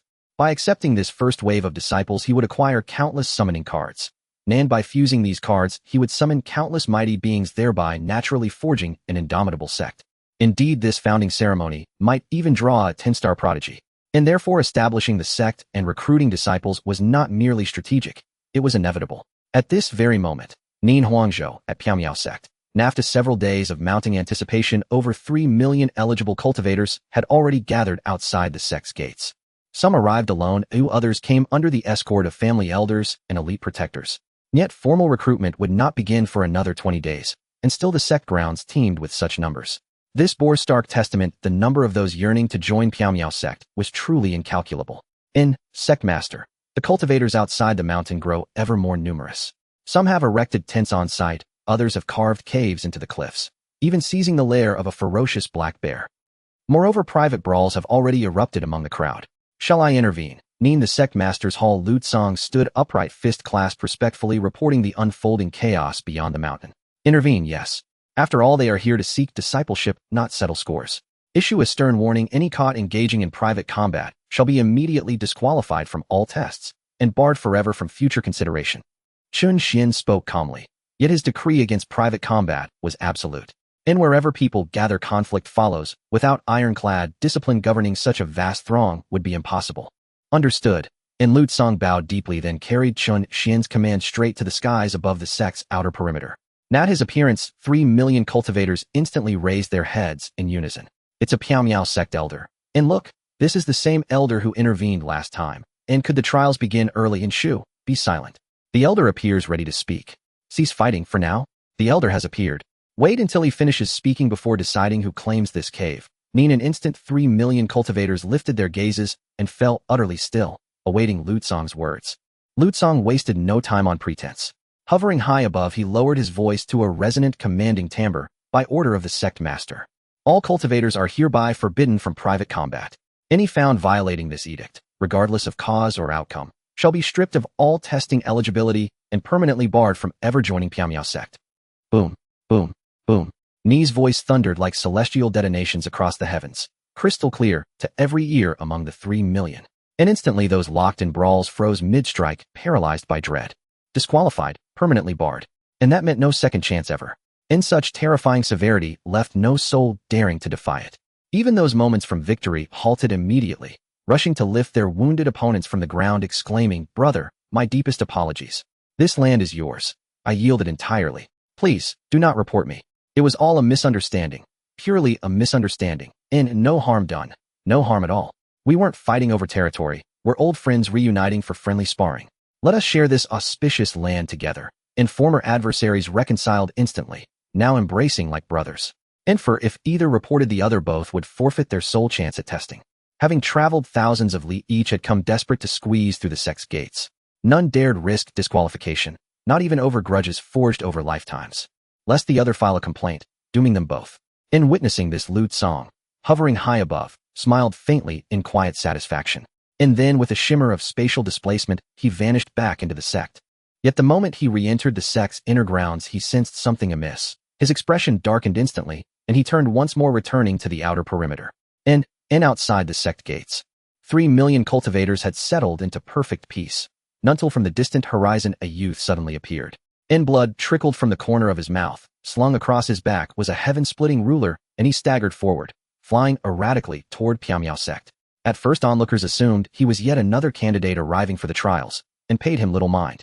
But then 3 black-robed figures appeared in hot pursuit, far behind, yet closing fast, and suspicion flared. And as those 3 drew nearer, their attire becoming unmistakable, the crowd's pupils contracted sharp, black hoods obscuring their faces, chains clutched in skeletal hands, an aura of chilling, soul-rending dread. And SSSSH. It's the Soul Palace. Na gasp tore through the silence. Instantly the entire assembly erupted anew, into chaos. It's truly the Soul Palace. Why have the Soul Palace cultivators arrived as well? They seem to be pursuing that young man. What's happening to everyone? The Soul Palace. I've never heard of it. How powerful are they? You don't even know the Soul Palace. Then don't dare claim you're a cultivator. The Soul Palace is an unrivaled, transcendent force in the Northern Realm. A natural bane to souls. Its threat to soul-based existence rivals even that of sacred lands. It is a transcendent sect founded solely upon soul reaping. A sect that reaps souls. I've never heard of such a thing. Could it be that the young man carries a soul, something that has drawn the Soul Palace's attention? A wave of astonishment swept through the crowd. After all, Soul Palace cultivators were rarely seen. Wherever they appeared, a formidable soul was inevitably present. Instantly, intense curiosity surged regarding the young man's identity. At that very moment, he streaked across the sky, already soaring directly overhead. As he drew nearer, the crowd could clearly see he was grievously wounded, yet sustained himself somehow through an unknown secret art. Elder Yao, will the Miao Miao sect intervene? Xiao Chun, blood still trickling from the corner of his mouth, frantically urged inwardly, while forcing his body onward at full speed. I cannot guarantee it, but the Miao Miao sect has produced 3 sages. They would not allow Soul Palace cultivators to act recklessly before their sect gates. Fly swiftly toward the sect's central plaza. You've come here to seek discipleship, and surely the Miao Miao sect will not stand idly by. A hoarse, aged voice resonated from within the ring. But what if the Miao Miao sect refuses to intervene? After all, I haven't yet formally entered the sect. Xiao Chen maintained his speed, yet deep anxiety gripped him. The Soul Palace was simply too formidable. Few supreme sects could withstand its might.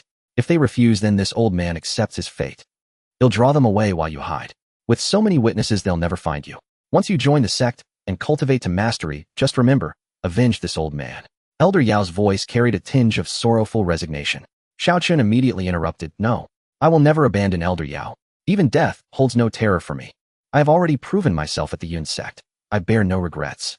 His voice rang with unshakable resolve, and then he crashed heavily onto the sect's central plaza. Gravely injured, he momentarily lost control of his descent, sliding face first across the stone ground for dozens of meters before finally coming to a halt. Before he could even lift his head to pound on the sect gate for aid, 3 Soul Palace elders descended from the air, encircling Chen. He handed over. Their voices dripped with eerie, crackling resonance. Hardly had the words left their lips when one elder lashed out with a chain, blazing straight toward Chen. Chen's pupils contracted sharply. Instantly, he unsealed the heaven-splitting ruler strapped to his body and gripped it tightly, bracing for desperate resistance.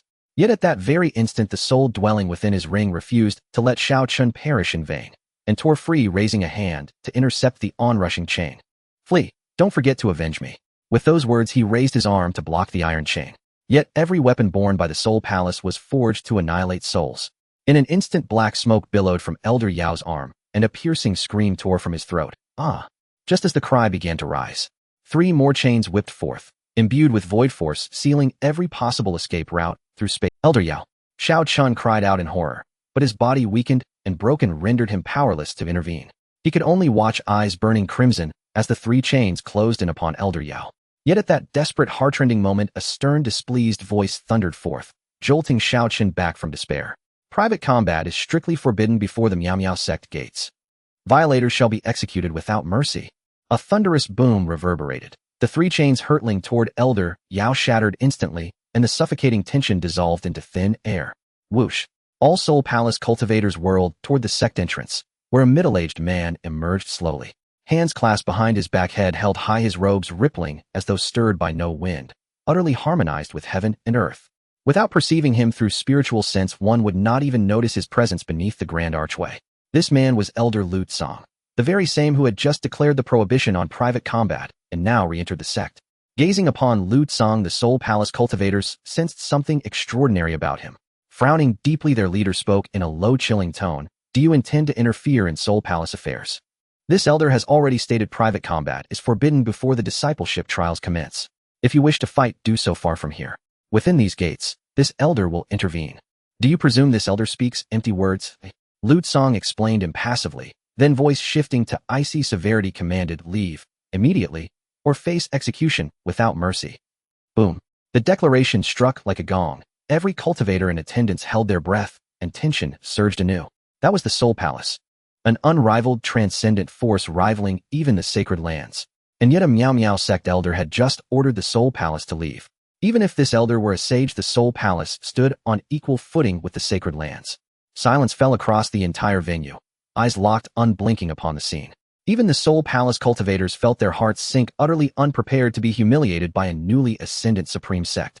Yet this Supreme Sect harbored 3 beings whose power rivaled sages, a fact now known beyond the 9 provinces.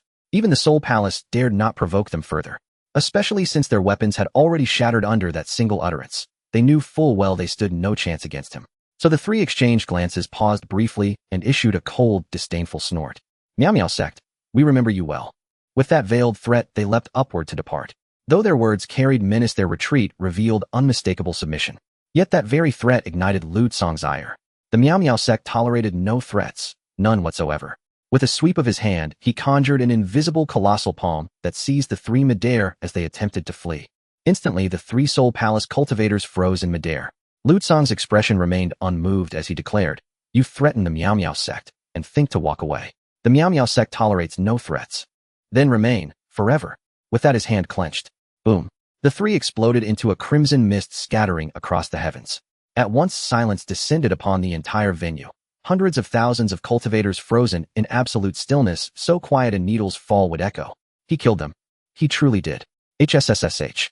The Miao sect is fearsome indeed, to slay even Soul Palace cultivators. Remarkable. The Miao sect grows ever more inscrutable. Astonishment rippled through every heart. Chen stood stunned.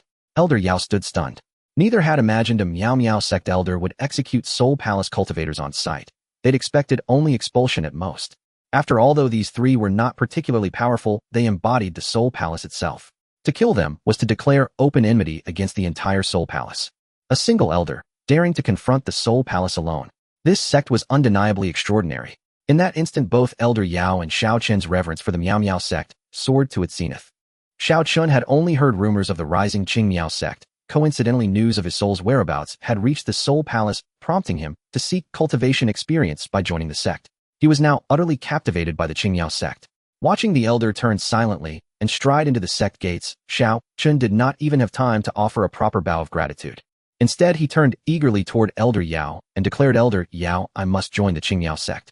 "Indeed," replied the elder. "This sect's aura rivals that of a holy land. Joining it promises an extraordinary future. I fully support your decision. Hurry, find a safe place to recover your injuries. We'll hold this ground for now. The Soul Palace dare not return to cause further trouble." Gazing in the direction where the Qingyao elder had vanished, Elder Yao's eyes gleamed with sharp insight. Then in a wisp of ethereal smoke he withdrew into Xiao Chen's ring. In life he had already attained the rank of sage. Now as a sage's soul, even though his soul energy was utterly depleted, his vast lifetime of experience remained intact. With but a single glance, he sensed that Lu Tsang's power was extraordinary, far surpassing his own peak strength. Moreover, since this man dared defy the Soul Palace, Xiao Chen's entry into the Qingyao sect would also grant Elder Yao a secure refuge.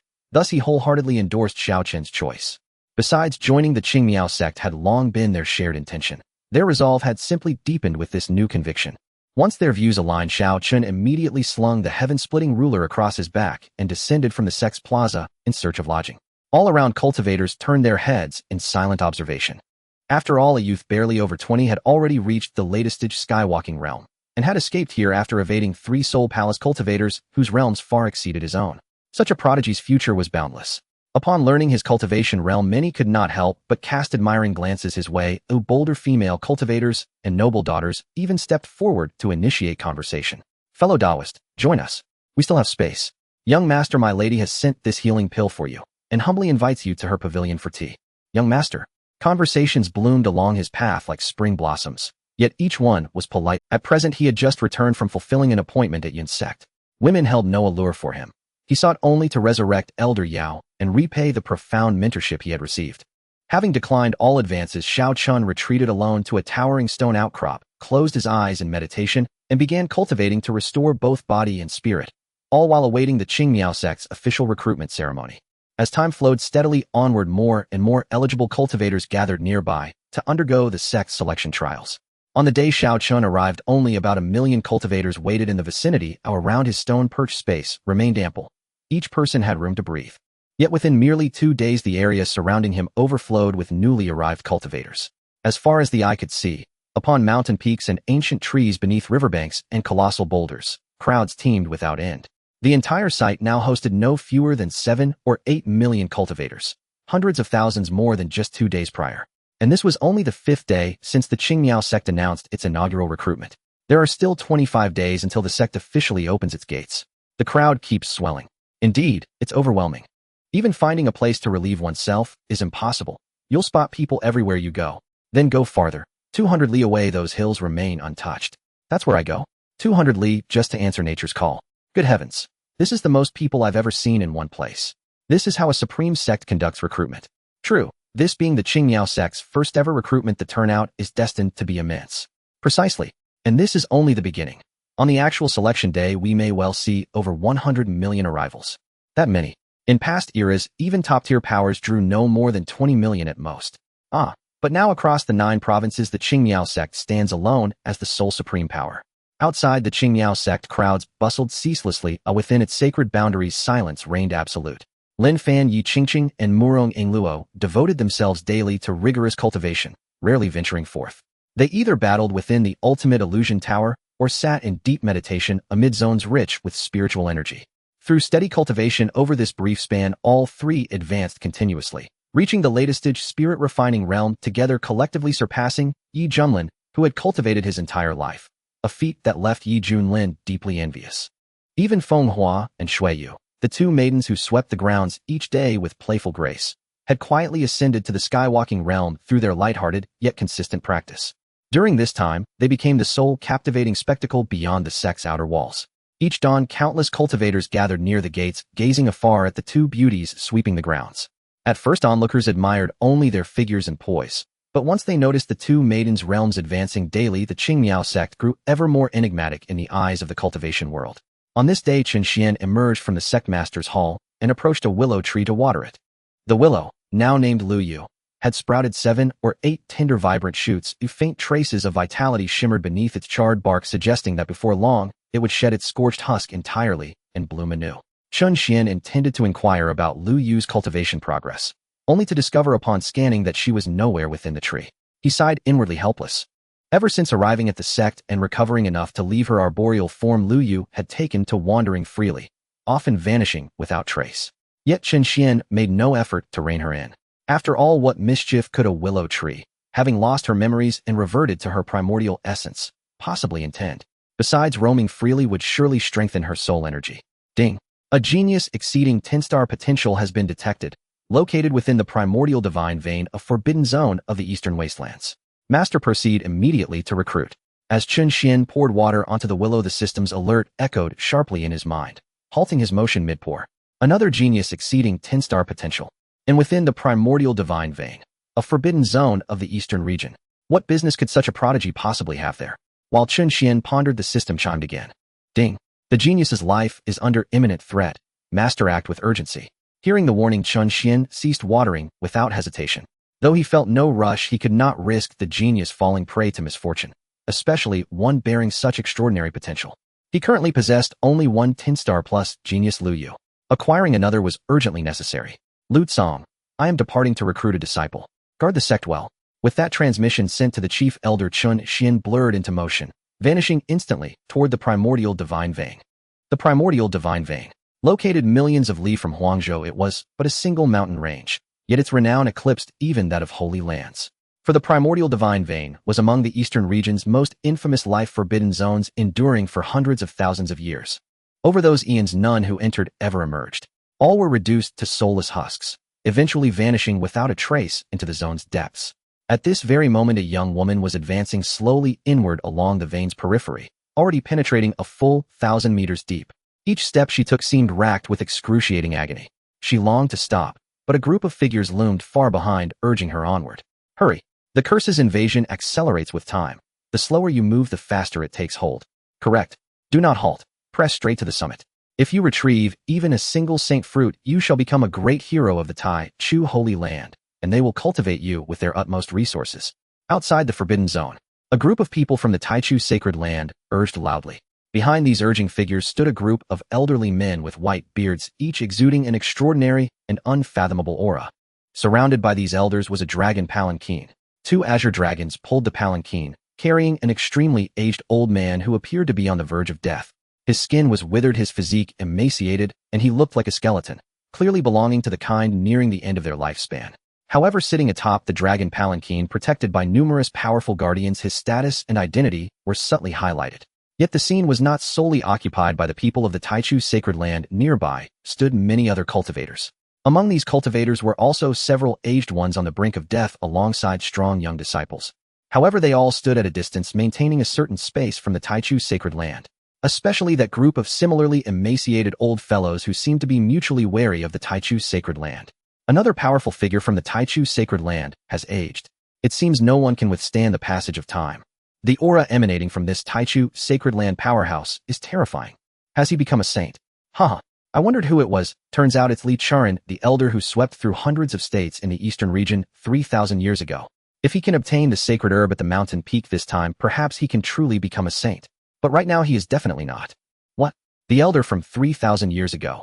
He hasn't become a saint, yet he has lived for 3,000 years. He must be incredibly close to becoming a saint, combined with taking longevity-enhancing elixirs. It seems he truly cannot hold on any longer, which is why he has come to the forbidden zone to gather herbs. Unexpectedly, they found a little girl capable of resisting the curse. Li Charan is truly lucky. The supreme bone is already extremely rare for 10,000 years. The Tao rhythm emanating from the flesh after being extracted unexpectedly can truly resist the curse of the forbidden zone.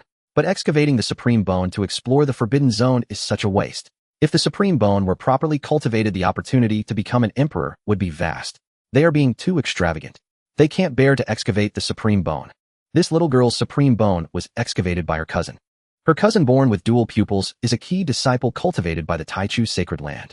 After installing the supreme bone, the Taichu sacred land unexpectedly learned of this little girl's existence, which is why they sent her to scout. However, the Tao rhythm left by this little girl's supreme bone is nearly exhausted. She surely won't reach the mountain peak. What? Such a family member exists. Dual pupil supreme bone. My goodness, if this were cultivated, the family would at least gain 2 more Saint Kings. To think they destroyed one with their own hands, alas. So regrettable. The Taichu sacred land is inhumane. They have already excavated the supreme bone, The wound has been stimulated, leaving some Tao rhythm, yet they still let her scout. They are driving her to her death. Chill. Don't speak carelessly. Be cautious of being overheard. The crowd murmured quietly. Some of the emaciated old fellows remained silent. They were just waiting for the sacred fruit to be brought back, prepared to fight to seize it.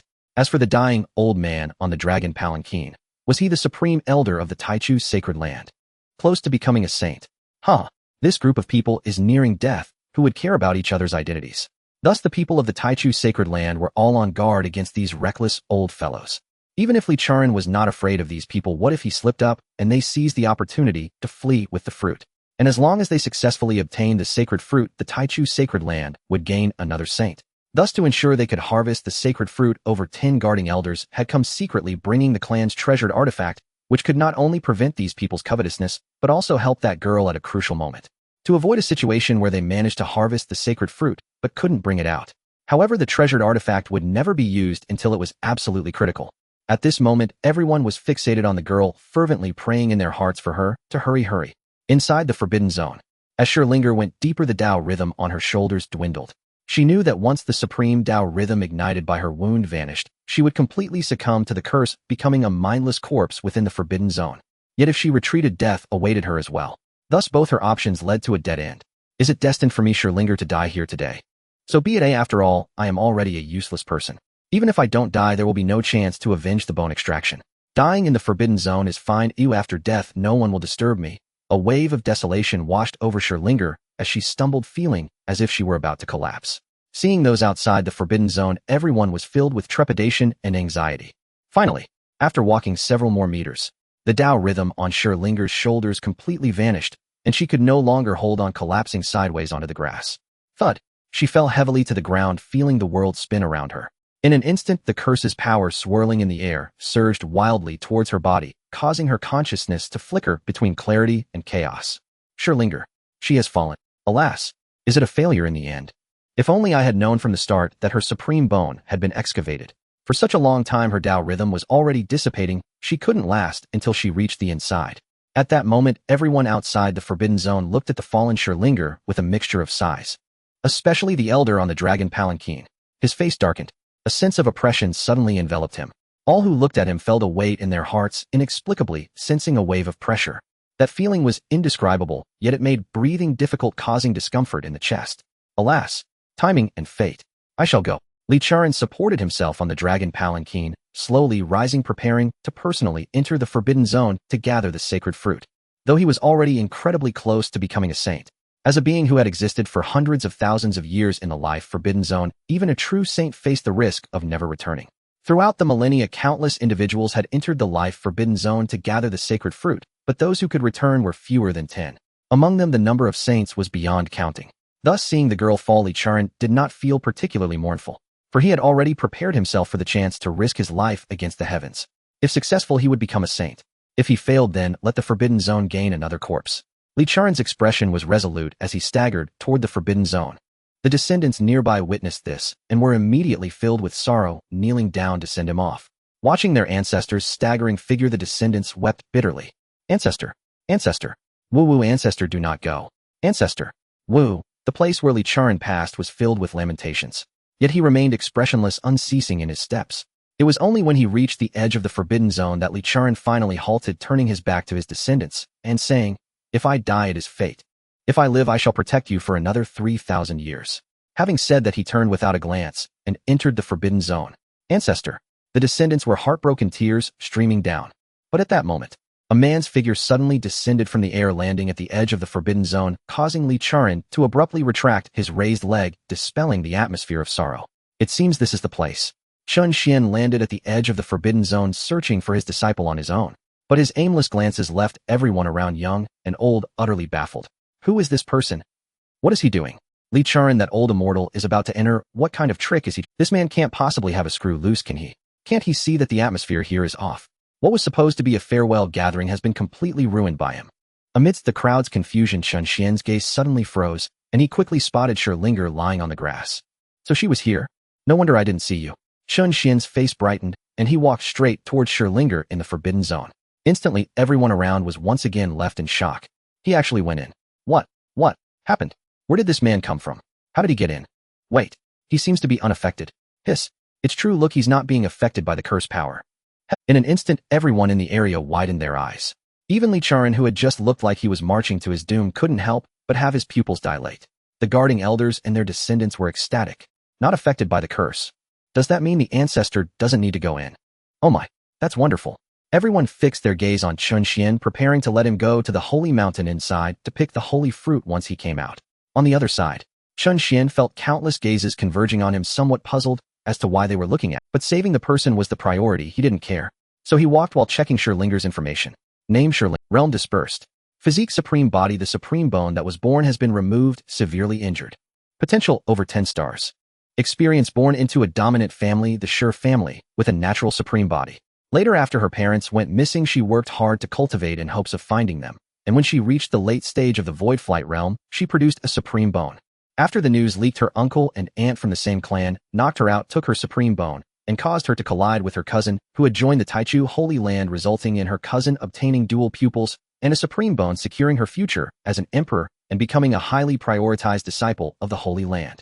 The Taichu Holy Land thus unexpectedly learned that the Tao rhythm produced at the site of Sherlinger's injury could resist the curse power within the ancient divine vein, and forced her to enter the ancient divine vein to pick the Holy Spirit fruit to extend the life of the Sunto Expire elder. Detailed information appeared. Chen Xuan was slightly taken aback. He hadn't expected this girl to have such a tragedy, with her parents missing, her supreme bone taken, and now being forced to come in to gather herbs. She was being exploited to the fullest.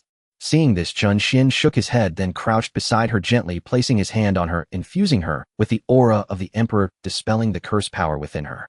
When he entered earlier, Chen Xuan had noticed the uniqueness of this place. The rules of heaven and earth were slightly different from the outside, mixed with an aura that did not exist outside, leading to the generation of curses that protected this realm. However, these things could not invade his emperor's body, so he was unharmed. Soon, the curse within Sherlinger was dispelled, and she let out a soft grunt. As her consciousness gradually regained clarity, she slowly opened her eyes. Instantly, a handsome face came into view, leaving her momentarily dazed. Ahem, since you're awake, let's get up. Chen Xuan stood up and reminded her. Only then did Sherlinger suddenly snap back to reality. Seeing the man in front of her, her face flushed, and she hurriedly supported herself with her arms, sitting up. This scene instantly left those outside the forbidden zone wide-eyed. Did he just revive her? Hiss, this suddenly appearing man not only can resist the curse power, but can also dispel the curse from others. Could it be that he possesses a physique that can counter the forbidden zone? If one obtains such a physique, they could freely enter and exit the ancient divine vein, plucking the holy fruits at will. In an instant, everyone was shaken, and the way they looked at Chen Xuan changed. It was as if he was no longer just a person, but a priceless treasure. Inside the forbidden zone, Sherlinger sat on the ground, instinctively glancing around. But when she realized she was still within the forbidden zone, her heart jolted, and she reflexively looked up at Chen Xuan. This man is actually fine. Is he sent by the Taichu Holy Land to save me, so I can continue gathering herbs? He can't be one of the creatures from the ancient divine vein, right? Everyone says that the powerful beings who enter the forbidden zone first faint, then lose consciousness, and become soulless, instinctively heading deeper into the divine veins and never returning. Could it be that I've already turned into one of the soulless beings, and he's here to take me in? Thinking of this, Sherlinger visibly shuddered, feeling even more afraid. After all, those creatures are truly terrifying. Even if many people haven't seen the beings inside the forbidden zone, just the thought of them is enough to make one shiver and feel cold all over. Are you here to take me away? Sherlinger's teeth chattered a bit as she pointed towards the depths of the divine veins. Chen Xuan. Clearly she misunderstood. Chen Xuan also knew she was referring to those ancient creatures. Earlier, when he was probing the curse's aura, he had already checked the entire forbidden zone and found the ancient being sleeping within. However, he is clearly not an ancient creature. He doesn't have horns on his head, and he doesn't look ugly. How could he resemble those ancient beings? After a moment of speechlessness, Chen Xuan replied seriously, "Don't worry, I'm not one of those ugly monsters." Then why did you save me? And how did I wake up? Sherlinger was still very worried, especially not understanding who else could stay in the ancient divine vein and remain unharmed besides those ancient beings and the soulless. These curses are ineffective against me. The aura within you carries my essence, so it is naturally ineffective against you. Additionally, I saved you because I want to take you as my disciple. Chen Xuan explained due to her evident fear. However, to prevent her from probing further, he asked seriously, "Do you wish to take me as your master? Let me take you out of here." Boom. As soon as he said this, Sherlinger felt her head grow foggy. Take a master? Here. He came here just to take her as a disciple. But her supreme bone has already been taken, and she has long fallen to the status of a waste. Sherlinger looked up at Chen Xuan in confusion, instinctively explaining, but am already a waste and my supreme bone is gone. Would you still want me? Haha. You possess an immortal body long sealed by the earthly realm. When the dust settles and light is born, it will shine across mountains and rivers. A mere supreme bone is nothing to worry about. Take me as your master, and I will teach you the supreme law, allowing you to rebuild your supreme bone. Chen Xuan's voice echoed through Schillinger's mind like thunder, causing her body to tremble. When the dust settles and light emerges, illuminating mountains and rivers, what is a mere supreme bone worth? Grant me the supreme law, so I can rebuild my supreme bone. Schillinger was instantly overwhelmed with excitement. Her body and mind, which had long fallen into despair, seemed to glimpse a flicker of rising hope. She quickly shifted from sitting to kneeling by Chen Xuan's side, looking up with fervor and saying, I am willing to be your disciple. Disciple Schillinger pays respects to master. After saying this, she immediately knocked her head 3 times on the ground, leaving everyone outside the forbidden zone utterly dumbfounded. However, Chen Xuan paid no mind to others' opinions. Looking at his kneeling disciple, a smile appeared on his face. He then lifted Schillinger up and said with a beaming smile, Good disciple, let's go. I will take you back to the sect. After saying this, he led the way out of the forbidden zone. But when Schillinger saw the people guarding outside the forbidden zone, she quickly grabbed Chen Xuan's arm and said cautiously, Master, why don't we wait for them to leave before we go out? They won't let us pass. Hee. So it's the Taichu sacred ground. Disciple, from now on you have a strong backing. Do you understand? Chen Xuan smiled lightly, striding forward with an air of arrogance. At that moment, Schillinger felt a jolt in her heart, and Chen Xuan's figure rapidly expanded in her eyes, resembling a mountain or perhaps the heavens, instilling her with immense reassurance. Master, her eyes were misty, and all she could see was Chen Xuan's back. She quickly hurried to catch up with his footsteps, closely following her master. Today I take you as my master. I will have no regrets, even in death. Soon, the two exited the forbidden zone. However, as soon as they emerged, just as Schillinger had said, Chen Xuan was immediately blocked by a group of elders from the Taichu sacred ground. One of the elders stroked his beard and smiled warmly as he clasped his hands in greeting. Young friend, I have a favor to ask. No time. Chen Xuan shook his head expressionlessly, outright refusing. Though these people were trying to save their ancestor, forcing his disciple into the forbidden zone for their own gain was thus Chen Xuan naturally held no goodwill towards them. Moreover, he had no intention of being lenient. However, if they dared to harbor ill intentions against him, he would not hold back. Hee. Young brother, this matter is something you must do. The elder still wore a smile, appearing kind and benevolent, yet his words were laced with threats.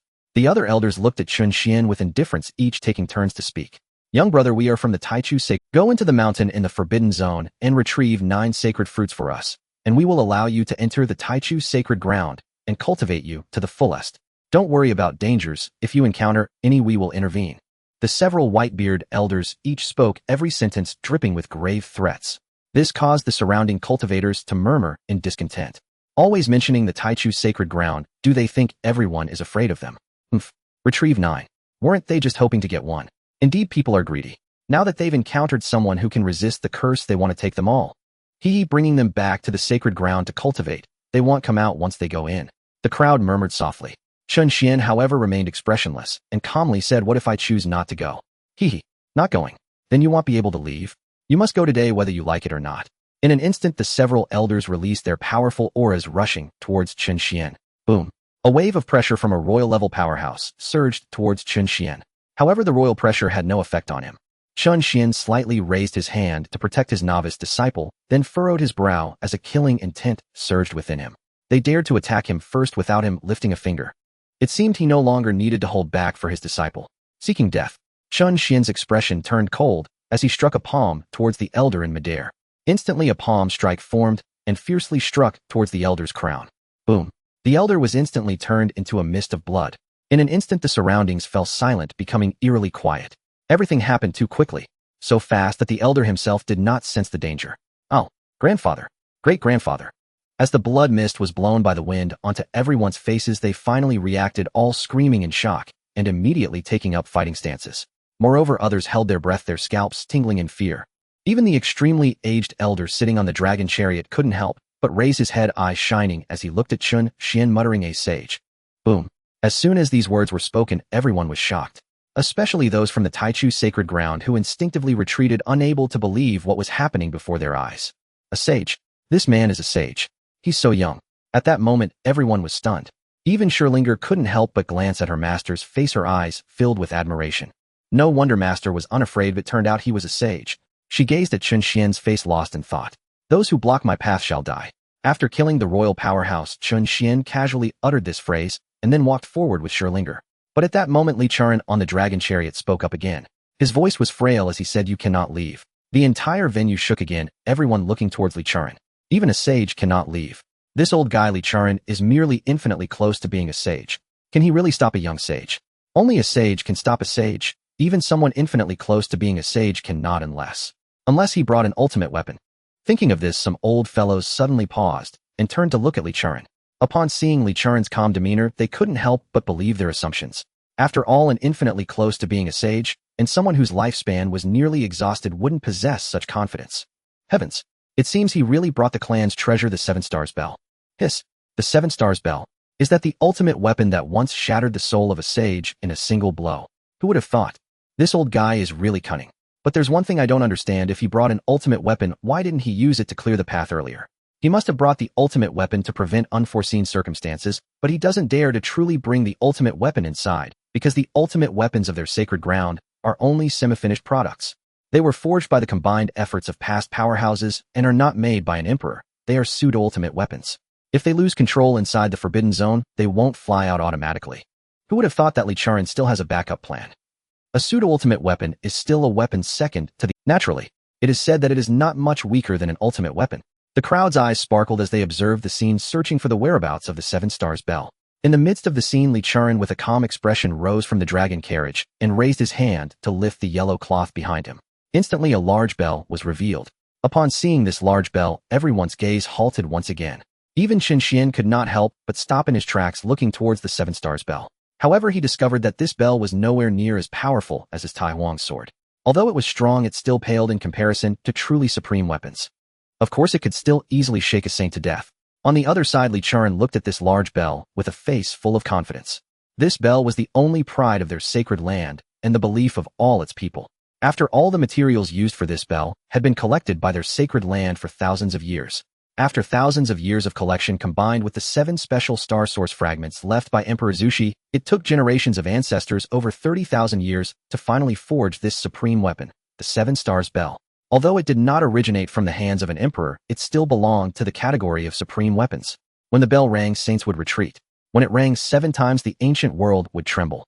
Although these people could not even trigger 3 rings, they could still suppress all enemies before them. Thus, they completely disregarded Chen Xuan. Fellow clansmen, let's activate the 7 Stars Bell together. Li Chuan shouted, then took the lead in pouring spiritual energy into the 7 Stars Bell. The other clansmen quickly followed suit. Buzz. Instantly, as the 7 Stars Bell was activated, it emitted its first tremor. Boom. The sound of the tremor was like a roar from the heavens, dull, yet filled with endless pressure, instantly shattering the dragon carriage. Immediately, a terrifying aura spread towards Chen Xuan, and the bell's sound resounded through the heavens. Puff, puff, puff. In an instant, all the surrounding cultivators spat out blood. Whether it was those old geezers or the powerful ones hiding in the corners, they were all jolted into spitting out blood. Even some with lower cultivation levels fainted on the spot, unaware of their condition. And this was merely the residual power emitted by the 7 Stars Bell. One can only imagine the strength of the impact Chen Xuan would endure when facing the 7 Stars Bell heated. Buzz. The sound converged towards Chen Xuan. Wherever it passed, heaven and earth resonated. Yet Chen Xuan remained indifferent, even failing to defend himself, allowing the bell's sound to strike him. Buzz. As the sound passed the myriad trees behind Chen Xuan, instantly turned to powder, and the ground beneath his feet heaved, lifting a layer of earth 1,000 meters thick, along with the mountains behind him vanishing. Yet he alone remained unmoved as a mountain. Even the stone spirit behind him was unharmed at this moment. Hiss! He's fine. Heavens! What kind of cultivation is this? How can he withstand the attack of the 7 Stars Bell? The crowd was shocked. The people of the Taichu sacred land widened their eyes in disbelief at this scene. Impossible. The sound of the bell rings, and saints retreat. Could he be above a saint? Fellow clansmen, continue to activate the 7 Stars Bell, shake him. With Li Chuan's command, the people of the Taichu sacred land continued to pour spiritual energy into the 7 Stars Bell, preparing to trigger the second ringing. Moreover, this time the prelude was longer, the build-up was greater, and the power was even more formidable than the previous ring. However, they had no idea that Chen Xuan was already in the body of an emperor. Let alone this group of old geezers activating it, even a group of saint kings could not harm him in the slightest. The body of an emperor is immortal through the ages. Of course, although he was unafraid, Chen Xuan did not want to stand still and let others attack him. He maintained a calm expression, slowly raised his hand to condense a gigantic palm of spiritual energy hundreds of meters wide and aimed it at the people of the Taichu sacred land. Since they were seeking death, there was no need for him to hold back. Boom. The vast palm, condensed from spiritual energy, seemed to descend from the heavens, exerting a suppressive force over all worlds. Instantly, the people of the Taichu sacred land were all astonished. Before this palm, even their group of royal-level cultivators along with an ancient figure who was infinitely close to being a saint felt their insignificance. It was as if they were a grain of sand in the vast ocean, utterly resistless. Quickly unleash it. The emaciated Li Chuan was startled, having no time to continue gathering strength. He could only immediately redirect his attack and fiercely unleash the second sound of the Seven Stars bell towards the descending giant hand. Buzz. The body of the Seven Stars bell trembled, and a heavy thunderous sound surged towards the unseen giant hand above. Yet that giant hand remained unaffected, still descending at full speed towards the crowd. It seemed as though the sound of the Seven Stars bell was completely ineffective. The Taichu sacred land will not let you go. Boom. The giant hand came crashing down. The ground trembled. All the people of the Taichu sacred land were instantly turned to powder. In the entire scene, only the Seven Stars bell stood upright in the ground. Upon witnessing this scene, the surroundings fell silent. No one dared to breathe. Their hearts had already trembled to the extreme. To kill all the powerful members of the Taichu sacred land with a single palm was one thing. Yet he could even withstand the power of the second ringing of the Seven Stars bell. This kind of terrifying cultivation must have reached its pinnacle. In the awe-filled gaze of the crowd, the stone spirit was also dumbfounded, staring wide-eyed at her master. Meanwhile, Chen Xuan remained utterly calm, as if he had merely accomplished an inconsequential task. He raised his hand to retrieve the Seven Stars bell before him. Although it is not a true supreme weapon, it still has some utility, so we'll keep it. Chen Xuan pointed, instantly erasing all traces of souls within the Seven Stars bell, and then promptly stored it in his spiritual sea. This scene once again caused a tremor. Because even saints cannot store supreme weapons in their spiritual sea. Although this was a pseudo-supreme weapon, it was still beyond what a saint could achieve to store it in their spiritual sea. Therefore, upon witnessing this scene, everyone present worshipped Chen Xuan's strength. They directly regarded him as an existence above saints. At the same time, in the Taichu sacred land, countless elders abruptly awoke from their seclusion, with some ancient monsters suddenly opening their eyes wide, staring into the void as they murmured, "Not good, the supreme weapon has erased the traces of the sacred land." Whoosh, whoosh, whoosh. Several elder figures at the saint level instantly vanished from their secluded places and reappeared in the main hall of the sacred land. Did you all feel that? Yes. The mark is gone. It must have been that kid Chuan who got into trouble. He took away the supreme weapon days ago. Who has such audacity to act against our Taichu sacred land? Quickly notify the sacred lord, convene an emergency meeting, and we must retrieve the supreme weapon. I'm going to the Taigu divine vein. I'll go with you. At the edge of the forbidden zone of the Taigu divine vein. Disciple, let's go. After storing the Seven Stars bell, Chen Xuan smiled slightly at the stone spirit. Only then did the stone spirit come back to her senses from her stunned state. Looking at her master's smiling face, she felt as if her thoughts had been seen through, and her little face turned red as she shyly nodded. Seeing this, Chen Xuan merely smiled gently. After all, which girl doesn't harbor a crush? Especially since he had saved her. And he was so handsome. Chen Xuan smiled lightly, raised his hand, slightly preparing to take the stone spirit away. But at that moment, a burst of radiance suddenly shone from the mountain peak of the forbidden zone in the distance. Immediately, a thin stream of spiritual spring water erupted dozens of meters high, creating a peculiar phenomenon at the mountain peak resembling the chaos of the beginning. An omen, and chaos stirs at the dawn of creation. What kind of omen is this, and could a rare treasure be emerging? And no, look quickly at that water. It seems to resonate with the profound essence of the Tao, and that must be the omen of chaos, holy water. Heaven above, this is chaos, holy water. But how could it appear within the forbidden zone? This is an artifact unseen across the entire Huanggu continent. A peerless elixir capable of mending the wounds of a sage, and so this is chaos, holy water. A substance even sages covet. As the crowd gazed upon the omen manifesting atop the forbidden mountain, astonishment gripped them all, especially at the torrent of holy water surging forth, stirring silent awe and fierce yearning in countless hearts. Chaos holy water does not exist within the Huanggu realm. A legend says it can only be obtained beyond its borders. Exceedingly rare. It is a divine liquid capable of healing the gravest injuries sustained by a sage. To heal a sage's wounds. And when a sage is injured, ordinary medicines are utterly ineffective. Only self-recovery remains possible. Thus, such a treasure is coveted even by sages themselves. And though it cannot extend lifespan, it may well be exchanged with a sage for rare life-prolonging celestial herbs and spirit treasures. Yet no one can fathom why it should appear atop the mountain peak. And of course, Though all burn with desire, none dare enter to claim it. After all, this is a place where even sages perish upon entry. And so all eyes turned toward Chen Xuan, wondering whether this sage would dare step inside. His indifference toward the saint fruit, capable of granting a millennium of longevity, is understandable.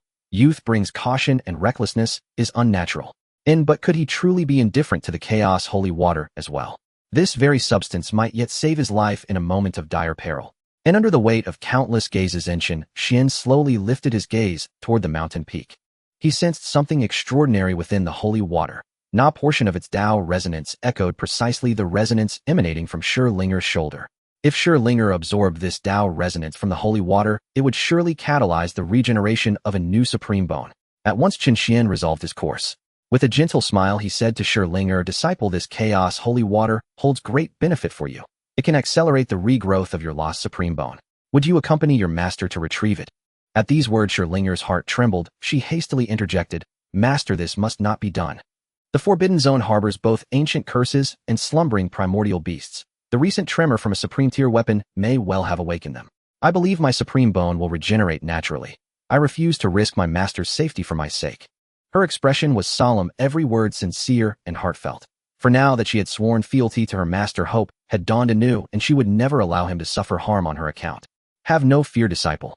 Though your bone may regrow in time, the catalyst lies before us. Why seek afar when the key is near? Come, let your master lead you to claim it." With that, Chen Xuan raised his palm, and lifting Linger, soared toward the summit. And instantly surrounding cultivators were struck dumb with shock, and for Chen Xuan truly entered. And he carried his newly accepted disciple with him. And most astonishing of all, he flew within the Forbidden Zone itself, and shattering once more their deepest assumptions about its nature. Before all watching eyes, Chen Xuan vanished into the mountain peak. In the peak's crown was no flat expanse, but a sunken basin. Upon descent, the rim's jagged stone walls would sever all sight from the outside world. Yet even before Chen Xuan descended, the holy water, having just surged forth moments earlier, seemed to sense his approach. In an instant it retracted into tiny orifices in the ground and vanished without trace. Chen Xuan remained unruffled. The holy water could not flee. After landing with Linger, he began observing the basin, intently searching for its hidden source. Within the basin, at its center, lay a thumb-sized aperture, the very vent from which the holy water had erupted. And nearby, a small pool of clear spring water shimmered softly. From its surface rose a slender tree, half a chi tall, bearing 9 saint fruits, still unripe, their green hue betraying immaturity. Yet this spring water was no ordinary liquid, viscous, crystalline, radiant, teeming with boundless heavenly and earthly spiritual energy, and none other than the exceedingly rare divine origin fluid. Heavens above, divine origin fluid. No wonder Saint herbs could sprout here. Linger gasped, deeply astonished at the sight of the luminous pool. But soon her gaze fell upon a nearby opening, an ancient pitch-black cavity, strangely contoured, resembling the gaping maw of some ferocious beast. "Master," and she barely uttered the word before Chen Xuan gently interrupted, "Disciple, the holy water lies within the cave. We shall retrieve it now." "SSS, Master. Could this cavern truly be the lair of those legendary primordial beasts? Perhaps we should abandon this quest." And gazing into the abyssal darkness of the chasm, Linger shuddered inwardly, fear prickling her spine. Though she held her master's power in utmost reverence, these were primordial beasts. To invade their den would mean certain death, even for 100 sages. "Fear not, disciple. They deliberately released the holy water to lure us in. Shall we disappoint them?" Chen Xuan observed the entrance, voice calm and unwavering. To Linger's ears those words struck like thunder. Her entire body jolted, every hair standing on end. "Master, you mean the holy water was deliberately released to draw us in?" Her voice trembled. She had never imagined she and her master were already marked. Suddenly, every terrifying legend of the Forbidden Zone flooded her mind. "Indeed. Let us go. Stay close to your master, all shall be well." And with a faint serene smile, Chen Xuan stepped forward first. As for the saint fruits, he intended to harvest them upon their return. Though still unripe and thus diminished in potency, they retained residual efficacy and could serve as reserves. Watching her master vanish into the cavern's maw, Linger clenched her teeth, stamped her foot, and followed without hesitation. Let death come. I was doomed long before this moment." And meanwhile, at the base of the sacred mountain, a vast open chamber glowed with ethereal brilliance, illuminated by night-luminescent pearls and embedded gemstones set into the stone walls. The space was neither cramped nor sprawling, akin to a grand human hall, yet riddled with countless tunnels. In this chamber stood unmistakably at the nexus of them all. Yet along the rear wall stood dozens of towering divine origin stones, each over a person's height, arranged in perfect rows. and within each stone a uniquely shaped being slumbered sealed like amber. Dozens in total. And these beings resembled humans, but bore twin horns, desiccated wrinkled skin, flattened noses, and sharply pointed ears. They rested in deep hibernation encased in divine origin stone. Though not all slept soundly, several among them had already opened their eyes, radiating waves of terrifying aura. Especially at the chamber's center stood one who had fully emerged from its stone cocoon. In holding a violet gold calabash, it tilted its head upward, recollecting the chaos holy water streaming down through the aperture overhead. Clearly the chaos holy water had been its doing. Come. Though the saint fruits failed to entice you, surely this chaos holy water will not. Hurry in, become our nourishment. In muttering softly, it hung the calabash at its waist, then waved a hand, lifting shattered fragments of divine origin stone from the floor and re-encasing itself within. Its gaze drifted toward the several tunnel mouths ahead. Then, breath slowing, it closed its eyes, and slipping back into stillness indistinguishable from its slumbering kin. Yet only it knew the truth. It feigned sleep, patiently awaiting its prey. And unbeknownst to it, every motion, every thought had already fallen under Chen Xuan's unblinking scrutiny.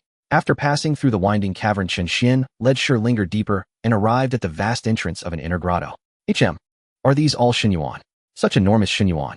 Sherlinger, hiding behind Chen Xuan, glanced and was instantly struck with astonishment when she saw the huge Chen Xuan stones propped against the wall.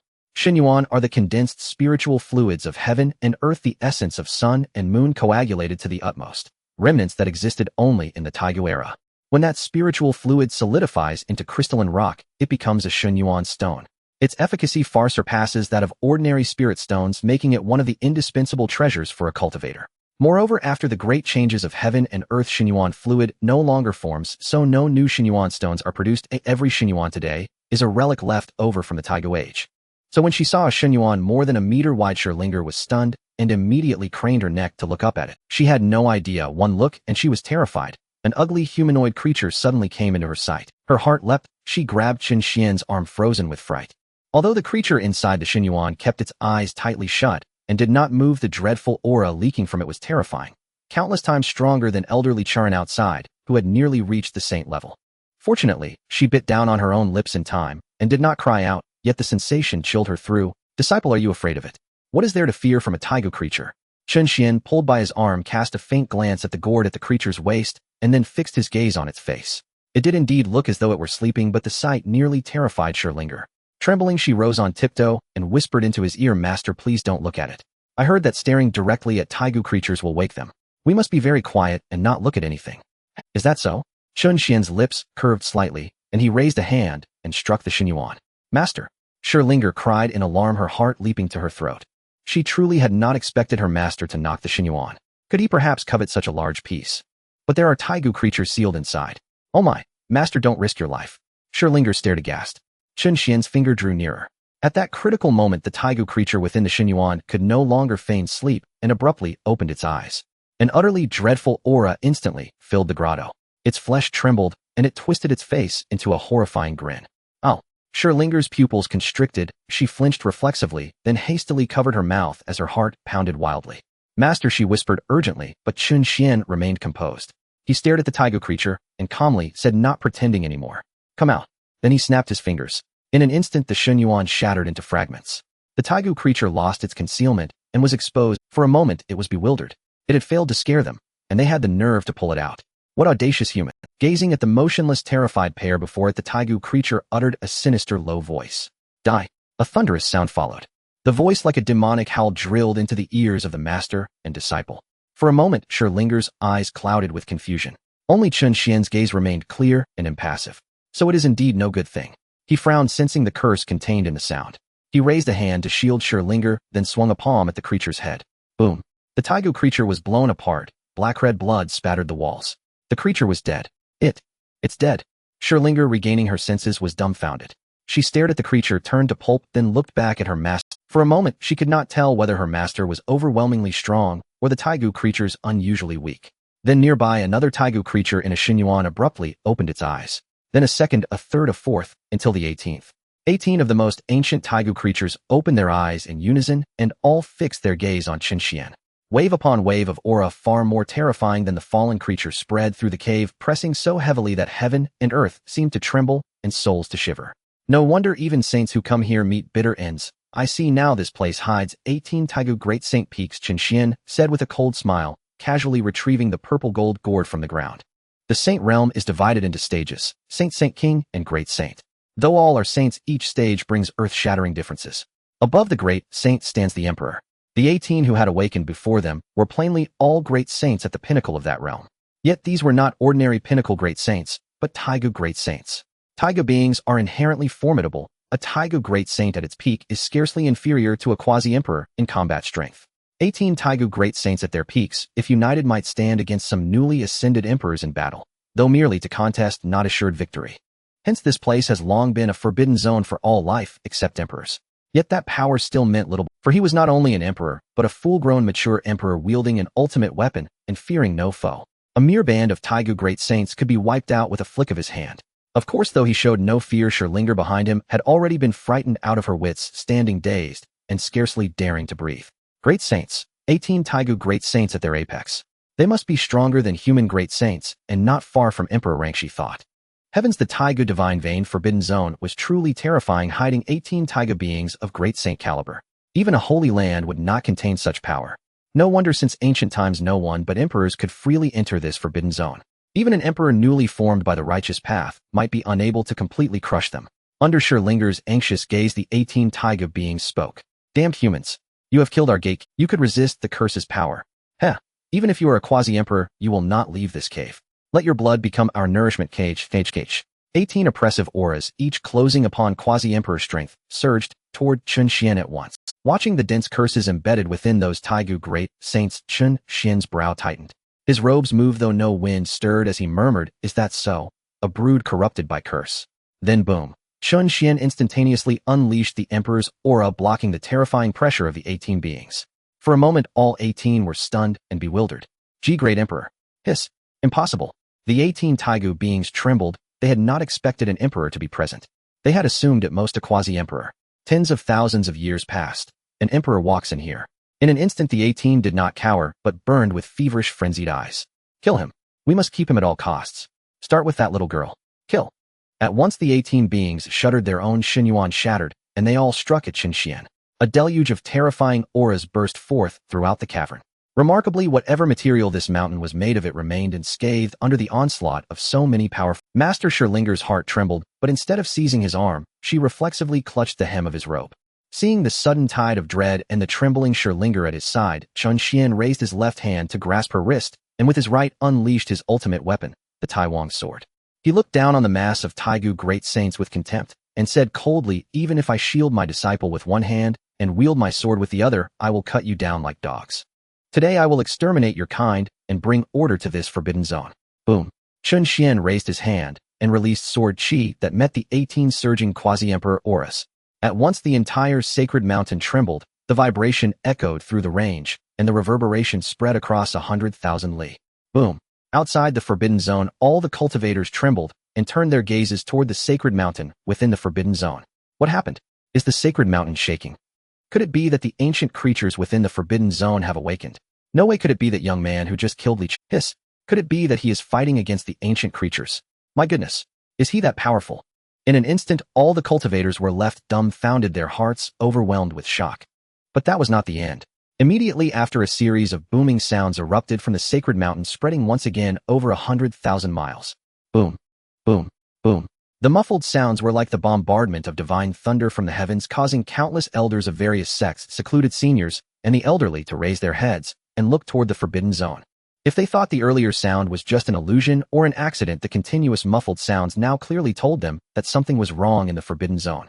At that moment, all the cultivators within 100,000 miles of the ancient mountain were shocked. Even some timid commoners knelt down trembling as they prayed to the heavens. Meanwhile, outside the forbidden zone, the cultivators covered their ears amidst the booming explosions and fled far. Even so, the muffled sounds still heavily struck their hearts, making their bodies tremble. Some cultivators with lower realms, even after retreating far and covering their ears, still spat out blood. Quickly, don't get too close. Those with higher realms were taken away by their elders. Those without elders either gritted their teeth and fled or fainted on the spot, completely unaware. In an instant, all cultivators retreated 100 miles from the forbidden zone. They exclaimed, so powerful, what kind of monsters are the ancient creatures in the forbidden zone? Heavens! Although these sounds did not carry any pressure, they were still terrifying. Could it be that the 7-star bell of the Taichu sacred land is activated? Looking at this power, it really does seem like it. No way. Can that young man activate an ultimate weapon? This level of power might have fully unleashed the might of an ultimate weapon. Hiss.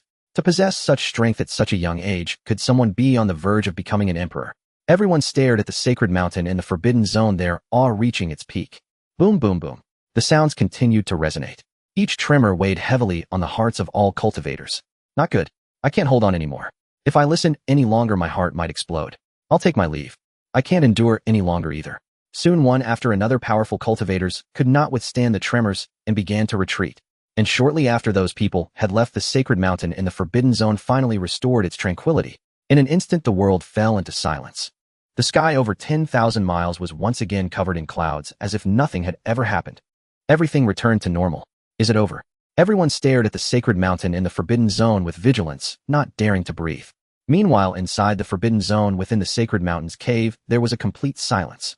All the ancient creatures had vanished. Only one man stood straight, one hand holding a beautiful girl, and the other grasping the Tai Huang, sword pointing it at the ground. Where the sword pointed, black-red blood fell containing an eerie Tao rhythm. Though dead, it remained terrifying. At this moment, the entire cave was covered with black-red blood, and the remains of ancient creatures, whether on the rock walls, the transparent divine source stones, or on the ground leading to the exit. In contrast, Chen Xuan had not a single trace of blood on him. His clothes were perfectly intact, just as they were when especially the way he quietly looked at the severed limbs on the ground. He appeared utterly relaxed. Seeing this scene, Scherlinger immediately became infatuated, gazing at her master's face, feeling incredibly. One sword alone fought against 18 saints, single-handedly protecting her and allowing her to enjoy peace. This master is truly rare in 1,000 years. In an instant, she became a bit dazed. However, she had no idea that Chen Xuan was not merely trying to look cool at this moment. Rather, he was in deep thought. Although he had killed the 18 great saints and the ancient creatures in the divine source, upon closer inspection of the blood and flesh on the ground, the eerie curse power and Tao rhythm were something Chen Xuan could not comprehend. The curse power within the blood and flesh was even denser by thousands or tens of thousands of times than that in the forbidden zone. But it was filled with an eerie aura. After observing for a while, Chen Xuan found no clues and shook his head, giving up. After all the ancient creatures in the forbidden zone had been completely exterminated, let these curses be. At the very least, these ancient creatures would not cause chaos anymore. Thinking of this, Chen Xuan raised his hand to put away the Tai Huang's sword and said to Scherlinger, disciple, let's go. Oh, okay, master. Seeing her master suddenly turn around to ask, Scherlinger's face turned red, feeling a bit shy. However, suddenly, she seemed to remember something and pointed to a drop of divine source on the ground, saying, Master, aren't we taking these divine sources? Chen Xuan, so you're still a little money obsessed. Chen Xuan shook his head and explained, these divine sources have already been tainted by curses and can no longer be used. Let's go. The spiritual energy in our Piao sect is much richer than that of the divine sources. As he spoke, he led the way out. Soon the two reached the mountaintop. This time Chen Xuan did not hold back and directly picked 9 holy fruits. After that, with a wave of his hand, he took Scherlinger and vanished from the sacred mountain, returning to the sect. Outside the forbidden zone, numerous cultivators had been waiting for a while. Seeing that there was indeed no movement coming from the forbidden zone, they all breathed a sigh of relief. It seems the battle in the forbidden zone has completely ended. That young man should have perished within it. Watching the powerful elder of the Taichu sacred land hurry in and out, the group of cultivators felt a deep sense of emotion. Even some cultivators and forces that had previously been oppressed by the Taichu sacred land were secretly delighted at this moment.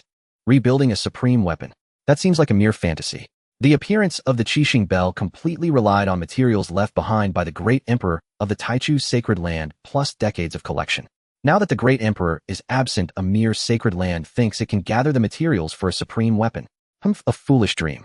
Those materials might not even be gathered by the great emperor himself.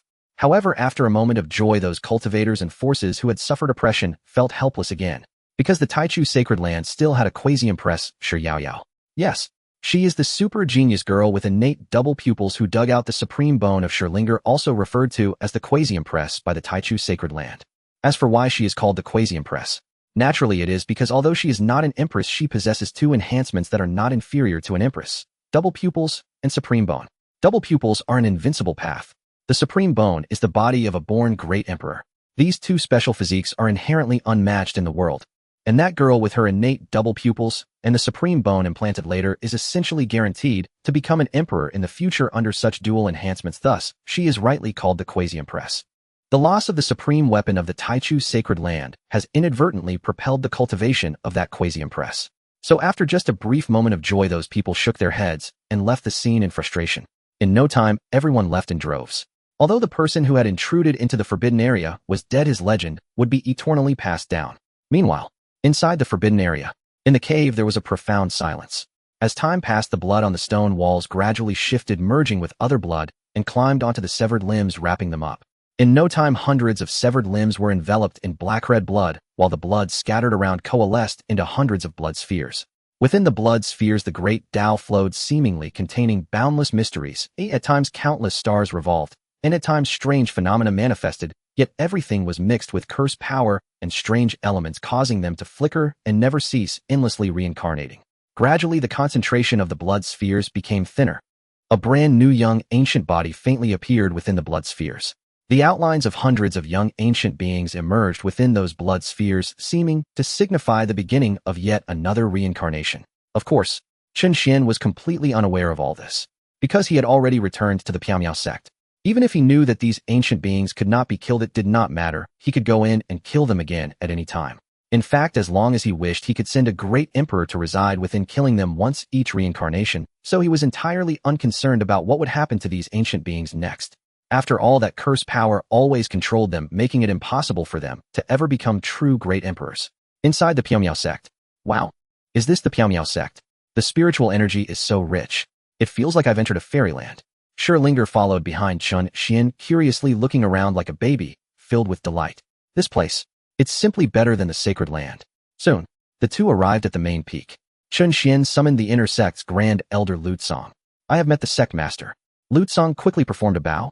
Chen Xuan nodded and said to Linger, this is the grand elder of our inner sect. Follow him to the divine ability pavilion to select a divine ability, and then come to the main hall to find me. At that time, I will help you awaken the supreme bone. Yes. Linger quickly responded obediently, then bowed to Lutsong, saying, Linger greets the grand elder. Let's go. Lutsong smiled slightly, showing great kindness to Chen Xuan's disciple, and led the way with a cheerful demeanor. Linger opened her big eyes and hurriedly followed Lutsong's steps towards the library pavilion. As for Chen Xuan, he went straight back to the sect master's hall, sitting on the stone bed inside. This is his resting place as well as his place for cultivation. Upon returning to the familiar stone bed, Chen Xuan immediately couldn't wait to say, System, open the lavish and unrestrained disciple recruitment gift bag. Ding! The lavish and unrestrained disciple recruitment gift bag opened successfully. Congratulations, host, you have obtained a celestial summoning card X1. Congratulations, host, you have obtained the Divine Source Convergence Array. Note, the Divine Source Convergence Array can absorb the spiritual energy of heaven and earth to gather into Divine Source Liquid. The host can place it in a suitable location, producing millions of pounds of Divine Source Liquid daily. Congratulations, host, you have obtained the Potential Testing Ladder. Note, the Potential Testing Ladder has 999 steps, each representing different cultivation potential. The closer to the top of the ladder, the higher the potential. Congratulations, host, you have obtained a top-grade divine weapon, the Maternal and Paternal Heart Mirror. Note, the maternal mirror can cast illusions, confronting one with their innermost fears, making it impossible to distinguish reality from illusion. The paternal mirror can display scenes from within the illusion for observation. Congratulations, host, you have obtained materials for an imperial weapon, the innate primordial heaven stone. Congratulations, host, you have obtained a cultivation enhancement card X1. Congratulations, host, you have obtained the eternal battle body. Eternal battle body, born for battle. As long as one possesses an indomitable heart, they can fight against all enemies in the world. Gaining strength with each setback, growing stronger with each battle, invincible in the world. Congratulations, host, you have received a special additional reward, Great Emperor Summoning Card X2. Special rewards cannot be synthesized. Soon, a series of rewards were all credited, especially with the fusion of the eternal battle body. Chen Xuan trembled all over, and a tremendous fighting spirit erupted in his eyes. His combat power instantly surged hundreds of times. Moreover, he could feel that this was only the surface effect of the eternal battle body. The hidden abilities within this body are limitless. They would continuously burst forth with battle. This eternal battle body, it seems even more formidable than the supreme body. Chen Xuan exclaimed. Then, he took out 2 special Great Emperor summoning cards and used them directly. Special summoning cards are unique rewards that cannot be synthesized and are useless to keep. And since he was about to open the mountain to recruit disciples, it was also time to add some elders to the sect. Ding! Summoning of powerful Great Emperors is in progress. Please arrange identities for them. Inner Sect Elder. Ding! Great Emperor Elders summoned successfully. They are on their way to the host. Please be patient and wait. Meanwhile, two terrifying figures manifested in the corners of the sect. However, as they had just been carved out, the terrifying aura faintly emanating from within them immediately attracted the attention of the three grand elders of Songhai Shao. Of course, since Chen Xuan had already prepared their identities in advance, the three grand elders of Songhai Shao regarded them as sect elders and did not go forward to capture them. As the figures of the two manifested their gazes clear, they exchanged glances and immediately flew toward the main peak, naturally drawing the attention of other disciples along the way. In no time, Lin Fan, Yi Qingqing, and Murong Ingluo curiously followed along. However, as soon as they arrived at the sect master's hall, they encountered Lu Yue, who emerged from a tree. Lu Yu stood with them at the entrance of the hall, curiously peeking inside. Inside the hall, the two newly arrived great emperors faced away from the disciples, politely clasping their fists at Chen Xuan. Subordinate Wang Zhuemo. Subordinate Wang Yetian. Greetings, sect master. After saying this, they simultaneously knelt down and bowed to Chen Xuan. The disparity in status was perfectly grasped. The disciples watching at the hall in trance widened their eyes in surprise. Indeed, they are sect elders. Did two more elders just emerge from seclusion? Their clothing is the same style as the other three elders. Is it because they are about to open the mountain to recruit disciples, so the elders have all come out to help? It seems these two elders are not weaker than those three elders. My goodness, could it be that there are two more super strong beings? Our sect is so powerful. Several people leaned over the door frame, peeking in and whispering. Even Lu Yue, out of curiosity, posed to peek over the door frame, with foreheads neatly arranged. Inside the grand hall, looking at the two newly arrived emperor-level powerhouses, Chen Xuan felt a bit speechless. Wang Zhuemo, Wang Yetian. It seems that the system's naming is truly random. They had summoned Songhai Shao and the others before, and now they summoned Mietian Zhuemo again. However, at least their names sound much stronger than Songhai Shao and his companions. Chen Xuan nodded and said, "Get up." With that, he raised his palm, and a black stone floated before the two. It was the emperor-level weapon material, Hunyuan stone, just rewarded by the system. Chen Xuan continued, "The sect's establishment is imminent. You should use these materials to forge some sect tokens. Both elders and disciples must have them. Go." "Yes, we take our leave." Wang Zhuemo and Wang Mietian immediately raised their hands to collect the Hunyuan stone and respectfully bowed as they took their leave. At the entrance of the grand hall, Lin Fan and the other disciples immediately greeted the two elders who had just emerged from seclusion. "Greetings, elders." The two elders nodded and then stepped out, heading to forge the sect tokens. Seeing this, Lin Fan and the others also prepared to disperse. However, at that moment, Chen Xuan's voice echoed from the grand hall, causing them to pause in surprise. "I have taken in a new junior sister who is currently selecting cultivation techniques in the library. If you have nothing else, you can go and get to know her." The voice floated through the hall. The group was momentarily stunned. Another junior sister. Their faces lit up with joy, and they quickly approached the entrance of the grand hall to bow to Chen Xuan in response. Yes. With that, the group, filled with strong curiosity, headed straight to the library. They must get to know the new junior sister well. Inside the library, Scherlinger walked along, already numbed by the sect's facilities and spiritual energy, especially when the Grand Elder described the functions of the sect's illusion tower, the library, and the wonders of the battle square. She was utterly amazed. So at this moment, when she was actively chosen by a cultivation technique book in the library, she became more accepting of many things. Looking at the book in her hand, her pupils slightly constricted, and she couldn't help but read aloud the words on it. Xianjing Supreme Law. The supreme law spoken of by my master is actually the Xianjing. My goodness, this is too unbelievable. Scherlinger was greatly excited. She had only heard of the supreme bone and never of the supreme body or the supreme law, thinking that her master was referring to some sage or emperor's scriptures. So upon seeing it was the Xianjing, she was utterly shocked and couldn't wait to turn to the first page of the Xian. Being a supreme body, one should suppress all enemies. Boom. Scherlinger's heart began to pound rapidly. The supreme body, is this powerful?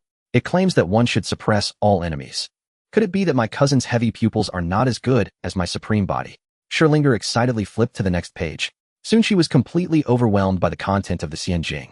According to the Xianjing, the supreme body truly can suppress all enemies.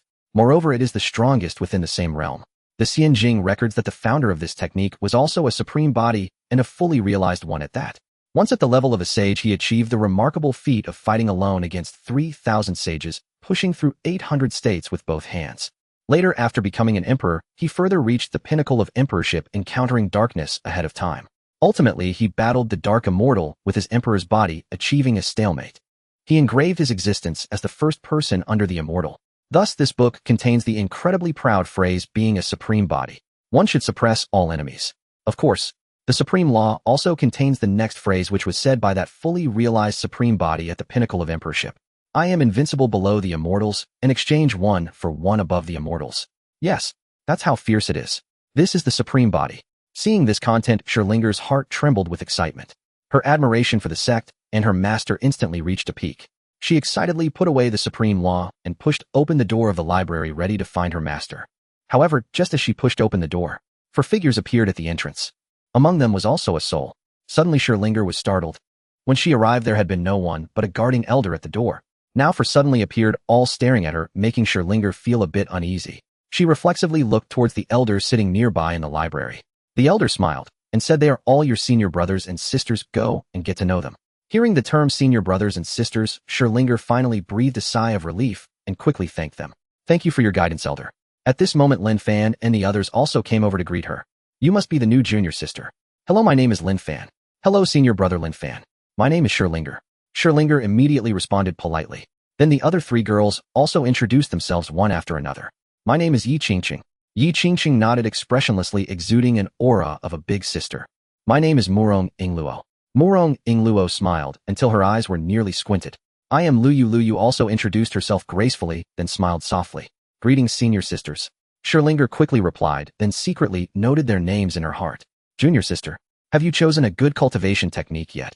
Next, do you want to go to your residence to cultivate, or do you want to check out the illusion tower? We can take you there." Lin Fan said with a smile appearing like a big brother. Scherlinger felt a bit overwhelmed by their kindness. Looking at the other senior sisters, she found them all staring at her. For a moment she felt honored, and quickly said, "Master asked me to choose a good cultivation technique. To find him, he must have something arranged for me." "Oh, then we'll take you to find Master. We also need to go back to cultivate." The group smiled slightly, and then headed towards the main peak. Lin Fan led the way with the 4 girls following closely behind.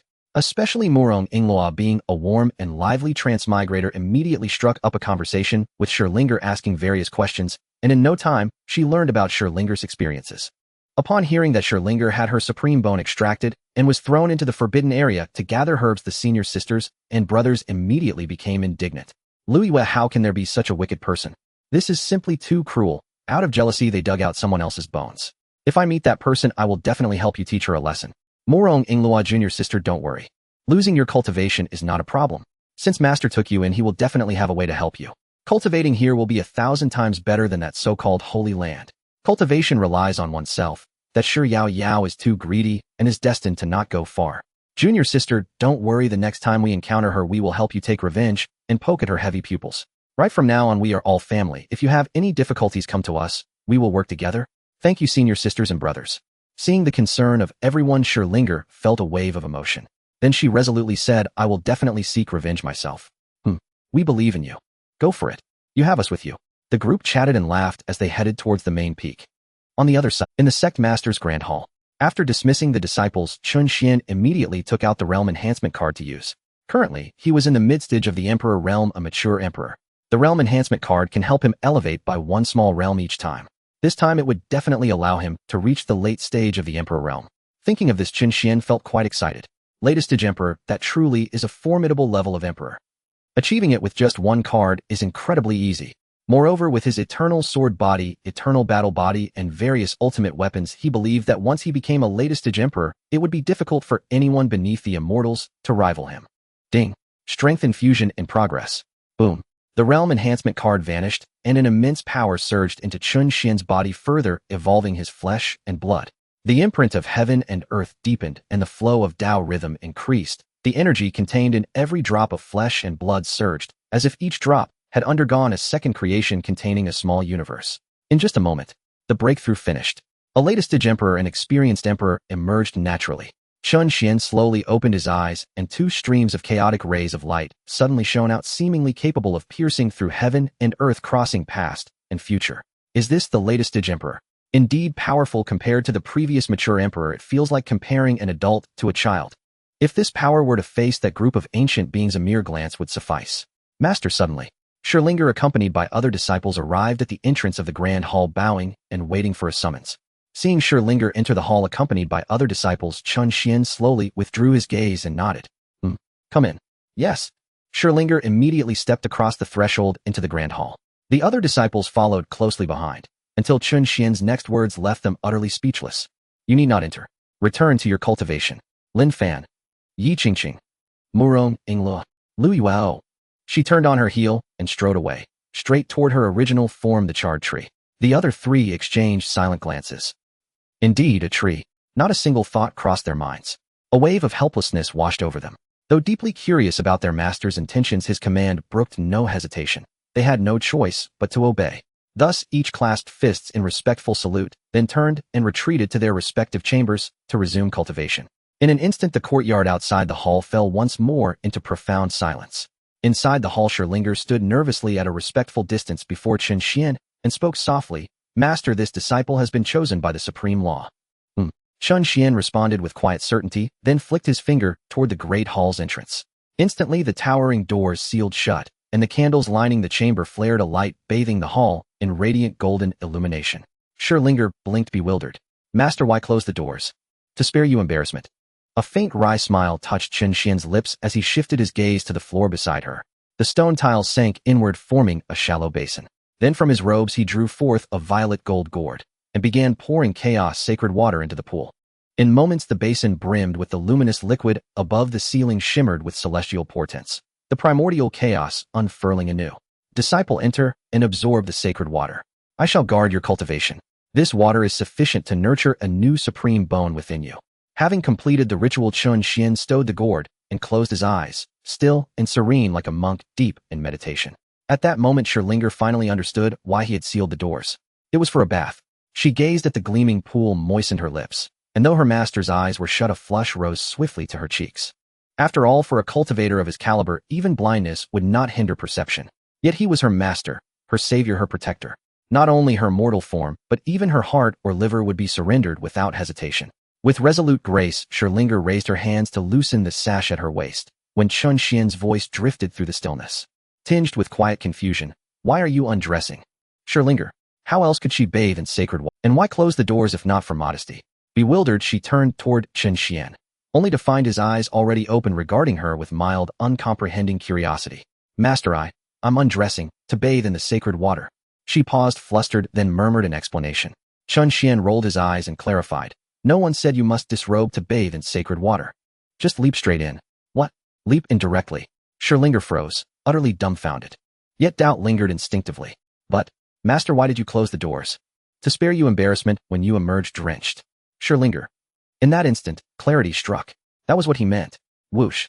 Her face burned crimson. She longed for a crack in the earth to vanish into. Bowing her head, mortified beyond speech, she stared fixedly at her own toes and whispered, "This disciple understands." "Then enter now." Chen Xuan closed his eyes once more. Only then did Scherlinger steel herself against shame, slip off her shoes and socks, and step into the pool. She seated herself facing him, knees drawn up, gazing quietly at her master's serene, meditative countenance. Suddenly a question stirred within her, and she ventured softly, "Master, are you unwell?" Chen Xuan asked, eyes still closed. "No. There is something I wish to ask, Master." Her gaze held steady, unwavering. "Speak. Which is stronger, the innate twin pupils, or the supreme body?" Her eyes gleamed with intensity, brimming with expectation, for this answer bore upon her path of vengeance. Though the scriptures had spoken of it, she trusted her master's word far more. "Both are formidable, but the supreme body surpasses them." Chen Xuan replied calmly. "The twin pupils mark an invincible path. If the twin pupils are already invincible, why does the supreme body eclipse them?" Her heart trembled, she pressed urgently. A faint knowing smile curved his lips. "Because, who stands tallest at the summit of the immortal path? Upon beholding a supreme being, all else turns to void." Boom. At those words, Scherlinger shuddered, deeply shaken. Who stands tallest at the summit of the immortal path? Upon beholding a supreme being, all else turns to void. So formidable was the supreme body. HSSSS. She drew in a sharp breath, and felt a profound sense of reassurance settle within her. Thus, so long as she cultivated diligently, she need fear no longer that Yaoyao. At that thought, she closed her eyes and immersed herself fully in absorbing the chaos sacred water. Observing her, Chen Xuan allowed himself a subtle, knowing smile. His words had been true, yet incomplete. For after that verse came another. Who stands tallest at the summit of the immortal path? Upon beholding a supreme being, all else turns to void.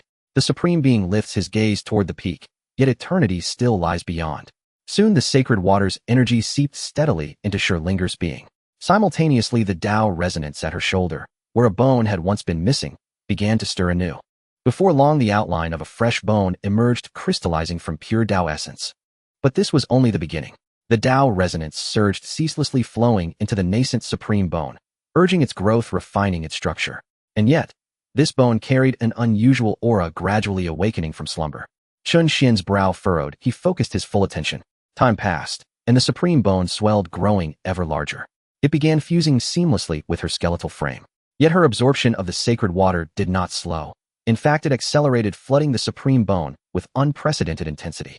Suddenly, Scherlinger's brow knotted in distress. Master, this disciple feels unbearable discomfort. My shoulder itches fiercely, as if something is forcing its way out. Hearing her cry, Chen Xuan's expression softened. A glimmer of delight lit his features as he reassured her. Fear not, disciple. Your innate divine ability is awakening. You have activated the innate divine ability sealed within your supreme bone. What? An innate divine ability? Boom. Shock reverberated through her, then surged into. Having inherited the supreme bone, she knew its legends well. An innate divine ability, a power embedded within the bone itself, surpassed even supreme martial techniques in magnitude and profundity. Yet such abilities were said to awaken only upon full mastery. How then had hers manifested now? Truly, this sacred water was extraordinary. But what ability would it unveil? Thrilled beyond measure, Scherlinger clenched her teeth and endured. Moments passed, and the sacred water's luminescence began to fade, growing translucent. Her suffering intensified, until at last she could bear it no longer. With a cry, she threw wide her arms and tilted her head back, releasing a piercing shout. Ah! Boom! Instantly, her raven tresses billowed upward, untethered by wind, and a beam of blinding, incandescent light erupted from her supreme bone, streaking straight toward Chen Xuan.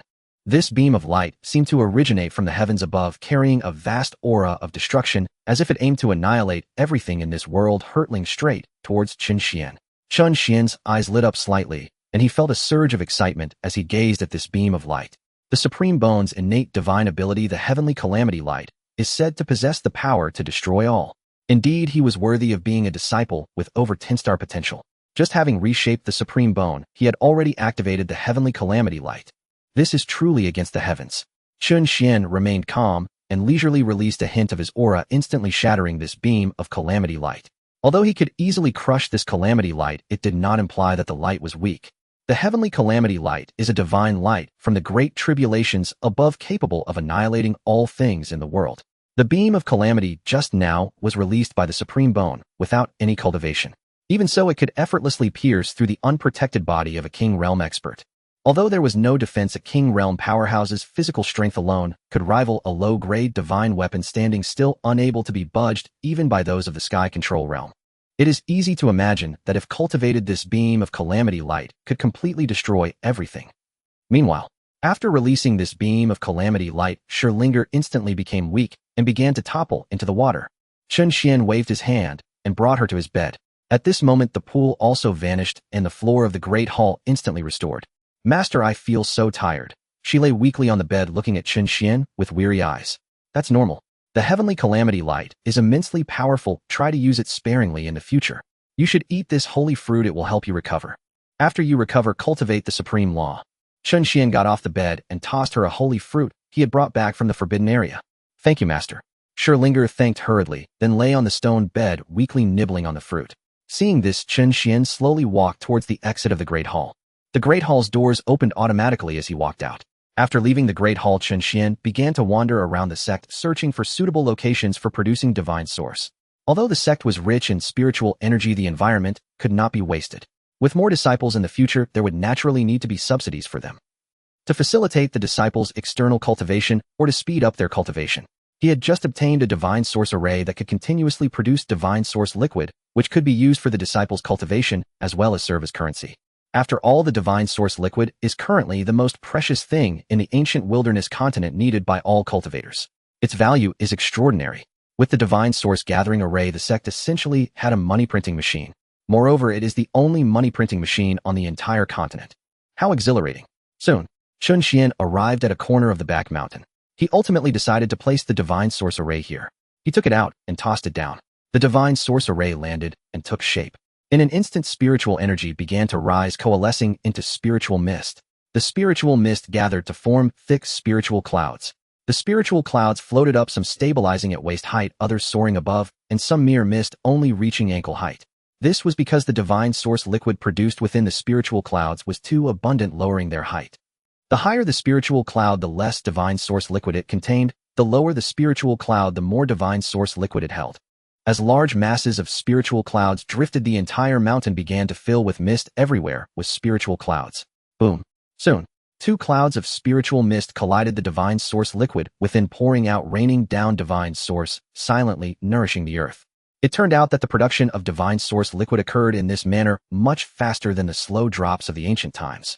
Truly worthy of the system's rewarded array, the effect is indeed formidable. Chen Xuan smacked his lips and then walked out of the mountain. Upon reaching the entrance, he raised his hand and waved a large stone, erecting it beside the entrance, carving several large characters on it. Divine Source Mountain. Looking at his proud creation, Chen Xuan slowly left the place. After he departed, over time, within Divine Source Mountain, spiritual clouds continued to gather, take shape, collide, and scatter. In just a few days, thousands of spiritual clouds formed within Divine Source Mountain, with many already pressed down to just 3 inches off the ground, allowing one to bend down and collect divine source liquid. Additionally, to prevent too much divine source liquid from accumulating and overflowing, Chen Xuan specially arranged for the 2 female disciples Feng Hua Shui and Yue to take on a job. That is to collect divine source. Yes, to collect divine source. After all, the 2 women with alluring bodies sweeping the entrance all day would impact the sect's atmosphere too much. During his occasional inquiries about the outside world these past 2 days, he had not once failed to notice some lecherous cultivators lurking outside the sect, watching the 2 women sweep while secretly engaging in lewd acts. Thus, he directly changed the women's job. After all, during this period, their cultivation levels had also been rising rapidly, and they could fully handle the tasks of collecting divine source. Since they enjoyed working, let them work in a different place. So Chen Xuan instructed them to go to Divine Source Mountain every day, collect the overflowing divine source liquid, and store it in the warehouse. Of course, since they were both advanced disciples, they should not need to do menial work. Chen Xuan was not stingy either. Since he had arranged for them to work, he naturally provided corresponding rewards, allowing them to freely drink divine source liquid along with substantial additional divine source liquid subsidies. The 2 women naturally had no objections to this, especially since they were not accustomed to being in the limelight. While sweeping, they happily went to collect divine source on the same day they received the news. Beautiful women collecting divine source, the aroma is delightful. From then on, Divine Source Mountain had 2 busy figures like diligent bees bustling back and forth between the warehouse and Divine Source Mountain daily. In the following days, everyone spent their time busily. The quantity of divine source liquid in the warehouse also increased steadily. With the divine source liquid, the disciples' cultivation progressed steadily. Of course, it is worth mentioning Sherlinger. Ever since she stimulated the Supreme Bone and activated her innate divine ability, her cultivation advanced by leaps and bounds, and her transformation became increasingly significant. Especially after viewing the Supreme Law, with her increasing cultivation, not only did her confidence grow, but her domineering aura also became increasingly prominent. Moreover, when she found herself at a disadvantage during sparring with her senior sister, or in crises within the illusion tower, she would always confidently declare that line: "I am the supreme body destined to suppress all enemies." After declaring, she could activate her potential within, growing bolder with every battle. As she gradually matured and grew stronger, her aura underwent a tremendous transformation compared to before. Now merely standing there exuded an aura that made others hesitate to provoke or aspire to reach her level, as if she was naturally endowed with a regal presence. Especially with just a glance, the timid could even be frightened to the point of losing control. This completely altered everyone's previous perception of her as delicate and weak, and they began to regard her with newfound respect. At this moment, the day for opening the mountain and accepting disciples drew ever closer. Within the sect's grand hall, Chen Xuan had just returned from studying in the library. Wang Zhumo and Wang Mietian appeared with the crafted sect tokens. Sect Master. The sect tokens have been completed, including a series of tokens for inner elders, inner disciples, outer disciples, and more. Additionally, extra badges were made to match, which can be worn on the chest for quick identification of each person's status, eliminating the hassle of having to pull out tokens constantly. "Oh, bring them here. I shall inspect them." Chen Xuan lifted his eyes slightly. Wang Zhumo immediately presented the sect master's token and chest badge with both hands. The token was no larger than a palm, its front engraved with the characters Sect Master, its reverse bearing the name Piamiao Sect. The badge was even smaller, only thumb width and half a finger in length, fitted with a clasp for secure fastening over the chest. Its reverse bore the same inscription, Sect Master. Having examined both items and tested their hardness, Chen Xuan nodded in quiet satisfaction. "Excellent. Sect Master, the tokens and badges are infused with Hunyuan stone, granting them extraordinary resilience against destruction. Moreover, due to the unique properties of Hunyuan stone, each item can store a disciple's spiritual signature. Even if lost, the rightful owner may be verified by this imprint alone. Indeed, with a gentle smile, Wang Zhumu added this explanation, utterly devoid of imperial grandeur, as though a loyal servant awaiting praise for meritorious service. You two have shown remarkable thoughtfulness. Chen Xuan nodded, then infused his own spiritual essence into the badge. Sure enough, it retained his identity flawlessly, and no ordinary method could erase that imprint. We are deeply honored by your praise, Sect Master. Both men clasped fists and bowed in unison. Enough. Then distribute them at once. And produce more. These shall be issued to new disciples as they arrive. Chen Xuan affixed the Sect Master's badge to his chest and waved dismissively toward the two elders. They bowed again and withdrew immediately. Upon exiting the Grand Hall, they first delivered the tokens to Lu Yu, the nearest among all recipients. Lu Yu, this is the Sect Master's official identity token signifying your rank and standing within the sect. Please safeguard it well. Her trunk had already sprouted several willow branches. Her charred body now shimmered with vibrant green vitality, recovery progressing swiftly. At the elder's words, she manifested instantly from within her trunk. Many thanks, elder. I've placed both tokens upon your branch. Wang Zhumu set the large and small tokens upon Lu Yu's trunk, then departed to deliver the rest. All three senior elders, including Songhai Shao, as well as the 4 inner disciples, received theirs. Even Elder Yi Junlin, who oversaw the servants, and Feng Hua and Shui Yu, bending low to gather spirit sources upon Shun Yuan Mountain, each received a token and badge. Yet on Feng Hua and Shui Yu's badges appeared the title Apprentice Disciple. Elder sister, this little trinket is truly exquisite. Younger sister, we finally hold official standing. Let us strive diligently lest we be expelled from the mountain. Amid the mist-strapped peaks of Shun Yuan Mountain, their silhouettes flickered like phantoms as they held aloft their sect tokens, faces alight with joy. Though daily labor brought them here, the mountain's abundant heavenly qi accelerated their cultivation far beyond what they'd achieved elsewhere. Even while working, they broke through their cultivation barriers. Leaving the mountain was the last thing they desired. Outside the sect, as the opening ceremony of Piaomiao sect drew near, more and more cultivators arrived to undergo the sect's entrance trials. The closer the date approached, the greater the influx. Millions arriving daily. In recent days, numbers surged to nearly 100 million per day. The area outside the sect gates overflowed with cultivators. Crowds thickened exponentially near the main gate, so dense that not even a foot could find purchase on the ground. From atop the sect's peak, one could behold several 100 million cultivators gathered before the mountain gate, filling the entire Luangu Mountains.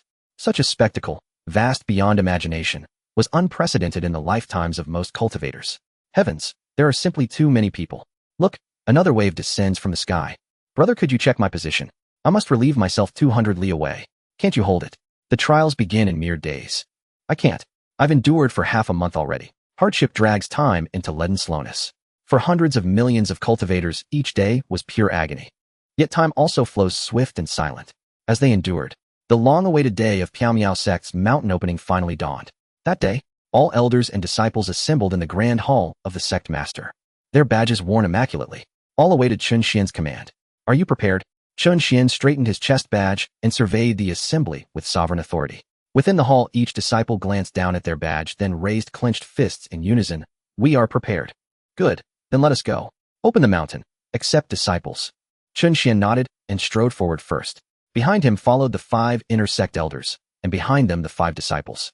Bringing up the rear were the apprentice disciples Feng Hua and Shui Yu, and elder Yi Junlin, the servant overseer. Thus the procession emerged from the grand hall. Then, ascending into the sky, they flew toward the sect's main gate. At their appearance, the crowd outside erupted in awe and exhilaration. Look, there they are. They're out. The Piaomiao sect has emerged. The mountain is opening. Hurry. Check the woods 200 li away, see if young master has finished his business, and bring him back at once. Quick, send word to young lady 300 li away. The Piaomiao sect's disciple recruitment may begin in— Uncle, everyone's awake. Fly up and confirm. Is the Piaomiao sect about to accept disciples? Xiao Chun, awaken. Apologies, I'll pause sales for now. I'll resume after joining the sect. In that instant, hundreds of millions of cultivators snapped alert, turning as one toward the plaza before the sect gate, their gazes locking onto the badges to discern ranks and identities. After all, aside from Songhai Shao, Feng Hua, and Shui Yu, and elder Yi Junlin, none of the others had ever appeared publicly. Most remained utterly unknown. Especially striking were sect master Chen Xuan himself, and his disciples, tall, elegant, radiant, each a paragon of grace and refinement. Yet among them the most arresting figure was Lu Yu. A soul form untethered from earth, she exuded an aura of pristine, unadulterated spiritual purity, truly extraordinary. That woman appears to be a soul. Indeed, a soul. And her badge marks her as a direct disciple. Is Piao sect truly so bold as to accept souls? Teach all without discrimination? Hardly. She remains after all a sentient being. No wonder a month ago they dared defy the soul palace outright. Their own disciples include souls. This soul is exceptional. Her spiritual essence is profoundly pure. Were the soul palace to learn of her grave complications would follow. Piao sect holds the soul palace in utter contempt. Let them come, we fear nothing. I must join Piao sect. Is the central figure the 108th sect master of Piao sect. Remarkably young. Rumor says he struck down 3 sovereign emperors with a single palm. Truly a reclusive sect, appears scarcely to have disciples. One wonders how stringent their admission criteria might be. Alas. Ancestor. Ancestor. Look, that's our Yi family's founding ancestor. Yes, the servant overseer. He's ours. Hundreds of millions of cultivators surged with excitement. At the sight, Chen Xuan raised a hand and unveiled the trial stairway. Instantly, a towering white jade stairway of 999 steps materialized before them. The heavenly ladder loomed high, entirely made of white jade, boasting 999 steps, seemingly reaching towards the heavens.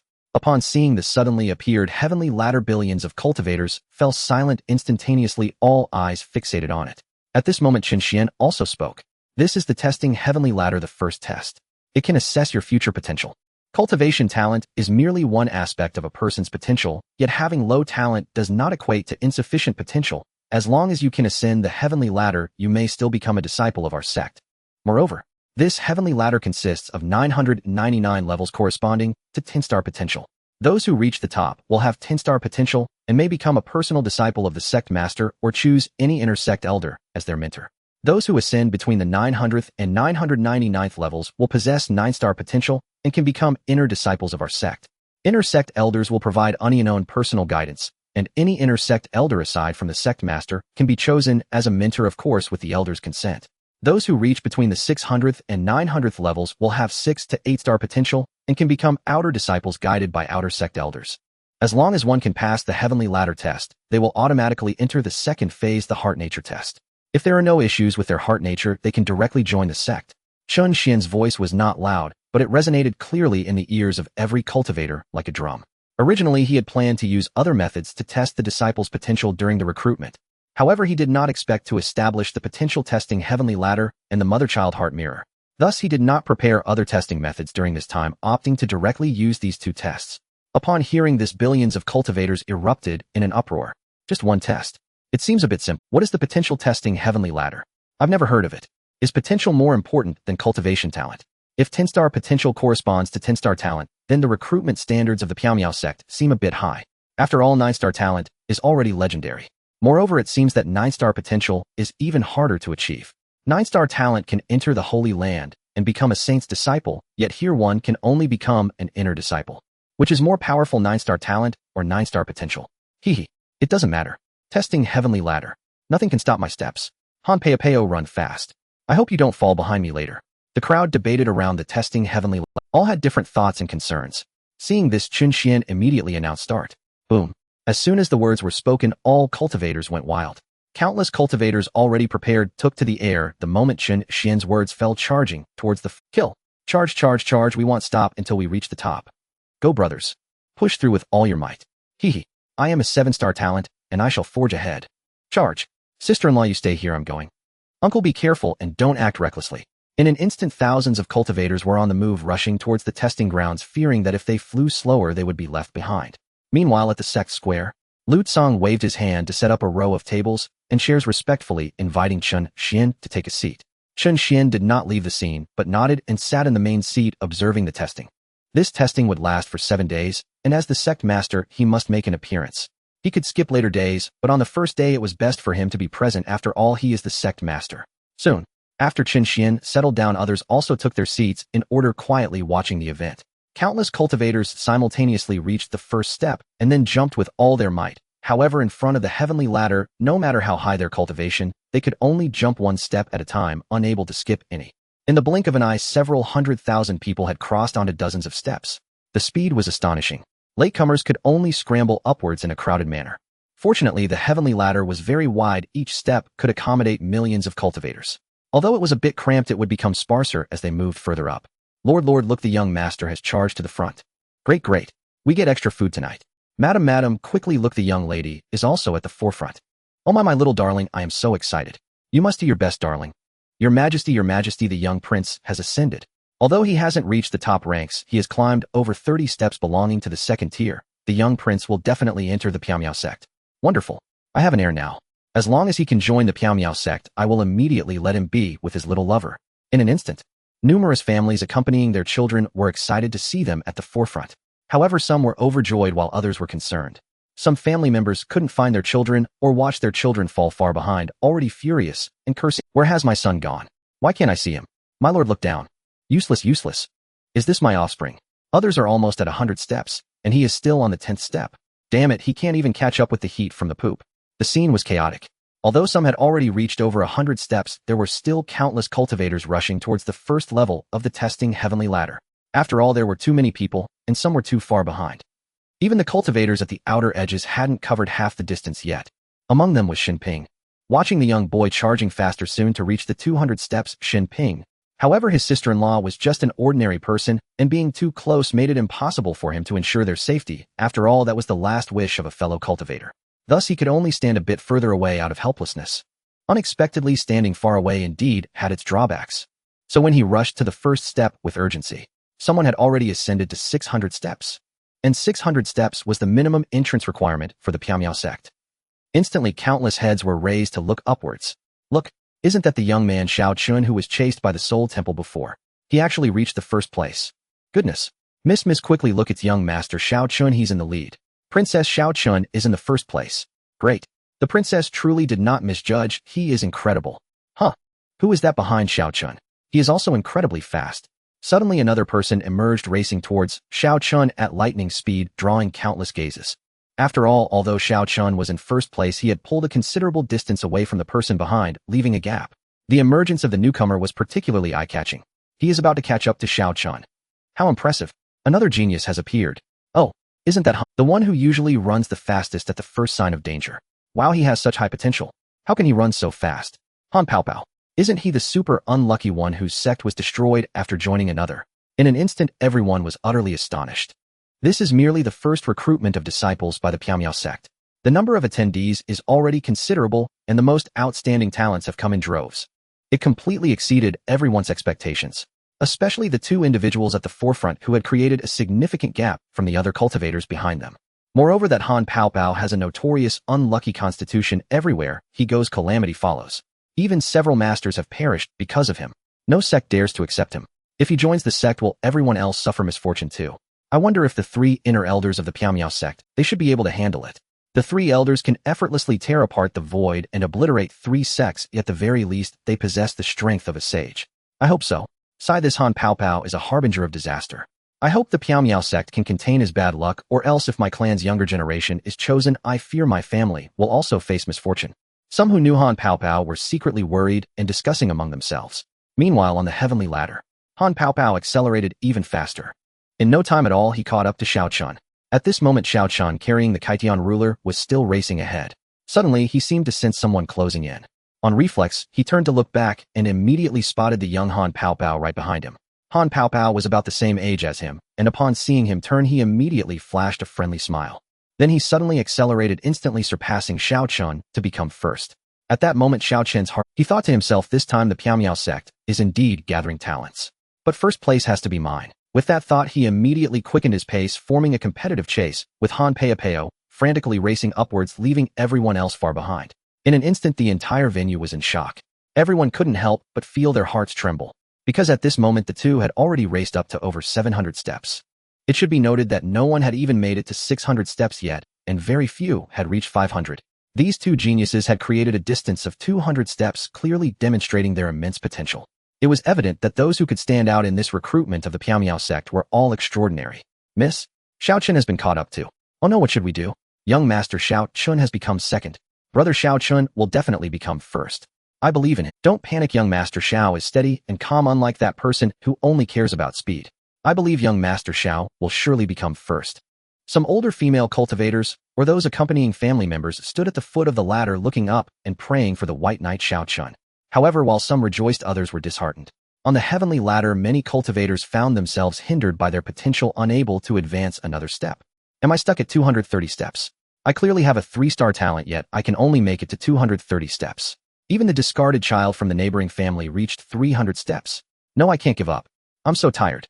Even though I've already reached the void realm and still rank among the best of my peers, why can't I progress further? Is 550 steps my limit? No. I refuse to accept this. My 7-star talent should set me apart. Sister, you don't need to worry about me. Just go ahead, the family's hopes rest on you. Quickly go up. You must enter the Piao sect. 599 steps. Just one more step. Once I make it, my family will be safe. Master, the young master has reached the 600th step. He has become the 3rd to reach it. Wow. My son has secured a spot in the Piao sect. That's wonderful. That's wonderful. At this moment, as the tests progressed, whether on the heavenly ladder or below, everyone was intensely focused and anxious. Especially those who had reached the 600th step, regardless of whether they were family or the individuals themselves, were so excited they were practically dancing with joy. But just then, suddenly a figure surged through the crowd and stepped directly onto the steps above 600. Then, without pausing, he instantly surpassed the cultivators above 600, continuing to leap forward rapidly. 601 steps, 602 steps, 603 steps. With each step he took, he passed 1 or 2 cultivators. In the blink of an eye, he had become the 3rd in the entire venue. Seeing this new youth emerge, countless people were once again shocked. Wow, another genius. He looks so effortless. Who is this person? It's Taoist Chen. Oh my, it's actually Taoist Chen. I didn't expect him to have such potential, reaching over 600 steps. I thought he would drop out. Elder is the Taoist Shen you mentioned, Shinping. He has reached 600 steps. Yes, sister-in-law. It is indeed brother Shen. He has already climbed to 650 steps. Yay, that's wonderful, it's uncle. Uncle, have you finally obtained the qualification to enter the Piao sect? Daughter, quick look, your godfather has secured a spot in the Piao sect. When you grow up, you must also join the Piao sect. I understand, mother. Once godfather joins the Piao sect, we won't have to worry about being bullied. And I will definitely join the Piao sect in the future to support mother and avenge father. The mother and daughter embraced and wept. The companions who followed did not know how to comfort them, but seeing Shun Ping's speed, their determination to protect the mother and daughter grew even stronger. As the saying goes, once one attains the Tao, even their chickens and dogs ascend to heaven. Now that a good friend is joining the Piao sect, his status will surely rise as well. They must protect Taoist Shun's sister-in-law well, allowing him to focus on his cultivation. As he silently resolved this, everyone turned to look at him. They were discussing Shen Ping, especially Shen Ping's solitary figure, whose unyielding speed stood out prominently on the towering heavenly ladder. Although Shen Ping was still some distance from Xiao Chun and Han Peipeo, he had likewise created a gap with the cultivators behind, becoming a genuine 3rd place. Moreover, as they climbed higher on the heavenly ladder, both Xiao Chun and Han Peipeo felt increasingly strained, causing their previously rapid progress to slow down, giving Shen Ping the opportunity to catch up. I wonder if it's because the potential test and talent test differ, or is it because I'm sharing a room with my sister-in-law? Every time I'm behind her, I feel more invigorated and my insights into cultivation deepen.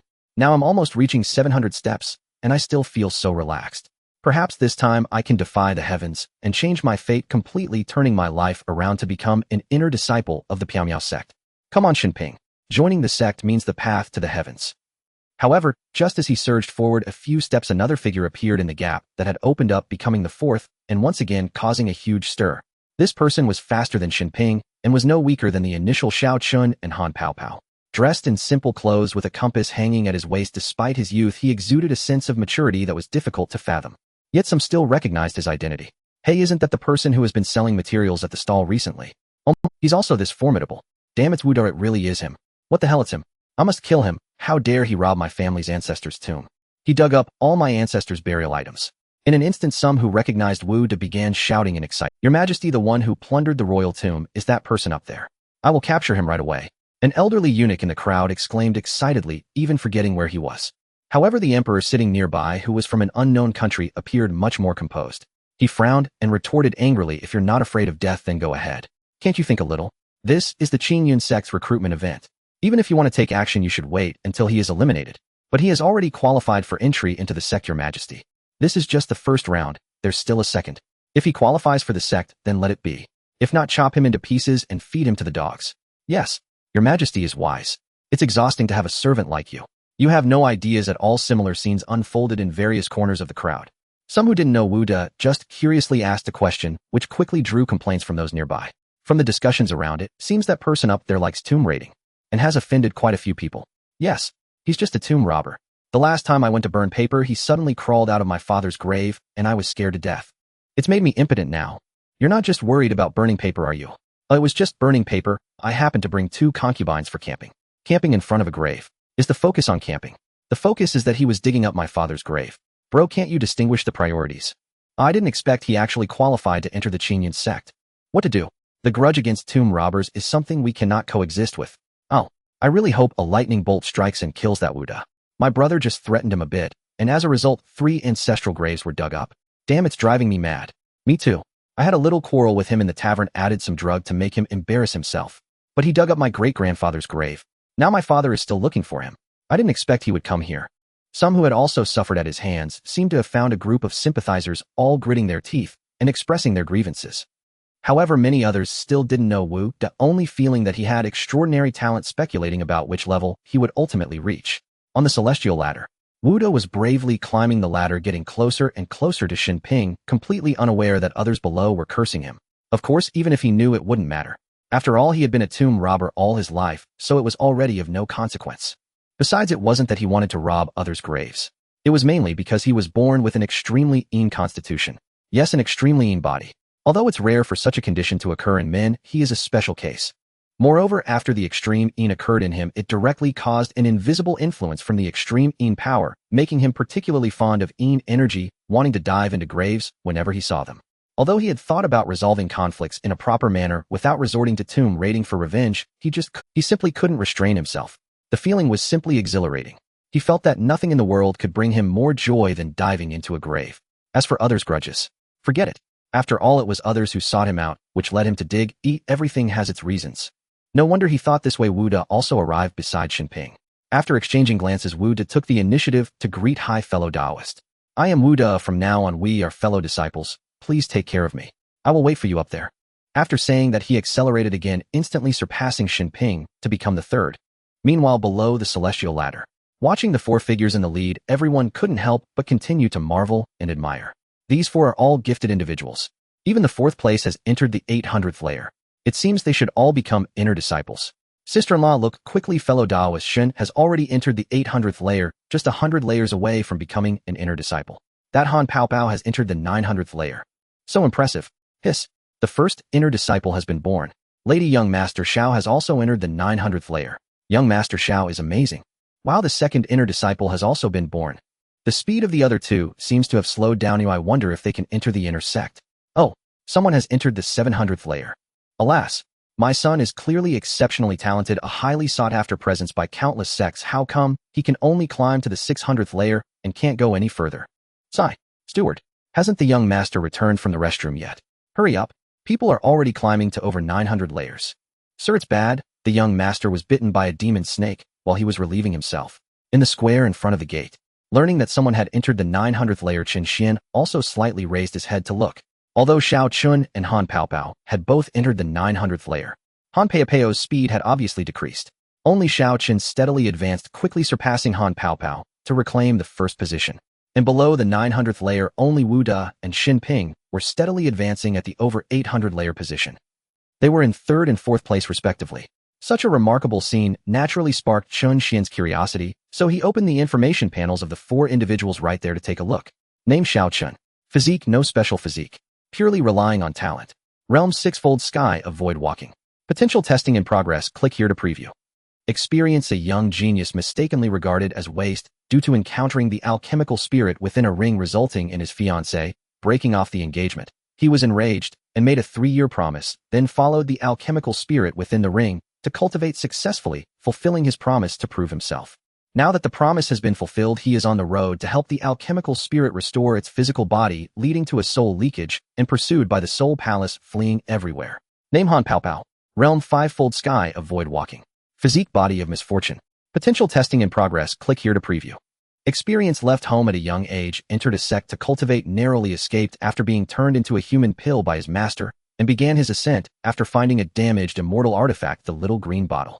However, due to possessing a body of misfortune, misfortune occurs wherever he goes, most notably harming his sect and master. Just months ago, he had just annihilated his sect, leaving no survivors, and then began a life of wandering. Name Wu Da. Realm, 5-fold sky of void walking. Physique, extremely lean body. Potential testing in progress. Click here to preview. Experience born with an extremely een body unable to resist objects of extreme een. Fond of tomb raiding sleeping in graves alongside corpses. Whether cultivating or comprehending in graves results multiply and progress is rapid. Name Shenping. Realm twofold sky of spiritual sea. Physique dual cultivation body. Potential testing in progress. Click here to preview. Experience understood the principles of life from a young age, cautious in actions, not impulsive for a hint of temptation or opportunity. After years of hidden cultivation, he stepped out due to a neighbor's Taoist friend being mortally wounded while exploring a secret realm and trusting his wife and daughter to him, hence seeking a backing. Note: dual cultivation physique activates automatically during the first sexual encounter. If change partners, the effect is halved. This continues to decrease with each change. Currently, the physique has been activated. Soon, 4 detailed pieces of information appeared in Chen Xuan's eyes. After reading this information, Chen Xuan fell silent. This is simply outrageous for the top 4. The top 4, each one more outrageous than the last. Even Chen Xuan was left dumbfounded. As for the body of misfortune and the body of extreme een, those were nothing. After all, he belonged to the powerful Piao sect and had nothing to fear from such misfortunes. Even grave digging was of no concern. But the last one, Shenping, turned out to be a dual cultivation body. Every time he shared a bed, he gained deeper insights. Now that was truly absurd. So does that mean that while sleeping he could become invincible? Is he surpassing Feng Hua Shuiyu of the Shun Yuan Mountain just by going through the motions? So it seems that among the 4 top geniuses who stood out today, only Xiao Chun is considered normal, right? Chen Xuan. Silently rubbing his forehead, Chen Xuan shifted his gaze to Xiao Chun. He wanted to see just how much potential this disciple would reach. As for clicking to check, he was too lazy to do so. After all, the results would be out soon. As Chen Xuan looked up, for a moment the people on the ladder became even more frantic, as if they were being supervised, desperately climbing upwards to showcase themselves. Especially Xiao Chun at the top. At this moment, he had already stepped onto the 990 layer. However, he was clearly feeling tremendous resistance. Every time he lifted his leg it felt incredibly arduous. But he still did not stop. Especially after sensing Chen Xuan's gaze, he felt even more secretly excited. Could it be that the sect master is also shocked by my potential? No, not enough. I must go higher. I must astonish the sect master and let my name Xiao Chun resonate throughout the world. Nalan, didn't you look down on me? Today I will make you realize that I, Xiao Chun, can not only defeat you, but also make my name known far and wide. Just 9 more layers. Just 9 layers away from the top. I must reach the summit. Xiao Chun shouted, suddenly lifting his leg and stepping up another layer. Boom. Under the ladder, countless people were once again shaken. He climbed another layer. Oh my goodness. Miss, look quickly, young Master Xiao has climbed another layer. Seemingly sensing the attention from below after reaching the 991st layer, Xiao Chun continued to lift his leg. Boom. 992 layers. Boom. 993 layers. Boom. 994 layers. Boom, boom, boom. Soon, Xiao Chun's footsteps halted at the 998th layer. But afterwards, no matter how hard others tried, they still couldn't push through to the last layer. At most, they could only lift 1 foot onto the 999th layer, only to be pushed back by the pressure. This left Xiao Chun feeling utterly unwilling. Is it that I can only stop at the 998th layer? Xiao Chun murmured to himself, still wanting to grit his teeth and try, but Yao Lao hurriedly stopped him, saying that's enough. Xiao Chun, this test ladder has immense pressure. Being able to reach this point is already quite an achievement, and having an indomitable heart is always more important than potential. Do not act impulsively. An indomitable heart is more important than potential. Hearing Yao Lao's comforting words, Xiao Chun found them to be reasonable, and thus he gave up on reaching the final layer. Potential, while it can restrict a person's future and represents future aptitude, does not mean that ordinary people cannot defy the heavens. A heart that advances fearlessly is what truly matters. Thus, after coming to this realization, Xiao Chun no longer clung to the idea of reaching the final layer. He turned around gracefully, looking down at the base of the ladder. In that instant, his long hair danced in the wind, and his elegant figure caused the crowd to erupt once more. Wow, so handsome. Young Master Xiao, young Master Xiao. Miss, look quickly. Young Master Xiao turned around. Countless infatuated girls gazed at Xiao Chun with shining eyes filled with admiration. Even though he had not stepped onto the final layer, he was still the Prince Charming in the eyes of many women. At this moment, looking at Xiao Chun's halted figure, not only did the people below the ladder become excited, but even Han Peipeo Wu Da and Shenping, who had also reached the 900 layers, felt a shock. He actually reached the 998th layer. So fast. Although the 3 of them had all entered above the 900 layers, only those who reached the 900 layer truly understood how immense the pressure was here, especially as each layer added more pressure. It was simply larger than a koan. This test indeed gathers geniuses. With such high testing requirements, there are actually 4 who reached above the 900 layers. But I, Han Peipeo, am determined to run fast. I want to be first too. At this moment Han Paopao steeled himself, clenched his fists tightly, and suddenly activated all his hidden potential, striving to rush upwards. In an instant Wu De, who was following Han Paopao, was dumbfounded. They had worked hard to catch up, yet the other party suddenly took off again. Damn, he actually hid his strength. Since that's the case, I won't hold back either. Boom. Wu De also tightened his fists, unleashing all his power to charge upwards. For a moment, the two transformed into charging roosters, unwilling to slow down. In no time at all, they both reached the 997th and 995th layers. They claimed the second and third places respectively. I can't go any further. This is as far as I can get. Han Paopao at the 997th layer stopped and turned to face the millions of cultivators. Then Wu De slowly turned around. Thus the top 3 positions were finally settled. In an instant, the crowd erupted once again. I can't climb anymore. My goodness. He actually climbed so high. 3 out of the top 4 have stopped. I wonder if the last one will surpass them. Uncle, go for it. Friend Shin, you must work hard. You must surpass them. Countless onlookers, all gazing at Shin Ping, who was still climbing. Shin Ping. Noticing the gazes of others, Shin Ping took a deep breath, still calm, and unhurried, slowly making his way upwards. He couldn't go faster. The pressure here was too great. Once he dashed, he would be knocked back down in no time, so taking steady steps was the best approach. He advanced steadily, neither hurried nor slow. 960 layers. 970 layers. 980 layers. 990 layers. Finally, Shin Ping's figure also halted at the 990 layers, unable to advance even a bit. Upon feeling his limit, he showed no hesitation, turning around calmly to accept the 4th place. In an instant, the 4 inner disciples stood out. The crowd erupted in astonishment, because the 5th place had only managed to stay at over 700 layers, unable to advance even a bit. The top 4 and the 5th place were separated by more than 200 layers of distance, showcasing the terrifying gap between them. It also highlighted the blank space in between, a chasm that many couldn't cross. Looking at the halted top 4, Chen Xuan in the main seat felt a bit disappointed. Among so many people, there wasn't even one with 10-star potential. That Xiao Chun, while he almost reached 10 stars, was still not 10 stars. This shows that 10-star potential is indeed rare. I hope a few 10-star potentials will emerge in the coming days. Chen Xuan quietly thought, then waved to Lu Tsong, signaling him to proceed to the next round of tests. Lu Tsong nodded, then loudly announced, cultivators above 600 layers, please register your personal information in order of layers, and then participate in the second round of temperament tests. As long as you pass the temperament test, you can join the sect. Boom. As soon as these words came out, everyone who met the requirements on the ladder rushed towards the front square to register. Although some were still considering whether they could climb higher when they thought about the need to climb several hundred layers to enter the inner sect, they gave up on the chance to continue climbing and turned to join the registration line. After all, climbing a few layers was manageable, but climbing several hundred layers was simply wishful thinking. In any case, a few layers more or fewer wouldn't change their status as outer disciples. In an instant, the crowd came in an orderly manner. Leading the way were Xiao Chun, Han Paopao, Wu De, and Shin Ping. The 4 of them, like triumphant heroes, held their heads high under the watchful eyes of countless people. Everywhere they went, there was envy and jealousy. In a sea of millions of cultivators, only 4 have qualified to enter the inner sect. The requirements of the Piao sect are truly high. How frustrating. Why can't I even ascend to the 100th level? Clearly my talent is decent. These 4, if they successfully join the sect, will undoubtedly become powerful figures in the future, their prospects limitless. I must build good relationships with them. Indeed, I heard that Yi Qinsheng from the Yi family joined the sect for over a month and has reached the late stage of concentration. It is said she will soon become a heavenly king. Isn't that terrifying? So powerful. Is that true? Of course it's true. The speed of her breakthroughs is simply astonishing. Awesome. I'm already tired of saying how envious I am.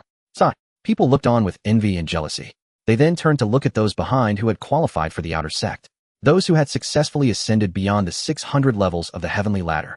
Although joining requires reaching the 600 levels at this moment, there are only a little over 100. Amongst millions of cultivators, only a little over 100 possess 6-star potential, and most are 6-star with only a few 7-star. The probability is terrifying to think about. Although it's just the outer sect, once they join the sect, these individuals will grow to become dominant figures. Ha ha ha, my son is inside. See. My son is also in there. Don't celebrate too early, there's still a temperament test. With your son's disposition, he probably won't pass. Haha, I don't believe that.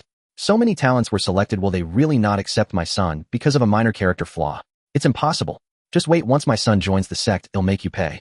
Looking at the little over 100 individuals, the people outside the square were equally envious. After all, this is the Piao sect. They would willingly let their children serve as servants. Unfortunately, the sect does not want servants. At this moment, in front of the gate square, the registration tables and chairs have been set up right in front of Chen Xuan. Lu Hai is responsible for registering inner sect disciples, while Lu Xiao handles the outer sect disciples. Lu Cong is tasked with standing guard and explaining beside Chen Xuan. As for Wang Zhumo and Wang Mietian, they are responsible for the second stage's temperament test. Additionally, Chen Xian's personal disciples and servant disciples are responsible for maintaining order and guiding these individuals. In short, everyone has tasks to fulfill. They are fully occupied. Everyone come this way. At this time, Lin Fan brought Yi Qingqing Murong, Inglua Lu Yue, and Shilinger, all wearing the badges of true disciples, guiding Xiao Chun and the others towards Lu Hai. Xiao Chun, Han Peipeo, Wu Da, and Xin Ping are all exceptional individuals, each possessing their own pride. However, upon seeing the badge inscriptions and sensing the unfathomable aura emanating from these true disciples of the Piao sect, all of them were startled instantly, putting away their arrogance. Such a strong aura, stronger than my deceased master. The true disciples of the Piao sect are indeed formidable. Hiss, these senior sisters appear younger than me, yet they exude such depth. They must be powerful concentration-level cultivators. The Piao sect is indeed not to be underestimated. Although we are of similar age, the difference is like that between a sparrow and a swan. Stars and gravel. The four exchanged glances, not daring to act arrogantly, and quickly bowed in respect out of awe. Thank you, senior brothers and sisters. Thank you, senior brother, senior sister. You have worked hard, senior brothers and sisters. Thanks to you, senior brothers and sisters. The four expressed their gratitude with respect, and then politely approached Lu Hai, continuing to bow respectfully, saying, "Greetings, elder." One at a time, what is your name, how old are you, and where do you come from? Lu Hai smiled warmly, leaning over the table holding a brush, first looking at Xiao Chen, appearing like a kind elder. Although his attitude was even friendlier than that of the senior brothers and sisters, they did not dare to underestimate him. After all, this was someone capable of obliterating a super sect with a single slap. Xiao Chen quickly clasped his fists and respectfully replied. Disciple Xiao Chen, 23 years old, from current realm. And you? Disciple Han Peipeo, age. Soon the registration of the four inner sect disciples was completed. The registration process also served as an introduction of their identities to each other. Afterwards, the four were guided by Lin Fan to stand before Wang Zhumo and Wang Mietian, waiting for the unified temperament test. However, the four stood in a row, feeling somewhat anxious and tense in the empty surroundings. Who wouldn't feel nervous with such powerful figures watching? In the outside world, they were geniuses, but here they felt utterly insignificant. Fortunately, the registration of outer sect disciples was quite swift. Before long, over 100 registered outer sect disciples gathered together under the guidance of the servant elder Yi Junlin and Feng Hua Shui Yue, aligning neatly with Xiao Chun and the others. With everyone surrounding them, the four felt a bit more relaxed. Seeing that the crowd was ready, the serious Wang Zhumo took out a mirror and tossed it above his head. In an instant, the originally 1 foot wide mirror transformed into a massive mirror that overshadowed the sky, enveloping all the disciples and reflecting their images. Over 100 individuals curiously looked up at their reflections in the mirror, puzzled about the nature of this temperament test. But at that moment, Wang Zhumo began to speak. He calmly addressed the crowd. This is the mother and child heart questioning mirror, which allows you to enter an illusion, revealing your thoughts and actions. Those whose temperament is unqualified will have their reflections turn black. The darker the reflection, the less qualified the temperament. When the test ends, those whose images remain unchanged in the mirror may enter the sect. Are you ready? After this explanation, the crowd was slightly taken aback, clearly surprised. Especially those with ulterior motives, who quickly began to think of solutions. However, there was no time to ponder, as the others began to shout in unison, "We are ready." Good. Then, let's begin. With his voice falling before the disciples could prepare, Wang Zhumo infused the mirror with energy, instantly activating it.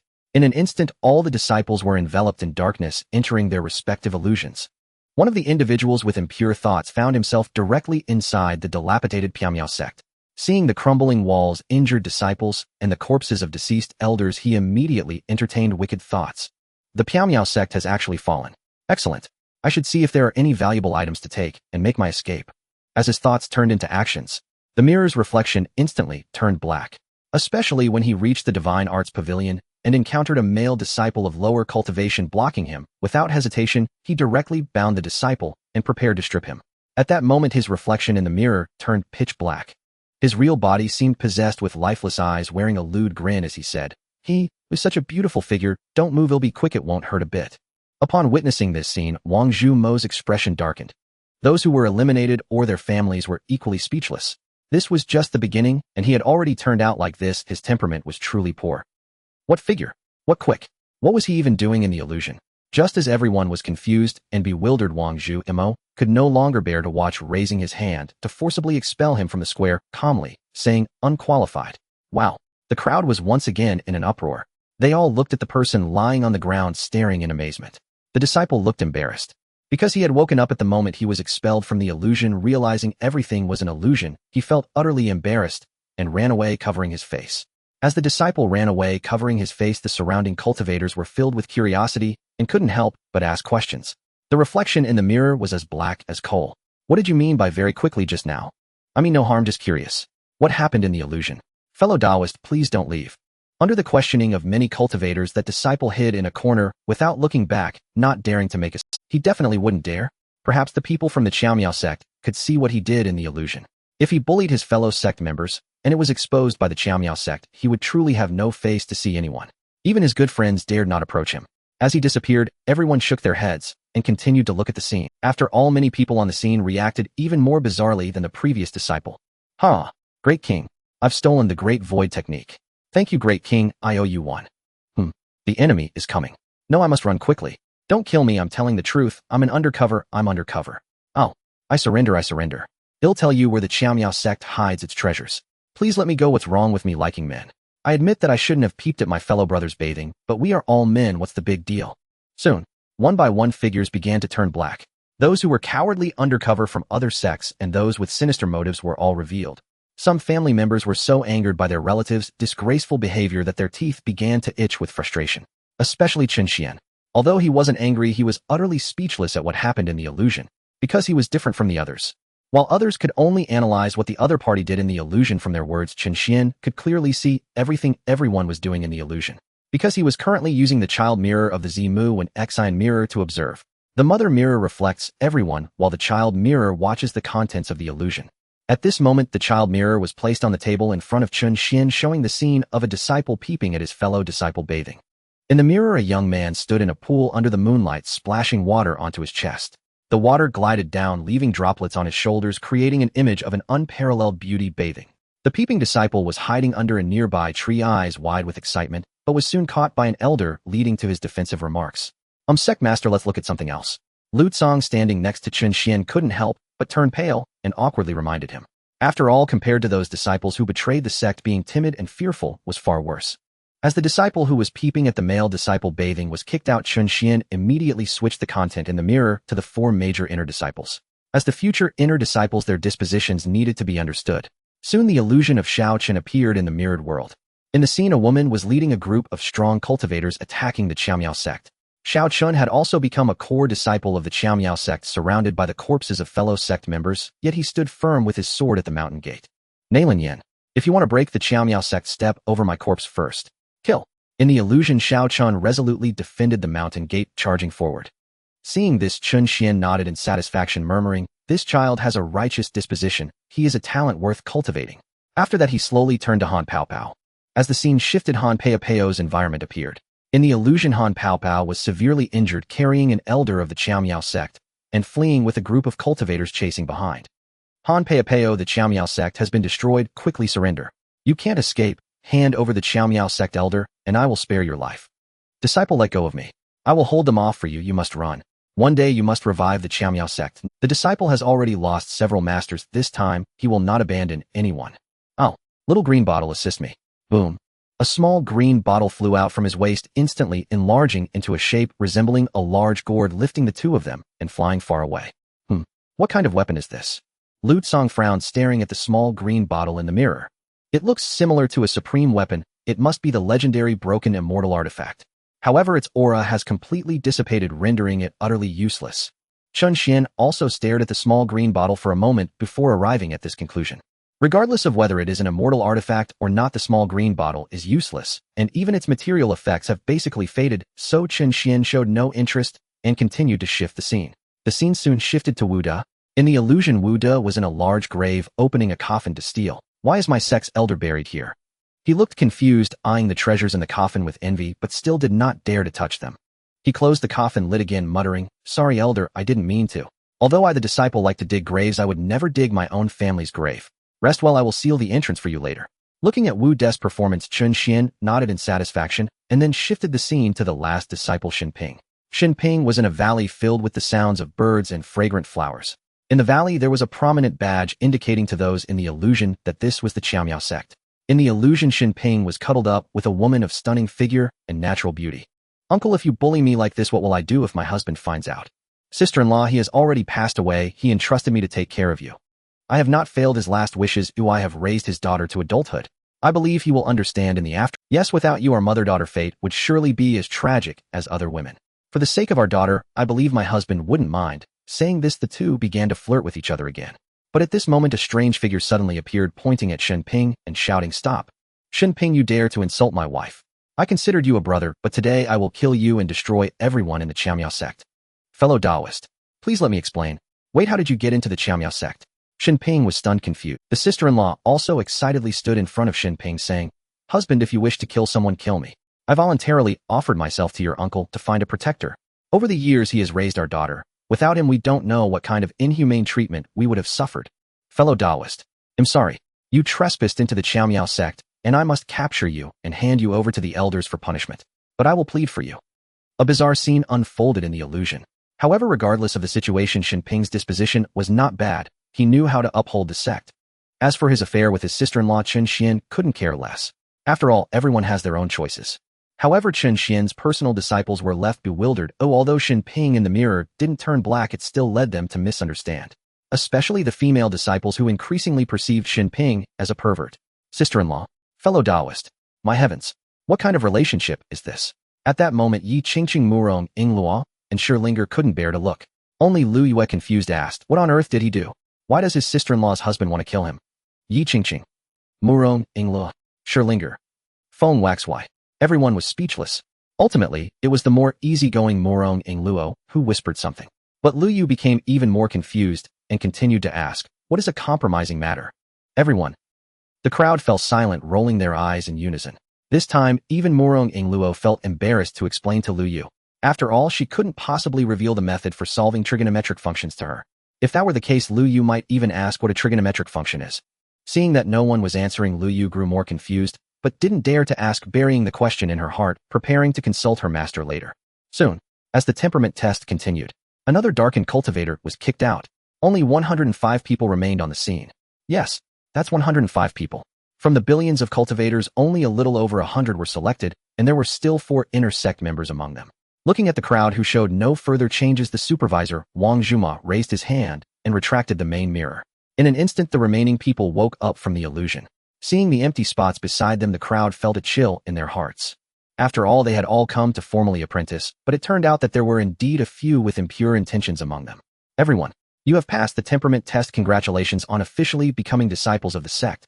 Go and collect your sect tokens. Wang Zhumo's voice immediately awakened the disciples in the realm of their hearts. Once these disciples reacted, they were quickly replaced by joy, excitedly lining up to receive their tokens and badges. As the disciples received their tokens and infused their own aura into them, Chen Xuan's mind was flooded with the system's notifications. Congratulations, host, you have received a luxurious disciple recruitment gift pack X1. Congratulations, host, you have received a luxurious disciple recruitment gift pack X1. Congratulations. Congratulations, host, you have received an ordinary disciple recruitment gift pack X1. Congratulations, host, you have received an ordinary disciple recruitment gift pack X1. Congratulations. Soon, all disciples had acquired their sect identities, and Chen Xuan also received 105 disciple recruitment gift packs. Indeed, the full-scale recruitment of disciples was extraordinary. The gift packs were presented in heaps. It's just that it's uncertain whether there are good items in the ordinary and luxurious gift packs. Thinking this, Chen Xuan prepared to open the packs. However, at that moment, Lu Tsang suddenly reported, "Sect Master Yi Changxing and Murong Zhantian are still waiting for your summons." He pointed to the 2 people standing at the front row outside the sect square. They stood closest to the front, surrounded by a crowd of clan members, squeezed with no space to move, yet they still showed Chen Xuan a polite but awkward smile. Seeing their appearance, Chen Xuan slightly beckoned with his finger, instantly pulling the 2 out from the crowded throng. "Greetings, Sect Master." The 2 hurriedly bowed, their faces filled with eagerness to please, immediately drawing attention.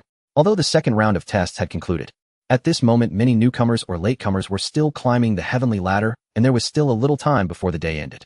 Perhaps more disciples could be selected during this time, so the crowd remained large and no one left. Even Chen Xuan did not plan to leave early.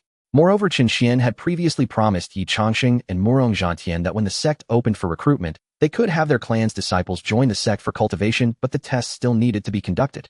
However, he would make some slight exceptions. Now that he had the time, he might as well inquire and handle this matter. So Chen Xuan calmly asked, how many from your two clans were selected? In response to the sect master's inquiry, Yi Changxing replied, helplessly cupping his fists, his face full of shame. Not a single one from the younger generation of the Yi family was selected. Even the nearby Yi family ancestor Yi Junlin and Yi Qingqing wore helpless expressions. After all, the Yi family's current generation really lacked talent, with only Yi Qingqing standing out as someone with high aptitude. Fortunately, the Yi family had been loyal early on, earning the sect master's favor, which was an extreme honor. Then I shall grant you 5 slots. Bring your 5 most promising individuals over to register in the outer sect, and then take the test. Chen Xuan nodded, allocating 5 slots, and then turned to Morong Zhantian. Morong Zhantian quickly responded, my family has 1 person selected. Then I'll also grant you 5 slots. Go and choose your people. Chen Xuan nodded. Upon hearing that everyone had received 5 slots, Yi Changxing and Morong Zhantian were immediately overjoyed. After all, those were 5 slots. From billions of cultivators, fewer than 100 were chosen. Not to mention 5 slots. Even 1 slot would be a tremendous blessing. 5 slots for a single family could allow their clan to rise completely. Thus the two quickly expressed their gratitude. Thank you, sect master, we shall take our leave. After saying this, the two excitedly turned to choose their disciples. This scene immediately stirred a great uproar among the billions of cultivators watching. Why were they granted slots? During the time when the 3 sects attacked the Piaomiao sect, they came to support with their clansmen fully prepared to sacrifice their lives. Do you think these slots? During the time when the 3 sects attacked the Piaomiao sect, they came to support with their clansmen fully prepared to sacrifice their lives. Do you think these slots were given for free? There's such a thing. Then, sigh. With that said, I have nothing more to say. After all, it was at the cost of their entire clan's lives. But that still doesn't seem right. Our family would also be willing to be affiliated. They have clan members serving within the sect as personal disciples. Do you think anyone can just affiliate themselves? So there are requirements for affiliation, I see. With the explanation coming out, countless dissatisfied individuals could only helplessly accept. After all, there is gain with loss. It has always been the rule of nature. As the two departed, Chen Xuan leaned back in his chair, remaining as still as a mountain. While waiting for the disciple tests to conclude, he quietly began to open the disciple recruitment gift packs. After all, it was time for the sect to add some new members. System open all ordinary disciple recruitment gift packs. Ding! All ordinary disciple recruitment gift packs opened successfully. Congratulations, host, you have received 101 Heavenly King summoning cards. Due to the current low level, it can be combined twice at most. Congratulations, host, you have received 1010 strands of Xianhuang Mother Qi. This qi is formed from the chaos of heaven and earth, incredibly heavy. A single strand can distort the void, an extremely rare alchemical material. Congratulations, host, you have received 1010 holy level body cleansing pills. All below the saint level can cleanse their sinews and marrow, expelling the impurities from their bodies. Congratulations, host, you have received 101 exquisite divine weapon class battleships, immune to all attacks below the saint level. Congratulations, host, you have received 101 ordinary divine weapons, including random divine weapons such as swords, spears, and staffs. The system continuously notified what items were obtained, but after the system finished announcing the divine weapon rewards, it fell silent. Chen Xuan patiently waited a while longer, and seeing that the system still had not spoken, he curiously asked, is that all? Ding! That's it. Chen Xuan. So there really is nothing left. These rewards, aside from the summoning cards that can be combined, only the Xianhuang Mother Qi holds some value. As for the other rewards, they are basically of no use. For instance, the battleships are merely decorations, generally not needed. And the divine weapons, even the most ordinary ones. The newly arrived disciples can't even wield them, and even the personal disciples now struggle to fully utilize the divine weapons, while the saints look down on ordinary divine weapons, making them neither here nor there. And those body cleansing pills, even if they are of saint quality, they are fundamentally new player items. Because only those with low cultivation have more impurities in their bodies, which will be refined as their cultivation rises. Who would need body cleansing pills? It seems that the things I can use still need to be sourced from the personal disciples. Chen Xuan shook his head, accepting these rewards with pleasure, and then continued, system combine all 100 Heavenly King summoning cards for me. Ding! 100 Heavenly King summoning cards have been successfully synthesized. Congratulations, the host has obtained 10 Imperial summoning cards. Would you like to summon? Chen Xuan did not hesitate, and continue synthesizing. Ding! 10 Imperial summoning cards have been successfully synthesized. Congratulations, the host has obtained 1 Sage summoning card. Would you like to summon? Soon, 100 Heavenly King summoning cards transformed into 1 Sage summoning card. Although the quantity has significantly decreased, the quality is exceptionally strong. After all, a Sage is sufficient to roam the entire continent. Thus, Chen Xuan continued, summon it. Arrange it as an outer sect elder. Ding! Identity arrangement successful. Sage elder is being summoned. Ding! The summoning is complete. Please wait a moment as the elder is on their way to the host. With the system's prompt ringing out, a slightly older, middle-aged man appeared within the sect again. After appearing, he immediately headed toward the square at the entrance. In an instant, all disciples on the square and cultivators outside turned their curious gazes toward the newly appeared elder. After all, this middle-aged man was also wearing elder's robes, though they were somewhat different from those of Lutsong and the other elders, and he appeared a bit older. Subordinate pays respects to the sect master. The sage elder knelt before Chen Xuan, bowing respectfully. Boom. Instantly, the entire venue was thrown into an uproar. He was directly shocked by Chen Xuan's sovereign status. After all, many sect masters, while nominally the highest authority, still needed to consult the elders on many matters to make decisions. The scene of kneeling in respect directly illustrated Chen Xuan's dominant position in the Piamiao sect. His word was law, instilling fear and absolute control over the Piamiao sect elders. As an outer sect elder, you will be responsible for the matters of the outer sect disciples. Go and take charge. Chen Xuan nodded slightly and instructed him. The sage elder immediately bowed again and headed toward the gathering place of the outer sect disciples.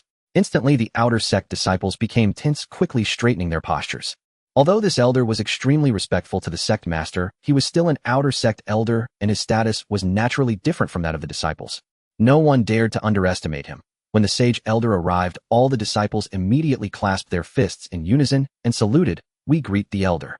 In the future, I will take charge of all matters within the sect. After the test concludes, I will arrange your cultivation affairs. The sage elder nodded. Then, with a wave of his hand, he instantly brought all 101 outer sect disciples behind him. In that moment, all the cultivators present were taken aback, especially the new outer sect disciples whose hearts trembled. They had been moved behind the elder without even realizing it, and his abilities could only be described as terrifying.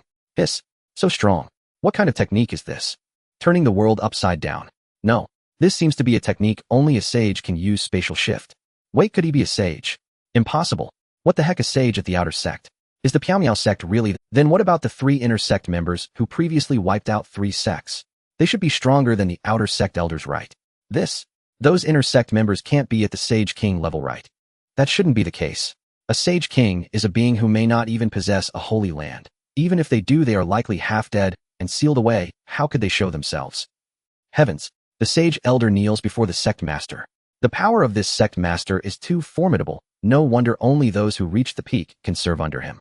Tisk tisk tisk, I finally understand. In an instant, countless cultivators' admiration for the Piamiao sect reached new heights. The mystery surrounding the Piamiao sect increased several levels in their hearts, nearly reaching that of a holy land. However, it was evident that everyone had guessed wrong.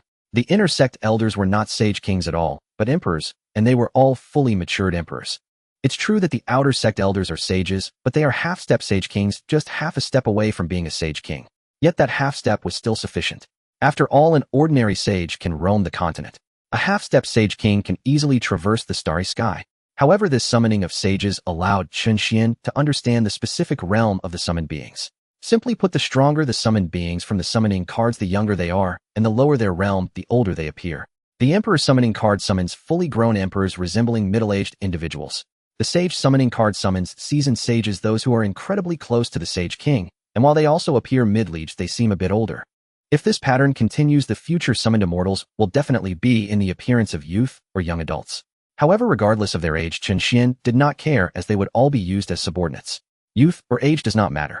Thus, Chen Xuan remained unfazed, leaning back in his chair, continuing to open the luxurious recruitment package. System, open all luxurious recruitment packages. Ding. The luxurious recruitment package opened successfully. Congratulations, the host has obtained 8 Sage summoning cards. Congratulations, the host has obtained the Sect Facility Alchemy Tower, now manifested within the sect, increasing alchemy success rate by 50%. Congratulations, the host has obtained the Sect Facility Weapon Pavilion, now manifested within the sect, can store and nurture weapons. Congratulations, the host has obtained 40 exquisite divine weapons now stored in the Weapon Pavilion, including all previously acquired divine weapons. Congratulations, the host has obtained 40 tons of thunder clean water. Contains endless rules and Tao rhythms. Consuming it will enhance one's comprehension. Congratulations on obtaining 4 holy soul blood dissolving pills. The unparalleled pill that stabilizes the soul and body, allowing for perfect integration of the soul and body.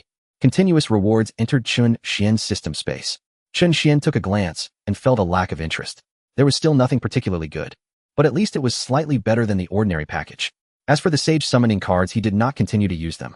Now he had 8 sage summoning cards combined with the 6 he had previously saved. He now had 14 in total. He could synthesize a little over 4 emperors. However, since the recruitment test had just started on the first day, he decided to wait until the recruitment was over before synthesizing the summons. He wanted to see if he could recruit a few more to gather a complete set of emperors for a joint summoning. With such thoughts, time gradually passed, and soon it was time for the sun to set. However, during this time, no new cultivators had ascended to the 600th floor. Seeing this, Chen Xuan waved his hand, instructing Lu Song to end the day's testing. After receiving the order, Lu Song immediately stood up and said, "The time is up. The testing for today has ended. Those who have not ascended the ladder may come tomorrow to ascend. Those who fail to qualify during the ladder ascent and leave on their own will suffer backlash if they attempt to ascend again. The consequences will be at their own risk." After saying this, he waved his hand to retract the testing ladder. Immediately after, Chen Xuan stood up, accompanied by many elders, leading the new disciples back to the sect, leaving behind billions of cultivators looking pitiful and unwilling, standing in the fierce wind, wishing to sweep away the lingering heartache. As Chen Xuan and the others entered the sect, the plaza before the sect gate fell into stillness once more.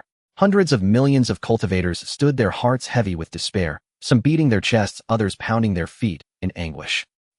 How unbearable this is, not the outcome I longed for. You swore you would never leave me, never abandon me. Sigh, entering the sect is harder than ascending to heaven itself. I shall return home instead. If this place rejects me, another surely will welcome me. Young madam, young master Xiao has already entered the sect. Let us depart. No, I must wait a little longer.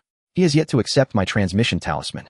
Elder sister-in-law, fellow cultivator Shun has entered the sect. Wonderful news. From now on you have a pillar of strength to rely upon. In that instant, hundreds of millions of cultivators reacted in myriad ways. Some wept uncontrollably, others seethed with indignation, some gazed far into the distance, still others brimmed with eager anticipation. Those who sobbed had failed to meet the entry requirements. Those who raged had faltered in the temperament trial. Those gazing afar were young maidens in full bloom. Those brimming with hope were devoted kin. Yet regardless of their reactions, as time passed, the crowd gradually dispersed or lingered on in quiet expectation. Some departed, others arrived anew.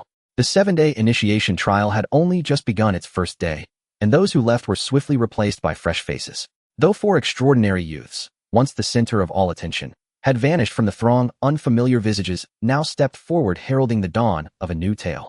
All seemed unchanged, yet the protagonists had shifted. Within the ethereal mistscape sect, as disciples crossed its threshold, the air thickened with dense spiritual energy, instantly stirring the minds and souls of every disciple. None among them had ever witnessed, nor even heard tell of, a place where chi flowed so abundantly. Rumors from the outside world proved true. The Mistscape sect was indeed a reclusive supreme sect, its power immeasurable. Thus, upon entering, over 100 disciples moved with utmost caution, trailing closely behind the elders. Even the 4 inner sects dared not overstep or behave recklessly. Chen Xuan strode at the vanguard, conversing with Elder Lu Song about upcoming arrangements. After all, he would no longer appear during the subsequent mountain opening trial. The responsibility rested entirely with the elders, demanding careful delegation. Lu Song, since these disciples have just joined the sect, grant them 1 day to settle urgent matters at home, should any remain unresolved. Distribute cultivation facilities, divine source liquid allowances, and other resources according to inner and outer sect status. Distribute peerless divine weapons from the armory to elders who require them. Ordinary divine weapons may be awarded as rewards based on merit. Moreover, our sect's cultivation resources are excessively advanced and monotonous. Most newly initiated disciples cannot even utilize them. When you have time, journey beyond the mountains to procure lower-tier resources suitable for disciples. Procure everything, from cooking utensils and sect robes to alchemical herbs, forging materials, spirit artifacts, and soul tokens. You shall determine the specifics yourself. Remember, acquire only the finest. Spend divine source liquid freely. Understood? Yes. Lu Song hastily clasped his fists in deference. Very well, proceed with the arrangements. You shall lead the mountain opening trial tomorrow. With that, Chen Xuan flickered, then vanished without a trace. For days he had immersed himself in the myriad realm library, absorbing profound insights, though much remained unassimilated. Now was the perfect moment to internalize them, to deduce even more formidable divine techniques and ultimate arts. After all, he possessed innate access to the most comprehensive library in existence, containing secrets even sovereign emperors spent lifetimes failing to unravel. To arrive at the same realizations as them would be nothing short of humiliating. Thus, advancement was inevitable, and procurement essential.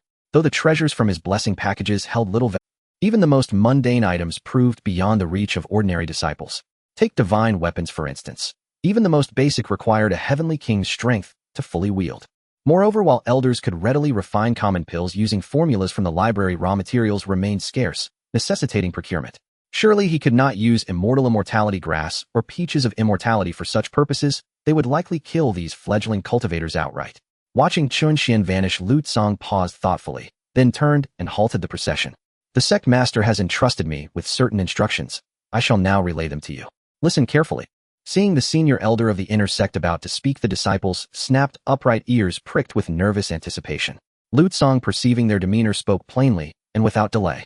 First, the sect master decrees that as this is your inaugural entry into the sect, you may take 1 day to resolve urgent affairs beyond its gates, be it family matters or unfinished business. You may depart any time within the 7-day mountain opening trial period. Second, once inside, you belong to the Mistscape sect forever. Betrayal is forbidden. Fellow disciples must aid one another. Conflict is strictly prohibited. Violators shall face the sect's disciplinary code. Third, all cultivation facilities are open to you, unrestricted. Outer sect disciples may select one supreme technique or one celestial scripture, or even an emperor's scripture, subject to chance alone. Inner sect disciples face no such limits. They may choose freely provided they possess the insight to comprehend. Furthermore, all techniques and scriptures are strictly forbidden from external dissemination. These regulations require no elaboration. You understand their gravity. Violators will face consequences no sect would ever pardon. Fourth, each month the sect shall distribute a generous portion of divine source liquid for your cultivation. Strive diligently and repay the sect's grace. Have you understood? Understood. They shouted in unison, hearts racing with exhilaration, as if reality itself had dissolved into reverie. They knew the rules well, and neither dared nor wished to break them. Indeed, prior to entry, every disciple had already been thoroughly briefed on these precepts. What truly stirred their souls were the cultivation resources the elder had just enumerated. Celestial scriptures, emperor scriptures, supreme techniques, divine source liquid. Good heavens, what celestial sect is this? Such resources were treasured even by holy lands, so rare that even direct disciples seldom obtained them. Yet here they could claim them effortlessly, surely placing them above even the elite disciples of those holy lands. Are Mistscape sect outer sect disciples equal to Holy Land direct disciples? No.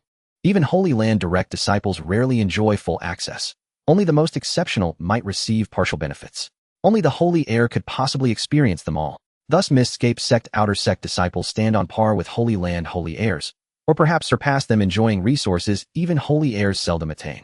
At that moment their excitement surged beyond measure. Clenching their fists silently, they vowed inwardly, "We shall cultivate with unwavering diligence and repay the sect's benevolence. Neither mountains nor oceans shall impede our resolve. Enough. Other elders shall now assign your residences. For leave requests, approach your designated supervising elder." With that, Lu Tsang departed.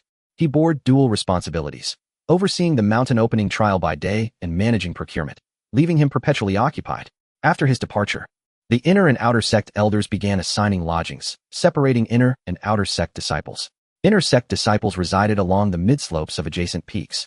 Outer sect disciples dwelled in secluded corners at the mountain's base.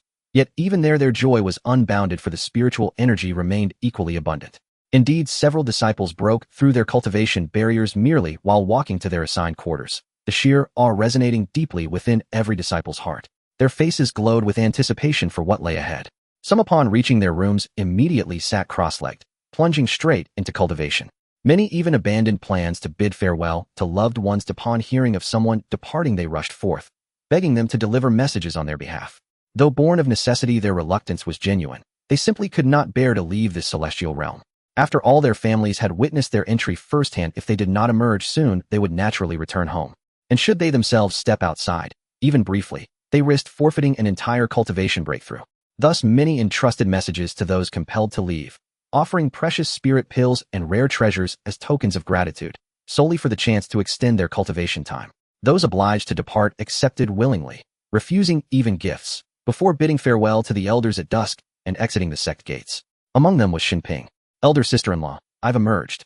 Before departing, Xin Ping actively approached the other 3 inner disciples, wishing to convey some messages to them. However, Xiao Chanhan, Peipeo, and Wu De were all solitary figures, naturally having no messages for him to deliver. Moreover, seeing him being so polite, their fondness for him increased significantly. "Since the 3 senior brothers have no messages to pass on, I shall take my leave now." Xin Ping politely clasped his fists, and with the 3 watching him leave, exited the inner sect. At this moment, outside the sect, the sun was setting and the sky was growing dim. As everyone watched one disciple after another wearing their sect identity badges emerge, their families were all filled with excitement. Ha! Look quickly, my son has put on the outer sect badge. My son is now a disciple of the Piao sect. Yes, that's my son. Son him here. My lord, look quickly. The princess has emerged. In an instant, the families of those disciples excitedly gathered with them, beginning an emotional farewell scene. Son, ha. Son him right here. Father, don't be so excited. The sect's benefits are incredibly good. If it weren't for worrying you, I wouldn't want to come out. Now that I have joined the sect, you should return home. I will visit when I have time. Why the hurry, son? How long did the elder say you could be out? It shouldn't be a problem for a little while. The elder gave us a day to bid farewell to our families. But many of my senior brothers haven't come out yet, and I must hurry back to cultivate, otherwise they'll soon catch up with me. It's not that exaggerated. What can a day delay? You were selected for the Piao sect, and your father is thrilled. Finally, someone formidable has emerged in our lineage. I wonder who will dare bully us in the family from now on. Come, father will take you to the Yuchen Tower, 500 miles away for some fun. Aren't you curious about what's in Yuchen Tower? They'll treat you, and we'll return first light tomorrow. Father, you don't understand. The environment in the sect is like a fairyland. Disciples have broken through while just walking. Plus, I have messages to pass for my fellow disciples, so you can just go yourself. So who is Wang Defa's family? His last words were directed toward those around him who had gathered, but were too shy to. Upon hearing how good the sect's environment was, everyone around was collectively shocked, feeling it was unbelievable. But this was not the time for astonishment. Immediately, several people approached, excitedly saying, fellow Taoist, I am Wang Defa's family. May I ask why Wang Defa hasn't come out? Oh, you are his family. Wang Defa asked me to convey that he is focused on cultivation and that you should return directly without worrying. Is there anyone from the Dali kingdom here? Or is there anyone who knows him? Please help me pass a message. One after another, disciples were excitedly bidding farewell to their families. The greatness of the Piao sect was once again conveyed through the mouths of these disciples, continuously shaking the hearts of everyone present. At this moment, while everyone was bidding farewell, Xinping also arrived behind his sister-in-law. She held her daughter's hand, gazing at those disciples who came out to say goodbye to their loved ones, her eyes filled with worry. Mother, why hasn't my godfather come out yet? He wouldn't abandon us, would he? No, he wouldn't. Let's wait a bit longer. Yes, fellow Taoist Shun is not that kind of person. The companions beside her also explained. Seeing this, Xinping could no longer hold back and stepped out excitedly, saying, sister-in-law, I'm here. Uncle. The woman was taken aback, then filled with joy, immediately throwing herself into Xinping's embrace. Sister-in-law, let's go. I'll take you to the city, and from now on you can settle quietly outside the mountains. It will also be convenient for me to visit you frequently. Fellow Taoist, thank you so much for taking care of my sister-in-law. We must drink something later. Sure, it's on me. Let's go. The companion smiled and immediately followed Xinping and the others, leaving the scene to help his sister-in-law settle down outside the mountains. Meanwhile, after Lu Tsang arranged the disciples' matters, he also attended to the elders' affairs. The general idea was that the elders continued to perform their duties as needed, and there would be fewer people for the subsequent disciple testing. Then he went to the storage room, took away some divine essence liquid, and hurriedly left the Piao sect, heading to a place called the Treasure Pavilion, a transcendent power. The Treasure Pavilion, one of the transcendent powers of the Eastern Wilderness, had existed for nearly as long as the Sacred Lands, and was controlled by an ancient family with shops spread throughout the Eastern Wilderness and 10 divisions coordinating, making it the largest procurement store for cultivator resources in the Eastern Wilderness. Since the sect leader had instructed to purchase quality items, he naturally had to do his utmost, so he went directly to the Treasure Pavilion's branch. Upon learning that the visitor was an inner elder of the Piao sect, the branch manager immediately greeted him with precious 8 treasure tea, and then personally went to invite the grand elder guarding the inner hall. The 10 branches of the Treasure Pavilion are each overseen by an elder. The Piao sect's reputation is greatly renowned, having annihilated 3 sects, producing a saint with fame not inferior to the Sacred Lands. Coincidentally, the jurisdiction of the Treasure Pavilion's 10th branch also includes the 9 provinces, so they had certainly heard of the Piao sect's reputation. They did not dare to be negligent at all. Elder Luo, the inner elder of the Piao sect, has come to procure resources. Moreover, the visitor is the one who slapped a super sect into pieces, tearing apart the void. I dare not be negligent and came to report. Inside the inner hall, the manager respectfully bent slightly while reporting to a woman who was admiring the beautiful paintings on the wall.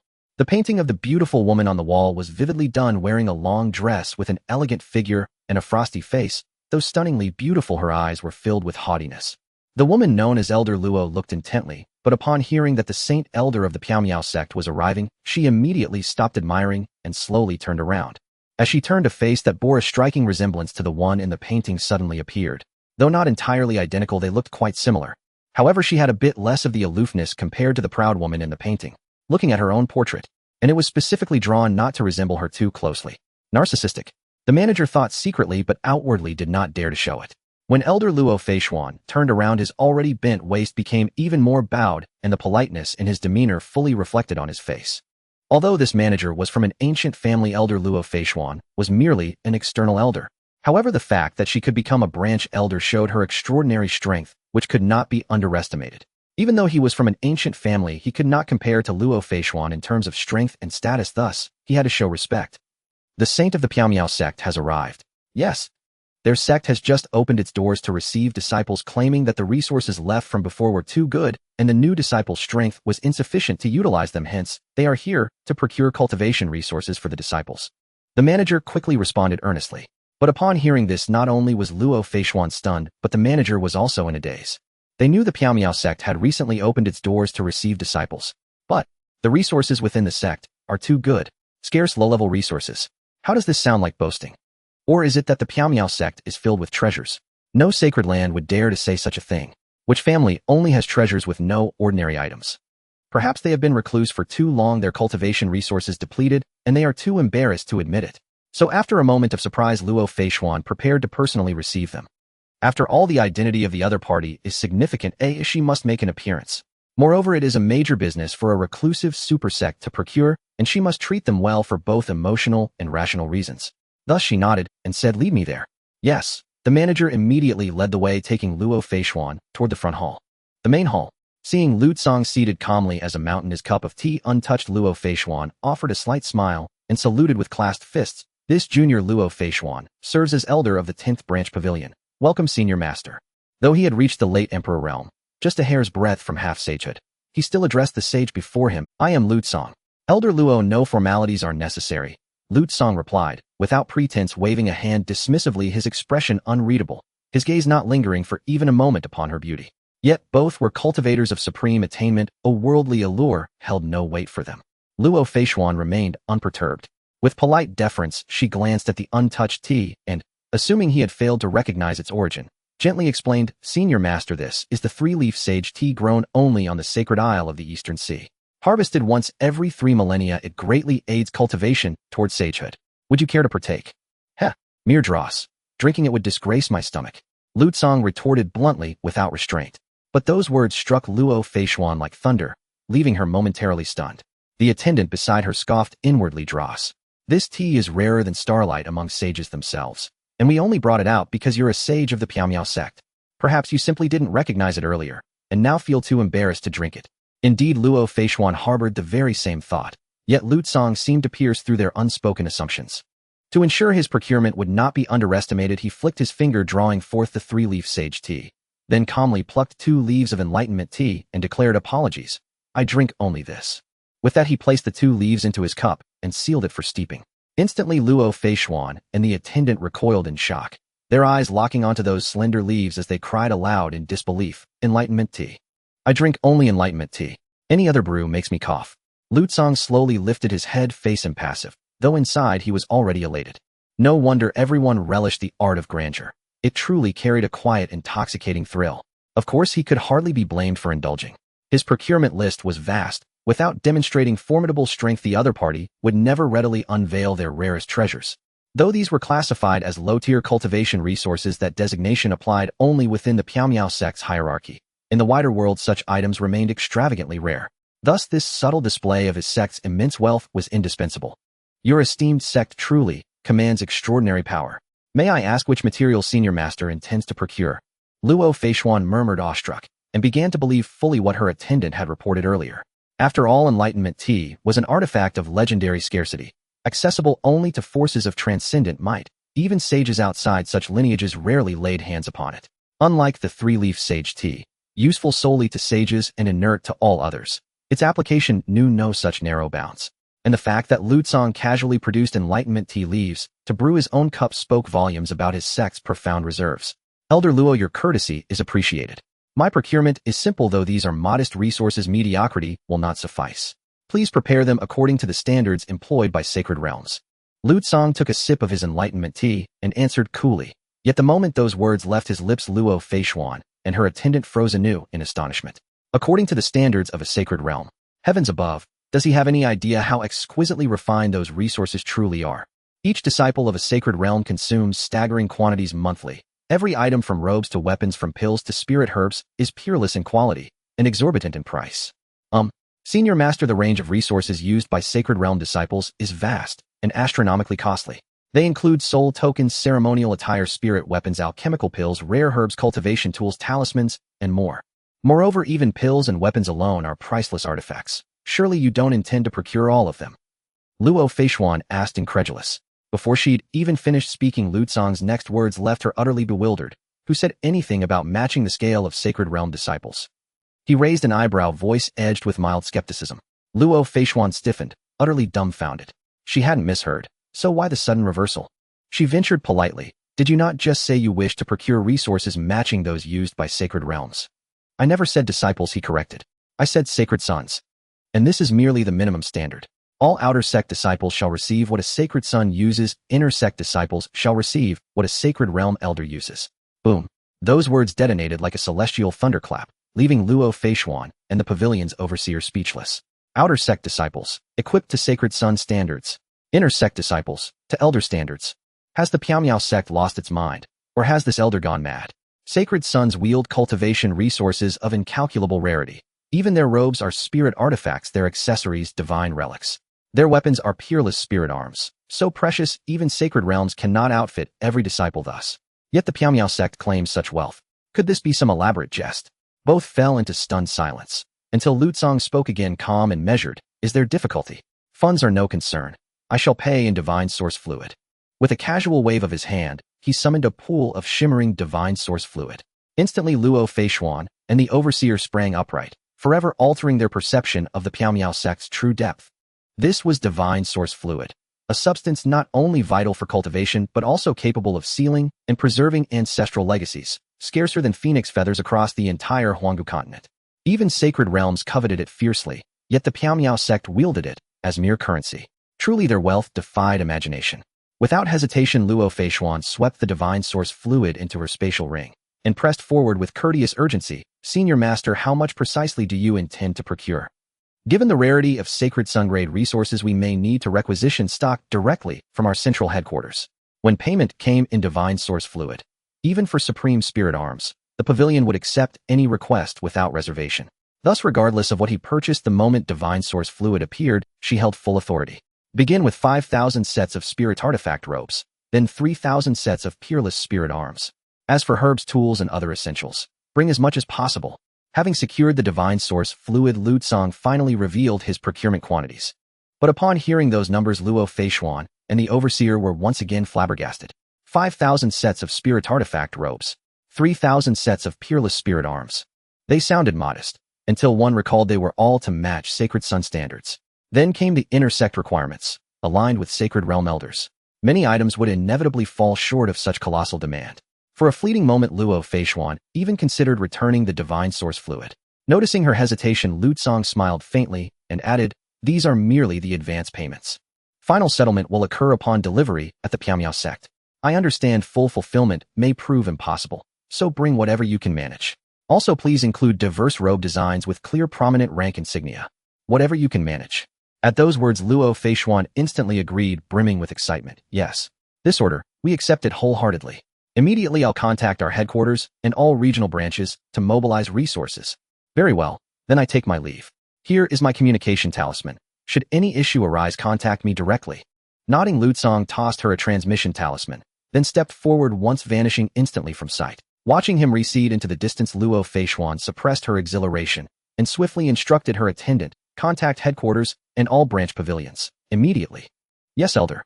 The attendant rushed off to comply, while Luo Feishuan sank back into her chair, heart pounding, and cast a reverent glance at the divine source fluid within her spatial ring. Seeing the luminous fluid resting serenely within her ring, confirming she wasn't dreaming, she pressed her lips together in quiet delight, lifting her gaze toward the direction Lu Tsang had vanished, her face radiant with joy. Luo Feishuan. To ordinary cultivators, divine source fluid is a near mythical cultivation resource. To paramount powers, however, it is a rare treasure for preserving ancestral legacies beyond price. Countless sacred realms and transcendent powers devote immense effort each year merely to acquire traces of it. Thus, securing such a quantity today would constitute a monumental achievement for the Huanggu clan behind the treasure pavilion. Exchanging with the Piao sect for divine source fluid will surely earn me the pavilion's supreme, soul-stabilizing pill. May this soul-anchoring pill finally silence that haunting call echoing within my mind. Luo Feishuan clenched her fist, softly whispering to herself. The reason why Luo Feishuan is so agitated is mainly due to the painting she just saw. For some time now, a voice in her mind has been urging her to go to a certain place. Even more ridiculous is that she has discovered a figure that looks almost exactly like her in those places that attract her. Based on her subordinates' reports, she sketched the figure. Upon seeing the painting, her subordinates excitedly confirmed that it was indeed the person in the painting. This led her to believe that the voice in her mind must be extraordinary, leaving her too fearful to go to the place it directed her to. Although she is at the peak of the Emperor realm, very close to becoming a half-saint, she still does not dare to be careless, because only she knows the kind of power that voice holds over her.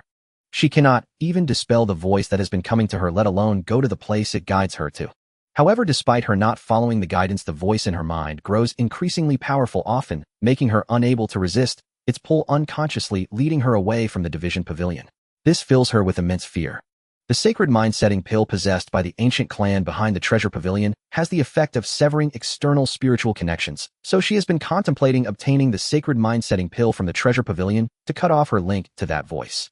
Originally, she planned to give up her freedom and join that ancient clan to acquire the mind-setting pill. But now with the divine source approaching, she no longer needs to pay so much. After all, joining the ancient clan means she would be forever bound to them. She would be forced to serve others, which is far too unwilling for her. Elder Luo, the headquarters has replied. Suddenly, the person in charge of contacting various branches holding a communication talisman excitedly reminded her. You may leave. Luo Feishuan's eyes brightened as she approached the communication talisman, secretly preparing her arguments to exchange for the mind-setting pill. Meanwhile, in the outside world, as the unsuccessful cultivators left the mysterious cloud sect, the sect's fame began to spread anew, and it kept coming in waves. Especially the claim that the outer elder position is a saint sparked instant commotion across dozens of nearby. Additionally, snippets about the sect's environment also circulated, claiming that the so-called immortal realm is nothing but this, with rich spiritual energy never before seen and tales of breakthroughs while walking, etc., which were spread with great exaggeration. This caused some cultivators who were initially indifferent or too far away to be unable to resist the urge to come to the ancient state for the sect's test. Hey, have you heard? The mysterious cloud sect is an immortal realm, and the entire sect is filled with Tao rhythms. Of course I've heard. It's said that those newly initiated disciples broke through as soon as they entered the sect, and by the time they reached their residence, they had already shattered several realms. Is it really that exaggerated? What you're saying is too outrageous. What is this? The outer elder is a saint, and the inner sect is a saint king. I heard some disciples even broke through while asleep. What you're saying isn't anything new. I heard of some disciples breaking through even while using the restroom. I won't talk to you anymore. The ship to the ancient state is about to take off. I need to sign up. What? Didn't they just send a ship yesterday for cross-state travel? Why is there another today? I don't know. Because of the mysterious cloud sect, there's a ship to the ancient state every day, though the price has gone up a bit. I'm leaving. Me too. The news spread further and further. On the second day after the mysterious cloud sect was established, the news had already reached beyond the 9 states, with ships coming one after another from outside the 9 states to transport people to the chaotic ancient mountain range where the mysterious cloud sect is located. However, even so, many people still could not get on the ships, causing great anxiety. Seeing this scene, some small sects with warships couldn't help but be tempted to transport people. Moreover, they acted quickly, with many small factions immediately taking out their own warships to start transporting people. Even some factions without ships began to borrow them from friends just to earn spirit stones. Fellow Taoists, we have a ship to the ancient state, but it's a bit slow and will take 3 days to arrive. Is anyone? The price is only half of those dominant factions. Wow, there's even a ship. Quick, I want 3 tickets. I'm going. I want to go. In an instant, countless cultivators moved, instantly filling the ship. The same thing was happening simultaneously in dozens of large states around the ancient state. Especially for some sects that had fallen to the point of only having 1 ship left, they were now making a fortune. The sect masters and disciples were all smiling, taking turns to operate the ships. They truly achieved a windfall. However, this also led to an overwhelming number of registrations at the mysterious cloud sect's entrance again, especially on the 3rd day of opening the sect and accepting disciples. At this time, external ships began to arrive one after another. One by one, people disembarked from the ships, once again filling the chaotic ancient mountain range. Some savvy cultivators brought in large quantities of goods during this time to sell at high prices. Even those slow-to-arrive small sects had used the money from ticket sales to stock up on goods in advance, preparing to make a profit here. However, it is a pity that those small sects that consider themselves to be top tier have overthought. because the nearby small sects had already anticipated this idea. This time these local small sects did not miss out, led by their sect masters and bringing all their disciples to set up stalls and sell goods. After all, there is no one who would want to pick up bargains, so selling things is more practical. This resulted in many businesses being lost for those visiting small sects. Fellow Taoist, are you here to take the test? How about a top-quality luck pill? I guarantee that after eating it your luck will explode, and you might just succeed in joining the sect. The Moonwheel sect is having a clearance sale from the Moonwheel sect. Pills, spiritual herbs, you name it. The local sects were selling the most joyfully. There were even more ridiculous local sects that after selling out their goods did not want to leave, so the sect master opened a few public restrooms on the spot. The public restroom of the Carefree sect, 1 spirit stone per use. Stay as long as you want. This bizarre scene instantly attracted the attention of countless cultivators. Some cultivators with low cultivation levels approached, clutching their stomachs, only to be shocked by the price. A spirit stone for a restroom visit? Why don't you just go rob someone? Hehe, if you think it's expensive, you don't have to go. It's 300 miles away with no one around, so you can go there instead. Damn, 300 miles. By the time I return, the spot will be taken. But are you sure this won't provoke the mysterious Cloud sect? We're here to take the test. We can't let the sect be displeased over such a trivial matter. Don't worry, this is an artifact of our Moonwheel sect elder. We will take it away afterward. There is absolutely no need to worry. An elder's artifact. Awesome. I'll give you the spirit stone. Ooh, I'm going now. Me too. And me. Strange events are unfolding in every corner of the chaos ancient mountain range. If it weren't for the lack of time and space, many would even want to open an inn here. This is solely because the flow of people here is incredibly overwhelming. There are easily tens of millions. Every day new arrivals come while the old ones depart. This has allowed the local small forces of Huangzhou to rake in profits, each one beaming with joy. In fact, many forces having made money immediately began to establish expansion plans. Of course they might profit, but the Piaomiao sect will never incur losses. As the days go by, the Piaomiao sect receives a new batch of disciples every day. However, the number is still not large. After 7 days, the Piaomiao sect only admits an average of a little over 100 people each day. Soon, the last day of the Piaomiao sect's recruitment is upon us. On that afternoon, after the final batch of disciples entered the sect, Lu Tsong officially announced the end of this recruitment ceremony. He then took everyone back to the sect. Seeing this, the defeated cultivators outside the Piaomiao sect all left in disappointment. Sigh, it's over. Let's go. So many people came, yet they only accepted a little over 100. The recruitment standards of the Piaomiao sect are stricter than that of the Holy Grounds. I want come again next time. Huh. Disciple, we made a killing this time. I'll arrange a low-level spirit tool for you right away. A low-level spirit tool? Really, Master? Thank you so much, Master. I am deeply grateful to you, Master. I bow to you, Master. I worship you, Master. The boat back to Zhangzhou only costs 100 spirit stones per person. We need to leave quickly. The boat is about to set sail. Lingzhou, is there anyone headed to Lingzhou? Master, everyone has left, but we still have some items unsold. Shall we dispose of them at a low price? After all, they're not worth much. All right, let's clear out everything at a discount. Hurry and shout it out. After we sell everything, let's go to Chen Xuan Tower and have a good time. I heard some female cultivators have arrived at Chen Xuan Tower. Sure, I love sponsoring female cultivators. It's very fulfilling. The main group of cultivators gradually left the Piaomiao sect. A grand feast has come to a close. Meanwhile, at the summit of the Piaomiao sect, Chen Xuan sat atop a giant rock, continuing to deduce his divine abilities. Lu Tsong respectfully came to report on the results of this recruitment ceremony. Sect Master, this recruitment lasted for 7 days. We have admitted 12 inner disciples and 1,010 outer disciples. I am already aware. Hearing this number, Chen Xuan remained calm, not even opening his eyes. After all the news of this recruitment spread across the 9 prefectures nearby with over 10 billion disciples tested, if they couldn't even gather 1,000, or so, that would be bizarre. Thus he calmly asked, how is the procurement of the resources I asked you to arrange? I have already contacted the treasure pavilion for procurement. They should be delivering it in a couple of days. Lu Tsong continued to reply. All right, you may leave. Chen Xuan nodded, remaining motionless like an immortal sitting atop the mountain. Yes, I take my leave. Lu Tsong clasped his fists and departed. In the blink of an eye, the summit returned to tranquility. System. Open all recruitment gift packs. After Lu Tsong left, Chen Xuan opened his eyes and immediately couldn't wait to open all the gift packs. Ding.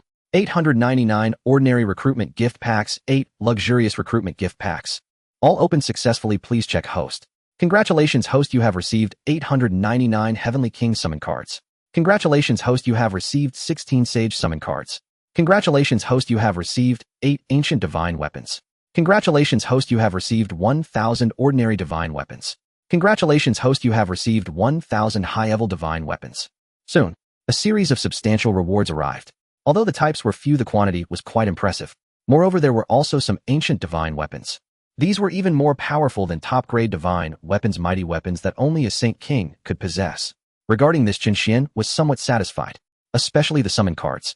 He had amassed a substantial amount. Among them, 899 King summon cards, plus the one left over previously, made a total of 900. The 16 Sage summon cards combined with the 8 from Xiao Chun and others, and the 6 from his direct disciples, made a total of 30. Additionally, there were 6 Emperor summon cards and 2 Immortal summon cards. This time, he could finally synthesize with great satisfaction. The strength of the sect would once again be enhanced. Thus, Chen Xuan felt a bit excited and silently spoke. System synthesize all the powerful summon cards. Ding. All synthesis completed. Congratulations, host, you have obtained 90 sovereign summon cards still can be synthesized once, and 3 Emperor summon cards cannot be further synthesized. Soon, the first synthesis was completed. The 900 Heavenly King summon cards transformed into 90 sovereign summon cards. Yet Chen Xuan didn't hesitate at all, and immediately continue synthesizing. Ding. All synthesis completed. Congratulations, host, you have obtained 9 Sage summon cards. After the synthesis, without a second thought, Chen Xuan directly summoned. After all, with more disciples in the sect, the elders also needed to be added. Use 9 Sage summon cards and 3 non-synthesizable Emperor summon cards. In the future, all summon cards will default to the elder status based on strength. Ding. Summoning successful. Identity engraving successful. The elders are on their way. Please wait a moment, host. Meanwhile, in a corner of the Piao sect, terrifying auras began to manifest. Boom, boom, boom. In an instant, 9 sages and 3 emperors materialized from the void. Once they materialized, they didn't linger for a moment, and all marched directly towards Chen Xuan. Subordinates pay respects to the sect master. The crowd arrived behind Chen Xuan, kneeling in unison to pay their respects. You may find Lu Tsang to arrange your positions. Go. Chen Xuan, with his back to the 12 powerful figures, waved his hand without looking back. The 12 powerful figures immediately clasped their fists and retreated. Their respectful demeanor was evident.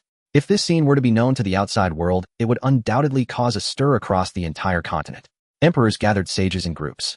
Who would dare to disregard Chen Xuan? Just thinking about this foundation is enough to shock the heavens and the earth.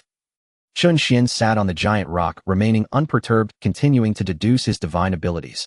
After all, with more elders in the sect, he didn't need to worry at all. Even if the sky fell, he wouldn't be afraid. With 10 mature sages and 8 adult emperors, it's not just the mere chaos ancient continent. They could even dominate the entire starry sky above. Thus, Chen Xuan didn't use the 2 immortal summon cards and the other 6 uncombined emperor summon cards in his hand. After all, with 4 more, he could synthesize another immortal. As time slowly passed, the myriad of divine abilities in the library gradually became comprehended by Chen Xuan. A powerful and unparalleled divine skill was quietly evolving within him. Within the Qiao sect, as the days swiftly passed, the newly arrived disciples began to break through. Their rate of breakthroughs was comparable to riding a rocket, achieving in one day what others might take a year to accomplish. Moreover, this rapid speed of breakthroughs did not cause anyone to relax. Instead, they became even more diligent. This was all because there was a direct disciple, Lin Fan, who was breaking through even faster. Indeed, it was Lin Fan. At just over 20 years of age, he had attained the realm of Half-Step King. Furthermore, he had entered the 6th level of the ultimate illusion tower for cultivation at the Half-Step King level. It must be noted that only true kings could enter the 6th level. Yet he, a mere Half-Step King, managed to do so, instantly becoming a towering mountain above everyone else. Even the 12 inner disciples regarded him as a goal to aspire to. This led many disciples to remain in the ultimate illusion tower day and night, fervently cultivating. On this day, within the 6th level of the ultimate illusion tower, an incredibly terrifying aura suddenly erupted within the tower. In an instant, both the disciples cultivating inside the tower and those preparing to enter outside raised their heads, revealing expressions of shock. Especially for Xiao Chun, Han Peipeo, Wu Da, and Xin Ping. Though there were 12 inner disciples in total, these 4 had become like good brothers, rarely apart, and were referred to by other disciples as the 4 outstanding youths of the inner sect. At this moment, Xiao Chun could not help but exclaim in shock, "What a terrifying aura! Could it be that senior brother Lin Fan has broken through to king? Hiss, so fast. Just a few days, and he's already a king. My goodness, he has completely altered my perception of cultivation speed." Indeed, no direct disciple is simple. It's said that those senior sisters are also approaching the Half-Step King realm. Terrifying. The 4 of them walked towards the cultivation tower with admiration on their faces. However, at this moment, Elder Lu Tsang's voice suddenly echoed in everyone's ears. "The sect's attire has arrived. Oh, all disciples and elders, please come to the sect square to collect it." Upon hearing this, the 4 inner disciples paused, halting their steps towards the tower. "Brothers, the outfits have arrived. Let's go collect them. I've heard the outfits this time are superb. They were purchased from the treasure pavilion." Things purchased from the treasure pavilion certainly won't be bad. Let's hurry. The sect is so good to us. Not only do we have such a fairyland, but they also procure resources for us. Let's go. We mustn't be late. In an instant, everyone rushed towards the sect square. Even the elders guarding the peach garden and the library. After all, it was the grand elder who had spoken, and everyone moved at the sound of his voice. At the sect square, Luo Feishuan had already arrived. At this moment, she was utterly shocked by the environment. She stared blankly at her surroundings. Though she had long heard that the Qiaomiao sect was a fairyland, she had thought it was merely exaggerated. However, upon personally arriving, she realized that those rumors were true. Just moments after her arrival, she vaguely felt a sensation of breaking through the late emperor-level barrier and entering the half-saint realm. If it weren't for delivering items, she would have wanted to sit down and cultivate immediately. Moreover, since entering the Qiaomiao sect, the call she had heard in her mind had completely vanished. It must be noted that the voice in her mind was something that even the holy grade spirit calming pill could not suppress. Yet here it had disappeared. If she remained here, would she not have to worry about the temptation of that voice? This thought left Luo Feishuan immensely astonished. After all, that voice was truly terrifying, and as time passed, her resistance to it grew weaker. Though she had exchanged for spirit calming pills from the ancient family behind the treasure pavilion a few days ago, taking them still did not suppress the voice in her mind. This nearly made me despair. However, if she stayed here, not only would she not fear that voice, but her cultivation speed would undoubtedly be faster. Even if she could not resist the allure of that voice in the future, her strength would likely prevent any serious issues. Thus, with this thought, the idea of joining the Qiaomiao sect immediately sprang up in Luo Feishuan's mind. Elder Luo, I've already checked the resources, and there's no problem. This is the final payment. Please take a look. At this moment, Lu Tsang poured out all the resources from the spatial ring given to Luo Feishuan, piling them into several small mountains. He then handed over the spatial ring containing the source liquid. This time he was very satisfied with Luo Feishuan's performance. Initially, he had mentioned rather vague procurement resources. He then handed over the spatial ring containing the source liquid. This time he was very satisfied with Luo Feishuan's performance. Initially, he had mentioned although many did not meet Lu Tsang's requirements, they compensated in style and quantity. There were a total of 10 styles, all crafted by powerful beings, each at least of spirit treasure level.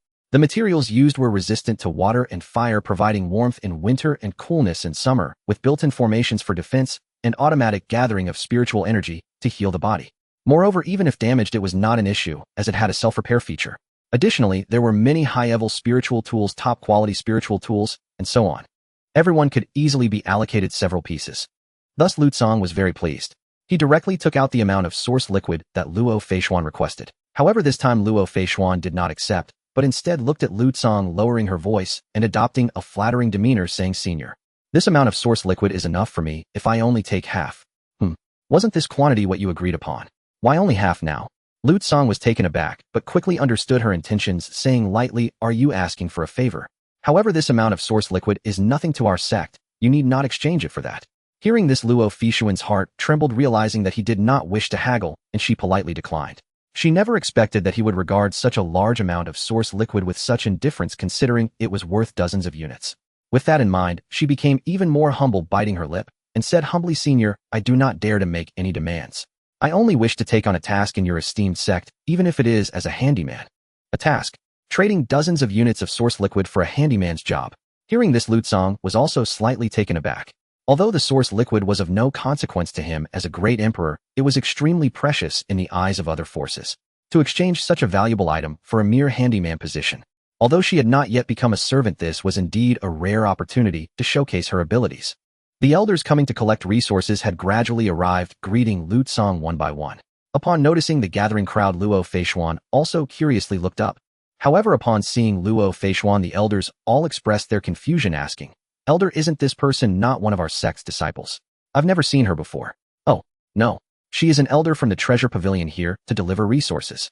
I haven't even consulted the sect leader about her wanting to work as a servant, yet she started working on her own.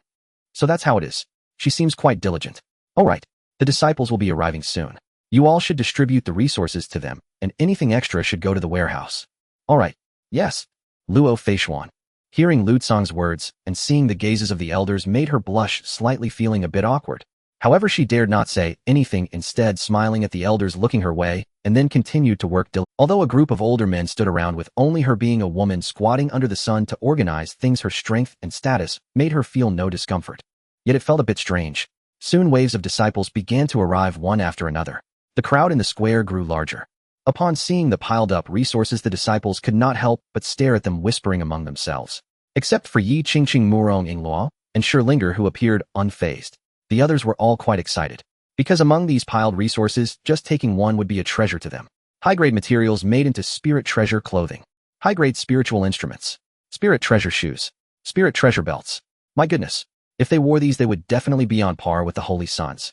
Because the Holy Sons only wear high-grade spirit treasure clothing and wield top-tier spiritual instruments. Such great items, I wonder if we in the outer sect can receive even one low-grade spirit treasure clothing. It shouldn't be possible. Those spirit treasures are surely prepared for the inner sect disciples. It would be great if we could get a pair of spirit treasure belts and a low-grade spiritual instrument. So many styles.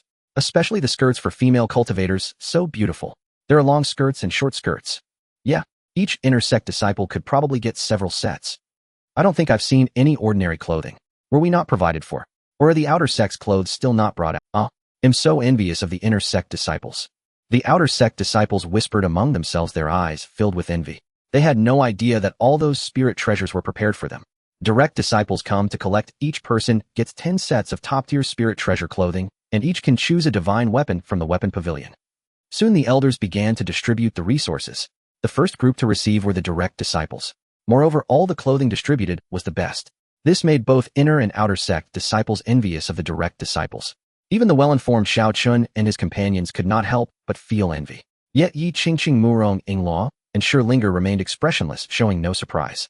Their calm demeanor earned them immense respect from the other disciples. Elder senior brother Lin Fan is still cultivating. Can we collect on his behalf? At this moment, Yi Qingqing took the initiative to propose collecting on his behalf. The elder naturally did not refuse, directly giving Lin Fan's resources to Yi Qingqing.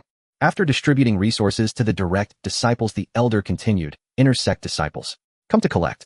Each person gets 8 sets of high-grade spirit treasure clothing and 1 top-tier spiritual instrument. Boom. Upon hearing this, all 12 inner sect disciples became excited. They hurriedly stepped forward in excitement, making the remaining disciples envy them even more. High-grade spirit treasure clothing, top-tier spiritual instruments. They could rival the Holy Sons. Soon after the inner sect collected, many outer sect disciples looked longingly at the other spirit treasures. Because there were so many spirit treasures here, yet no ordinary clothing. Perhaps there was something for them. Thus, with everyone's eager anticipation, the elder finally called upon them. Outer sect disciples come to collect. Each person gets 3 sets of ordinary spirit treasure clothing, 2 sets of high-grade spirit treasure clothing, and 1 high-grade spiritual instrument. Wow! All the outer sect disciples were in an uproar, excitedly rubbing their hands and preparing to queue for their collection. 2 sets of high-grade spirit treasure clothing and 1 high-grade spiritual instrument. Although they could not compare to the Holy Sons, they were still not far off. And these were all equipment, not even cultivation resources. If cultivation resources were counted, even the Holy Sons could not compare to them. Thus no one was not excited. Being an outer sect disciple in the Piamiao sect was far better than being a Holy Son in a holy land. Everyone rubbed their hands together, exceedingly excited. Of course, the inner disciples and servants also received. Everyone within the sect received a share. Soon all resources were distributed. Moreover, with different clothing, it became easier to distinguish between inner and outer sect disciples and elders, eliminating the need for cumbersome name tags. This was indeed extremely convenient. Elder Luo, come with me. At this moment, Lu Tsang interrupted Luo Feishuan, who was tidying up the remaining resources. Luo Feishuan then paused her work, excitedly fixing her disheveled hair, and stood up to follow Lu Tsang towards the main peak. At that moment, Chen Xuan was still sitting cross-legged at the main peak. When Lu Tsang brought Luo Feishuan to the mountain summit, he asked her to wait while he went to report. Luo Feishuan stood excitedly in place, waiting, her gaze fixed on the figure atop the enormous rock. Upon seeing that young silhouette and tall stature, her heart raced, and she secretly clenched her fingers. Is this the sect leader of the Piamiao sect? What a striking silhouette. I'm so nervous. Although she was at the pinnacle of the royal extreme and had lived for hundreds of years being someone who could influence the world, it still could not diminish her nervousness at meeting the sect leader of the Piamiao sect.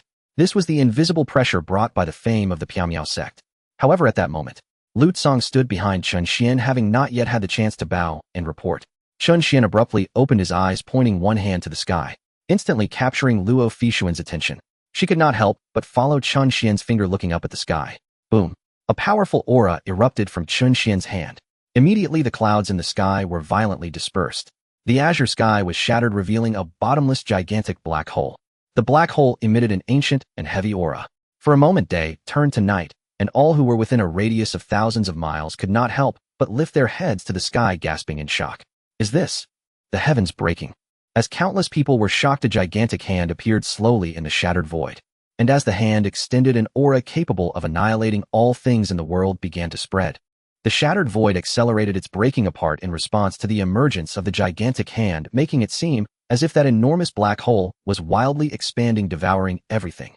That gigantic hand appeared as if it descended from the heavens, bearing the power to obliterate all existence. Even from thousands of miles above, it made countless powerful beings on the ground tremble with fear.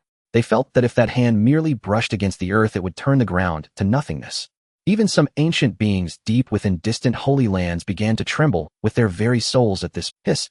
The appearance of a single hand can shatter all spatial constraints. My heavens, just how powerful is that hand? The black hole, it seems to have turned into a vacuum. Although no aura is emanating, I can still feel the weight of that hand carrying an invisible pressure. A slight movement could compress the void. If it were to touch something, even a saint would likely perish.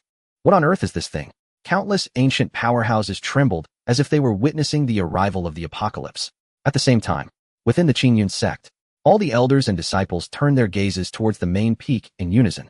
They had long heard that the sect master was deducing divine abilities at the mountain summit, and this aura seems to be emanating from the peak, so everyone immediately thought of Chen Xuan.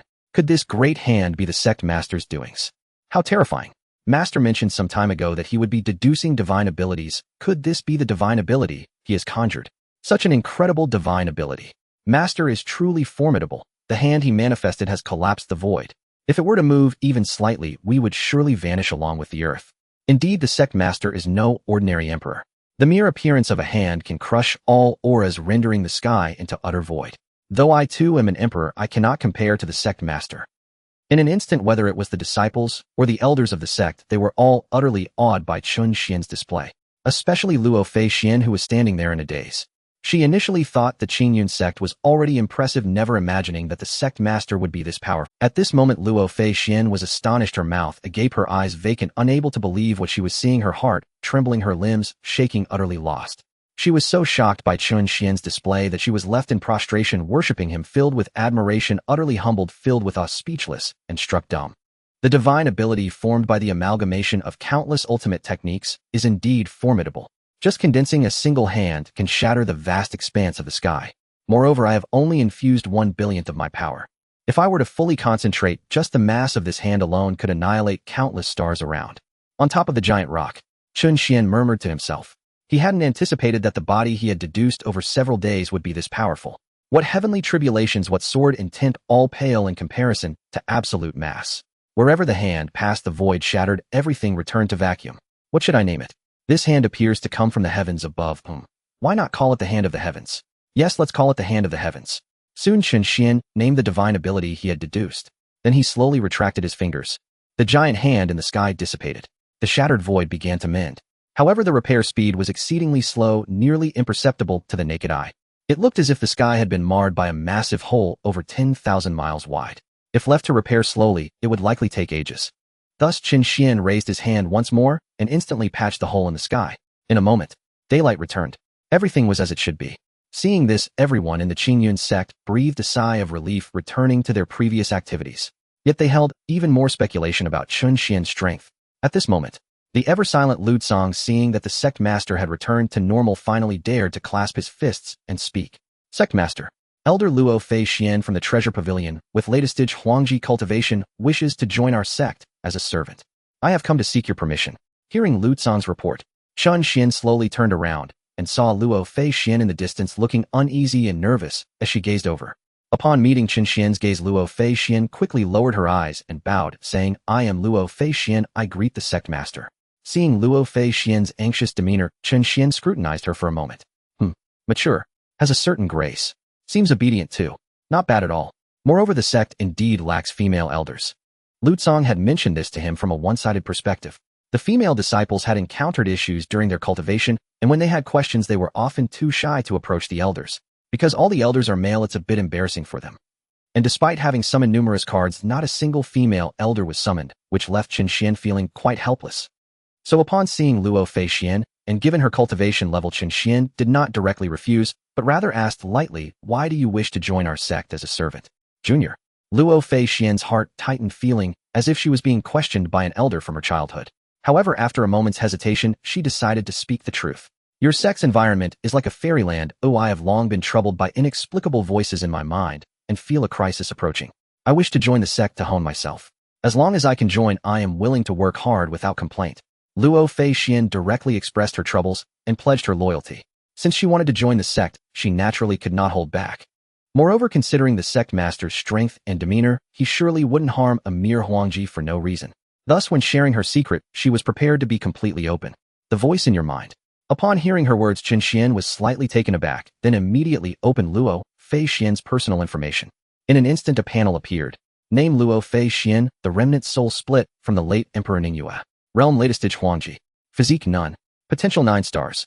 Experience late years of the Emperor Ningyue, unable to break through to latest stage Emperor for a long time. Approaching the end of her life, she fortuitously obtained the 9 turns Immortal Sutra, glimpsing the method of survival.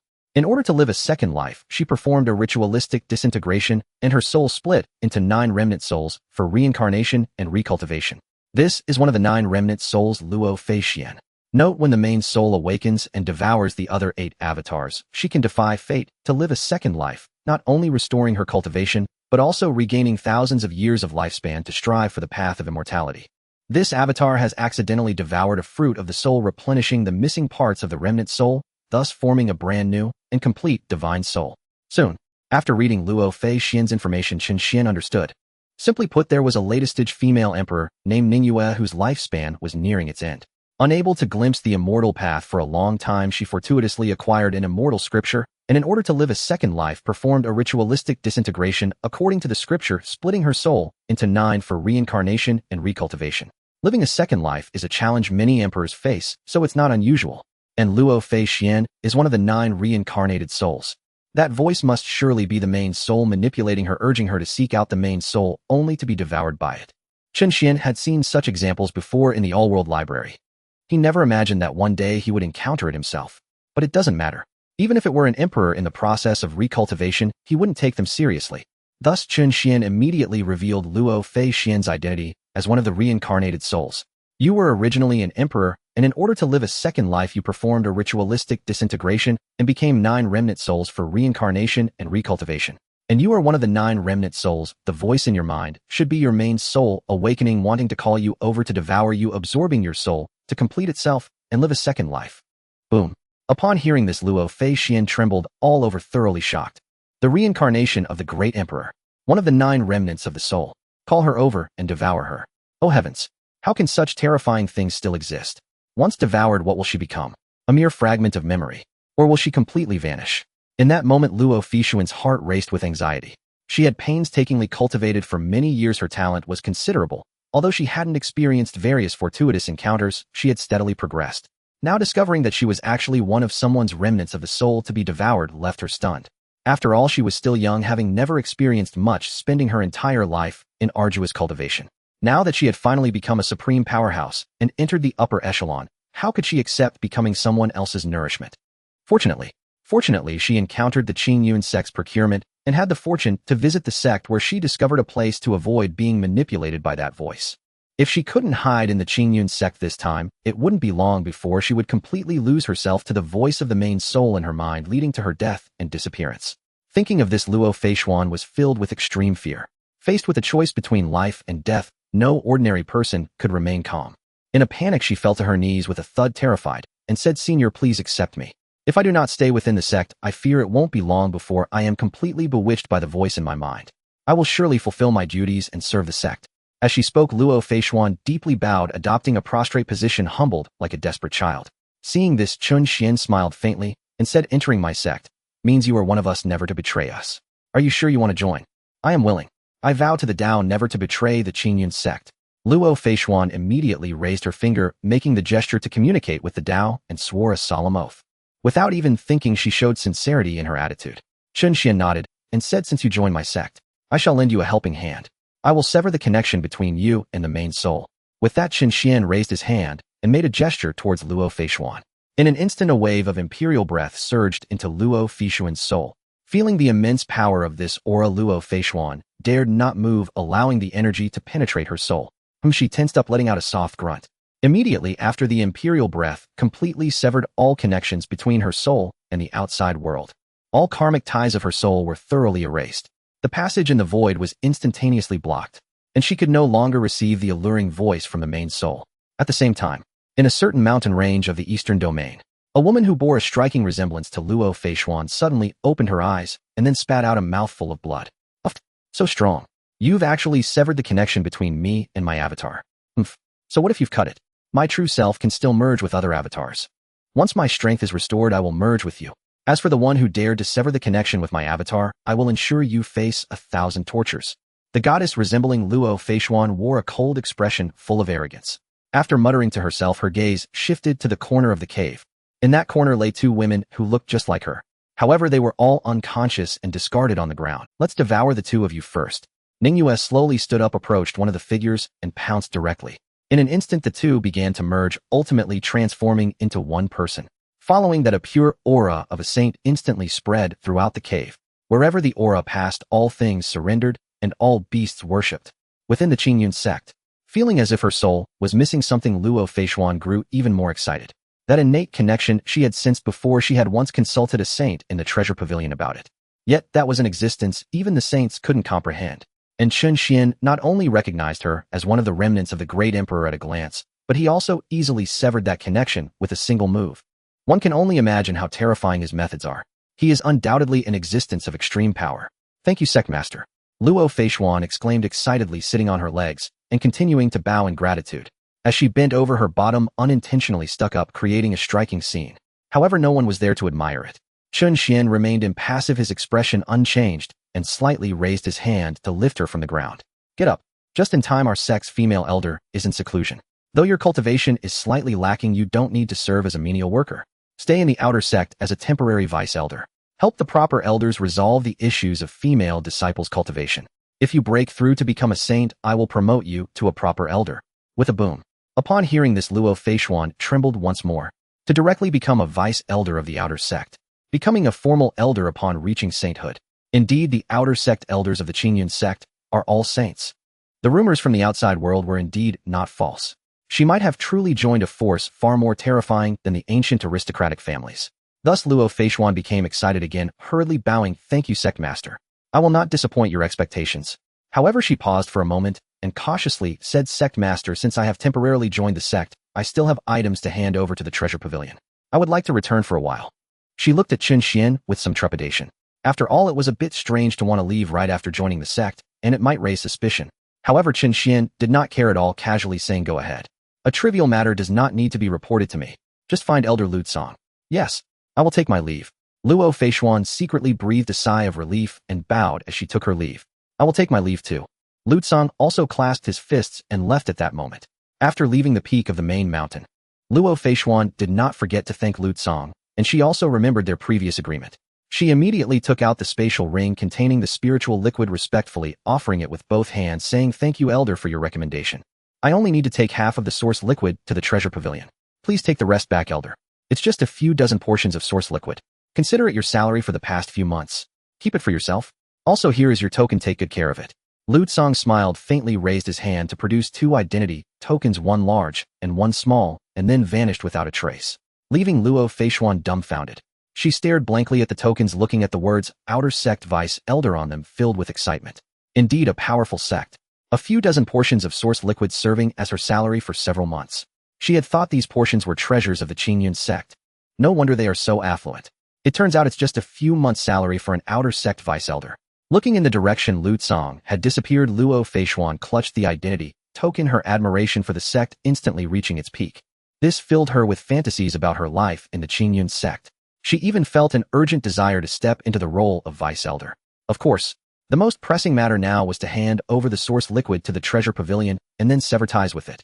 Thinking of this, she put away the token, determined the direction of the main gate, and stepped out, leaving behind a shadow. Soon she arrived at the square outside the Qingyun sect's main gate, soared into the air, and quickly flew straight towards the treasure pavilion. However, as she flew, several figures swept past beneath her, heading in the direction of the Qingyun sect.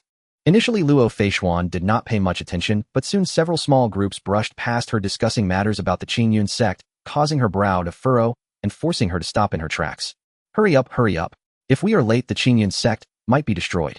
Right, we must hurry, otherwise we might miss. I heard the Soul Palace is dispatching the 2 saints of Xianming this time. The 2 saints of Xianming. The Soul Palace is only sending 2 saints. Isn't that insufficient? I've heard that the Piaomiao sect has several saints. What do you mean several saints? That must be a fabrication from the Piaomiao sect. Do you really believe that? Definitely the Xianming saints of the Soul Palace are not like ordinary saints. When the 2 of them join forces, they can take on several saints without faltering. Even ordinary Holy Lands would not dare to confront them easily. If the Piaomiao sect has a saint, they would probably have to back down. Yes, I've said it long ago, the Soul Palace will definitely not let the Piaomiao sect off the hook. Especially since there are soul disciples in the Piaomiao sect. The Soul Palace is the nemesis of all souls. Look, it's happening now. If the Piaomiao sect has no saints, they will surely be annihilated this time. If they do have saints, they must surrender the souls to appease us. In any case, this time the Piaomiao sect is finished. Enough talk. Let's hurry. If we delay, we might miss it. After the discussion, the cultivators immediately quickened their flight, speed vanishing in a flash. Seeing this, Luo Feishuan halted her departure and hurried back towards the Piaomiao sect. The 2 saints of Yoming here to seize souls. She naturally sensed that the Piaomiao sect was being targeted by the transcendent forces of the Soul Palace. The sect was now in crisis. She could not stand by idly. Although she believed that the Piaomiao sect might be stronger than the Soul Palace, as a member of the sect, she felt it was her responsibility to inform the elders to prepare in advance. After all, regardless of the situation, they were facing 2 powerful saints. If they were to act suddenly, the sect would be unprepared and surely suffer damage. Thus, Luo Feishuan, feeling anxious, increased her flight speed to the maximum. At this moment, a number of cultivators had gathered outside the Piaomiao sect, standing on distant mountain peaks or in midair. As they just steadied themselves, 2 black figures suddenly appeared from the sky, materializing before the Piaomiao sect. Both figures were cloaked in black robes adorned with numerous strange patterns and lines, giving them a sinister. They're here, the Xianming 2 saints of the Soul Palace have arrived.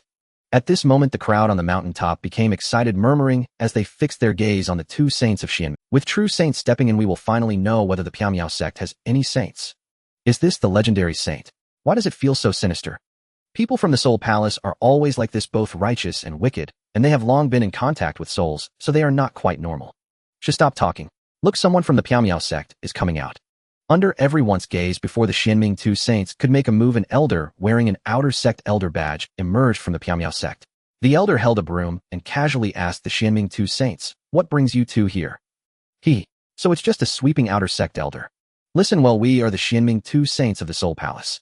You of the Piaomiao sect killed our soul-hunting envoy. Immediately let your sect leader come out to give us an explanation. It would be best to hand over your sect's female soul and the soul within Xiao Chen's ring, otherwise do not blame us for flattening your Piaomiao sect today. The Xianming 2 saints laughed coldly, completely disregarding the Piaomiao sect's outer sect elder, directly demanding souls and threatening. Last time when the Soul Palace's envoy was killed, they sought to reclaim their standing. But due to the presence of other saints' souls in different regions, they were temporarily delayed. However, they later heard that the Piaomiao sect had produced a soul of extremely pure quality, much purer than that of ordinary saints. The soul master could no longer contain his impatience and wanted to send others to capture the soul. However, considering that the Piaomiao sect did not take the Soul Palace seriously, daring to kill their soul-hunting envoy, and reportedly having saints appear, the soul master restrained his impulse. He waited for the 2 to return before sending them. And these 2, the most powerful saints of the Soul Palace, did not regard the Piaomiao sect at all. Even if it was said that the Piaomiao sect had saints, they were unconcerned. After all, their strength far surpassed that of ordinary saints, and even if they couldn't win in a fight, they could still capture souls and leave. In any case, this had always been how they operated in the Soul Palace. If there are souls, they must capture them. However, the words of the 2 did not intimidate the outer sect elder of the Piaomiao sect. It merely caused him to furrow his brow slightly. Such audacity to insult the sect leader seeking death. The outer sect elder of the Piaomiao sect frowned, not even giving the other party time to react, and raised his hand to conjure 2 terrifying hands that instantly seized the Xianming 2 saints. This left the Xianming 2 saints bewildered. They did not understand why they began to act before even saying anything. But before the 2 could resist, the giant hands firmly bound them. Immediately after, a loud explosion rang out. Boom! The Xianming 2 saints were crushed to powder, scattered everywhere. The Xianming 2 saints perished. They died without understanding how the other party could act so swiftly, and they had no power to resist. It should be known that their physical bodies were already immensely powerful. Even a sudden attack from a saint of the same level could not easily break their bodies.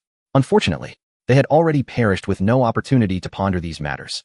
Meanwhile, on a distant mountaintop, countless people were shocked by the sudden move of the Piaomiao sect's outer sect elder, especially seeing the powder on the ground. They gasped in awe. Hiss! He crushed them directly. An accomplished saint, definitely an accomplished saint. So terrifying. The Piao sect is too terrifying. The rumors are not false. He even crushed saints to powder. The outer sect elder of the Piao sect is not only a saint, but at least an accomplished saint. Quickly leave, don't look. Be careful not to be implicated. Retreat, retreat, hurry up and retreat. In an instant, the multitude of cultivators who had previously been calm atop the mountain were suddenly filled with dread. Boom. Upon hearing this, Luo Feishuan trembled all over, completely stunned. She stared at the dust on the ground bewildered and said, killed. Yes, killed. The saint of the Soul Palace showed disrespect to the sect master and deserves to be executed. The outer sect elder calmly nodded. Luo Feishuan. They really did kill them. How did they show disrespect to the sect master? This execution was too decisive. Those were two saints. Luo Feishuan's pupils constricted as she cautiously looked around. But there were no signs of battle nearby. Could it be that the inner sect elder intervened, or that the sect master acted personally and eliminated them with overwhelming power? Thinking of this, Luo Feishuan trembled again. The Qiaomiao sect was far stronger than she had imagined. Moreover, this incident unwittingly served as a reminder for her to be more cautious with her words and actions in the future. She was afraid that in case of a misunderstanding, a powerful figure from the sect might also eliminate her. With this thought, Luo Feishuan quickly regained her composure, feeling relieved that she had always been careful with her words and actions. She politely clasped her fists towards the outer sect elder and said, "Elder, since the matter is resolved, I shall take my leave." The outer sect elder nodded. Only then did Luo Feishuan leave in a composed manner. But she had no idea that it was all just her overthinking. Firstly, the sect master and the elder would not slaughter their own people over a trivial matter. Moreover, it was not the sect master or the inner sect elder who acted, but the outer sect elder who had just spoken to her. A half-step Saint King. If she knew that even the outer sect elders of the Qiaomiao sect were half-step Saint Kings, she would probably doubt her life in an instant. After all, they were like adults fighting against children. But it's just as well that she didn't know. Otherwise, she would be so frightened that she would be even more cautious in the sect, afraid to greet anyone casually. Meanwhile, in a large state of the eastern region inside the headquarters of the Soul Palace, the Soul Master stood in the dim hall leaning against the door, gazing up at the statue of the ancestor of the Soul Palace. At this moment, an elder of the Soul Palace suddenly rushed in holding 2 broken soul tokens and reported urgently, "Soul Master, it's bad. The soul tokens of the 2 saints of Yomi have shattered." What? The Soul Master was taken aback, instinctively turning around to look at the broken soul tokens in the other's hand, his eyes instantly filled with gloom. The Qiaomiao sect is indeed so powerful that they can even kill my palace's 2 saints. Do they truly think my Soul Palace's members are easy to kill? If so, then we have no choice but to resurrect the ancestor ahead of time. He murmured in a low voice as if coming from the depths of the abyss filled with a chilling aura. The reporting elder, upon hearing the word ancestor, felt his scalp go numb and his back cold, not daring to respond, trembling in fear inside. Is the Soul Master finally going to resurrect the ancestor of the Soul Palace? The ancient continent is about to change drastically. As he trembled in fear, the Soul Master spoke in a deep voice, "Order, immediately gather all saints and use all the accumulated souls to awaken the ancestor ahead of time. It's time for the ancient continent to change." Yes. The subordinate trembled all over and immediately went to summon all the powerful figures to the altar, preparing for the resurrection of the ancestor. Within the Qiaomiao sect, after this half-step Saint King elder disposed of the trash, he turned and headed back to the sect to report to Lu Tsang about what had just happened. When Lu Tsang heard the outer sect elder's report, learning that he had killed 2 saints from the Soul Palace who came to provoke them, he didn't take it to heart at all. Killing just 2 saints is nothing to worry about. The follow-up, dealing with the Soul Palace's provocation and the humiliation of the sect master, still requires the sect master's personal decision. Thus, Lu Tsang immediately went to the sect master's hall to report this matter to Chen Xuan. Upon learning that the saints sent by the Soul Palace not only came for souls, but also humiliated him, Chen Xuan promptly laid out a more decisive course of action. The Soul Palace should be eradicated. Chen Xuan's tone was indifferent as he directly announced the death sentence to the Soul Palace. "Yes, I will take care of it immediately." Lu Tsang respectfully nodded and turned to leave. The calm exchange. It was as if they were deciding the fate of a massive transcendent force rather than something. "Elder Zhuemo, the sect master has issued an order to annihilate the Soul Palace. You are to handle it." On his way down from the main peak, Lu Tsang directly transmitted a message to another elder, Wang Zhuemo. Understood. Wang Zhuemo, who was currently meditating, did not even open his eyes. His divine sense instantly spread out, covering an area of millions of miles centered around the Qiaomiao sect, rapidly expanding as he searched for the location of the Soul Palace. Moments later, his divine sense had encompassed most of the eastern region. At this time, his eyes slowly opened. Saying this, he tore through space and arrived above the Soul Palace. Looking at the vast and ancient buildings of the Soul Palace, Wang Zhumo raised a finger to point at the headquarters of the Soul Palace. Heaven-piercing finger. Boom. A beam of pure destructive light gathered at Wang Zhumo's fingertip and then instantly expanded into a finger hundreds of miles wide. With a gentle flick of Wang Zhumo's finger, that finger hundreds of miles thick shot towards the Soul Palace's headquarters carrying extreme destructive light. Inside the Soul Palace headquarters, the resurrection of the ancestors' action had already begun. In a vast square, a circular altar with a diameter of 100 meters was placed. On the altar lay an uncovered coffin inside of which rested the ancestor of the Soul Palace, a corpse that had died tens of thousands of years ago. Although it had been dead for tens of thousands of years, the ancient corpse had only skin and bones. Its body had not decayed, looking merely like a corpse that had been starved to the extreme. The coffin lay peacefully at the center of the altar, resting above countless ravines. Countless members of the Soul Palace carrying various sized jars poured souls into the ravines on the altar. The souls were drawn into the coffin through the ravines. Meanwhile, the Soul Master, accompanied by the last 3 living saints of the Soul Palace, and nearly 100 royal-grade powerhouses, began to jump around the altar. They moved in unison, raising their hands and forming a circle, jumping while muttering ancient and heavy incantations. Will you mess with me? I mess with you. You mess with me. I mess with you. Ah, the evening breeze brings spring as the flock grazes. Boom. As everyone sang, danced, and poured souls, the ancient and heavy coffin suddenly trembled, and an aura of extreme antiquity instantly emanated from within. This aura seemed to be filled with the sediments of time, making one feel the ruthless passage of years. Just a whiff of it would age one's lungs to dust. Seeing this, the jumping crowd not only felt no fear, but instead were all filled with joy. There was movement. It signifies success. One must understand that the ancestor in the coffin was a great saint from tens of thousands of years ago. If they succeeded in resurrecting him, the entire ancient continent would undergo a complete transformation. Even if he couldn't regain his peak power after resurrection, as long as they gathered enough souls, he might return to the great saint realm. Moreover, the souls they were feeding were all refined. Once the ancestor awakens, he will be influenced by the souls and fall under their control. This would mean that the Soul Palace would gain a terrifyingly powerful great saint-level subordinate. Just the thought of a great saint-level subordinate was enough to drive people crazy. Thus, everyone accelerated their jumping pace. Even the low murmurs of incantation quickened. You mess with me, I mess with you. You mess with me, I mess with you. As the rhythm quickened, a terrifying aura began to emanate from within the coffin. The withered and emaciated corpse inside seemed to be guided by it. A memory from tens of thousands of years ago appeared in the ancient corpse's mind. Who is it? Who awakened me? The ancient corpse slowly opened its eyes. However, as soon as he realized the situation outside and knew he had been resurrected, a 100-mile-wide ray of light suddenly appeared before his eyes. In an instant, the ancient corpse's pupils constricted, sharply stunned. The Emperor's heaven-piercing finger. Damn it, who awakened me?